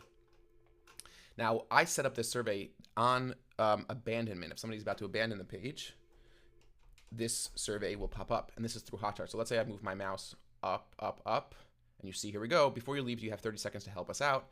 If you can take a moment to answer just one question, your feedback will be a huge help to us. I'll help. Show me the question. It opens up the survey, and just one question, right? What is the main reason you decided not to reach out to us today? And that's it. And you have to make this really short, because most people who are abandoning your site are, like I said, are not interested in helping you. And we know that, which is why this survey doesn't have any responses yet, although it is just a few days old. But this is another very good survey to set up in Hotjar. And the way to do that is when you create your survey, it's the same idea. And by the way, you'll also get a survey link that you could send to people directly. So you could send out a link to if you have a CRM like HubSpot, if you send out a link to, if you have Salesforce or HubSpot, or just an email list of people who have abandoned your site, or even people who have submitted a form, you could send out a survey. Let's say you have your post-conversion survey and you want to just get a lot of feedback quickly, you could send this out to people. So maybe I'll do that in HubSpot today. Maybe I'll do like, I'll get a list of all the people who have submitted a form in the last 30 days, and I'll send out an email and I'll say, listen, I know that you've submitted a form in the last 30 days. Would you mind helping us out with this, a quick bit of feedback? That might be a cool thing to do. So this one, when a user is about to abandon the page on a desktop device, because abandonment pop-ups don't activate properly on mobile, and I have it set to a specific page. Where is that page? Page targeting is over here. And you could edit the page targeting. So it's contact, exact URL match, contact. That's the page it pops up on. We show it to 100% of visitors. You could change that. You could show it to 50% of visitors. I don't know, like in most cases, why that would be useful. But anyway, that's a really good thing to do. You could also add in Hotjar this little feedback button on your site. I don't really like it. People have used it, but it's not. I just don't find it to be useful. And you want to minimize as many distractions as possible. You don't have to use all the tools. But a post-conversion survey is really, really big. It's really worthwhile. And then I guess lastly, I wasn't going to talk about this today, but use your thank you page to continue to market your business. Make it exciting. Make people really want to work with you. Don't just make a boring thank you page. Don't use one of those like when you submit a form, it just shows thank you for submitting form on the same page. Every interaction with a customer is an opportunity to communicate your brand, your personality, your values, what it's going to be like partnering with you.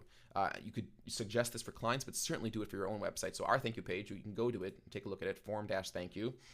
I haven't edited this in a few years, and I probably should make it a little bit more fun, but it's the idea. Your form submission is currently orbiting an unknown dimension of the outer hemisphere, where one of our digital advertisernauts will find it soon and bring it safely back down to Earth. In the meantime, check out the clearance section at Neiman Marcus, and that's actually a link to a clearance section.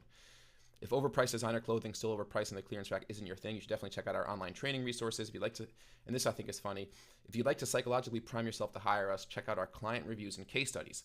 Based on the universal principle of social proof, we look to others to determine what actions and behaviors are right, good, and appropriate. So reading our reviews and seeing our client results really will give us a leg up in the negotiation. Don't say we didn't warn you, right? So it's just like a cute thing that is a little funny, shows a little bit of personality, and it breathes some life into our business, into who we are, right? So it's a thank you page that actually has a purpose, and I'm sure that has an impact.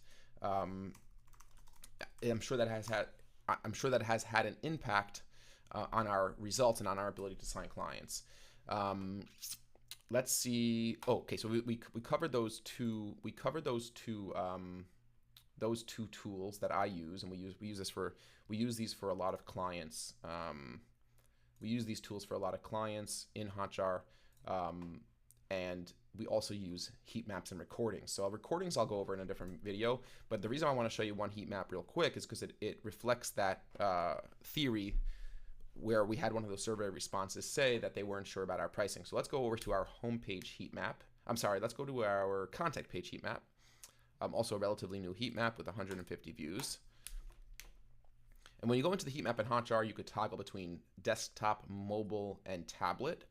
And you could toggle between a click map, a scroll map, and a move map. To me personally, a click map is the most relevant type of tool you could see here. So if you scroll down the page, you're seeing a screenshot of the page. And obviously in a very self-explanatory way, the spots that are red are the hottest spots. The spots that are blue have the fewest amount of clicks. And it shows that it's recorded 555 clicks in this session so far on this specific page. So we could see that, around 5% of people click on the Contact Now button up here. That scrolls you down. And by the way, sometimes you'll see if your website has any like sort of slide-in features or interactions as a person scrolls the page, you'll get some of these formatting errors in the actual screenshot, but that's okay. It's not actually how it looks in the real site.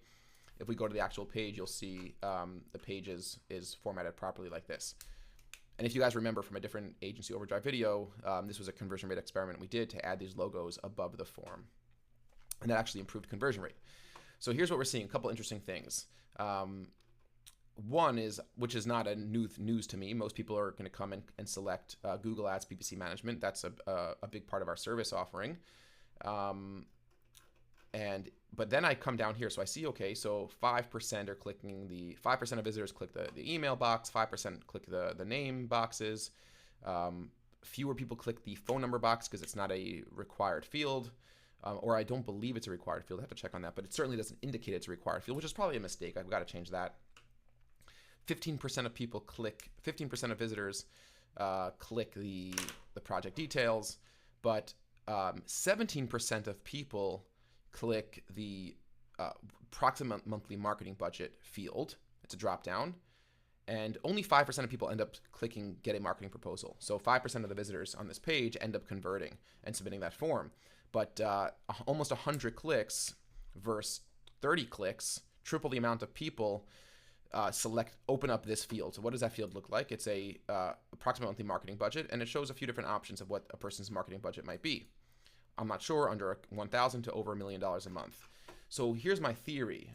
I think that this field might be hurting our conversion rate, because I think people will select this and they'll look down at they'll look down here and they'll say, okay, well, you deal with clients spending $250 to $500K a month, $500K to $1 million a month, which is true. This is what we have clients at this budget.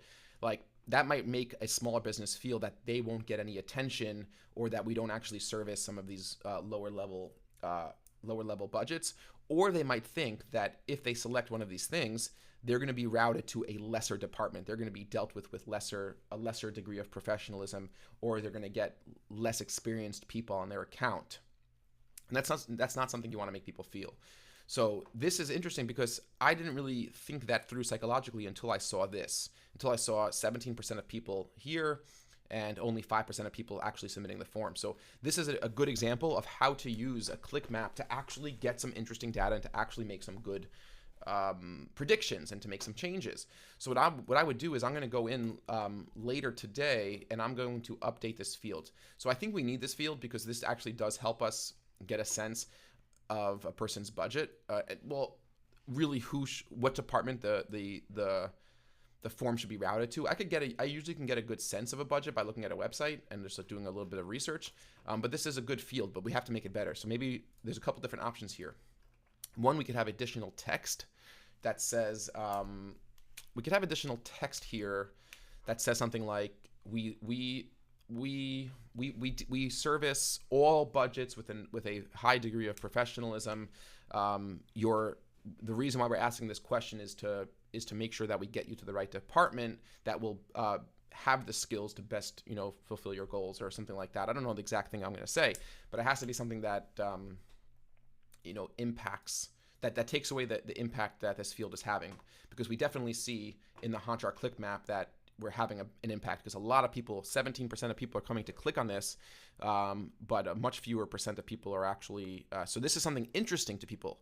It shows that people are scrolling down the page and they see this and it's interesting, they click on it, they say, okay, what's going on? And if people are clicking on this, then I'm sure that what they're seeing is influencing their decision in some way, and it seems like it's influencing the decision in a non-positive way.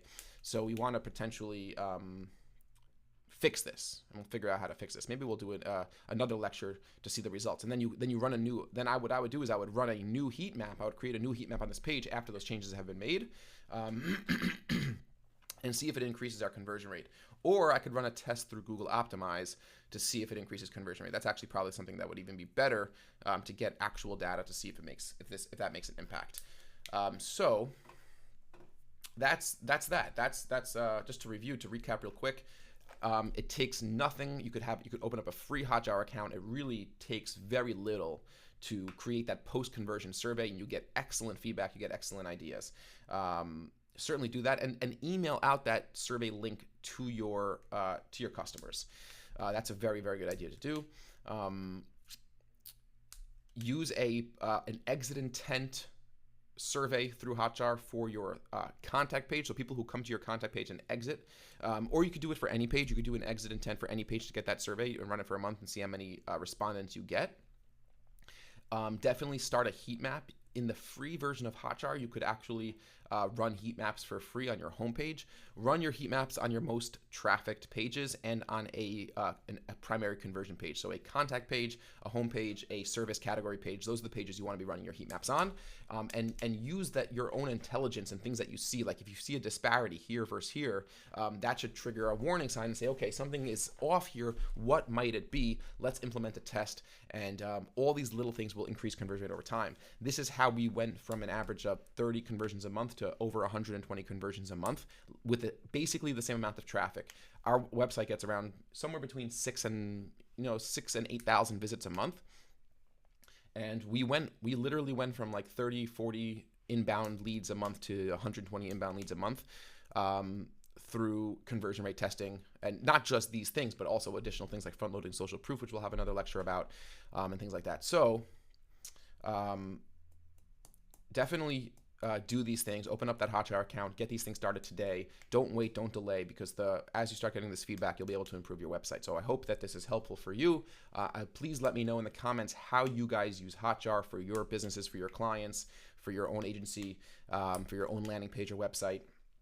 Let me know if you have any questions, and certainly share your positive results. I look forward to seeing you all in the very next lecture, and I appreciate your support and your membership to this program. Talk to you guys soon. Howdy, Agency Overdrive members. How is everybody doing? Hope all is well. Today I have an exciting lecture that I spent a long time preparing, and I think it's going to be useful. And I think it's going to be very relevant, to what you guys are doing.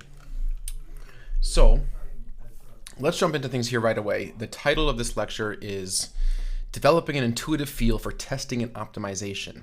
And it's an important topic because a lot of people shy away from testing and optimizing their website and working on conversion rate because they don't have the budget or the time or the tools to really do it properly, to really do it in a complete way.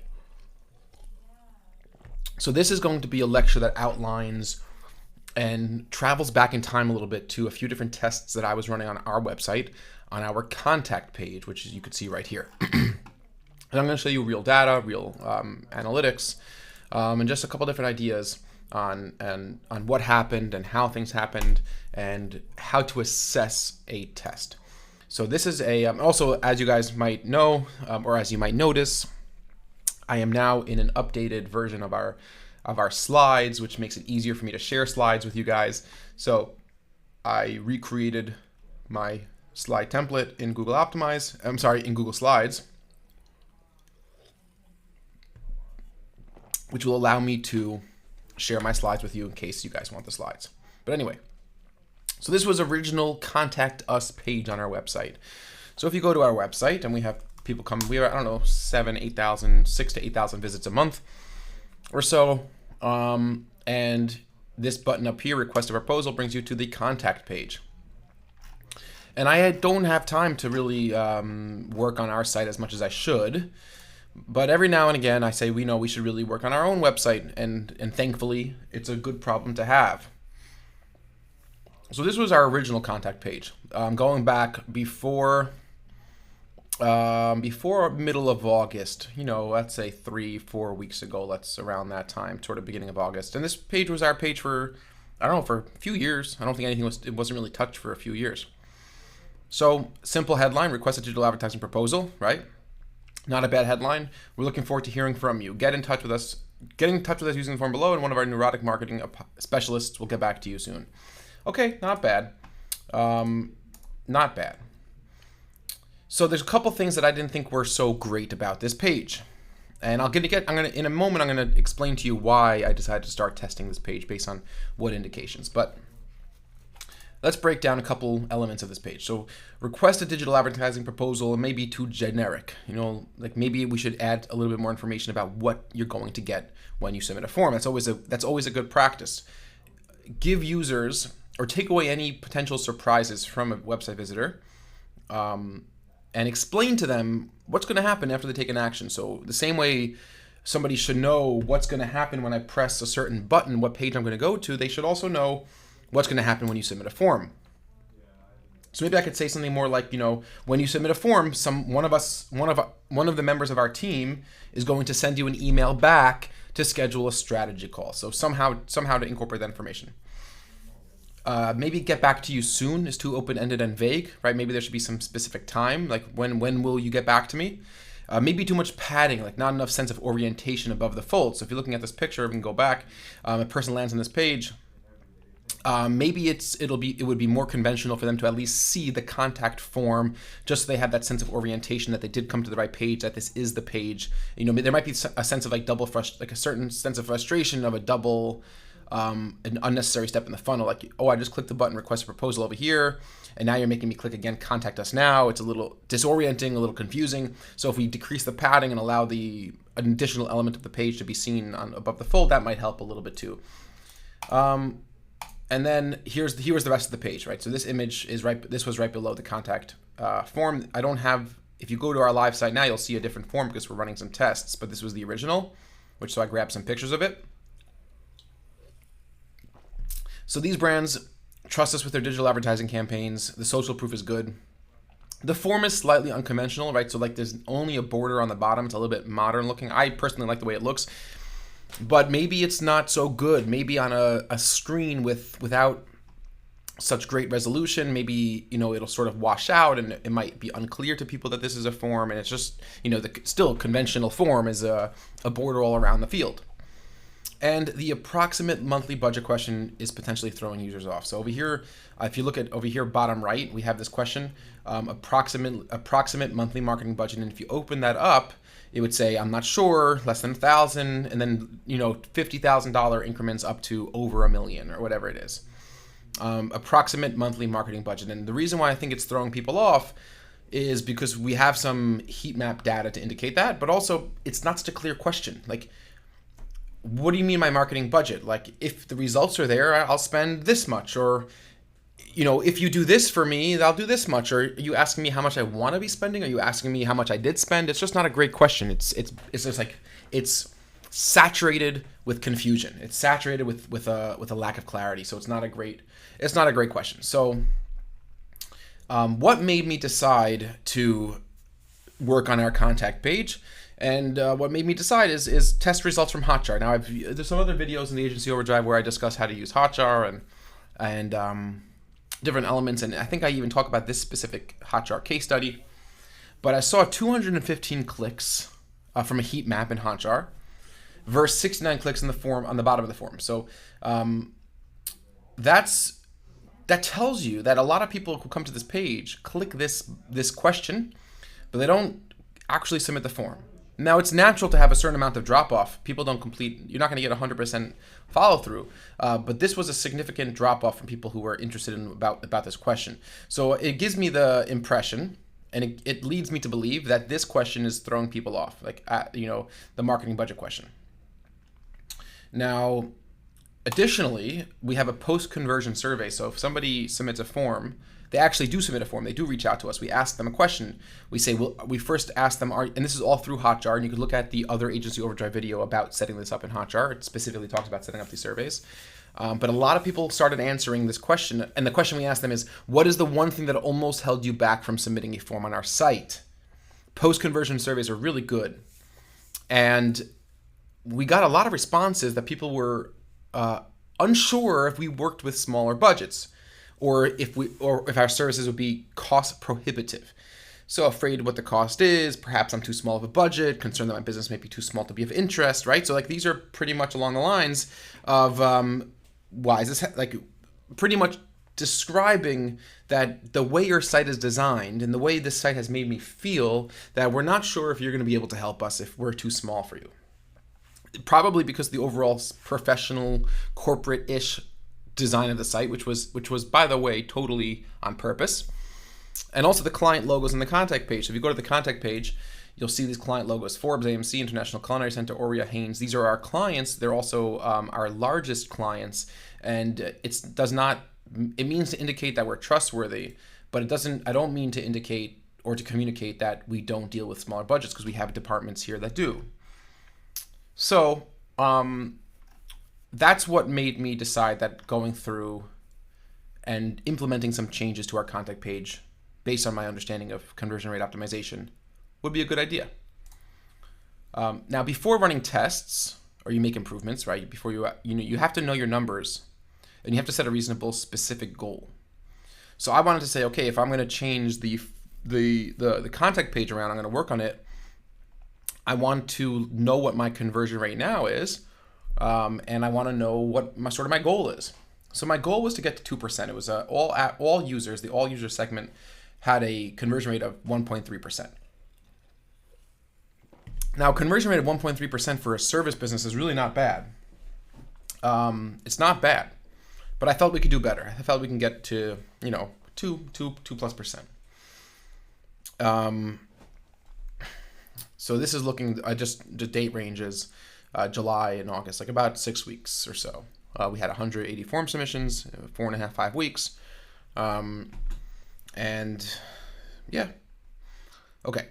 Now, I also wanted to see the conversion rate for the contact page itself, a segment of people who went to the contact page. So through Google Analytics, you can create custom segments, and I'll actually show you how to create a custom segment right now. So if you're going into Google Analytics, and I remove, up here you have your segments. So by default, you're going to see an all users segment, and you'll see whatever data you're looking at. So if I'm looking over here, 3.87% form submission conversion rate, that's my conversion rate based on the date range that I'm looking at, and you could change the segments up here. So I'm just actually looking over here what my date range is, just to get a sense of orientation myself, compared to July 31st. Okay. Okay, so this is I was a little confused here for a second. I was seeing a 3.87% conversion rate. It's actually just a drop of 3.87%, because I'm using a comparison date range, because I know that my conversion rate wasn't that high. All right, getting back into it. So to add a custom segment, what I wanted to do is I wanted to say, okay, so out of all the people who come to my contact page, how many of those people who visit the contact page actually convert? So to create a custom segment, it's really easy. You go to custom, you can go new segment, and I do conditions, and I could just label this contact page test, because I already have one. Filter sessions or users. For our instance, it doesn't matter. I will keep sessions include, and just type in page, and scroll down until you find just page, not page title. Here you go, page. Exactly matches, and I could start typing. And Google will give me a drop down of the popular pages, and /contact is our page that we're talking about here. Over here, you see that 4.08% of all users match my criteria here, and that would save it, and that would be my segment. I'm going to cancel this new test segment because I actually have a segment. So I'm going to go over there, custom, viewed contact page, apply that segment, and then I could look at data alongside. So if I want to take a look at conversion rate from July to August, let's say I don't need to necessarily compare. I want to take a look at conversion rate from July to the middle of August. I could do that here, and I could see my 2 different segments. So the visited contact page, 8.66% conversion rate of people who visited the contact page. Well, it makes sense that it's a much higher conversion rate from all visitors on the site. Now over here you see 109 form submissions, and before we saw 180 form submissions for this date range. That's because there's other forms on our site. So sometimes people will fill out a form on a service page, like down here at the bottom, there's a request for proposal form. Anyway, okay, so let's go back to our slides. So we had, so visitors to the contact page for the same date range, July 27th, a few slightly different dates than what we were just looking at, has an 8.8% average conversion rate, and which means that there was around 60 form submissions on other forms on other pages of the site.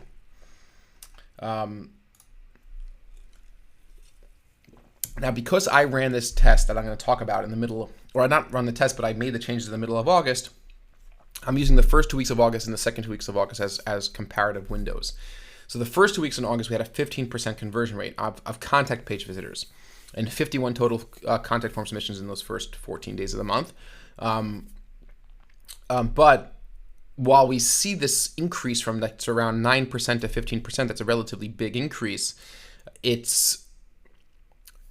You keep it in mind. So keep it in mind that any 2-week window could have a strong increase in conversion rate based on lots of different threats, or decrease. But nothing changed. Nothing changed from July, where you're seeing nothing really changed on the page. Nothing changed in July, where you're seeing this 8.8% conversion rate, versus beginning of August, where you're seeing a 14.9% conversion rate. The amount of traffic is relatively low, where it's possible that the page stayed the same, but there was just a higher quality batch of traffic that came to the site that was more interested in submitting a form. But anyway, so I go and I decide I'm going to start making some changes. So updating our contact page. So the first thing I did is change the headline, because I felt that the headline is going to have the largest impact. And that's usually the case. Your headline and your subtitle in that order are going to have the largest impact on the page. It's the same thing with advertising. So for any given page, work on the headline first, because the headline, how appealing the headline is what the person reads to decide whether or not they want to stay on that page at all, if they want to continue looking around your site. So the headline is really important. So we changed the headline to something like what you're seeing here. Fill out the form below and we'll reach out to you by tomorrow, September 7th, to schedule a strategy call. And this was actually dynamic. So September 7th always changed. So if it was August 13th, when you came to this page, it outputted August 14th. It was a cool piece of JavaScript that we loaded into the website. And that was that. So I felt like, A, it's cool. Well, actually, I'll get to the reasons in a second. I just want to add to talk about what else we changed. The subheadline we basically kept the same.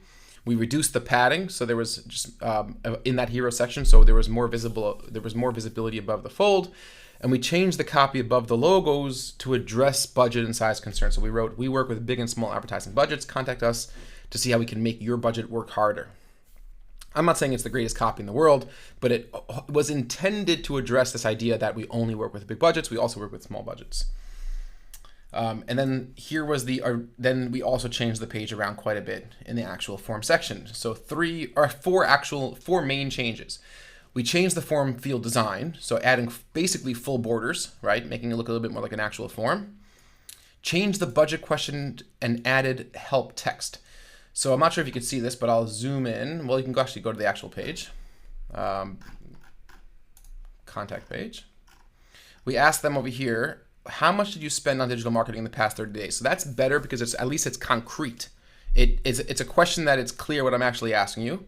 Now, you might not know exactly what forms of digital marketing, but at least it's clearer than just saying, what is your marketing budget? And then some help text. Knowing your approximate current ad spend will help us prepare for our audit and consultation phone call. So also letting them know why we're asking that question. I had a concern that some people might not want to answer that question because they feel that if they enter a small budget, they're going to get a call back from someone less experienced than if they enter a larger budget.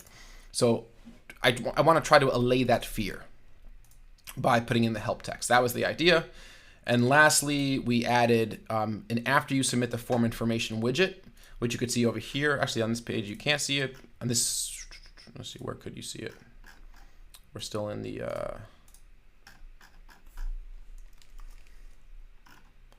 There's an actual live A/B test running on this page, but right over here you can see it. So it basically says we'll email you no later than tomorrow We'll discuss your business and marketing goals and how we might be able to help you achieve them. If you like what you hear, you probably will. Our team will work on a custom proposal that will outline fees, timelines, and specific deliverables. So there's just in general, I think it's a best practice, and I've seen it work where you just really be clear what's going to happen after you submit the form. It gives people a sense of ease that they know what's coming, they know what's going to happen. You'll see in a few minutes, I think that might, the way I wrote this quickly might actually have negatively impacted conversion rate, but we'll see. It's not clear yet, but I'm just giving you a sense of why I did what I did. And then we added a reviews widget. Our services actually work. That's why we have 117 5-star client reviews. I think that that's a good headline. It gives you clear, objective information. We have 117 client reviews and then a screenshot of our Google Plus page that has 107 reviews and 11 additional reviews on Clutch that it's an embeddable thing that you could cycle through. So it's really just working on that idea of social proof. It's a nice complement to the logos where you say, okay, you have some household names as name clients and you also have a lot of good reviews posted online. It sort of gives you, it's important to confirm and address issues of proof and validity and trust, especially at a crucial junction like a contact page. So that's what I did. This was the new contact page. Now, this all should have been done as a redirect A/B test, but I got lazy. Instead, I just launched all the changes right away to 100% of our traffic, confident that the changes would have a positive impact on conversion rate, or worst comes to worst, no impact on conversion rate. I was really confident.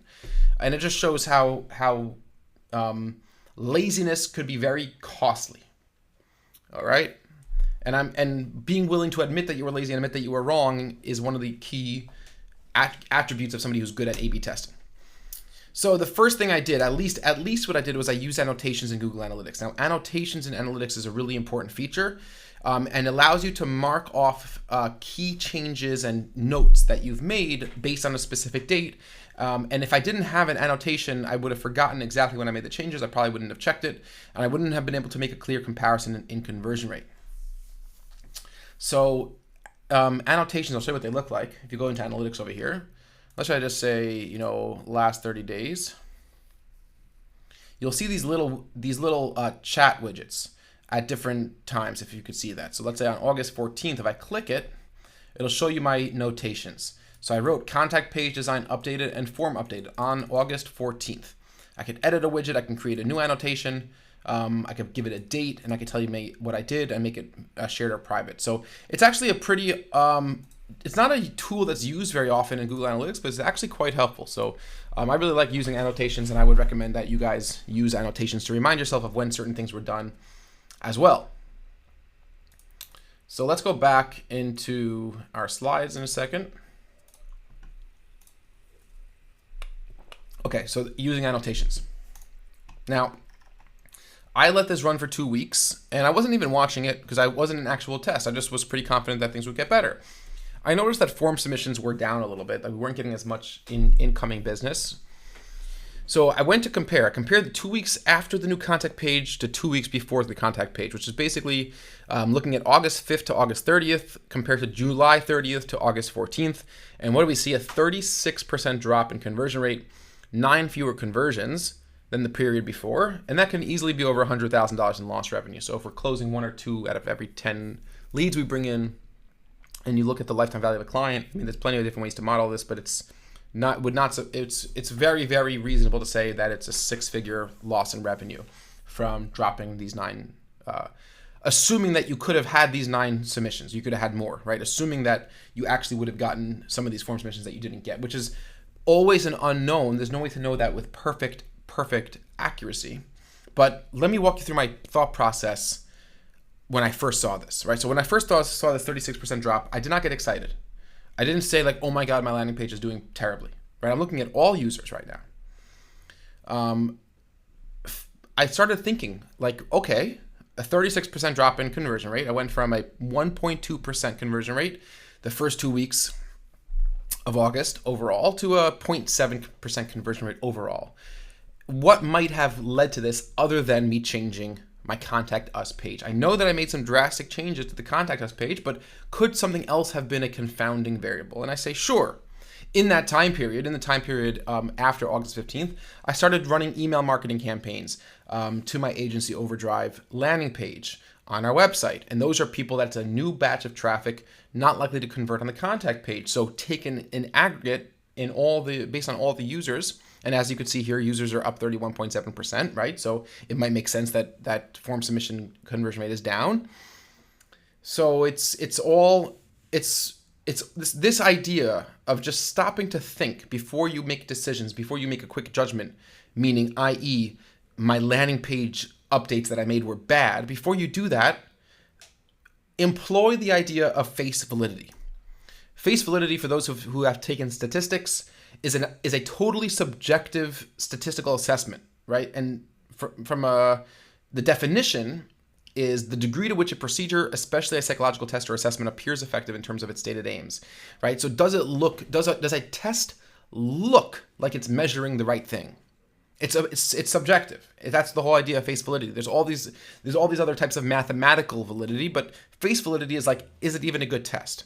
So if you phrase this in more scientific terms, we would say, okay, our hypothesis is that this increased this changed headline with this dynamic date that we're going to get back to you the day after you send a form is going to increase conversion rate. And the way we're testing this is by looking at a Google Analytics segment of all users over the following 2 weeks. Does it look good?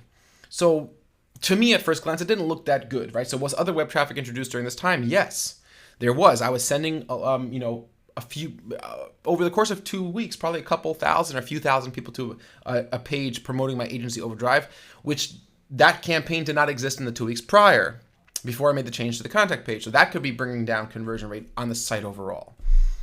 Did traffic source breakdown change significantly? Meaning, if in my first period of measurement, which is the first 2 weeks of the month, I was getting a lot of direct traffic and not as much Google Ads traffic, and then I started getting more Google Ads traffic and less direct traffic, right? That could change the dynamic of conversion rate, which would mean that it doesn't change the fact that conversion rate dropped, but it means that you can't necessarily use that data to test whether or not the conversion rate had an impact, or the changes to the contact page had an impact. Seasonality, is there a difference in seasonality between the times of measurement? Maybe there was just like some simple issue of mobile responsiveness, or the page was loading slower. Did we change our product? Did we change our pricing? Did we change our offer? So no, I didn't do those things. But the main thing that changed was that we started running email marketing campaigns promoting the Agency Overdrive, like I said. Now, if we had run a test in Google Optimize with statistical A/B testing, this would not have been a problem because Google Optimize would be testing people who came to the contact page. But to make this, to think about how to account for potentially the Agency Overdrive traffic affecting the conversion rate on the contact page, we go, and that's how we could use custom segments in analytics. So this screenshot shows all the people. We're only looking at people who viewed the contact page, the same date range, the second half of the month versus the first half of the month, and only people who viewed the contact page, and also they never went to the Agency Overdrive page. So I wanted to make sure that I was excluding all that new traffic introduced during that time period. And we're actually seeing a 55% drop in conversion rate, 13.68% minus 6 to a 6.15% conversion rate. So if you exclude all that traffic, and it's actually funny because that shows me that the Agency Overdrive traffic actually helped my cause. It actually showed me that some of the people who came from those marketing campaigns did submit a form. So even when we exclude all those people, an even more severe drop, from a 55% drop in conversion rate. That's really, really severe. So going from a 13 to 0.6, almost a 14% conversion rate, 14% of the people coming to your contact page end up submitting a form, versus only 6% of people, 6 out of 10 people submitting a form after. That's like double your business. That's having more than having your business, halving, having your business in half, cutting your business in half. And you let that go on, we're dealing with millions of dollars of lost revenue if we're getting half the amount of form submissions, right? It's really bad. That's really bad. So a 55% drop in conversion rate. So this custom segment helps me look at the face validity of this test and say that, yes, if I'm looking at just a segment of people who came to our contact page 2 full weeks, and a 2-week segment, by the way, is really good for testing. You don't ever want to draw conclusions from a test in less Almost never, in less than 2 weeks. In fact, Google Optimize is set up by default. No matter how much data you throw at it, will never give you a statistically significant test result in less than 2 weeks, because they want to have 2 weekends. They want to have 2 different days of each week. There are so many different elements to buying behavior and website browsing behavior that changes based on the time of the day of the week, the time of the month, etc. So I do think that there's enough data here to tell me that there's likely, I don't have the statistical confidence interval, but it's likely that there's a severe problem with this new contact page we created, because we had a really good conversion rate at 13.6%, and then it was down to 6% for 2 weeks after that. So let's continue to take a look at what's happening here. So now that I'm confident something is wrong, how do I figure out what happened, right? If you remember, I made so many different changes to my contact page, which was another part of the mistake. You typically want to change one major thing at a time to get a sense of whether or not that one thing you've changed had an impact, whether the impact is positive or negative. And that's where the important element of today's lecture comes into play. Developing an intuitive feel for what changes probably had the most impact on your test, on your conversion rate, or whatever metric you're optimizing for. Like in general, you're most likely not going to have the tools, traffic, or budget to test everything with complete statistical significance. So in my case, I changed the headline, I changed padding, I changed the form design, I added the review widget, I added the info widget, I changed the subtitle above the logos. But the most drastic change was the headline. I knew that something was off there. The headline, I know from all my experience, has the most impact.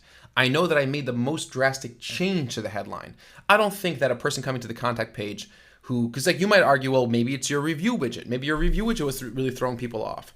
Or maybe it was this info widget. Or, maybe it's your new form design. Like, it just doesn't make sense. Like, it just doesn't play out logically. Like, the most impactful change that I made was going from a very standard headline to like, okay, request a digital marketing proposal, to something much more like drastic, with a dynamic code, request, fill out the form and we'll get back to you by no later than tomorrow with the accurate date. So what exactly was going on? So I had a feel that the headline really was the most impactful, that the headline was where I needed to go. So my original thought that this would be a really cool headline, right? Because the users would know that the website's cool. We have this custom code. It's current, right? We actually know the date. And 2, giving them a clear understanding, and we'll get back to them. Like that sounded to me in my mind when I first wrote this headline, those would be 2 good things. And I've been doing this for a long time. I've written probably thousands of headlines, and I thought that would be a good headline. It would, and not only did I think it would be good, I thought it would be an improvement on our headline, which was originally request a digital advertising proposal. But then I went back with a fresh set of eyes, and this is the next thing. If you're committed and you're convinced that you understand where your issue lies, and in our case, I was pretty convinced that our issue lied with our headline, and I'm willing to, I have to be willing to explore that. I have to be willing to going back to my original perspective that this was a really good headline. I'm going to put this custom code. It took me some time, and I'm going to say maybe I was completely wrong. Use empathy. Put yourself in the shoes and mind of a new website visitor, somebody who's interested in potentially learning more about your services. So I came up with a theory that it's very possible that when somebody came to the page and they saw tomorrow's date, it automatically triggered a stress response. Like, you're telling me that something's happening tomorrow, but like, hold on a second, slow down. We're going way too fast here. I'm not around tomorrow. I never told you I was around tomorrow. I don't want to hear from you tomorrow. I have to check my calendar now. Like, these are subliminal, irrational thoughts, and they don't even make sense in the context of the copy. The copy was, we're just going to reach out to you tomorrow to schedule a call. But it might just trigger a psychological response that I now need to be available, and no one wants to be forced to be available. No one wants to be told by a website when they should be available. The whole purpose of the website is to make it that you could contact me on your own terms, and we'll be flexible with communication, right? So it might have just triggered that type of stress response. And if it did, that could by itself explain why conversion rate was so bad. So that was the theory. And I was willing to say, okay, like when I first wrote the headline, I thought it was great. And now I think it might have been absolutely catastrophic. So like I said, it didn't make sense to me that the form design, the new question, right? You might also argue that you changed the question around. It didn't sit well with me. I don't have a theory why the question this way would have been any worse. I do suspect a little bit that potentially this information widget after you submit the form might have been too much, right? I might have been dictating the terms again too much. Like, here's what's going to happen. Let me tell you what's going to happen. When the customer wants to feel, or the website visitor wants to feel, I'll tell you what's going to happen, right? So I might have taken away too much autonomy by giving too much information. So I suspected that, but not nearly as much of an impact as potentially this new headline had. So I then decided to get smart because I saw that there was millions of dollars in the line, but I had already lost $100,000 in 2 weeks of having a poor conversion rate. So I said I'm going to go and run an A/B test in Google Optimize. Now I have a couple videos in here on Google Optimize. You guys already know how to use it. I love Google Optimize. It's just an awesome, awesome tool. Now the first thing I want to do is take the time to write a good description. So I wrote the contact page was originally updated on August 14th. Moved the form to the left, added the purple review and info boxes, changed headline to include dynamic date. And analytics shows a 40% drop in conversion rate from the 15th to the 1st of September. Remove the top info box, change headline, and change the copy above the logos to clear up budget concerns. I'm also concerned that the overall form design isn't very good, but this test will improve that either way. So it's a semi blog post, and this is important because even in a week or 2 weeks from now, if you're running different experiments for yourself or even for your clients, you're just gonna forget what they're all about. Especially in a year from now, if you want to look back, you want to have these descriptions to really, oh yeah, now I remember what I was doing. Now I remember what I was trying to test. Now I remember why I did this way. So the description is really useful tool in Google Optimize. I don't think a lot of people use it to its full capacity, its full capability. So I set up a test. I have 2 new versions of the landing page, of the Contact Us page. Here's version 1. I didn't go back to our original headline. I wanted to just test if I remove the dynamic date headline and just go back to something generic, will it help? It didn't necessarily have to be our original one. If you remember, the original was request a digital advertising proposal. So this new headline, which I thought is a slight improvement, complete the form on this page to schedule a call with our team. So I like that above the original headline because it tells the person what's going to happen after they submit the form. But it doesn't necessarily trigger a stress response of like, you need to be available tomorrow or something's going to happen tomorrow. So this is version 1, and I left out the update to the copy above. So these brand sources with their digital advertising campaigns right above the logos, that stays the same. In version 2, there's a new headline: complete the form on this page to request a proposal. Again, very similar. Complete the form on this page to schedule a call with the team. Complete the form on this page to request a proposal. We work with big and small advertising budgets. Contact us to see how we can make it budget work harder. And while this is not a strict A/B test, because I am testing 2 things at once, it's again, you're getting that sort of feel for advertising. You're going to get that feel for testing, and you're going to know what elements are really having the strongest impact. Again, on this page, and I want to give one more caveat, but first, on this page, I also removed the info box of what's going to happen after you submit this form, and I just put this review widget there at the top. So update copy of the logos, remove the information widget, pushing the reviews widget to the top. Now, although I oftentimes advocate for strict A/B tests, this is still an A/B test. Because I am not testing in a way that will tell me which one of these 3 variable changes had a greater impact. I'm just testing this versus this. So it's true that I won't statistically know if this page ends up beating this page. I won't statistically know, was it the headline, was it this copy, or was it removing the info widget box? I won't know that. I will know that in totality, these 3 things are better than this combination of things. And they all probably have some little bit of contribution, but I would say that the headline has the most, and then this information above the logos, and then getting rid of the info box. That's what I would personally say. But again, I could be wrong the same way I was totally wrong in the first place. So if I do see this page beating this page, my next step will be to then test each individual element to see which one has the most impact. So let's take a look at the test results so far. So now we're a number of days in. We're about 6 days in, or we're like four days into this test. And Google Optimize has version 2, the second version, right, with the copy I like better, with getting rid of the info box. These are the things that I suspected, with a 66% likelihood to be best. And that's pretty good. I've run many Google Optimize tests, and 6 days in, you're usually going to end up winning with the one that is ahead at this point.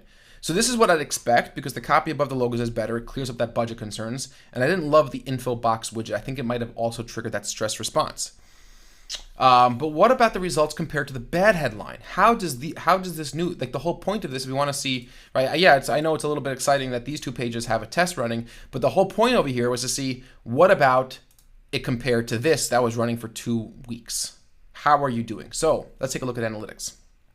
Right off the bat, looking from the first few days of implementing this new headline, we see a 110.6% increase in conversion rate looking at the all user segment. So we go from a 0.55% conversion rate to a 1.15% conversion rate directly after implementing these changes, just basically getting rid of that old headline. Because if you notice, the form still have this new design.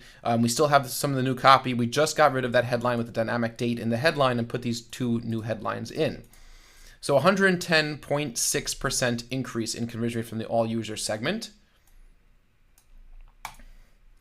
If you look at just the users who viewed the contact page, but if you look at the segment of visitors that came to the contact page and not the agency overdrive page, we're seeing a 116% increase in conversion rate. We're going from a 6.15% to a 13.33%. But if you notice, we're not quite up beating the original 2 weeks of August. So we're way back up from the 2 weeks that had that really bad headline running, right? We've doubled our conversion rate, but we're not quite beating the original 2 weeks. So compared to the original contact page, a 10.7% decrease using this same segment.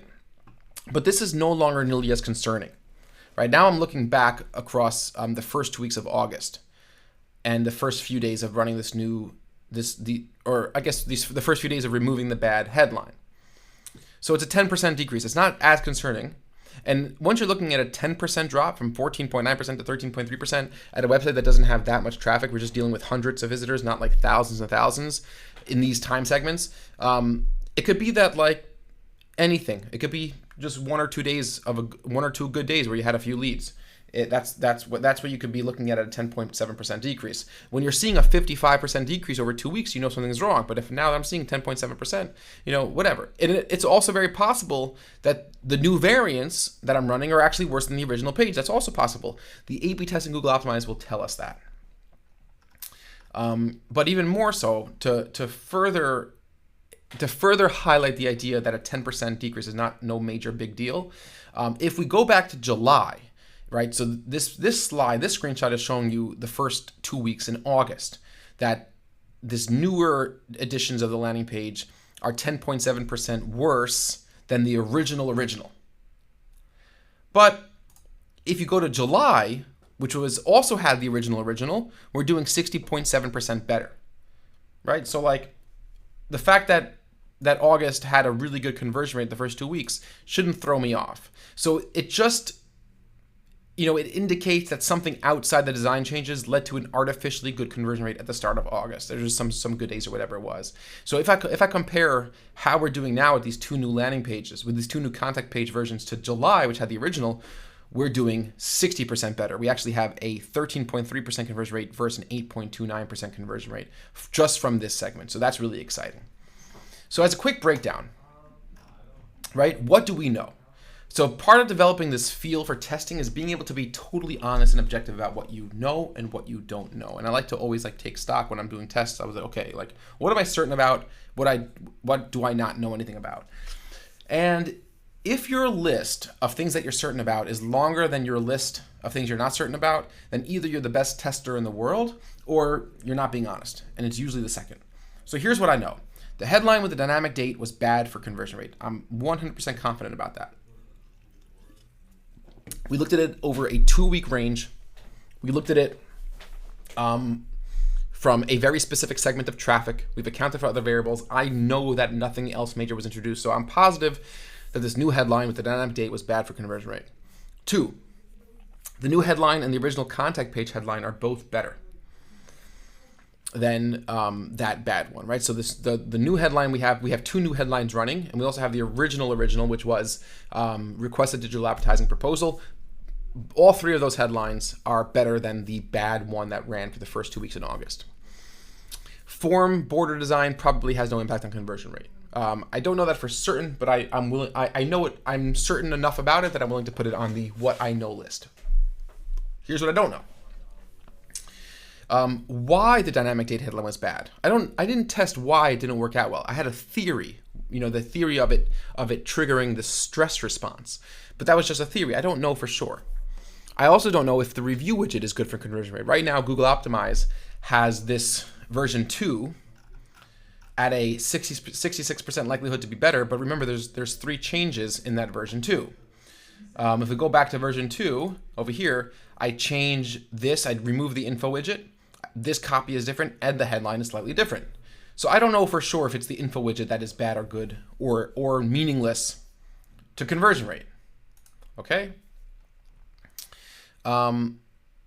Right? We know that the updated logo copy and removing the info widget together is good, but we don't know if they are good separately. My prediction is that V2 will outperform the current V1 and the original contact page. And I feel that way because I still hold true to my principles of what I understand about conversion rate. And I do think that the info box was maybe too much. I think the reviews will be helpful. I think the updated form design will be slightly helpful. And I think the updated copy about budget will be helpful. And obviously, we're going to continue to running the tests in Google Optimize. So let's just review the key lessons here. So very important, don't assume you know anything. That's huge. Don't assume you're going to, if you assume you know everything, then I wouldn't go back and check after 2 weeks and see if what's going on. If I assume that I know everything, I would just say that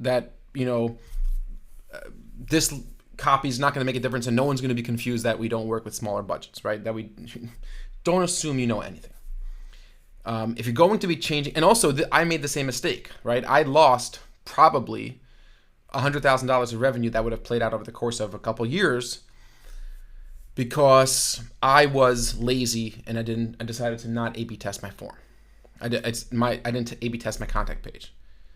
If you're going to be changing headlines in a drastic way on key pages, run an A/B test in Google Optimize. Don't do what I did and go ahead changing. And when I say in a drastic way, I don't mean what we have going on between versions 1 and 2. So if you go back here quickly, complete the form on this page to schedule a call with our team is not drastically different than complete the form on this page to request a proposal. So in those cases, I wouldn't make a big deal. Okay, if you're not going to run an A/B test, go ahead, just test it. Just run it for a couple weeks.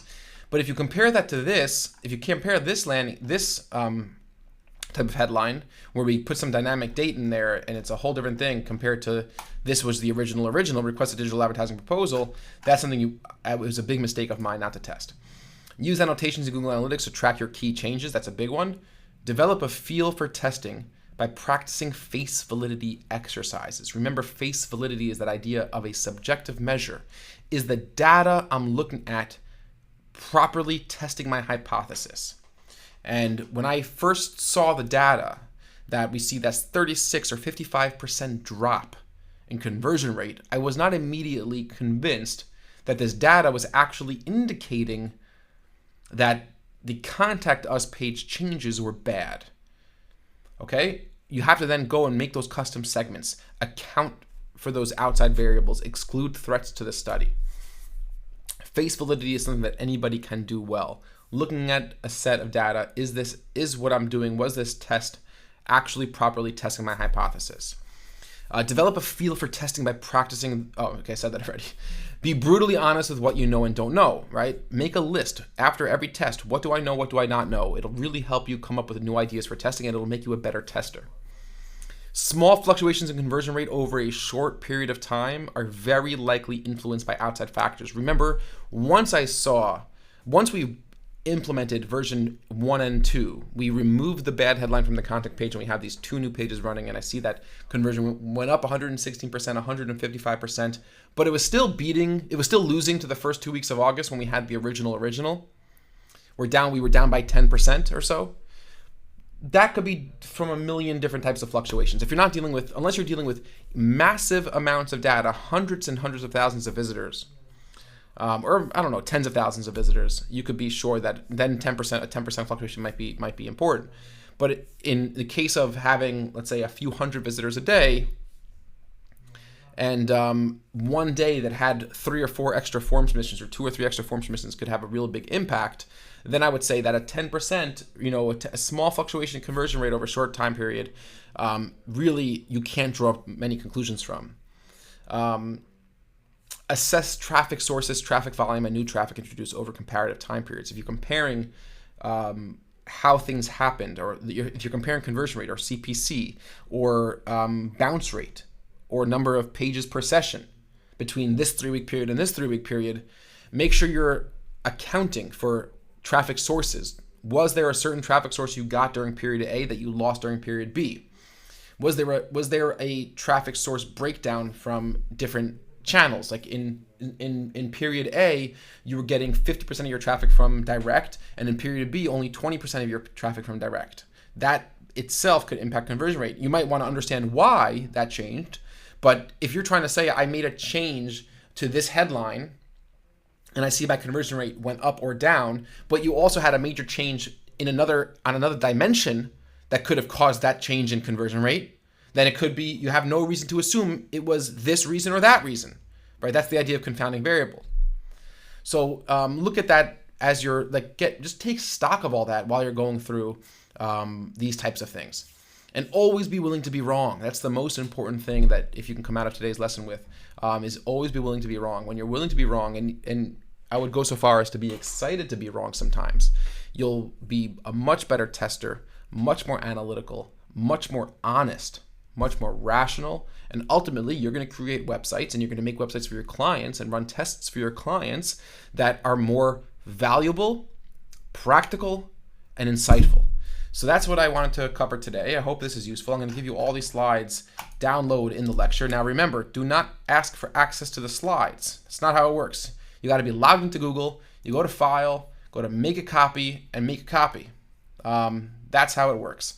So I hope this was enjoyable. If you have any questions, if you have any feedback, if you have any comments or concerns or life stories you want to share, put them in the comments below, and I will be in the discussion threads before you know it. Have a great weekend, or whatever it is that you're up to, and I look forward to seeing you guys in the next lecture. Okay, so here we are. We're going to be doing a intro to CRO analysis, and a lot of students are interested in how CRO reports work, the best way to go about them, the different ways we could implement them, and how to begin thinking about a CRO report for a client, especially when it's difficult to provide that service at a high level if you're not totally familiar with how it all works. Did you get the board also? Yeah. Okay. So this lecture we're going to focus on beginning to build a CRO report. We're not going to actually talk about how to set up user tests and usability testing and statistical analysis. This is just okay, you get a new client, you're looking at a website. How do you even begin? That's the point of what we're covering today. So different concepts to think about, best practices in web design, and putting together a list of notes using these best practices so you can then go into building an actual report effectively. So first of all, why would we build a CRO report? What's the purpose of building a CRO report? Conversion rate optimization. CRO stands for conversion rate optimization. What's the point? To see how many people are coming to your website, and not even coming to your website, but how many people. Well, what's the concept of conversion rate optimization? What's the goal of conversion rate optimization? To get the most conversion rates as you possibly can. So you just want to probably, I'm assuming that conversion rate optimization is just that you can get a feel of what you're doing right and what you're doing wrong better.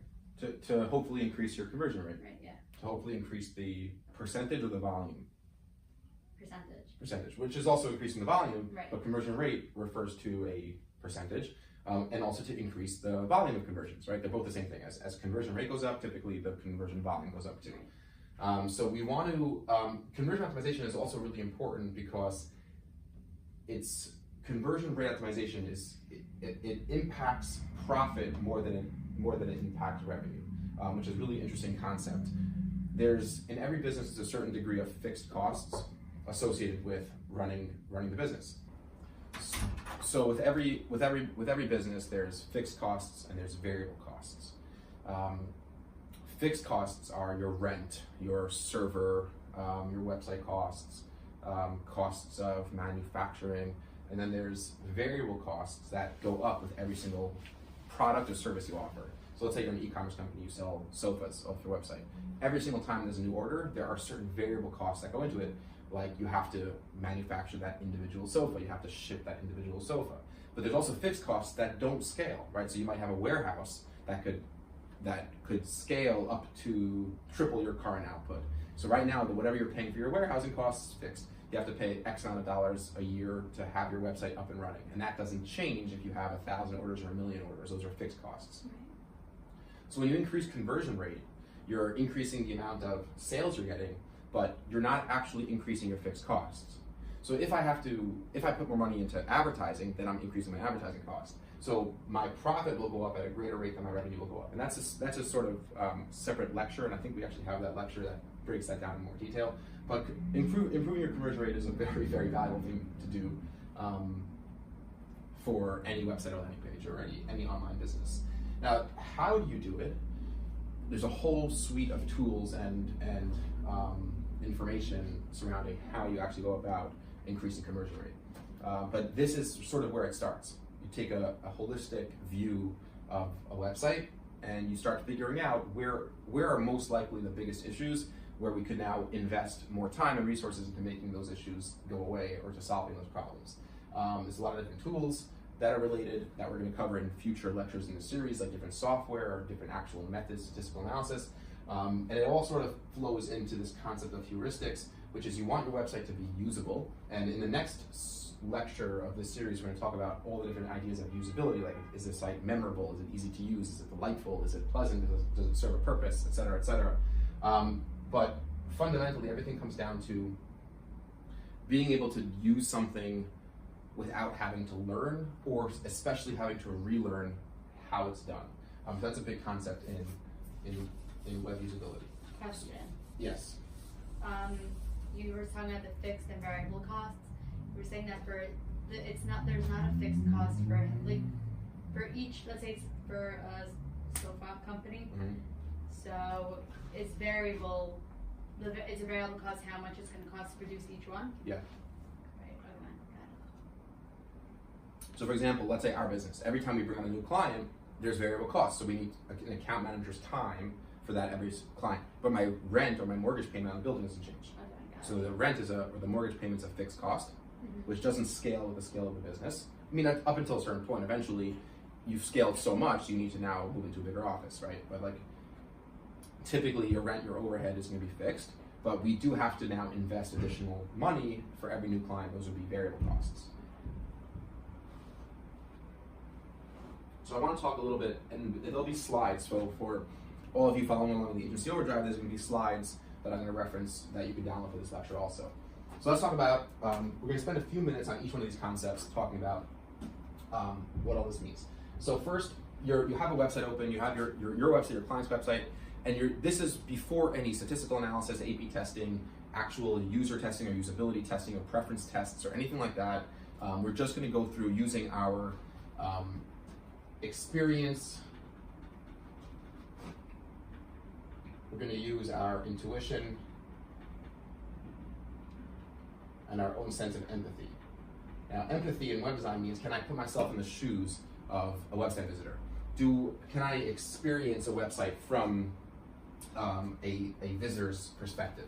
And this concept is what I call production quality. In my opinion, it's the first thing you want to assess when you go to a website.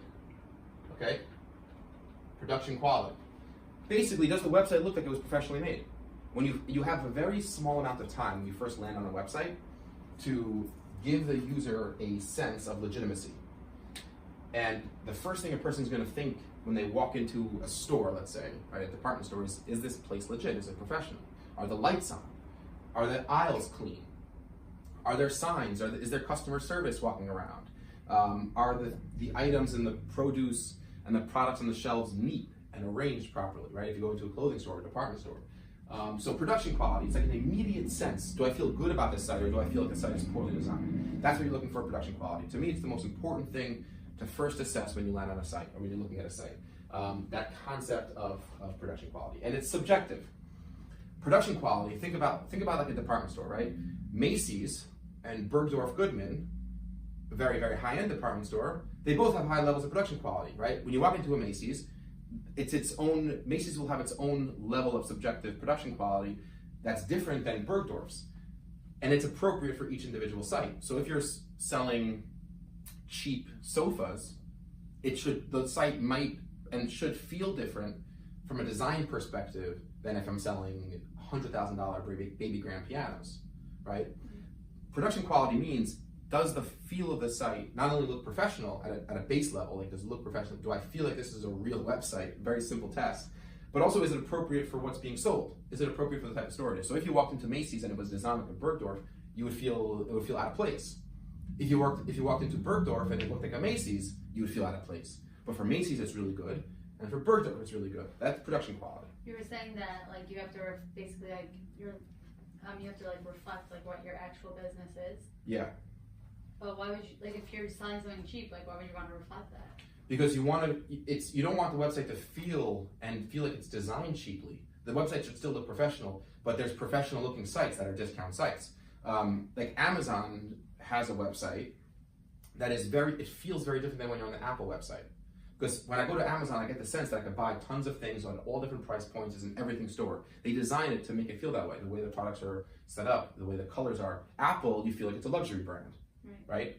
Because there's just the starkness of the colors, the minimalism of the design, the product images, the focus on like those types of more luxury elements make you feel like you're on a luxury site. So Amazon doesn't want their customers to feel like it's a luxury site, because Amazon wants to be clear that we sell a broad range of things at a broad range of price points.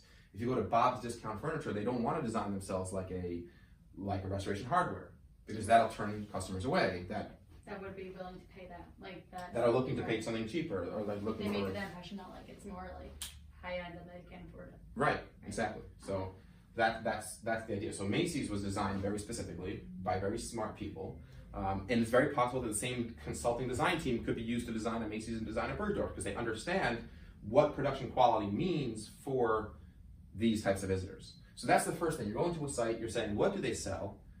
Who are their customers? And is this designed for them? Does it give me a sense, an emotional feeling that it's appropriate for what they're selling?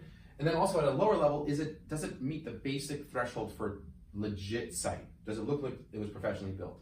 And you'll know, if you land on a site that was not professionally built, you'll know this just looks like crap. It looks cheap. It doesn't look like it's well put together. The same thing if you walked into a Macy's or a Bergdorf, if things were falling off the shelves, you would say this place is in disrepair, right? I don't want to shop here.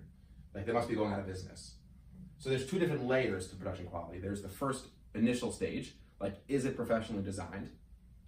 And to use the department store example again, are things coming off the shelf? Are there light fixtures that are broken? Is the floor dirty, right? So a Macy's, a Bloomingdale's, a Marshall's, or a Bergdorf should all meet that same threshold. Like things should be on the shelves, light fixtures shouldn't be broken, the air conditioning or heat should be working. So the same thing with the website. Is the navigation in place? Is the page loading quickly? Are the images clear? Is the copy written in proper English, right? Like, are the colors visible? Is the font size readable? We'll talk about a few of those things in a minute when we get to clutter and noise, but that's the idea. And like, that's what you're doing. And then when you go to a website to begin building a CRO report, you start writing down, like, what do I feel about production quality at a basic minimum? And then what do I feel about production quality with regards to whether or not it's appropriate for this brand? Got it? Yeah. Okay, so that's production quality. And you want to keep in mind this idea of empathy, being able to understand the user and being able to understand how a user would be experiencing the site. And then the best way to do it is just to put everything, like put away all like feelings of judgment. Like you don't want to go to the site assuming it's bad or assuming it's good necessarily. You just want to say like, okay, how do I feel? It's like, how do I feel in my heart and like emotionally when I land on this site?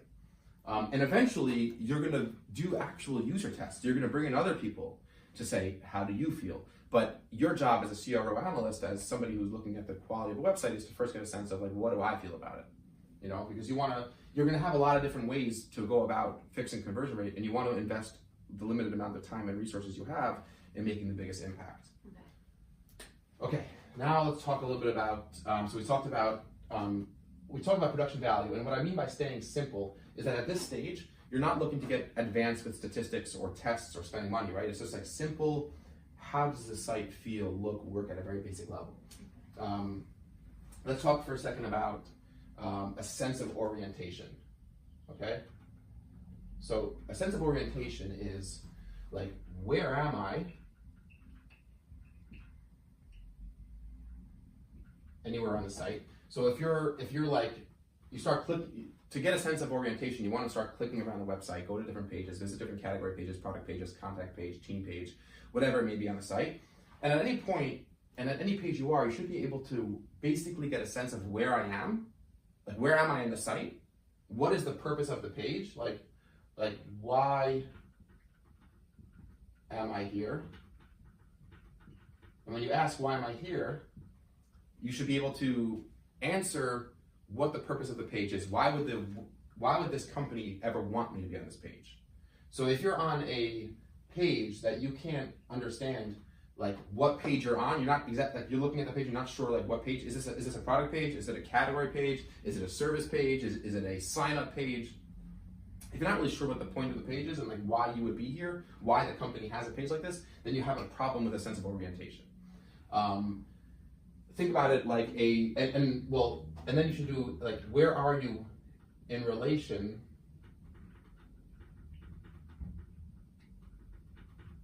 to an exit or entrance? Now think about a department store again. Let's go back to the department store example. You're in a Bloomingdale's and you're on the 4th floor. Do you know you're on the 4th floor? Do you know what's on the 4th floor? And do you know how to get out? And do you know how far away the entrance is? Like that's a sense of orientation, right? So if you're in a grocery store or department store, there's a lot of work that's put into signage and aisles and support and checkout counters with, you know, to give a person a sense of like, oh, this is how far you've come from the entrance. Here's how to get back to where you started. And if you want to leave, this is the way to do it, right? Or if you want to check out, this is the way to do it. So of course, leaving the site, you could always just leave a site. But in relation to how the homepage, am I like, if I'm at a page reading up about a specific service, which is a subset of a category, which is a subset of a primary category, because like think of a site like Lowe's or Home Depot, right? It's tons and tons of products, tons of categories in different departments that are in different sections. There's a lot that goes into giving a user a sense of orientation. And when you go to and see a site that's built really well, like a Lowe's.com or HomeDepot.com, on any given page, a person will be able to get a sense through what we call breadcrumbs and backlinks and things like that, where a person could see, oh, I am viewing a product in this section, under this category, in this department, right, under this maybe like overall sale or whatever it is. So that sense of orientation, you want to, on smaller sites, it's not usually an issue that have only a few pages to begin with. But on larger sites that have more complicated navigation, you want to be clicking around, going to different pages, and basically asking yourself, why would this page exist? Why would a company want me to be on this page? That should be clear. Where am I in relation to the home page? Can I get back to the home page easily? Right? Return to start. And this is usually accomplished by clicking the logo. That's how most sites work. If you click the logo in the upper left-hand corner, you get back to the home page of a site. Can I get back to where I started? And can I also easily return to previous step? So let's say, for example, someone's reading a blog post. Can they easily get back to the category of blog posts that they were on previously, that they got into this specific article? So if I'm reading an article in the Wall Street Journal, and I got to that article by first picking a category, like let's say entertainment, and then I pick movies, and then I picked reviews, and I picked this movie, can I easily get back to reviews? Can I easily get back to the entertainment category? Can I easily get back to the homepage, right? This is this idea of not feeling lost, right? You don't want to feel lost when you're on a website. You want to feel like I know where I am at all points. It gives the users a sense of comfort. And again, at this point, you want to be writing down your thoughts, your suggestions, your feedback, and this can be done on a piece of paper, can be done on a notepad. Again, you're not doing anything overly advanced or overly statistical. You're just getting a feel of how you feel. And the more websites you go through, and this would be a really good exercise, is going through, pick 30 websites, pick 10 websites that you've been to in the last few months, and go through this exercise. Just click around, visit different pages, and get a sense of where are you, why are you here, can I get back to the homepage, can I get back to the previous step? Those are all really important things to do. And again, you're going to probably use this stuff at some point in an actual user test, right? You might say, like, if you decide the sense of orientation is problematic, then you'll be like, okay, this is something that we should focus on in user testing, or focus on in usability testing. Okay. Let's go and talk about navigability. Now, navigability is a big one. This is similar in concept to a sense of orientation. The navigation, almost every website has navigation, and it lets people click on different things that will get them to different places of a site, right? So you want to be conscientious, you want to be aware of primary and secondary nav, okay? A lot of sites will only have a primary navigation, and that's that main navigation you see at the top of the site, right? It has a logo, maybe you have a card icon, you have some links over here, right? And that would be primary navigation. And then you might have something like it drops down, and then one of these links drops down again, and this would be secondary, tertiary, and then even whatever comes after tertiary, the fourth level in the hierarchy of navigation. It could be too much, it depends on the site. Now, a lot of sites will, especially if you look at bigger sites like a Wayfair or like a Home Depot again, sites that have tons of different categories, tons of different products. So it's better to be like super specific, I guess. Right, so you want to, the goal of primary navigation is to allow users to self-identify, right? So is there a focus on self-identification?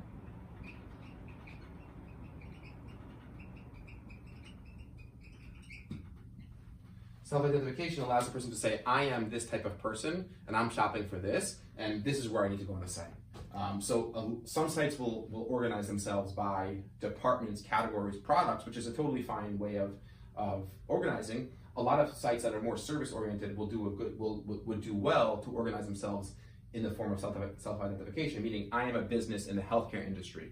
What services could you provide me? Or you could say services for the education industry, or services for large businesses or small businesses. Those are self-identification types of navigation, which could be very, very helpful.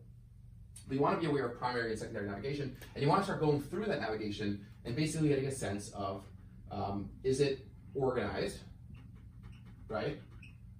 Do I feel like it's organized? Are all the important categories there? Right? Organized meaning, is the navigation easy and intuitive, where I start dropping down, I start hovering over links or clicking navigation links, and it's getting me to the pages that I would assume that they would get me to, or it's organized in subcategories in a way that makes sense for this type of company, right? Those are a couple very key things of navigation.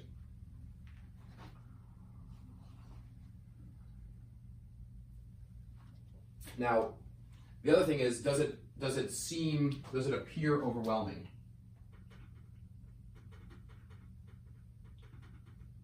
Is the navigation so big that when you look at that primary navigation, you're just like, oh my gosh, there's way too much here.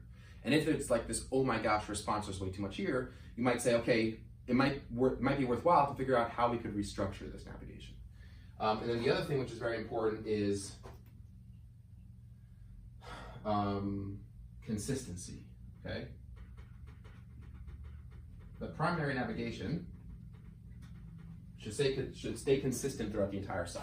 Now there might be other pages on a site that have a different secondary navigation, and sometimes the secondary navigation will be designed.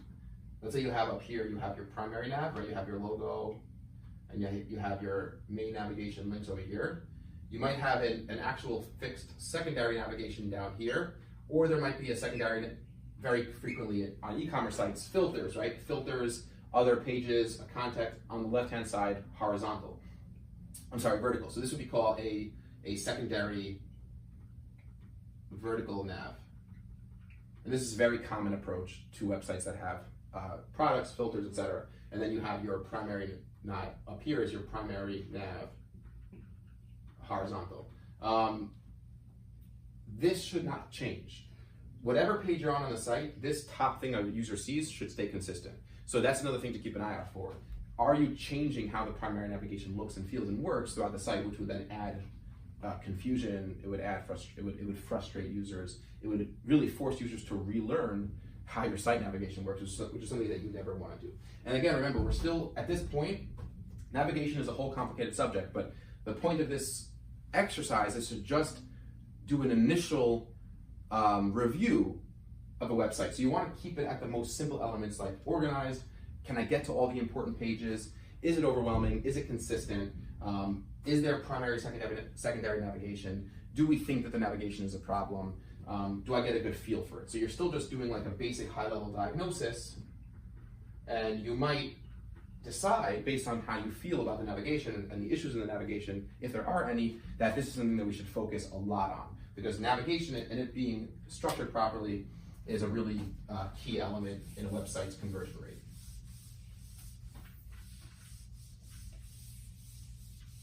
Okay, so that was navigation. So we've spoken about so far production value, right? Empathy, whether or not that it's designed professionally, designed appropriately.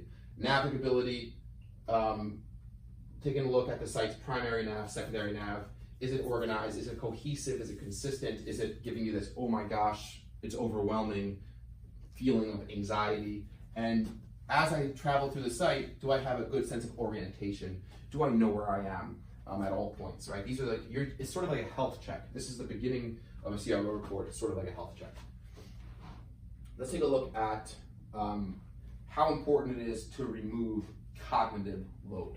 Now, cognitive load, cognitive strain. Now, there's a big rule, very, very important rule of web design, and that is that most users all users, basically all internet users, all visitors to your site spend the majority of their time on sites that are not yours. Do you understand that? Yeah. So it's important because users spend so much time on other people's sites that are not your site, it's important that your site work and function like other standard sites around the web. That's what we call conventions. A convention is something which is typically done that you should adhere to unless you have a very, very good specific reason not to adhere to it. So what do you think are a couple examples of conventions, web conventions?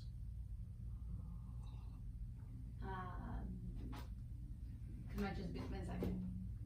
Recap everything. Conventions just. A convention is like a standard way of designing a website. Events, then, like for example, like the primary, what is it called again? Navigation. Primary navigation, like is on top, like. Good. Period. Your primary navigation is the top of the page. That's a convention. On the top left side is the logo. Good. That's a second convention. Your logo's at the top left side. Good. Navigation is usually like on top or the right. Right? You mean you could have a drop-down menu on the right? Yeah, okay. Or like the login's usually in the top right corner. Good. That's a third convention.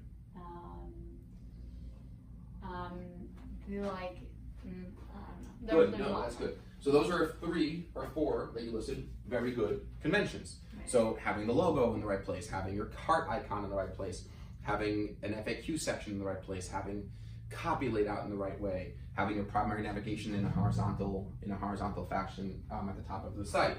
These are all conventions. Now, something which is a button that looks like a button should be clickable. It's another convention, right? So you want to just do a basic health check going through the site. You spend 30 minutes to an hour saying, are there any things that are happening here that are confusing to me. So the big part of this exercise is removing question marks in the user's brain.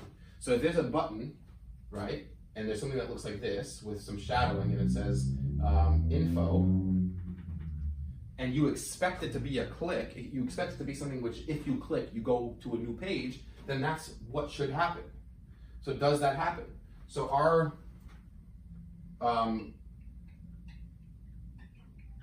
clickable elements apparent. Okay, do they, is it clear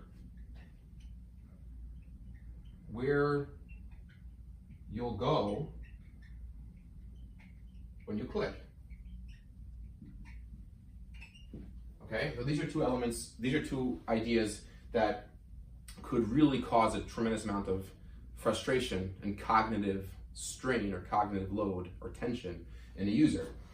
If there's something which is clickable, that looks clickable, it looks like a button, it looks like a hyperlink, it should be clickable. But more than just clickable, you should be able to guess easily, intuitively, where you're gonna go if you click that button. So for example, let's say you're on an e-commerce site and you click quick view, right? You hover over a product and the little thing pops up and says quick view, right? And you click that. You basically know what's gonna happen, because most e-commerce sites have this convention that if I click quick view, I don't go to the full details of the product page. Something pops up, shows me a few more pictures, right, a price, whatever. And then there might be another button that says view full product details. So that's a really good button, because if I click that, I could guess, or I could know that I'm now gonna go to the actual product page. So these are conventions that you don't want to defy. So you want to go through your site, you want to say, is there anything that's increasing this cognitive load, So are other elements in their proper places, right? So everything has a conventional place. Okay, so you have, let's say, logo, calls to action, forms, numbers, chat, support, filters. Most elements on a website have a conventional layout.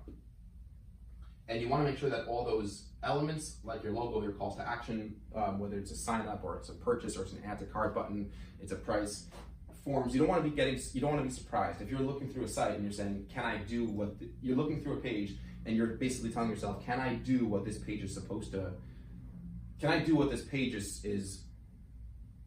page wants me to do? And something is out of place, or it makes you feel like, oh, I didn't find that right away, you write that down, right? It's unconventional. So if you have a form in a weird place that's like towards the bottom of the page, or it's hidden, it's not where you expect it to be, write that down. Phone numbers, chat, if it's not in the right place, if it's not where you would expect it to be naturally. A chat widget, whether it's product filters in the right place, like they're usually on the left-hand side of the vertical layout. You never want to defy convention unless you're absolutely sure that the value you're going to get by having a more unique design is going to compensate for the increase in cognitive tension and frustration to the user. And there are certain cases where you could be much more eclectic and much more like unique in your design. So for example, graphic designers are known to have like the most wild portfolio websites, like really interesting navigation and hover effects and all sorts of interesting things that are totally unconventional, but that's really what they're trying to communicate. They're trying to communicate that they're really good developers and they have all these skills and they know how to code and they know how to design and they're artistic, whatever. So that might be one area where actually defining conventions helps you, because that is exactly what you're trying to communicate. But if you're just selling something, or you're a business, B2B seller, you're not trying to communicate that you could design, really weird, strange websites. That's not what you're trying to communicate to the user. You're trying to communicate what you sell, the services you provide, the products you sell. So you want to, in most cases, make sure. So this idea of cognitive strain is removing question marks, making sure that everything on the page is working as it should. So the exercise is you go through the page, you start going through you ask yourself at every page, what am I supposed to be able to do on this page? And can I do everything intuitively, easily? Are all the elements that are supposed to be clickable? Are elements that I think are clickable not actually clickable? Are things happening that are surprising to me? When I add them to the cart, does it actually go to the cart? Just going through the process and making sure it's being used like a simple, easy website. So that's this idea of removing cognitive load. By the way, if you have to go, It's okay. you should really go. No, it's okay. But you can go. Okay. Okay, you really can. I know, it's okay. Do you want to go? No, I'm good. So we finish up quickly? Yeah, I mean, Okay. whatever you want. Let's finish up quickly. So let's just talk about, lastly, quickly, objectivity and copy. And this is an easy one and a pretty simple one, and because most people know what objective and subjective mean. So you want to make sure the headlines specifically, I'm not even going to write, I'm just going to talk because I have the companion slides. So headlines should be as objective as possible, especially headlines, subheadlines, and even copy. You want to avoid things like the best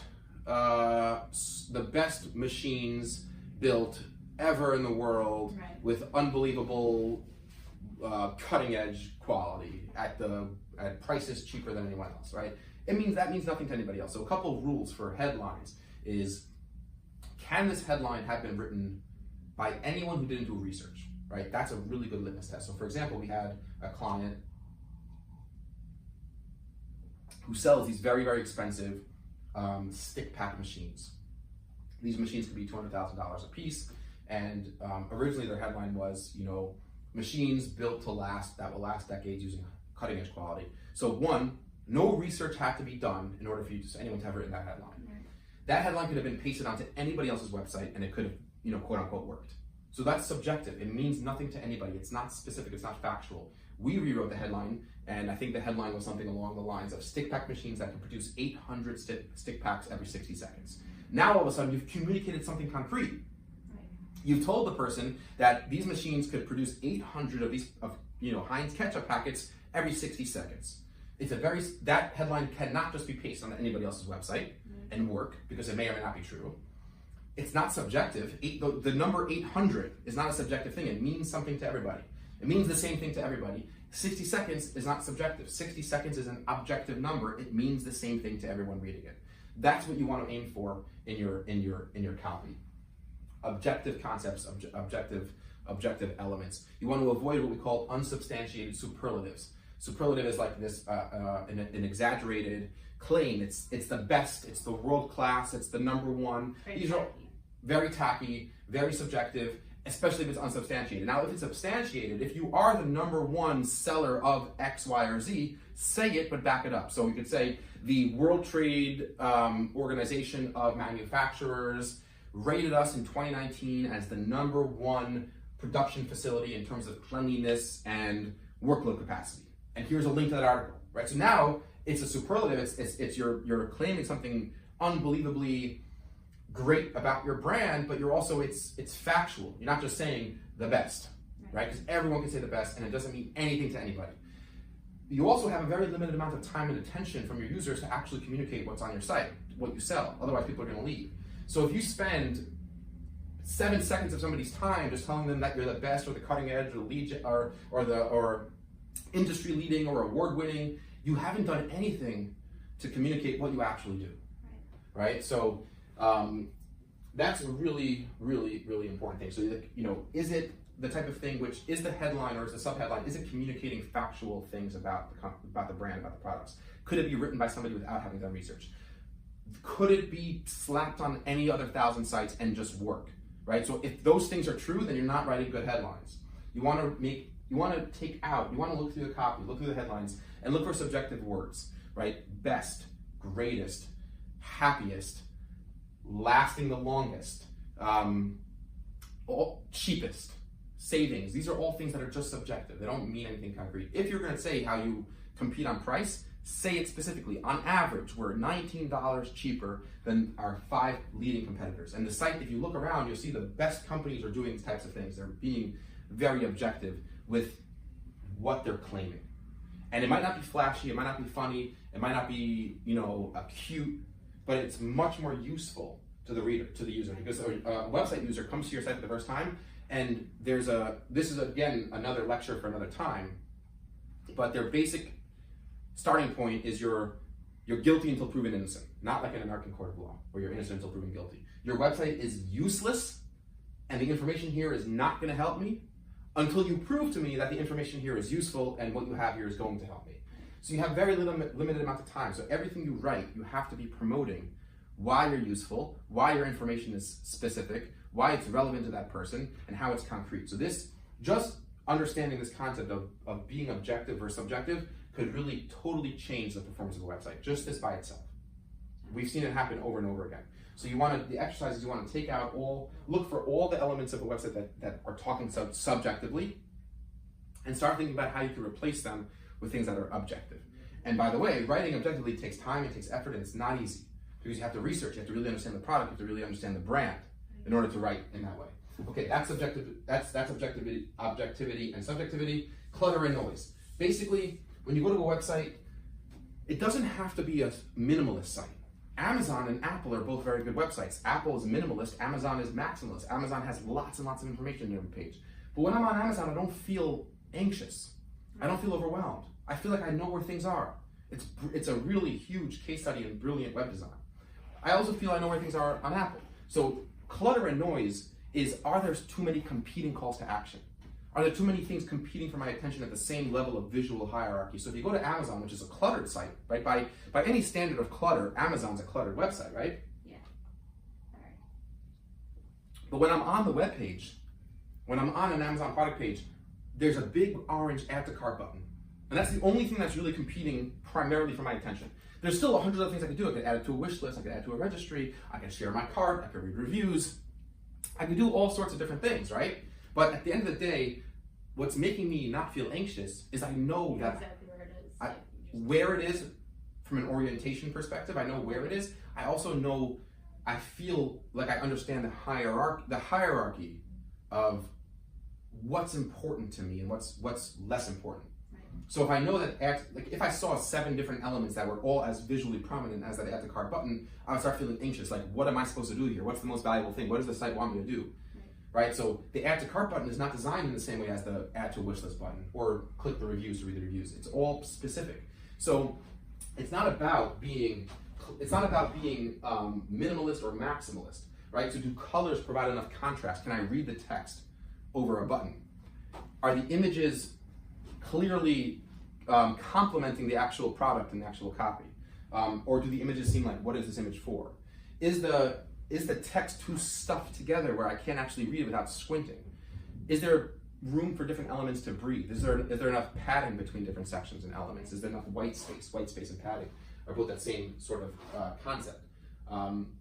Is the copy organized in bullet points, or is it just big, huge, condensed blocks of text? Right? That's a problem.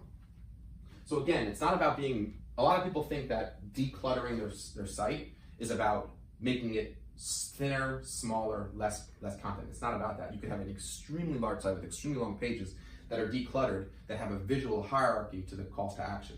Is this call to action clear, prominent? Is there one primary thing that I'm supposed to do on this page? And it doesn't have to be necessarily a product page. It could be a blog post. So then the one primary thing I'm supposed to do is read the content.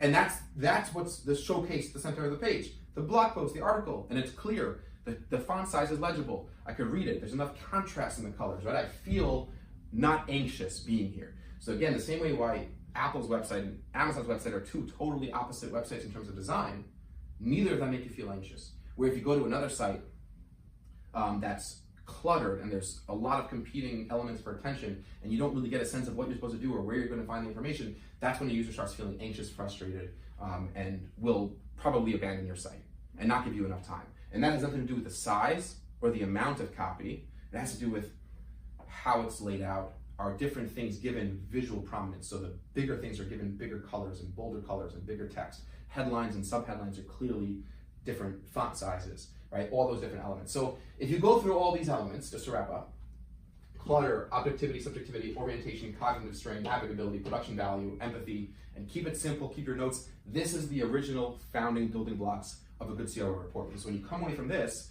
you'll now get a sense of, I know where some of the issues are, and I know where some of the issues are not. And now I want to figure out how I'm going to actually go and build actual tests with real people and real scenarios, whether that might be usability tests, user tests, A/B tests, multivariate tests, all the different tools and the different software, the timelines and the money involved. But this is your starting point. Use your experience, your intuition, your feel.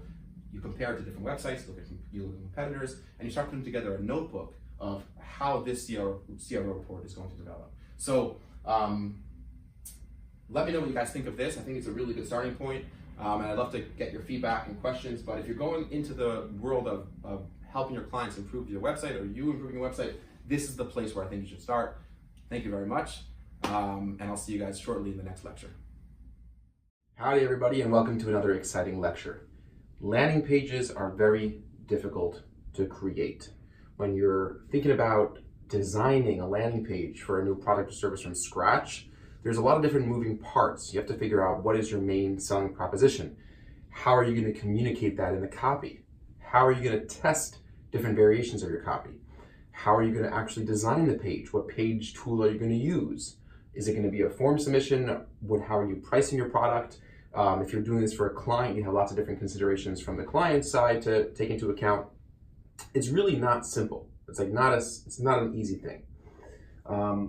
And a lot of people make the mistake when building a landing page, either for themselves, if it's a service or a product, or for a client, they'll go right into some landing page builder like WordPress or Unbounce or Webflow, and they'll pick out a template and they'll start, messing around with the design a little bit, moving things around, and they'll put in the copy, headline where the headline goes, et cetera, but you didn't take a step back and first figure out, well, what are you actually trying to communicate?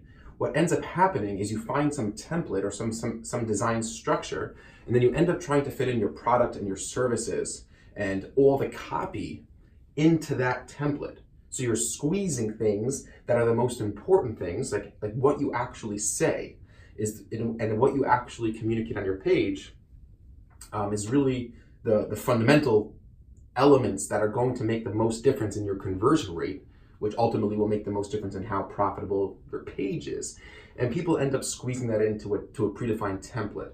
And that's a big mistake. It's much better to first think about things at a very, very high level and paint an ideal picture, and almost literally, but figuratively paint an ideal picture of what your page should look like. And if you had all the tools available to you, how would you actually design the page, which incorporates all different elements? So when I go and make a landing page, I really take a pen and paper, or I use this board in my office. I use this board for lectures, but I also use this board for actual drafting out of potential landing page designs. But I take a pen and paper, or a pencil and paper, or a sketch pad like this, and I just start drawing out how I would want my page to be designed. But before we get into that, and this is actually a real case study. I'm in the process of building a landing page for billing templates that I'm selling to my students and selling to just anybody who's a digital advertising agency owner or a freelancer. They're buying these templates, and it's been, over the last few days, it's been really, really overwhelming me. It's been stressing me out because I don't know exactly how best to structure this page. There's so much I want to say, and it's not a simple product. It's not the most conventional type of product. It's not like I could just show a picture of a pair of headphones or a wallet and it's oh, here it is. It's a complex Excel template.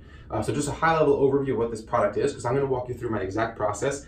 This is me actually doing it. I'm going to talk out what I'm doing, but this is really how I would go and begin figuring out how I'm going to design this page and what I want to say. So just to give you some context, this product is a billing template. There's 8 of these different products. Each one's going to have its own landing page. And they're a high ticket item, so to speak. They're not like a $10 product. It's going to be sold for somewhere between $700 and $1,000 a pop. They come in Excel version and a Google Sheets version with a walkthrough instructional outline of exactly how to use these templates. So essentially, for example, one of the templates will allow you to bill your clients based on a bonus model if you exceed a certain return on ad spend.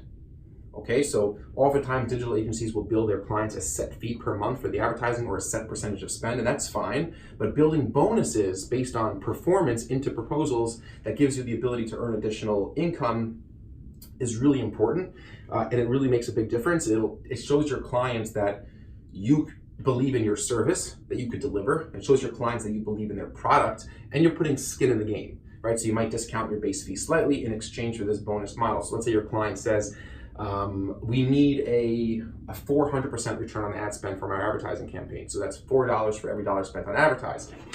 So if you generate $5 for every dollar spent on advertising, you have $1 of savings for them to share a commission with you on, right? So these are really advanced templates that help you build out those bonus models. They come with an annualized projection, a way to track them, a way to present them to your client. It's very customizable, and that's what I'm building a landing page for. And I want to communicate that. So the first thing I think about before I even start designing like a rough wireframe is I ask myself, at the highest level, right? What's the number one thing I need to say, right? And this sort of guides my entire design process and how I think about copy and how I think the page should be structured. So what's the number one thing I want to say about this product? And I've been thinking about this. So, do people want, does the landing page have to communicate how complex the template is? Does the landing page have to communicate that a person could reuse this template for multiple clients? Does the landing page have to communicate how much, how value packed this template is compared to other building templates online? But I think that at the highest level, the most important thing that I need to say, that I need to communicate is, how will this product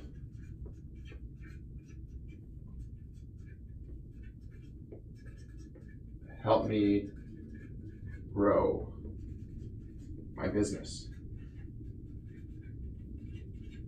Okay? I think that's the number one question people are going to have when coming to this page. So if that's the number one question people are going to have, and I could be wrong about this, it's just a thought. If this is the number one question people are going to have, how do I communicate this? Well, I need to communicate what the template does, right? So I need to explain that if this is a landing page for the return on ad spend billing template, and there's a bunch of different templates. One template will help you build a bonus in ROAS, another template will help you build a bonus based on target lead volume or cost per deal. There's all different templates, depending on what type of bonus system the client wants. So what the template actually does, right? So I need to be able to communicate that. And I need to well, that's not a question. What the template does, period. Right? So I need to communicate that in a simple way using visual cues, like what does this template do? So that might also include example use cases, right? So I would actually, on the landing page, think about walking through actual use cases, like, you have a client that sells X, you're their agency, you're charging them Y for your services, and here's how to use this template in that specific scenario. So example use cases. What the template actually does, example use cases, what else? And this is like, I'm sort of thinking this through now. How will this product help me grow my business? And then the advantages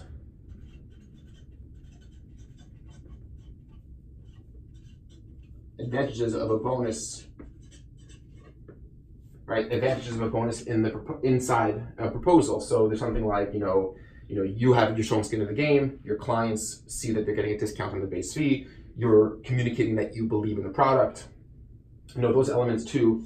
Now this is something which probably people know already. So here's something that, like, I might not want to focus this on this element as much, right? Because people coming to this page who run their own businesses probably understand the advantage of building bonus and know that it might be more obvious to some than others. But certainly everyone coming to the page needs to understand what the template does, example use cases, and that will start answering this question: how will this product specifically help me grow my business?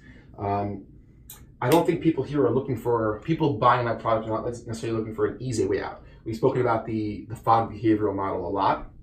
Like, I think this is the type of situation where you have a low perceived ability and a high degree of motivation, right? And we know that when you have a product like that, you have to trigger the person with more information and explaining to them why you will actually be able to use this template for your business. So there's a high motivation to use a bonus billing model template and to, you know, do all these things, the advantages of a bonus. But I think that the main challenge I'm going to have building this landing page and communicating through the copy effectively is getting across that this template will actually do that for you, and it won't be that hard.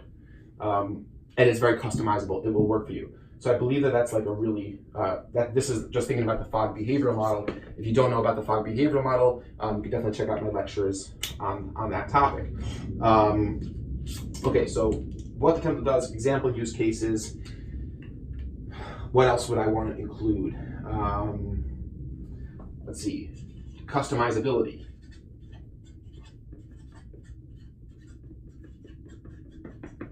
Okay, customizability, that you could edit this template in lots of different ways. I built a lot of cool things into the template that you could put your company name in. You could choose a bunch of different elements throughout the template, whether you want to, how you adjust the bonus, and it's like really customizable. And this is a tricky one because, and again, this is not a prepared lecture. I'm really just talking out exactly how I would do this, not on camera, just going through pages like this with a pen and paper.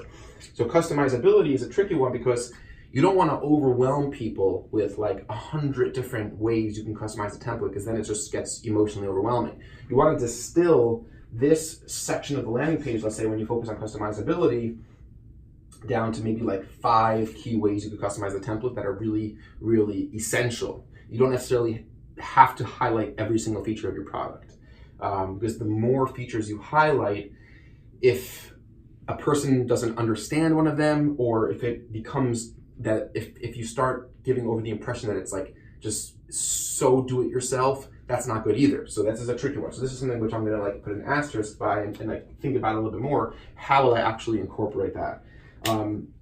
So I think that's like the core to me. Like, what does the template do? Example use cases, like this is a good one. Like, who is it for? Like self-identification. Self-identify. So the goal of this section is that a person should read the example use cases and they should be able to know, is this product going to be good for me in my business with my clients?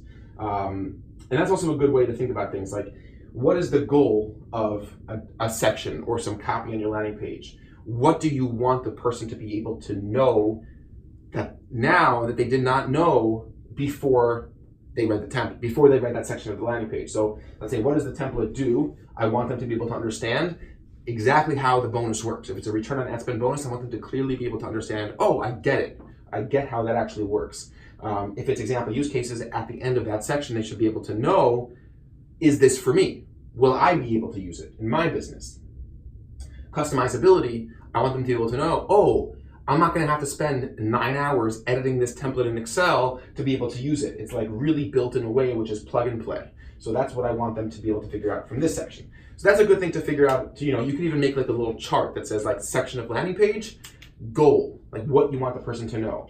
And, you know, I haven't even talked about design yet. It's, this is much more important than design. And this is a really good maxim to think of when you think about landing pages, is that it's what you say is much more important than how you say it. Meaning, copy is more important than design, right? Like what you actually say is more important than if you say it with a little bit too many words, or you say it with grids with icons, or you have a cool scrolling effect. You know, it's like if you're communicating the value and you're communicating the right thing, that's more important than how you actually communicate it and how it's actually laid out. So this is why this part is really, really important. And again, we haven't even talked about copy or design, right? This is very high level structural building of the page. And I'm starting to feel less stressed out over the last 15 minutes about this, because I'm starting to get some of these things like in my head clear, how I want the page to look. And this is the process I go through whenever I'm designing a landing page, unless I'm in a pinch and I don't have time and it's a rush job, and they never come out as good. And they don't ever perform as well. Okay.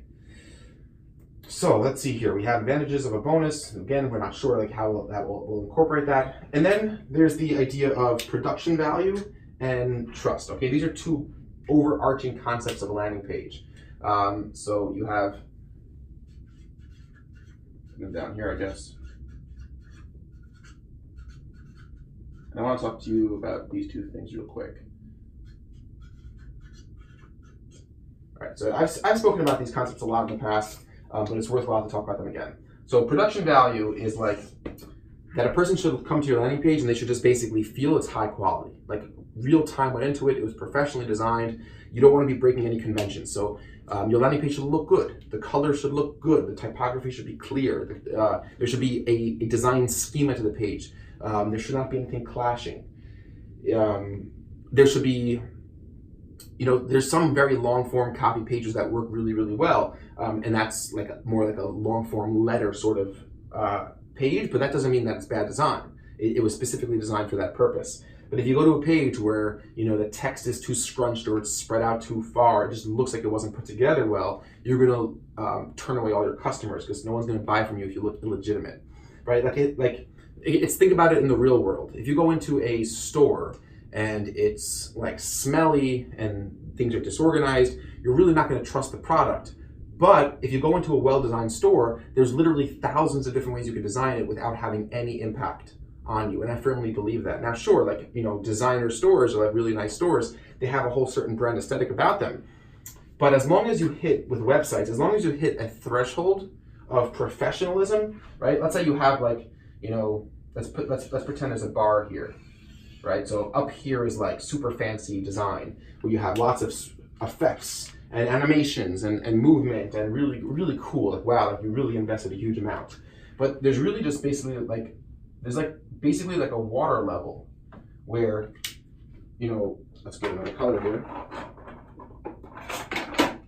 where below the water level, you're gonna be like, you're killing yourself, right? No one's converting because your website stinks, it looks terrible. But once you hit that basic threshold where it's just professional looking, things just look right, it doesn't make much of a difference after here, right? Here's the fanciness of your design, or the different options, whether you have tabs with icons or you have some cool sticky scroll, or you have things flying in from wherever. Sometimes those things could detract anyway from conversion rate because they increase load speed and things like that. But once you hit that basic production value threshold, which is right here, you're not really seeing an incremental improvement in performance. You're just not. So sure, you should balance.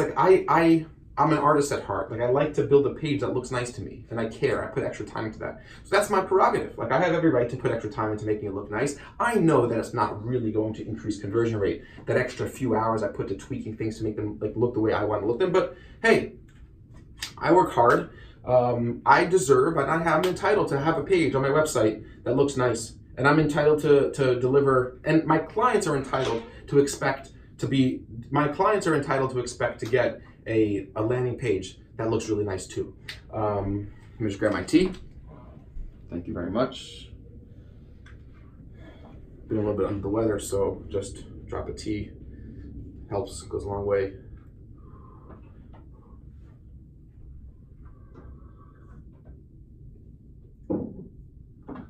Okay, so that's production value. Now, trust and validity on your landing page is not it's very important. It's not an element of copy of how do I communicate the product. Trust and production value sort of mediate this whole, the whole sort of, it's the foundation of your whole page. If you don't have the production value, if you don't have trust, then nothing you say here matters, right? If you're a distrustful person or a distrustful company, if you have a bad reputation, you could say all the right things. You're not gonna get someone to buy from you. So these two things should not be ignored, although they might be, in my mind, they're much easier to figure out, right? So production value, I know that I'm good with that. I know that any page at this point, I've been doing this for 6-7 years. I know that I'm gonna get a good looking page. I know how to design a page that looks nice. And there's enough templates out there and examples out there that you could just browse a little bit and try to copy something from a design perspective that has that high quality look. That doesn't mean to copy the exact elements of the page, because you need to build it, use your own building blocks from scratch for your copy. But for me, I'm not stressed out because I know that the page I'm going to build is going to look pretty good. And honestly, you have no excuse for building a page below this level of production value. You have no excuse today anymore. You go to Unbound, you go to Webflow, you go to WordPress. There's so much out there that really it should be really easy to hit this level of production value. Trust. So trust is not something which is as straightforward because a lot of people might not have these trust elements. So trust for this product will be reviews, testimonials from customers and people who have bought this template and that have reported back that it has helped their business. Now, if you could use your trust elements to also communicate something about your product, then you've really hit the jackpot when it comes to testimonials and trust. So for example, if I can get a testimonial that says this template that allows me to bill my clients with an ROAS bonus model has helped me grow my revenue by 2x over the last 12 months, that is awesome, because not only is it incorporating or communicating that trust, the validity, but it's also inside the words of the testimonial, it's communicating what the product does, right? So that's really, really powerful. Trust for me could be also, the amount of students I have, the fact that I have an agency with 25 employees, the fact that, we have some big name clients, the fact that this is the exact same templates that we'll use to build clients like Forbes and Haynes and AMC Networks, etc.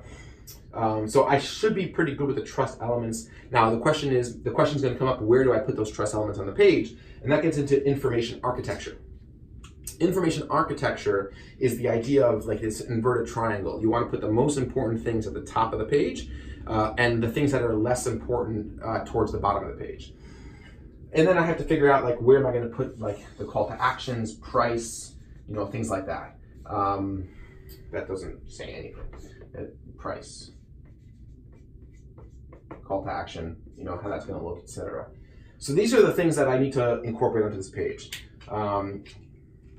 And now that I have a basic idea of what I want, I could start potentially drafting out a mock-up of my landing page. Now, even though I'm very proficient at using Webflow, which is my agency's landing page design tool of choice, like I know how to use it really well, I still find that when I take a few moments to just sketch out a grid, a wireframe of this landing page, things are going to go much better, and I'll have a much better time at building the page that I want, because it's just free form. It's very easy to do with a pen and paper. It's very stress free. When you're sitting in front of a computer, and putting together a section with a headline with the right padding and everything might take 5 or 10 minutes, whereas it would take 5 or 10 seconds to do it with pen and paper.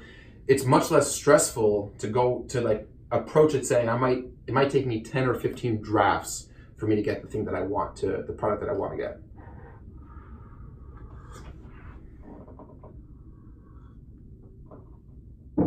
So let's go ahead and start building out a wireframe.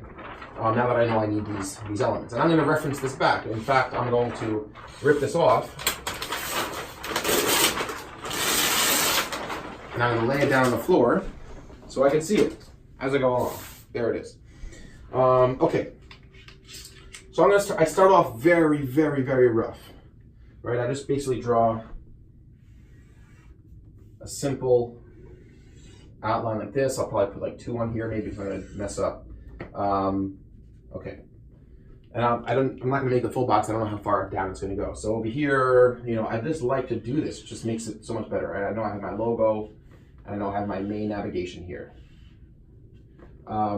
Recently, I've been playing around with sticky headers, and I like them. Like it's good on mobile device and on desktop. Just like a sort of a call to action header stays around the top. So I'm going to call this sticky CTA. And in here, there'll be a button to go and purchase the template to go either. I haven't decided whether or not I'm going to have the checkout page embedded, a pop-up, or on another page. It's another point of stress I have in my mind right now. I don't know what I'm going to do, but we'll see where this button goes. Probably, I'm thinking about doing just a pop-up checkout as opposed to the checkout opening in a new page or something like that.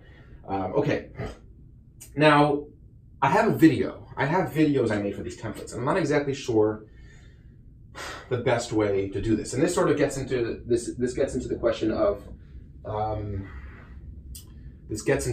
of desktop and mobile. Like it's a sort of a different experience.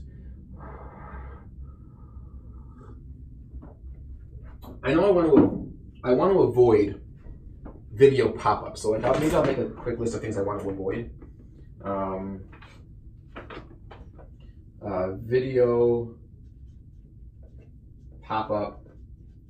You know, it's like it increases load speed. It doesn't always work really smoothly on mobile. Like I just try to keep everything on the page. I just found that you get better conversion rate. So video pop-up, let's X that out. So I don't know, like over here, well, let's see, headline, okay? So that's an easy one. So we're gonna have this is our hero section sort of thing. So let's see, headline. So I'll just write for now, ROS bonus template. So, and then below that, I think I'll put my video. So this will be a video. Maybe we'll have some like subhead over here, maybe. Like, yeah, there should be a subheader over here. Okay, this is why it's nice to build this out here, because like maybe I would have done a video and then I would, oh no, I messed it up, and then I'll be like, okay, forget the subheader. No, just like throw a subheader in. Or like I'm thinking maybe we do let's say we do, let's just make another one starting here. So we have our sticky CTA. But you do something where you have a headline here,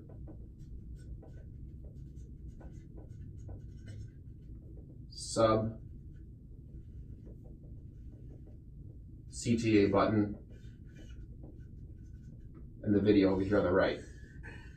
This is not a bad option also. And I don't think there'll be much of a difference in performance between these two layouts. But definitely I'm pretty confident that we should stay in some conventional form here, where you have a headline, you have a subheadline, you have a key call to action. Now the question is, where do I put a call to action here? Maybe there's like, I don't know, maybe we move this video down. Either we put a call to action beneath the video, or we put a call to action up here, right under the subheadline. Like it's not super clear to me. Like this is probably a better layout, honestly, it's probably a better layout over here, and on a mobile device it'll sort of stack responsibly under here.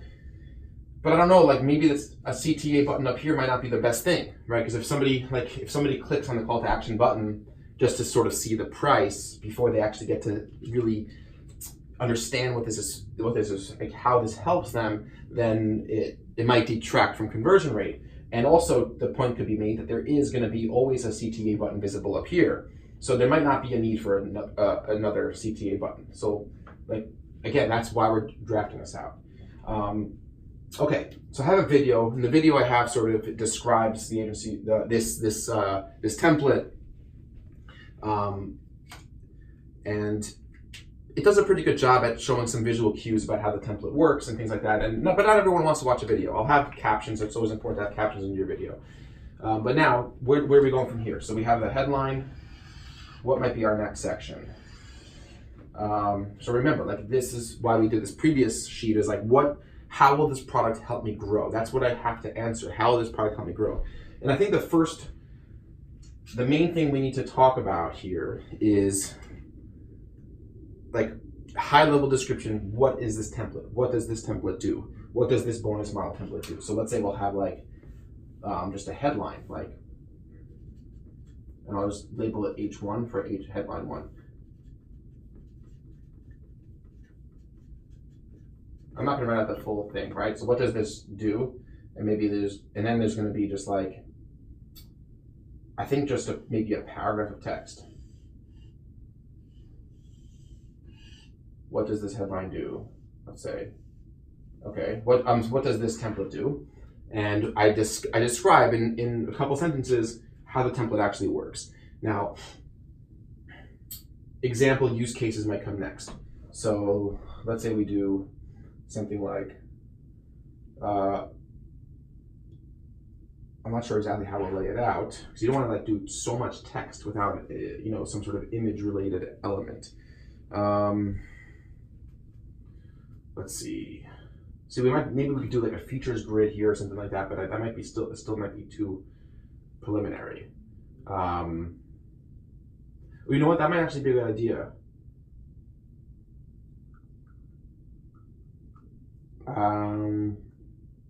Let's say we do something where we have an icon and headline,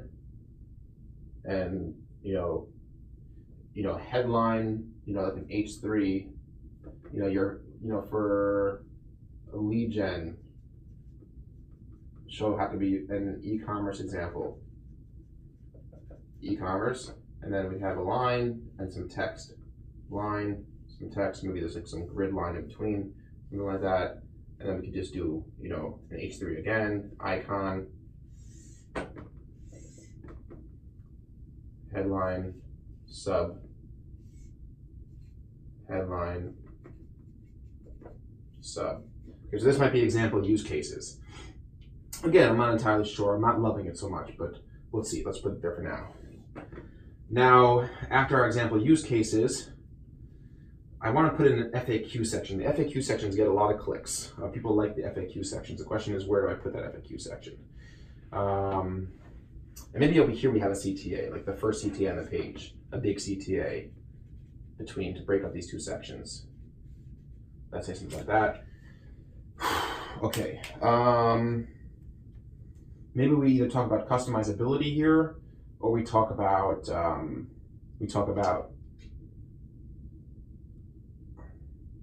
FAQs, but FAQs is usually towards the bottom of the page. So let's talk about customizability. So we'll say another centered headline, H1, plug and play, something like that. Here's how to customize this, whatever. It's not the actual copy. It's just layout. Now the actual copy is going to be a whole different, planning stage, where when I write, let's say for this headline up here, I'm going to go into a spreadsheet and I'm going to write like 15, 20 different variants of a headline and start narrowing that down, get feedback from my team, from just other people, do a usability test, something like that. But we're not even thinking about copy yet. So there's a lot of steps before you start really thinking about copy. And then I think I'll do like just simple, like just a list, right? So I'm going to make little videos of me actually recording the template, and I'll have like a headline over here, a sub headline, and then a video. And I'll just repeat that, let's say 5 times, just different ways. Like, there's like the typical way of switching the video down here. I don't think that's good. I think just keep it in the same format, text on the left, the video on the right. Or it'll be like a GIF, sort of just like a quick 5 or 10 second GIF showing how this template is customized. Now, next, see, it's sort of getting long, but long is good, long is not bad. I might do something like a feature grid, but I'm not really sure if a feature grid makes so much sense here. We want to talk about satisfaction guarantee.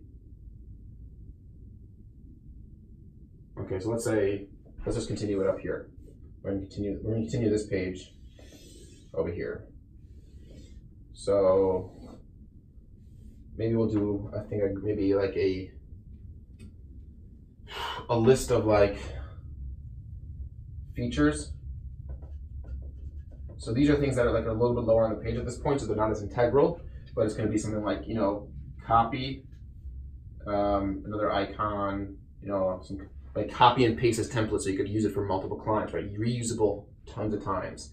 It comes with a instruction, comes with like a good 5-10 page instructional Word doc teaching you how to use it. Support, my team will help with any issues you might have. And what else? So we'll take another core benefit feature here. I'm going to put the satisfaction guarantee, but I think that should be its own section.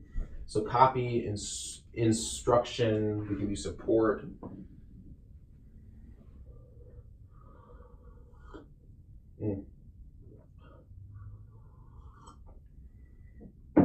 Maybe we'll do it comes in Google Docs, Google plus Excel.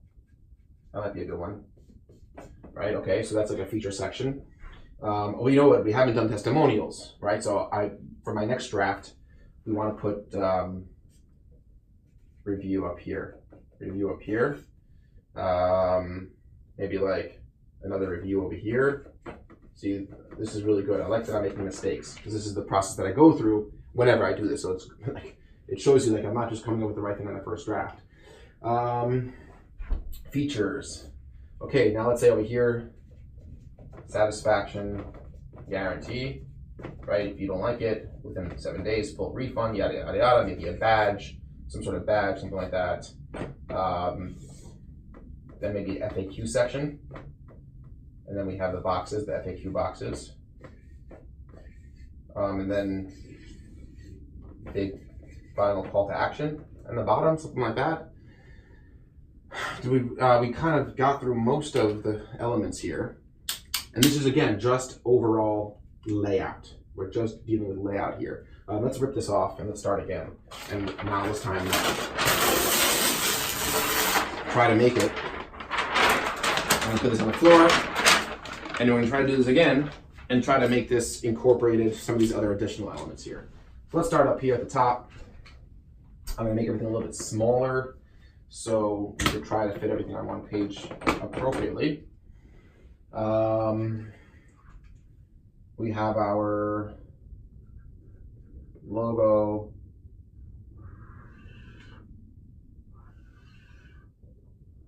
Right, okay. This is main primary nav. And then over here we'll have this, call it here, sticky nav with a sticky nav. And when I say sticky nav, I mean it stays on the page as you scroll. So sticky nav with a call to action in there.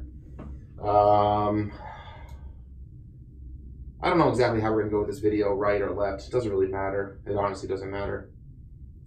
But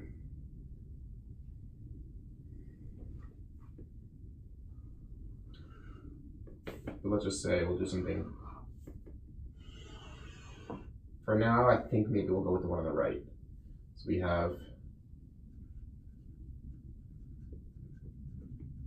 primary headline, and then sub. And then on the right, we'll do the video embedded from Vimeo. Okay. All right, I don't think I'm gonna put a CTA there. Now, I wanted to put a review, okay? So here's gonna be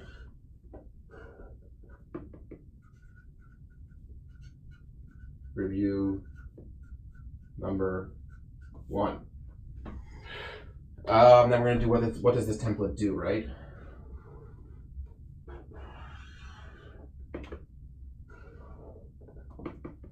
And how we'll lay out this section exactly, I'm not exactly sure. Let's just try to think about it for a moment.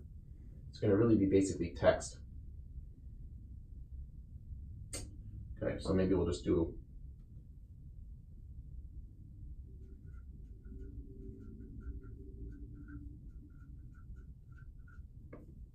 and in this section, I'm really going to explain like the concept just in plain English, in simple words, what an ROAS bonus model is. Okay, so example use cases, right? So we'll have a section for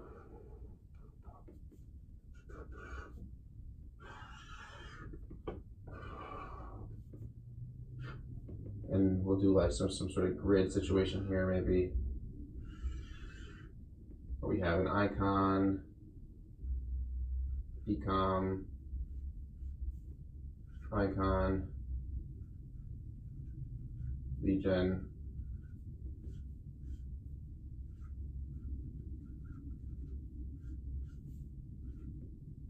lead gen. All right, so something like that. Use cases, example use cases, and then maybe another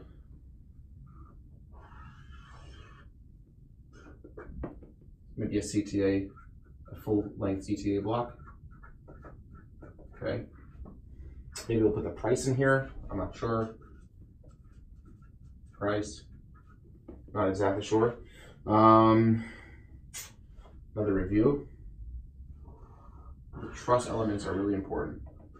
Maybe we'll do 2 reviews here. I like to do these full-length reviews. I don't really know if they work better than having 2 reviews or not. Okay, another review. Where are we holding? Okay, so now my plug and play sections.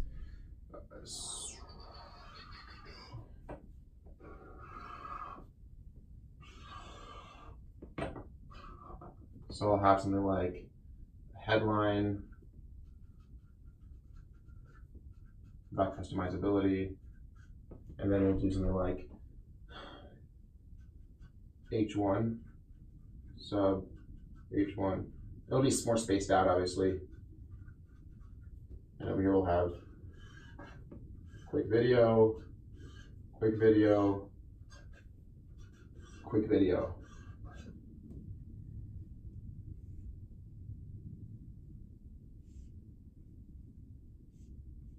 All right, so I'm going to show these like quick like 5-second GIFs of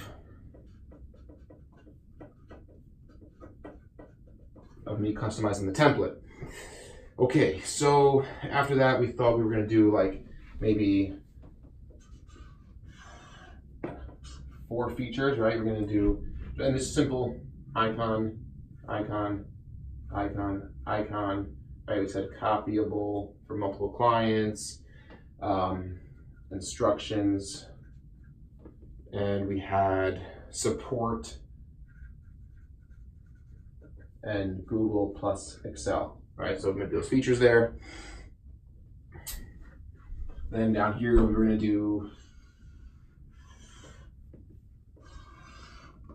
some sort of big like 100% satisfaction, maybe an image badge, and then some copy. FAQ.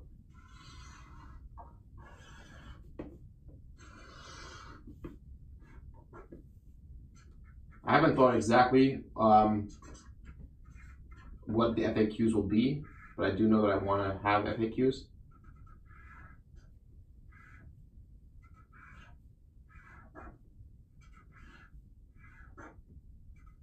Like, how do I get access? How do I get a refund? You know, just really just being more trusting. And then the primary call to action. So that's what I have so far from an overall layout. And I'm not 100% happy with it. Like, I'm gonna sort of like let this sit a little bit, you know? Here's what I would do next. I'm gonna go and start looking around just from a design perspective, how I would want these laid out.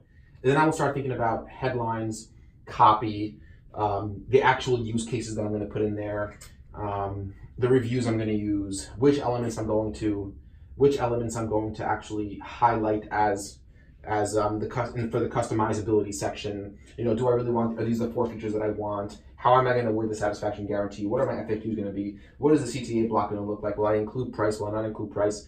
And then I have to start thinking about the hardest thing, which is copy. But what I wanted to impress upon you is this is how I start. Like, I don't go and find a template. I say, okay, like, this is the basic building blocks that I think are good. As long as I lay it out nicely, I use a consistent color scheme, I use a consistent typography scheme, I make things look professional with proper use of imagery, right? I'm gonna have a professional looking page. My production value will be there. I haven't thought about copy yet, but at least now I know, like, here's the basic building blocks. I can start putting together these blocks in the landing page and play around with how I want things to look. I think my information architecture is pretty good. It might not be great. Maybe the customizability should go higher. I don't know. How exactly will I communicate what this is all about? I don't know. I'm going to sit down and write that out in a Word document. That's my process. But this is really important. And it starts with that number one thing I need this page to communicate. Then in each one of those little sections, what is the goal of the section? What is the goal of this section? What is the goal of this section? What is the goal of this section? If a section doesn't have a clear goal, nix it. It's a waste of time. Each one of these sections has a goal. For example, the review is to increase trust, to show that I'm legit, to show that you're going to get the product that I'm talking about. It's not going to be a waste of money. This is not a scam. What is this? The goal of this is clear. I need people to understand what this product is. The goal of the customizability section over here is to let people, is to address concerns that this is just some big advanced mathematical template. I'm not going to be able to use this in my own business. Like, I need to address that concern here. There's a goal. The goal is to say that, oh, no, it's not for the goal of this section. It's not just for one client, right? Every one of these has a stated goal, satisfaction guarantee. To really draw attention to that, I'm going to ask you for $700. Will you get that back if you're not satisfied, right? I got to address that. So asking yourselves those questions, figuring out whether this fits into the FOG behavioral model of low perceived ability or high perceived ability, high motivation, low motivation type of pitch, helps you figure out how you're going to talk. And then from here, it's like, okay, let's start thinking about copy. What should my headline up here be? What do I want to really say? What's going to be striking? How do I pull people in? What should my subheadline say? How am I going to keep people interested? How am I going to get people engaged as they scroll down the page? Right? Those are the questions you really want to focus on. And again, we sort of we gave ourselves a starting point because we said that I have to communicate over and over again how this is going to help your business grow. How will this help you make more money? How will this help your agency run more efficiently? And by the way, you could do this for any product. This is just the process I'm going through for a landing page that I'm building, and I feel a lot better about it already. This is my actual process, and I do this for clients too. And you could do this for clients. If you have a client landing page you're putting together, or even if you're not putting together a landing page, if you're managing PPC for a client, you could come to them with something like this and say, hey, let's start thinking about really how we're positioning this, what we need to communicate. Are we communicating the right things? Stuff is really worth thinking about and really worth taking seriously. And this is not going to be my final version. I'm probably going to rip this up and maybe do another one or another couple. But I think this is good enough for me to now go back to my computer, open up Webflow, and start building out these blocks. Start putting in into a Google spreadsheet or into an Airtable some different headline ideas I have, different copy ideas I have, just collecting ideas now. Now it's just collecting ideas. And you don't want to have paralysis either. Like, there's no end to this. I could come up with 300 headlines. Eventually, you just got to go with your gut, do some testing, get some feedback, and just put something out there. And then you test headlines on an ongoing basis using Google Optimize. You look for problems with Hotjar and some screen recording software, right? Don't get paralyzed by spending so much time. Like, I need to get this landing page done. I need to get a bunch of these done this week. And I don't have any time. I have client meetings every single day this week. We're closing on a new office building tomorrow. Construction on the new office building starts on Tuesday. I just don't have time. But I'm going to find enough time to at least put a little bit of effort into this wireframing stage, get my head wrapped around it, think about some copy, and then just jump in, ship it, produce it, and continue to adjust as things goes on. So I've seen people who are really, really smart, friends of mine who are really smart that just sort of become too paralyzed by overthinking things. And I've seen this a lot in business. And that's just another thing that you have to really keep an eye out for. Don't get paralyzed. Don't worry if it's 60% to your potential or 60% of what you could give. Yeah, I've never put out a landing page that was 100% of what I could give if I spent another 6 months doing it. But there's budgets, there's timelines. You got to ship. You got to get out there. You got to produce. You got to move on. You got to keep working. So as long as it's meeting the basic production threshold, as long as you spend some time thinking about these things, you're in a much, much better position than had you not even spent 10, 20 minutes doing something like this. So I encourage you to all give it a shot. Use a pen and paper. It's really fun. It's so easy. It's so stress-free. Like, it took me a couple minutes to do this, and I can make 10 more in the time it would take me to design one finished-looking hero section in a web page builder. So it's really worth the time to do something like this. I hope it was helpful. I hope you use this in your own business. I hope this foundation of landing page design technique is something which will impact your workflow and make an impact on your business. Thank you for watching, and I'll see you guys again in the next lecture. All right, we're excited to present Bridget. Yeah. So today we're going to be talking about Hotjar. A lot of you probably use this today with clients and everything, but we're just going to go through what it is, what it offers, why we use it, and just kind of all those types of features. So getting into what is Hotjar, it's an insights tool that allows us to kind of see what users are doing on our site through a bunch of different things. It offers heat maps, user recordings, things like that, just so we can kind of have an over-the-shoulder view of what users are doing on our sites, and allows us to kind of generate ideas on how to improve that. So it started in 2014, and with the mission to help people understand their visitors better. So either the website owners or us as agency help improve that. It gives us the big picture and allows us to kind of piece together all those insight tools on how to improve it. So why do we use it? It gives us a clear visual data on what we're seeing on the site, what we're seeing happening.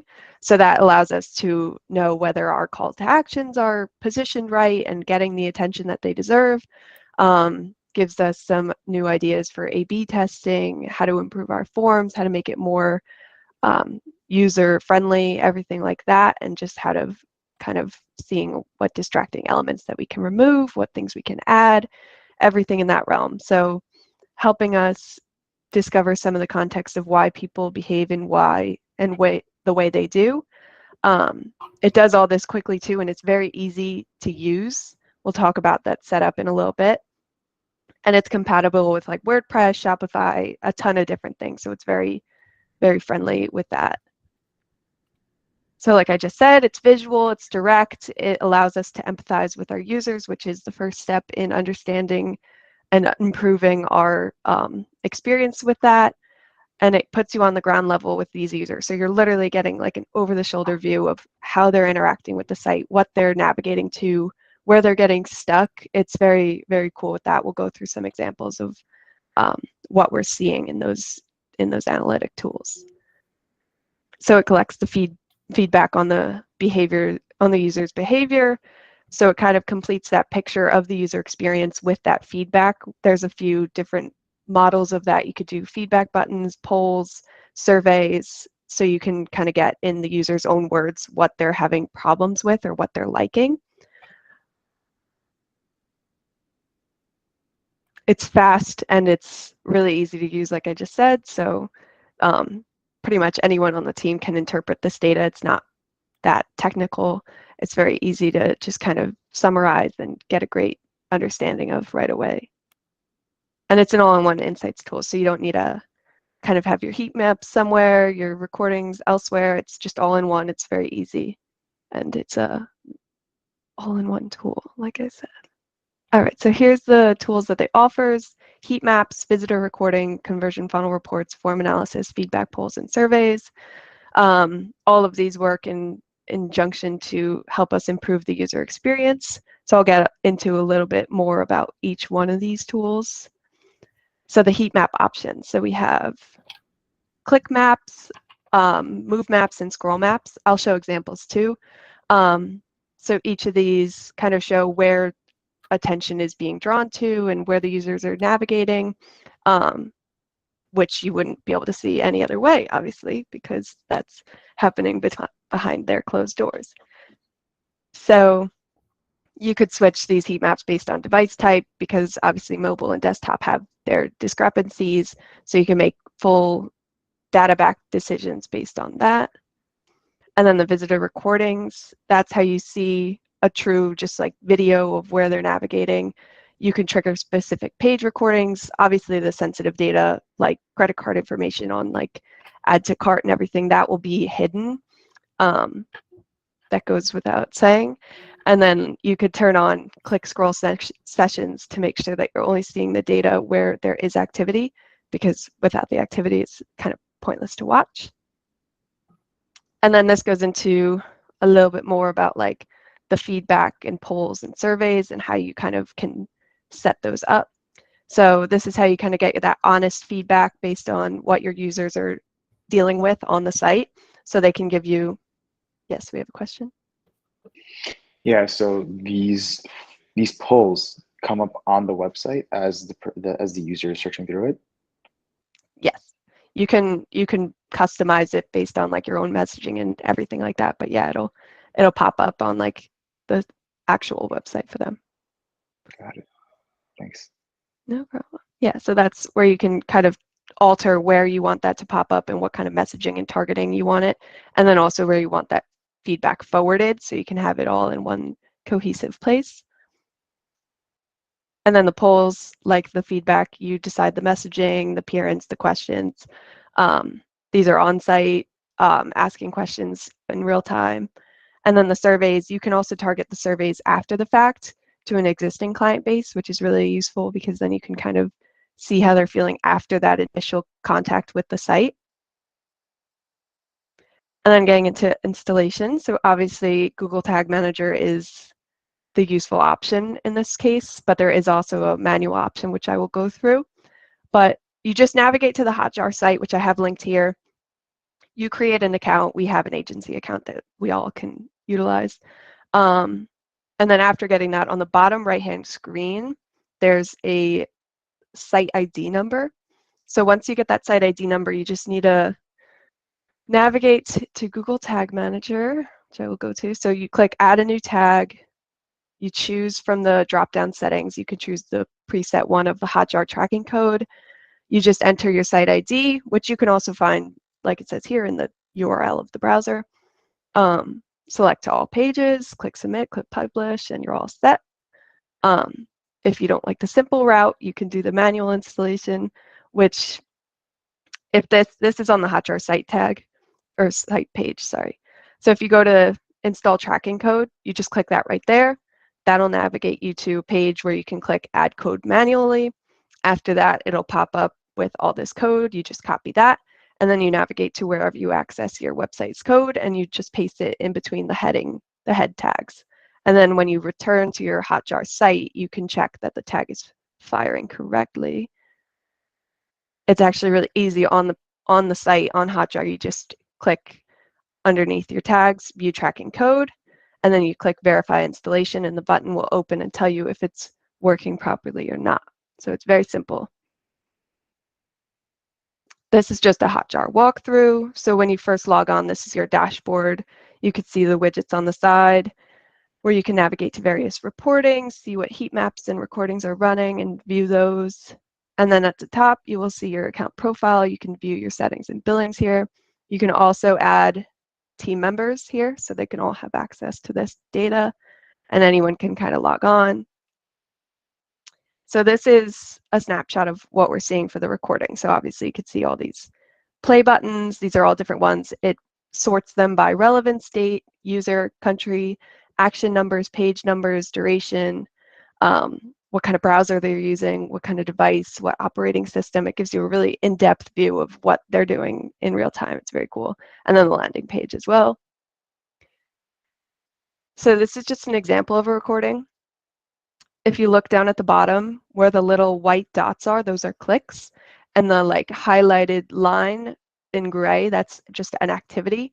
The thinner line is inactivity, which you could skip if you want. You just pick this to skip each and every one, or if you press this like fast forward button, it'll just skip all inactivity entirely. So it'll just bump you through all that.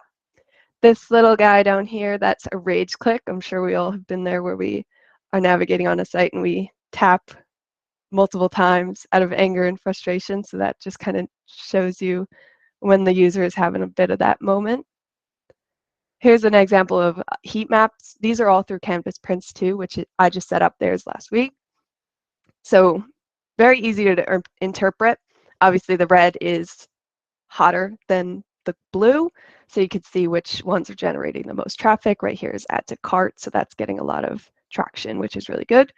This navigation bar shows up on all the heat maps, so you can separate by device type over here or by type of heat map. So this one's click, this one's scroll or move, this one's scroll.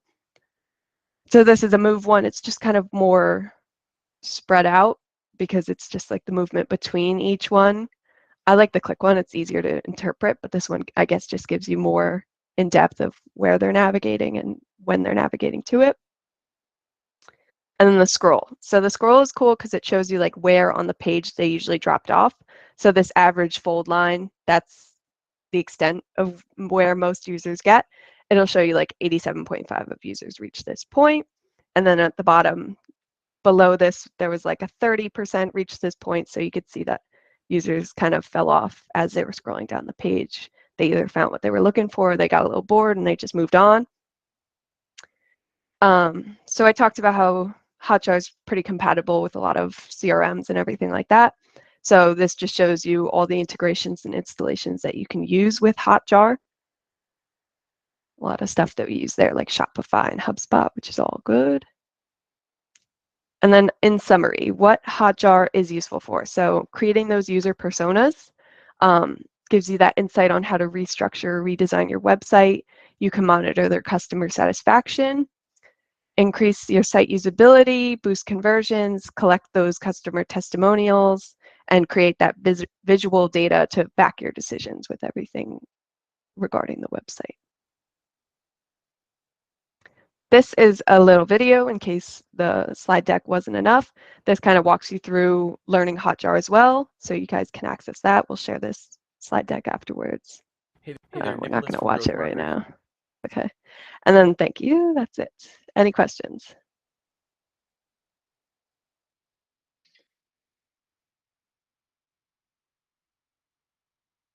Thinking?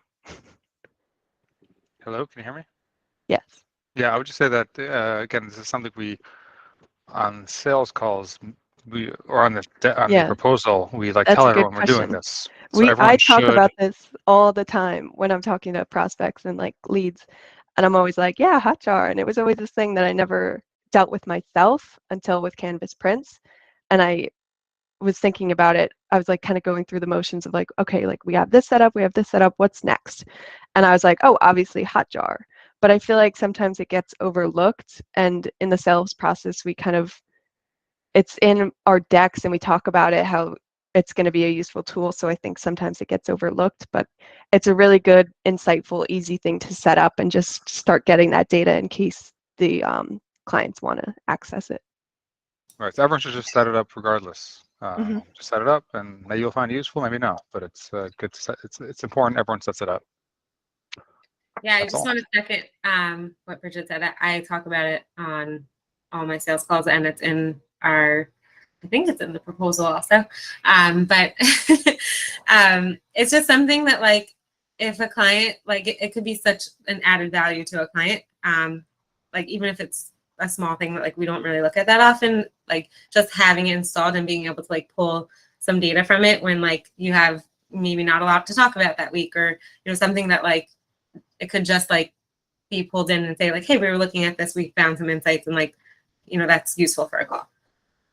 Totally. It goes a long way. It's in our capabilities deck. I'm not sure if it's in the proposal, but it might be. So yeah, it's heavily relied on in the sales process. So we should definitely follow through with it on the other side. Yeah. Any other questions? We should go on competitors' landing page and start clicking on random places to make them a little confused. Get a little bit of a step up on that. I feel like I confuse people probably because I just like randomly click on like things like I'm going through. That's the thing with the inactivity too. Like I'm so prone to like doing something and getting distracted and just leaving it. So there will be like, I watched a few recordings with like huge blocks of inactivity, and it's like, you're so close. Like what stopped you? But I feel that I do that all the time. Yeah, I'm definitely that guy with I forget what you said, what it's called, but when someone gets rage frustrated, the rage. I'm definitely that guy. Sometimes it gets the better of you, but It's true. it's fine. Awesome. This is great. Cool. Thanks guys for watching. If anyone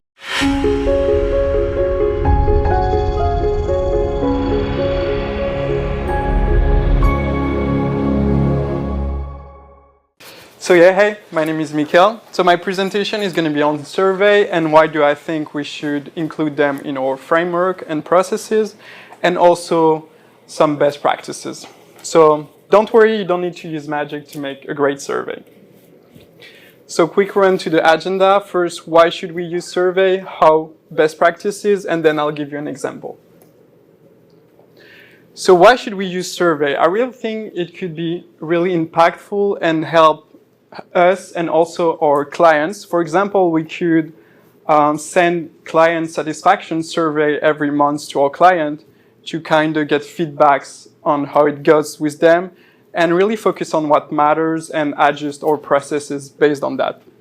So overall, it will help our relationship and delight our clients. On their side, if we provide them with different type of survey, like marketing survey, it will help them getting valuable data, insight on their audiences, clients, everything, and help them making better business decision, and that at the end of the day, growing their business.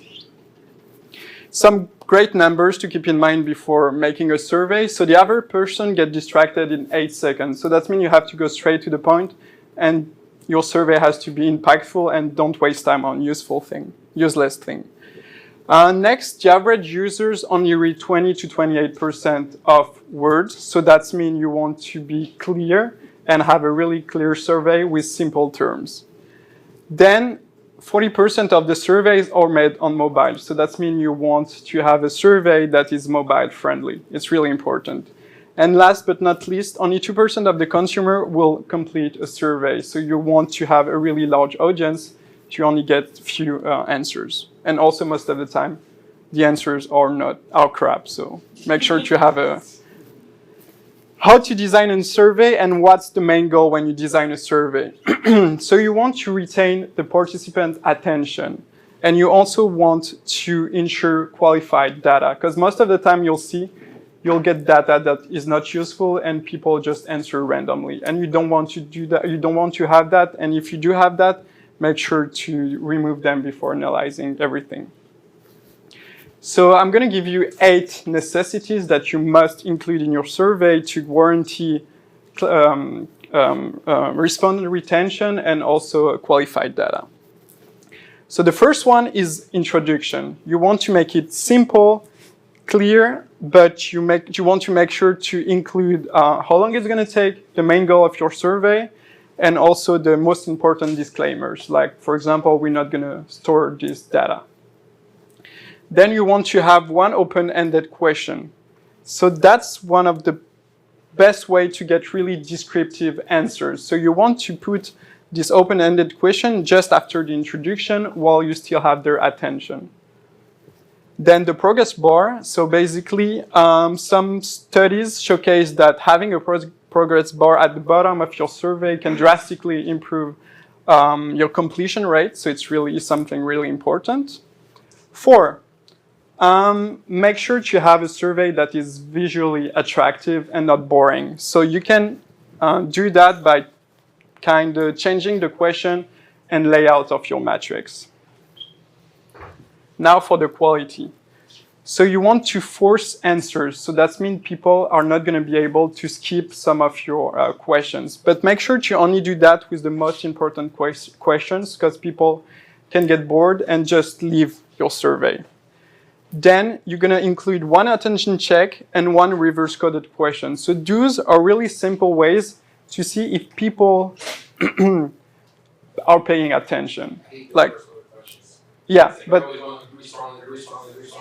and then you see like there's like a small variation. Yeah, and so this one is really important because you actually, it's harder to like get it right than the attention check. So it's, yeah, so it's like a basic question. Like, for example, drag the cursor to 70 or like click on the green button. And if you click on the blue one, that means you're not paying attention. And yeah. Then demographic question at the end. So this one is kind of, some people say you have to put it at the top of the survey, some people at the end. So I personally think that at the end is better because some demographic questions can be sensitive and you don't want to make the respondent feel uncomfortable at the beginning of the survey because they will leave. And last but not least, be consistent. So now I'm going to show you, how do I click to that? I'm going to show you a quick survey and... You have to like look at the screen. It's like, oh, got it. It's a weird Nintendo way. So basically, I'm going to show you a survey and just tell me if you think it's best practices or if something is perfect or if something is wrong. So what do you think about this introduction? Yeah. So it's too long. So basically you should space out everything and make sure to include how long it's going to take for the person to complete your survey. Are you going to steal my data? Actually, no, kept confidential. You say what? Also, that's a good thing. If you want to get like a good amount of answer, make sure to add incentive in for your survey. So that's a basic open-ended question. So what do you think about that? So you have to open up all these? Yeah. Yeah. So you have to open all of them, basically, to answer. So that's really bad practice. No. And a progress bar. That would make it a whole lot. It's also just unconventional, so it's like Right, and the progress bar is there. It's at the top of it. You can't really see it. Yeah, but so best practices will be to have it at the bottom of the show. I don't know why it's just like studied that showcase that. Did anybody notice how Safari moved the URL bar to the bottom? Yeah, on the new update. I love it. I think I all feel the same way because I always part my phone. But it makes more sense because your eyes usually at the top of the screen, so you're not able to see more of the web page. So what do you think about this one? Oh, is it the reverse? No, so I just switched up the type of matrix, so it kind of creates some space and make it more visually attractive. And I don't like the go to the top, down. Yeah. So how would you rate your favorite sport branch product? I don't like how it doesn't give me a label for each option. Like I don't know that. Like, I have to figure out what that middle one means. It's somewhere between unique and common. I see. You know, because sometimes they'll have a four and they'll say what each. Mm-mm. They'll give you a label for each of the four options. Yeah, no, that's a good insight. Yeah. Yeah, what's your take on the evens or odds in terms of answer choices? So if I'm doing like a scale of 1 to whatever, personally I like to do like 1 to 4 because it forces people to not give a neutral answer. Is there like a Yes. sort of like best practice around that? So I like giving the option of 5 because I'm super indecisive myself. So sometimes I need like the middle to kind of assess what I want to. This is a crush. Yeah, kind of. But I mean, yeah. Because, yeah, I mean, if you don't really agree with something but neither disagree, if there's only 4 options, which one would you pick? Because we're a negative society, probably disagree. So yeah, I would pick, I mean, if there were 5 options, I would pick the middle one. So as you can see here, it's also not optimized for mobile device. So yeah, you shouldn't do that.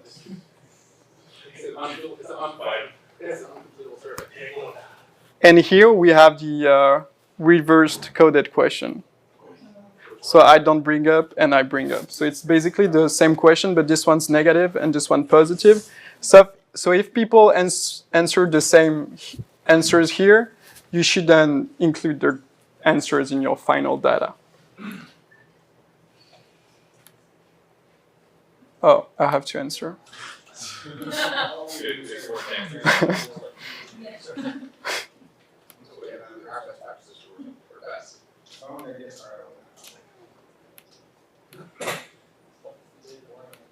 with the 8-day survey, we put time at a certain cost. Yeah, me too. Yeah. Coral.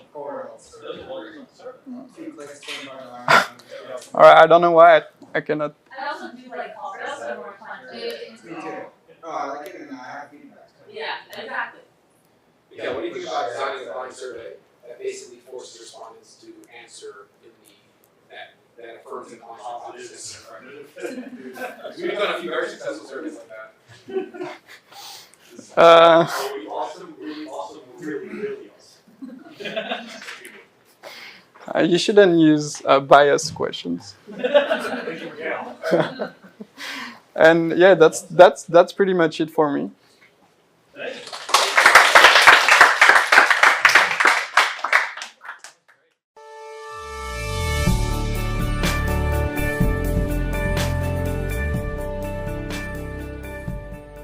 Howdy design fans, and welcome to the conclusion. It's always sad to say goodbye, but I really hope it's just goodbye for now. I'm sure there will be more exciting courses and more interactions that we have, and I really look forward to that. I really wanted to say thank you. I can't tell you how much it means to me that you took the time to learn landing page optimization and conversion rate optimization with me. It was a pretty intense course, and I really appreciate it. I really do. I mean that sincerely. I think you guys have learned a lot, and I hope you feel the same way too. Like, if the most important thing that comes out of this is that you guys really improve your conversion rates, you get a better sense of psychology and landing page design, and you're really equipped with the knowledge and the skills to go and make a difference in your marketing campaigns. That would mean a tremendous amount to me if that was the outcome of this course. I'm hoping to hear your feedback. I'm hoping to hear your reviews. Listen, as you could tell, this course took a huge amount of time, effort, energy, and work to put together, and your feedback, your reviews, any constructive criticism is absolutely welcome and totally encouraged. You could follow me on Twitter at Isaac Rudansky. You could check out our website at www.adventureppc.com. You could take a look at all the different services we offer, from landing page design, conversion optimization, PPC management, remarketing, display campaigns, programmatic display, social media marketing, and all that great stuff. We have a really, really fantastic team, so definitely feel free to check us out. I hope you check out my other courses as well. And I want to give a special shout out to one Max Lowenbein and his production crew, who was really behind all the lighting here, the setup, the studio, the recording. Max does a whole range of video production, from commercials to corporate to interviews, narrative. He brings a huge level of creativity, a real neurotic attention to detail, and really the whole production quality here of this course, the audio, the video, the cutting, the editing, the animations, all to his credit. So if you want to get in touch with him, there'll also be a link in the resources section here, mlowenbein@gmail.com, or you could private message me and I will send you his way. So I really appreciate him as well, and I think he did a fantastic job, and I hope you guys agree. So with that, goodbye. Thank you very much again, and I really, really do look forward to seeing you again soon.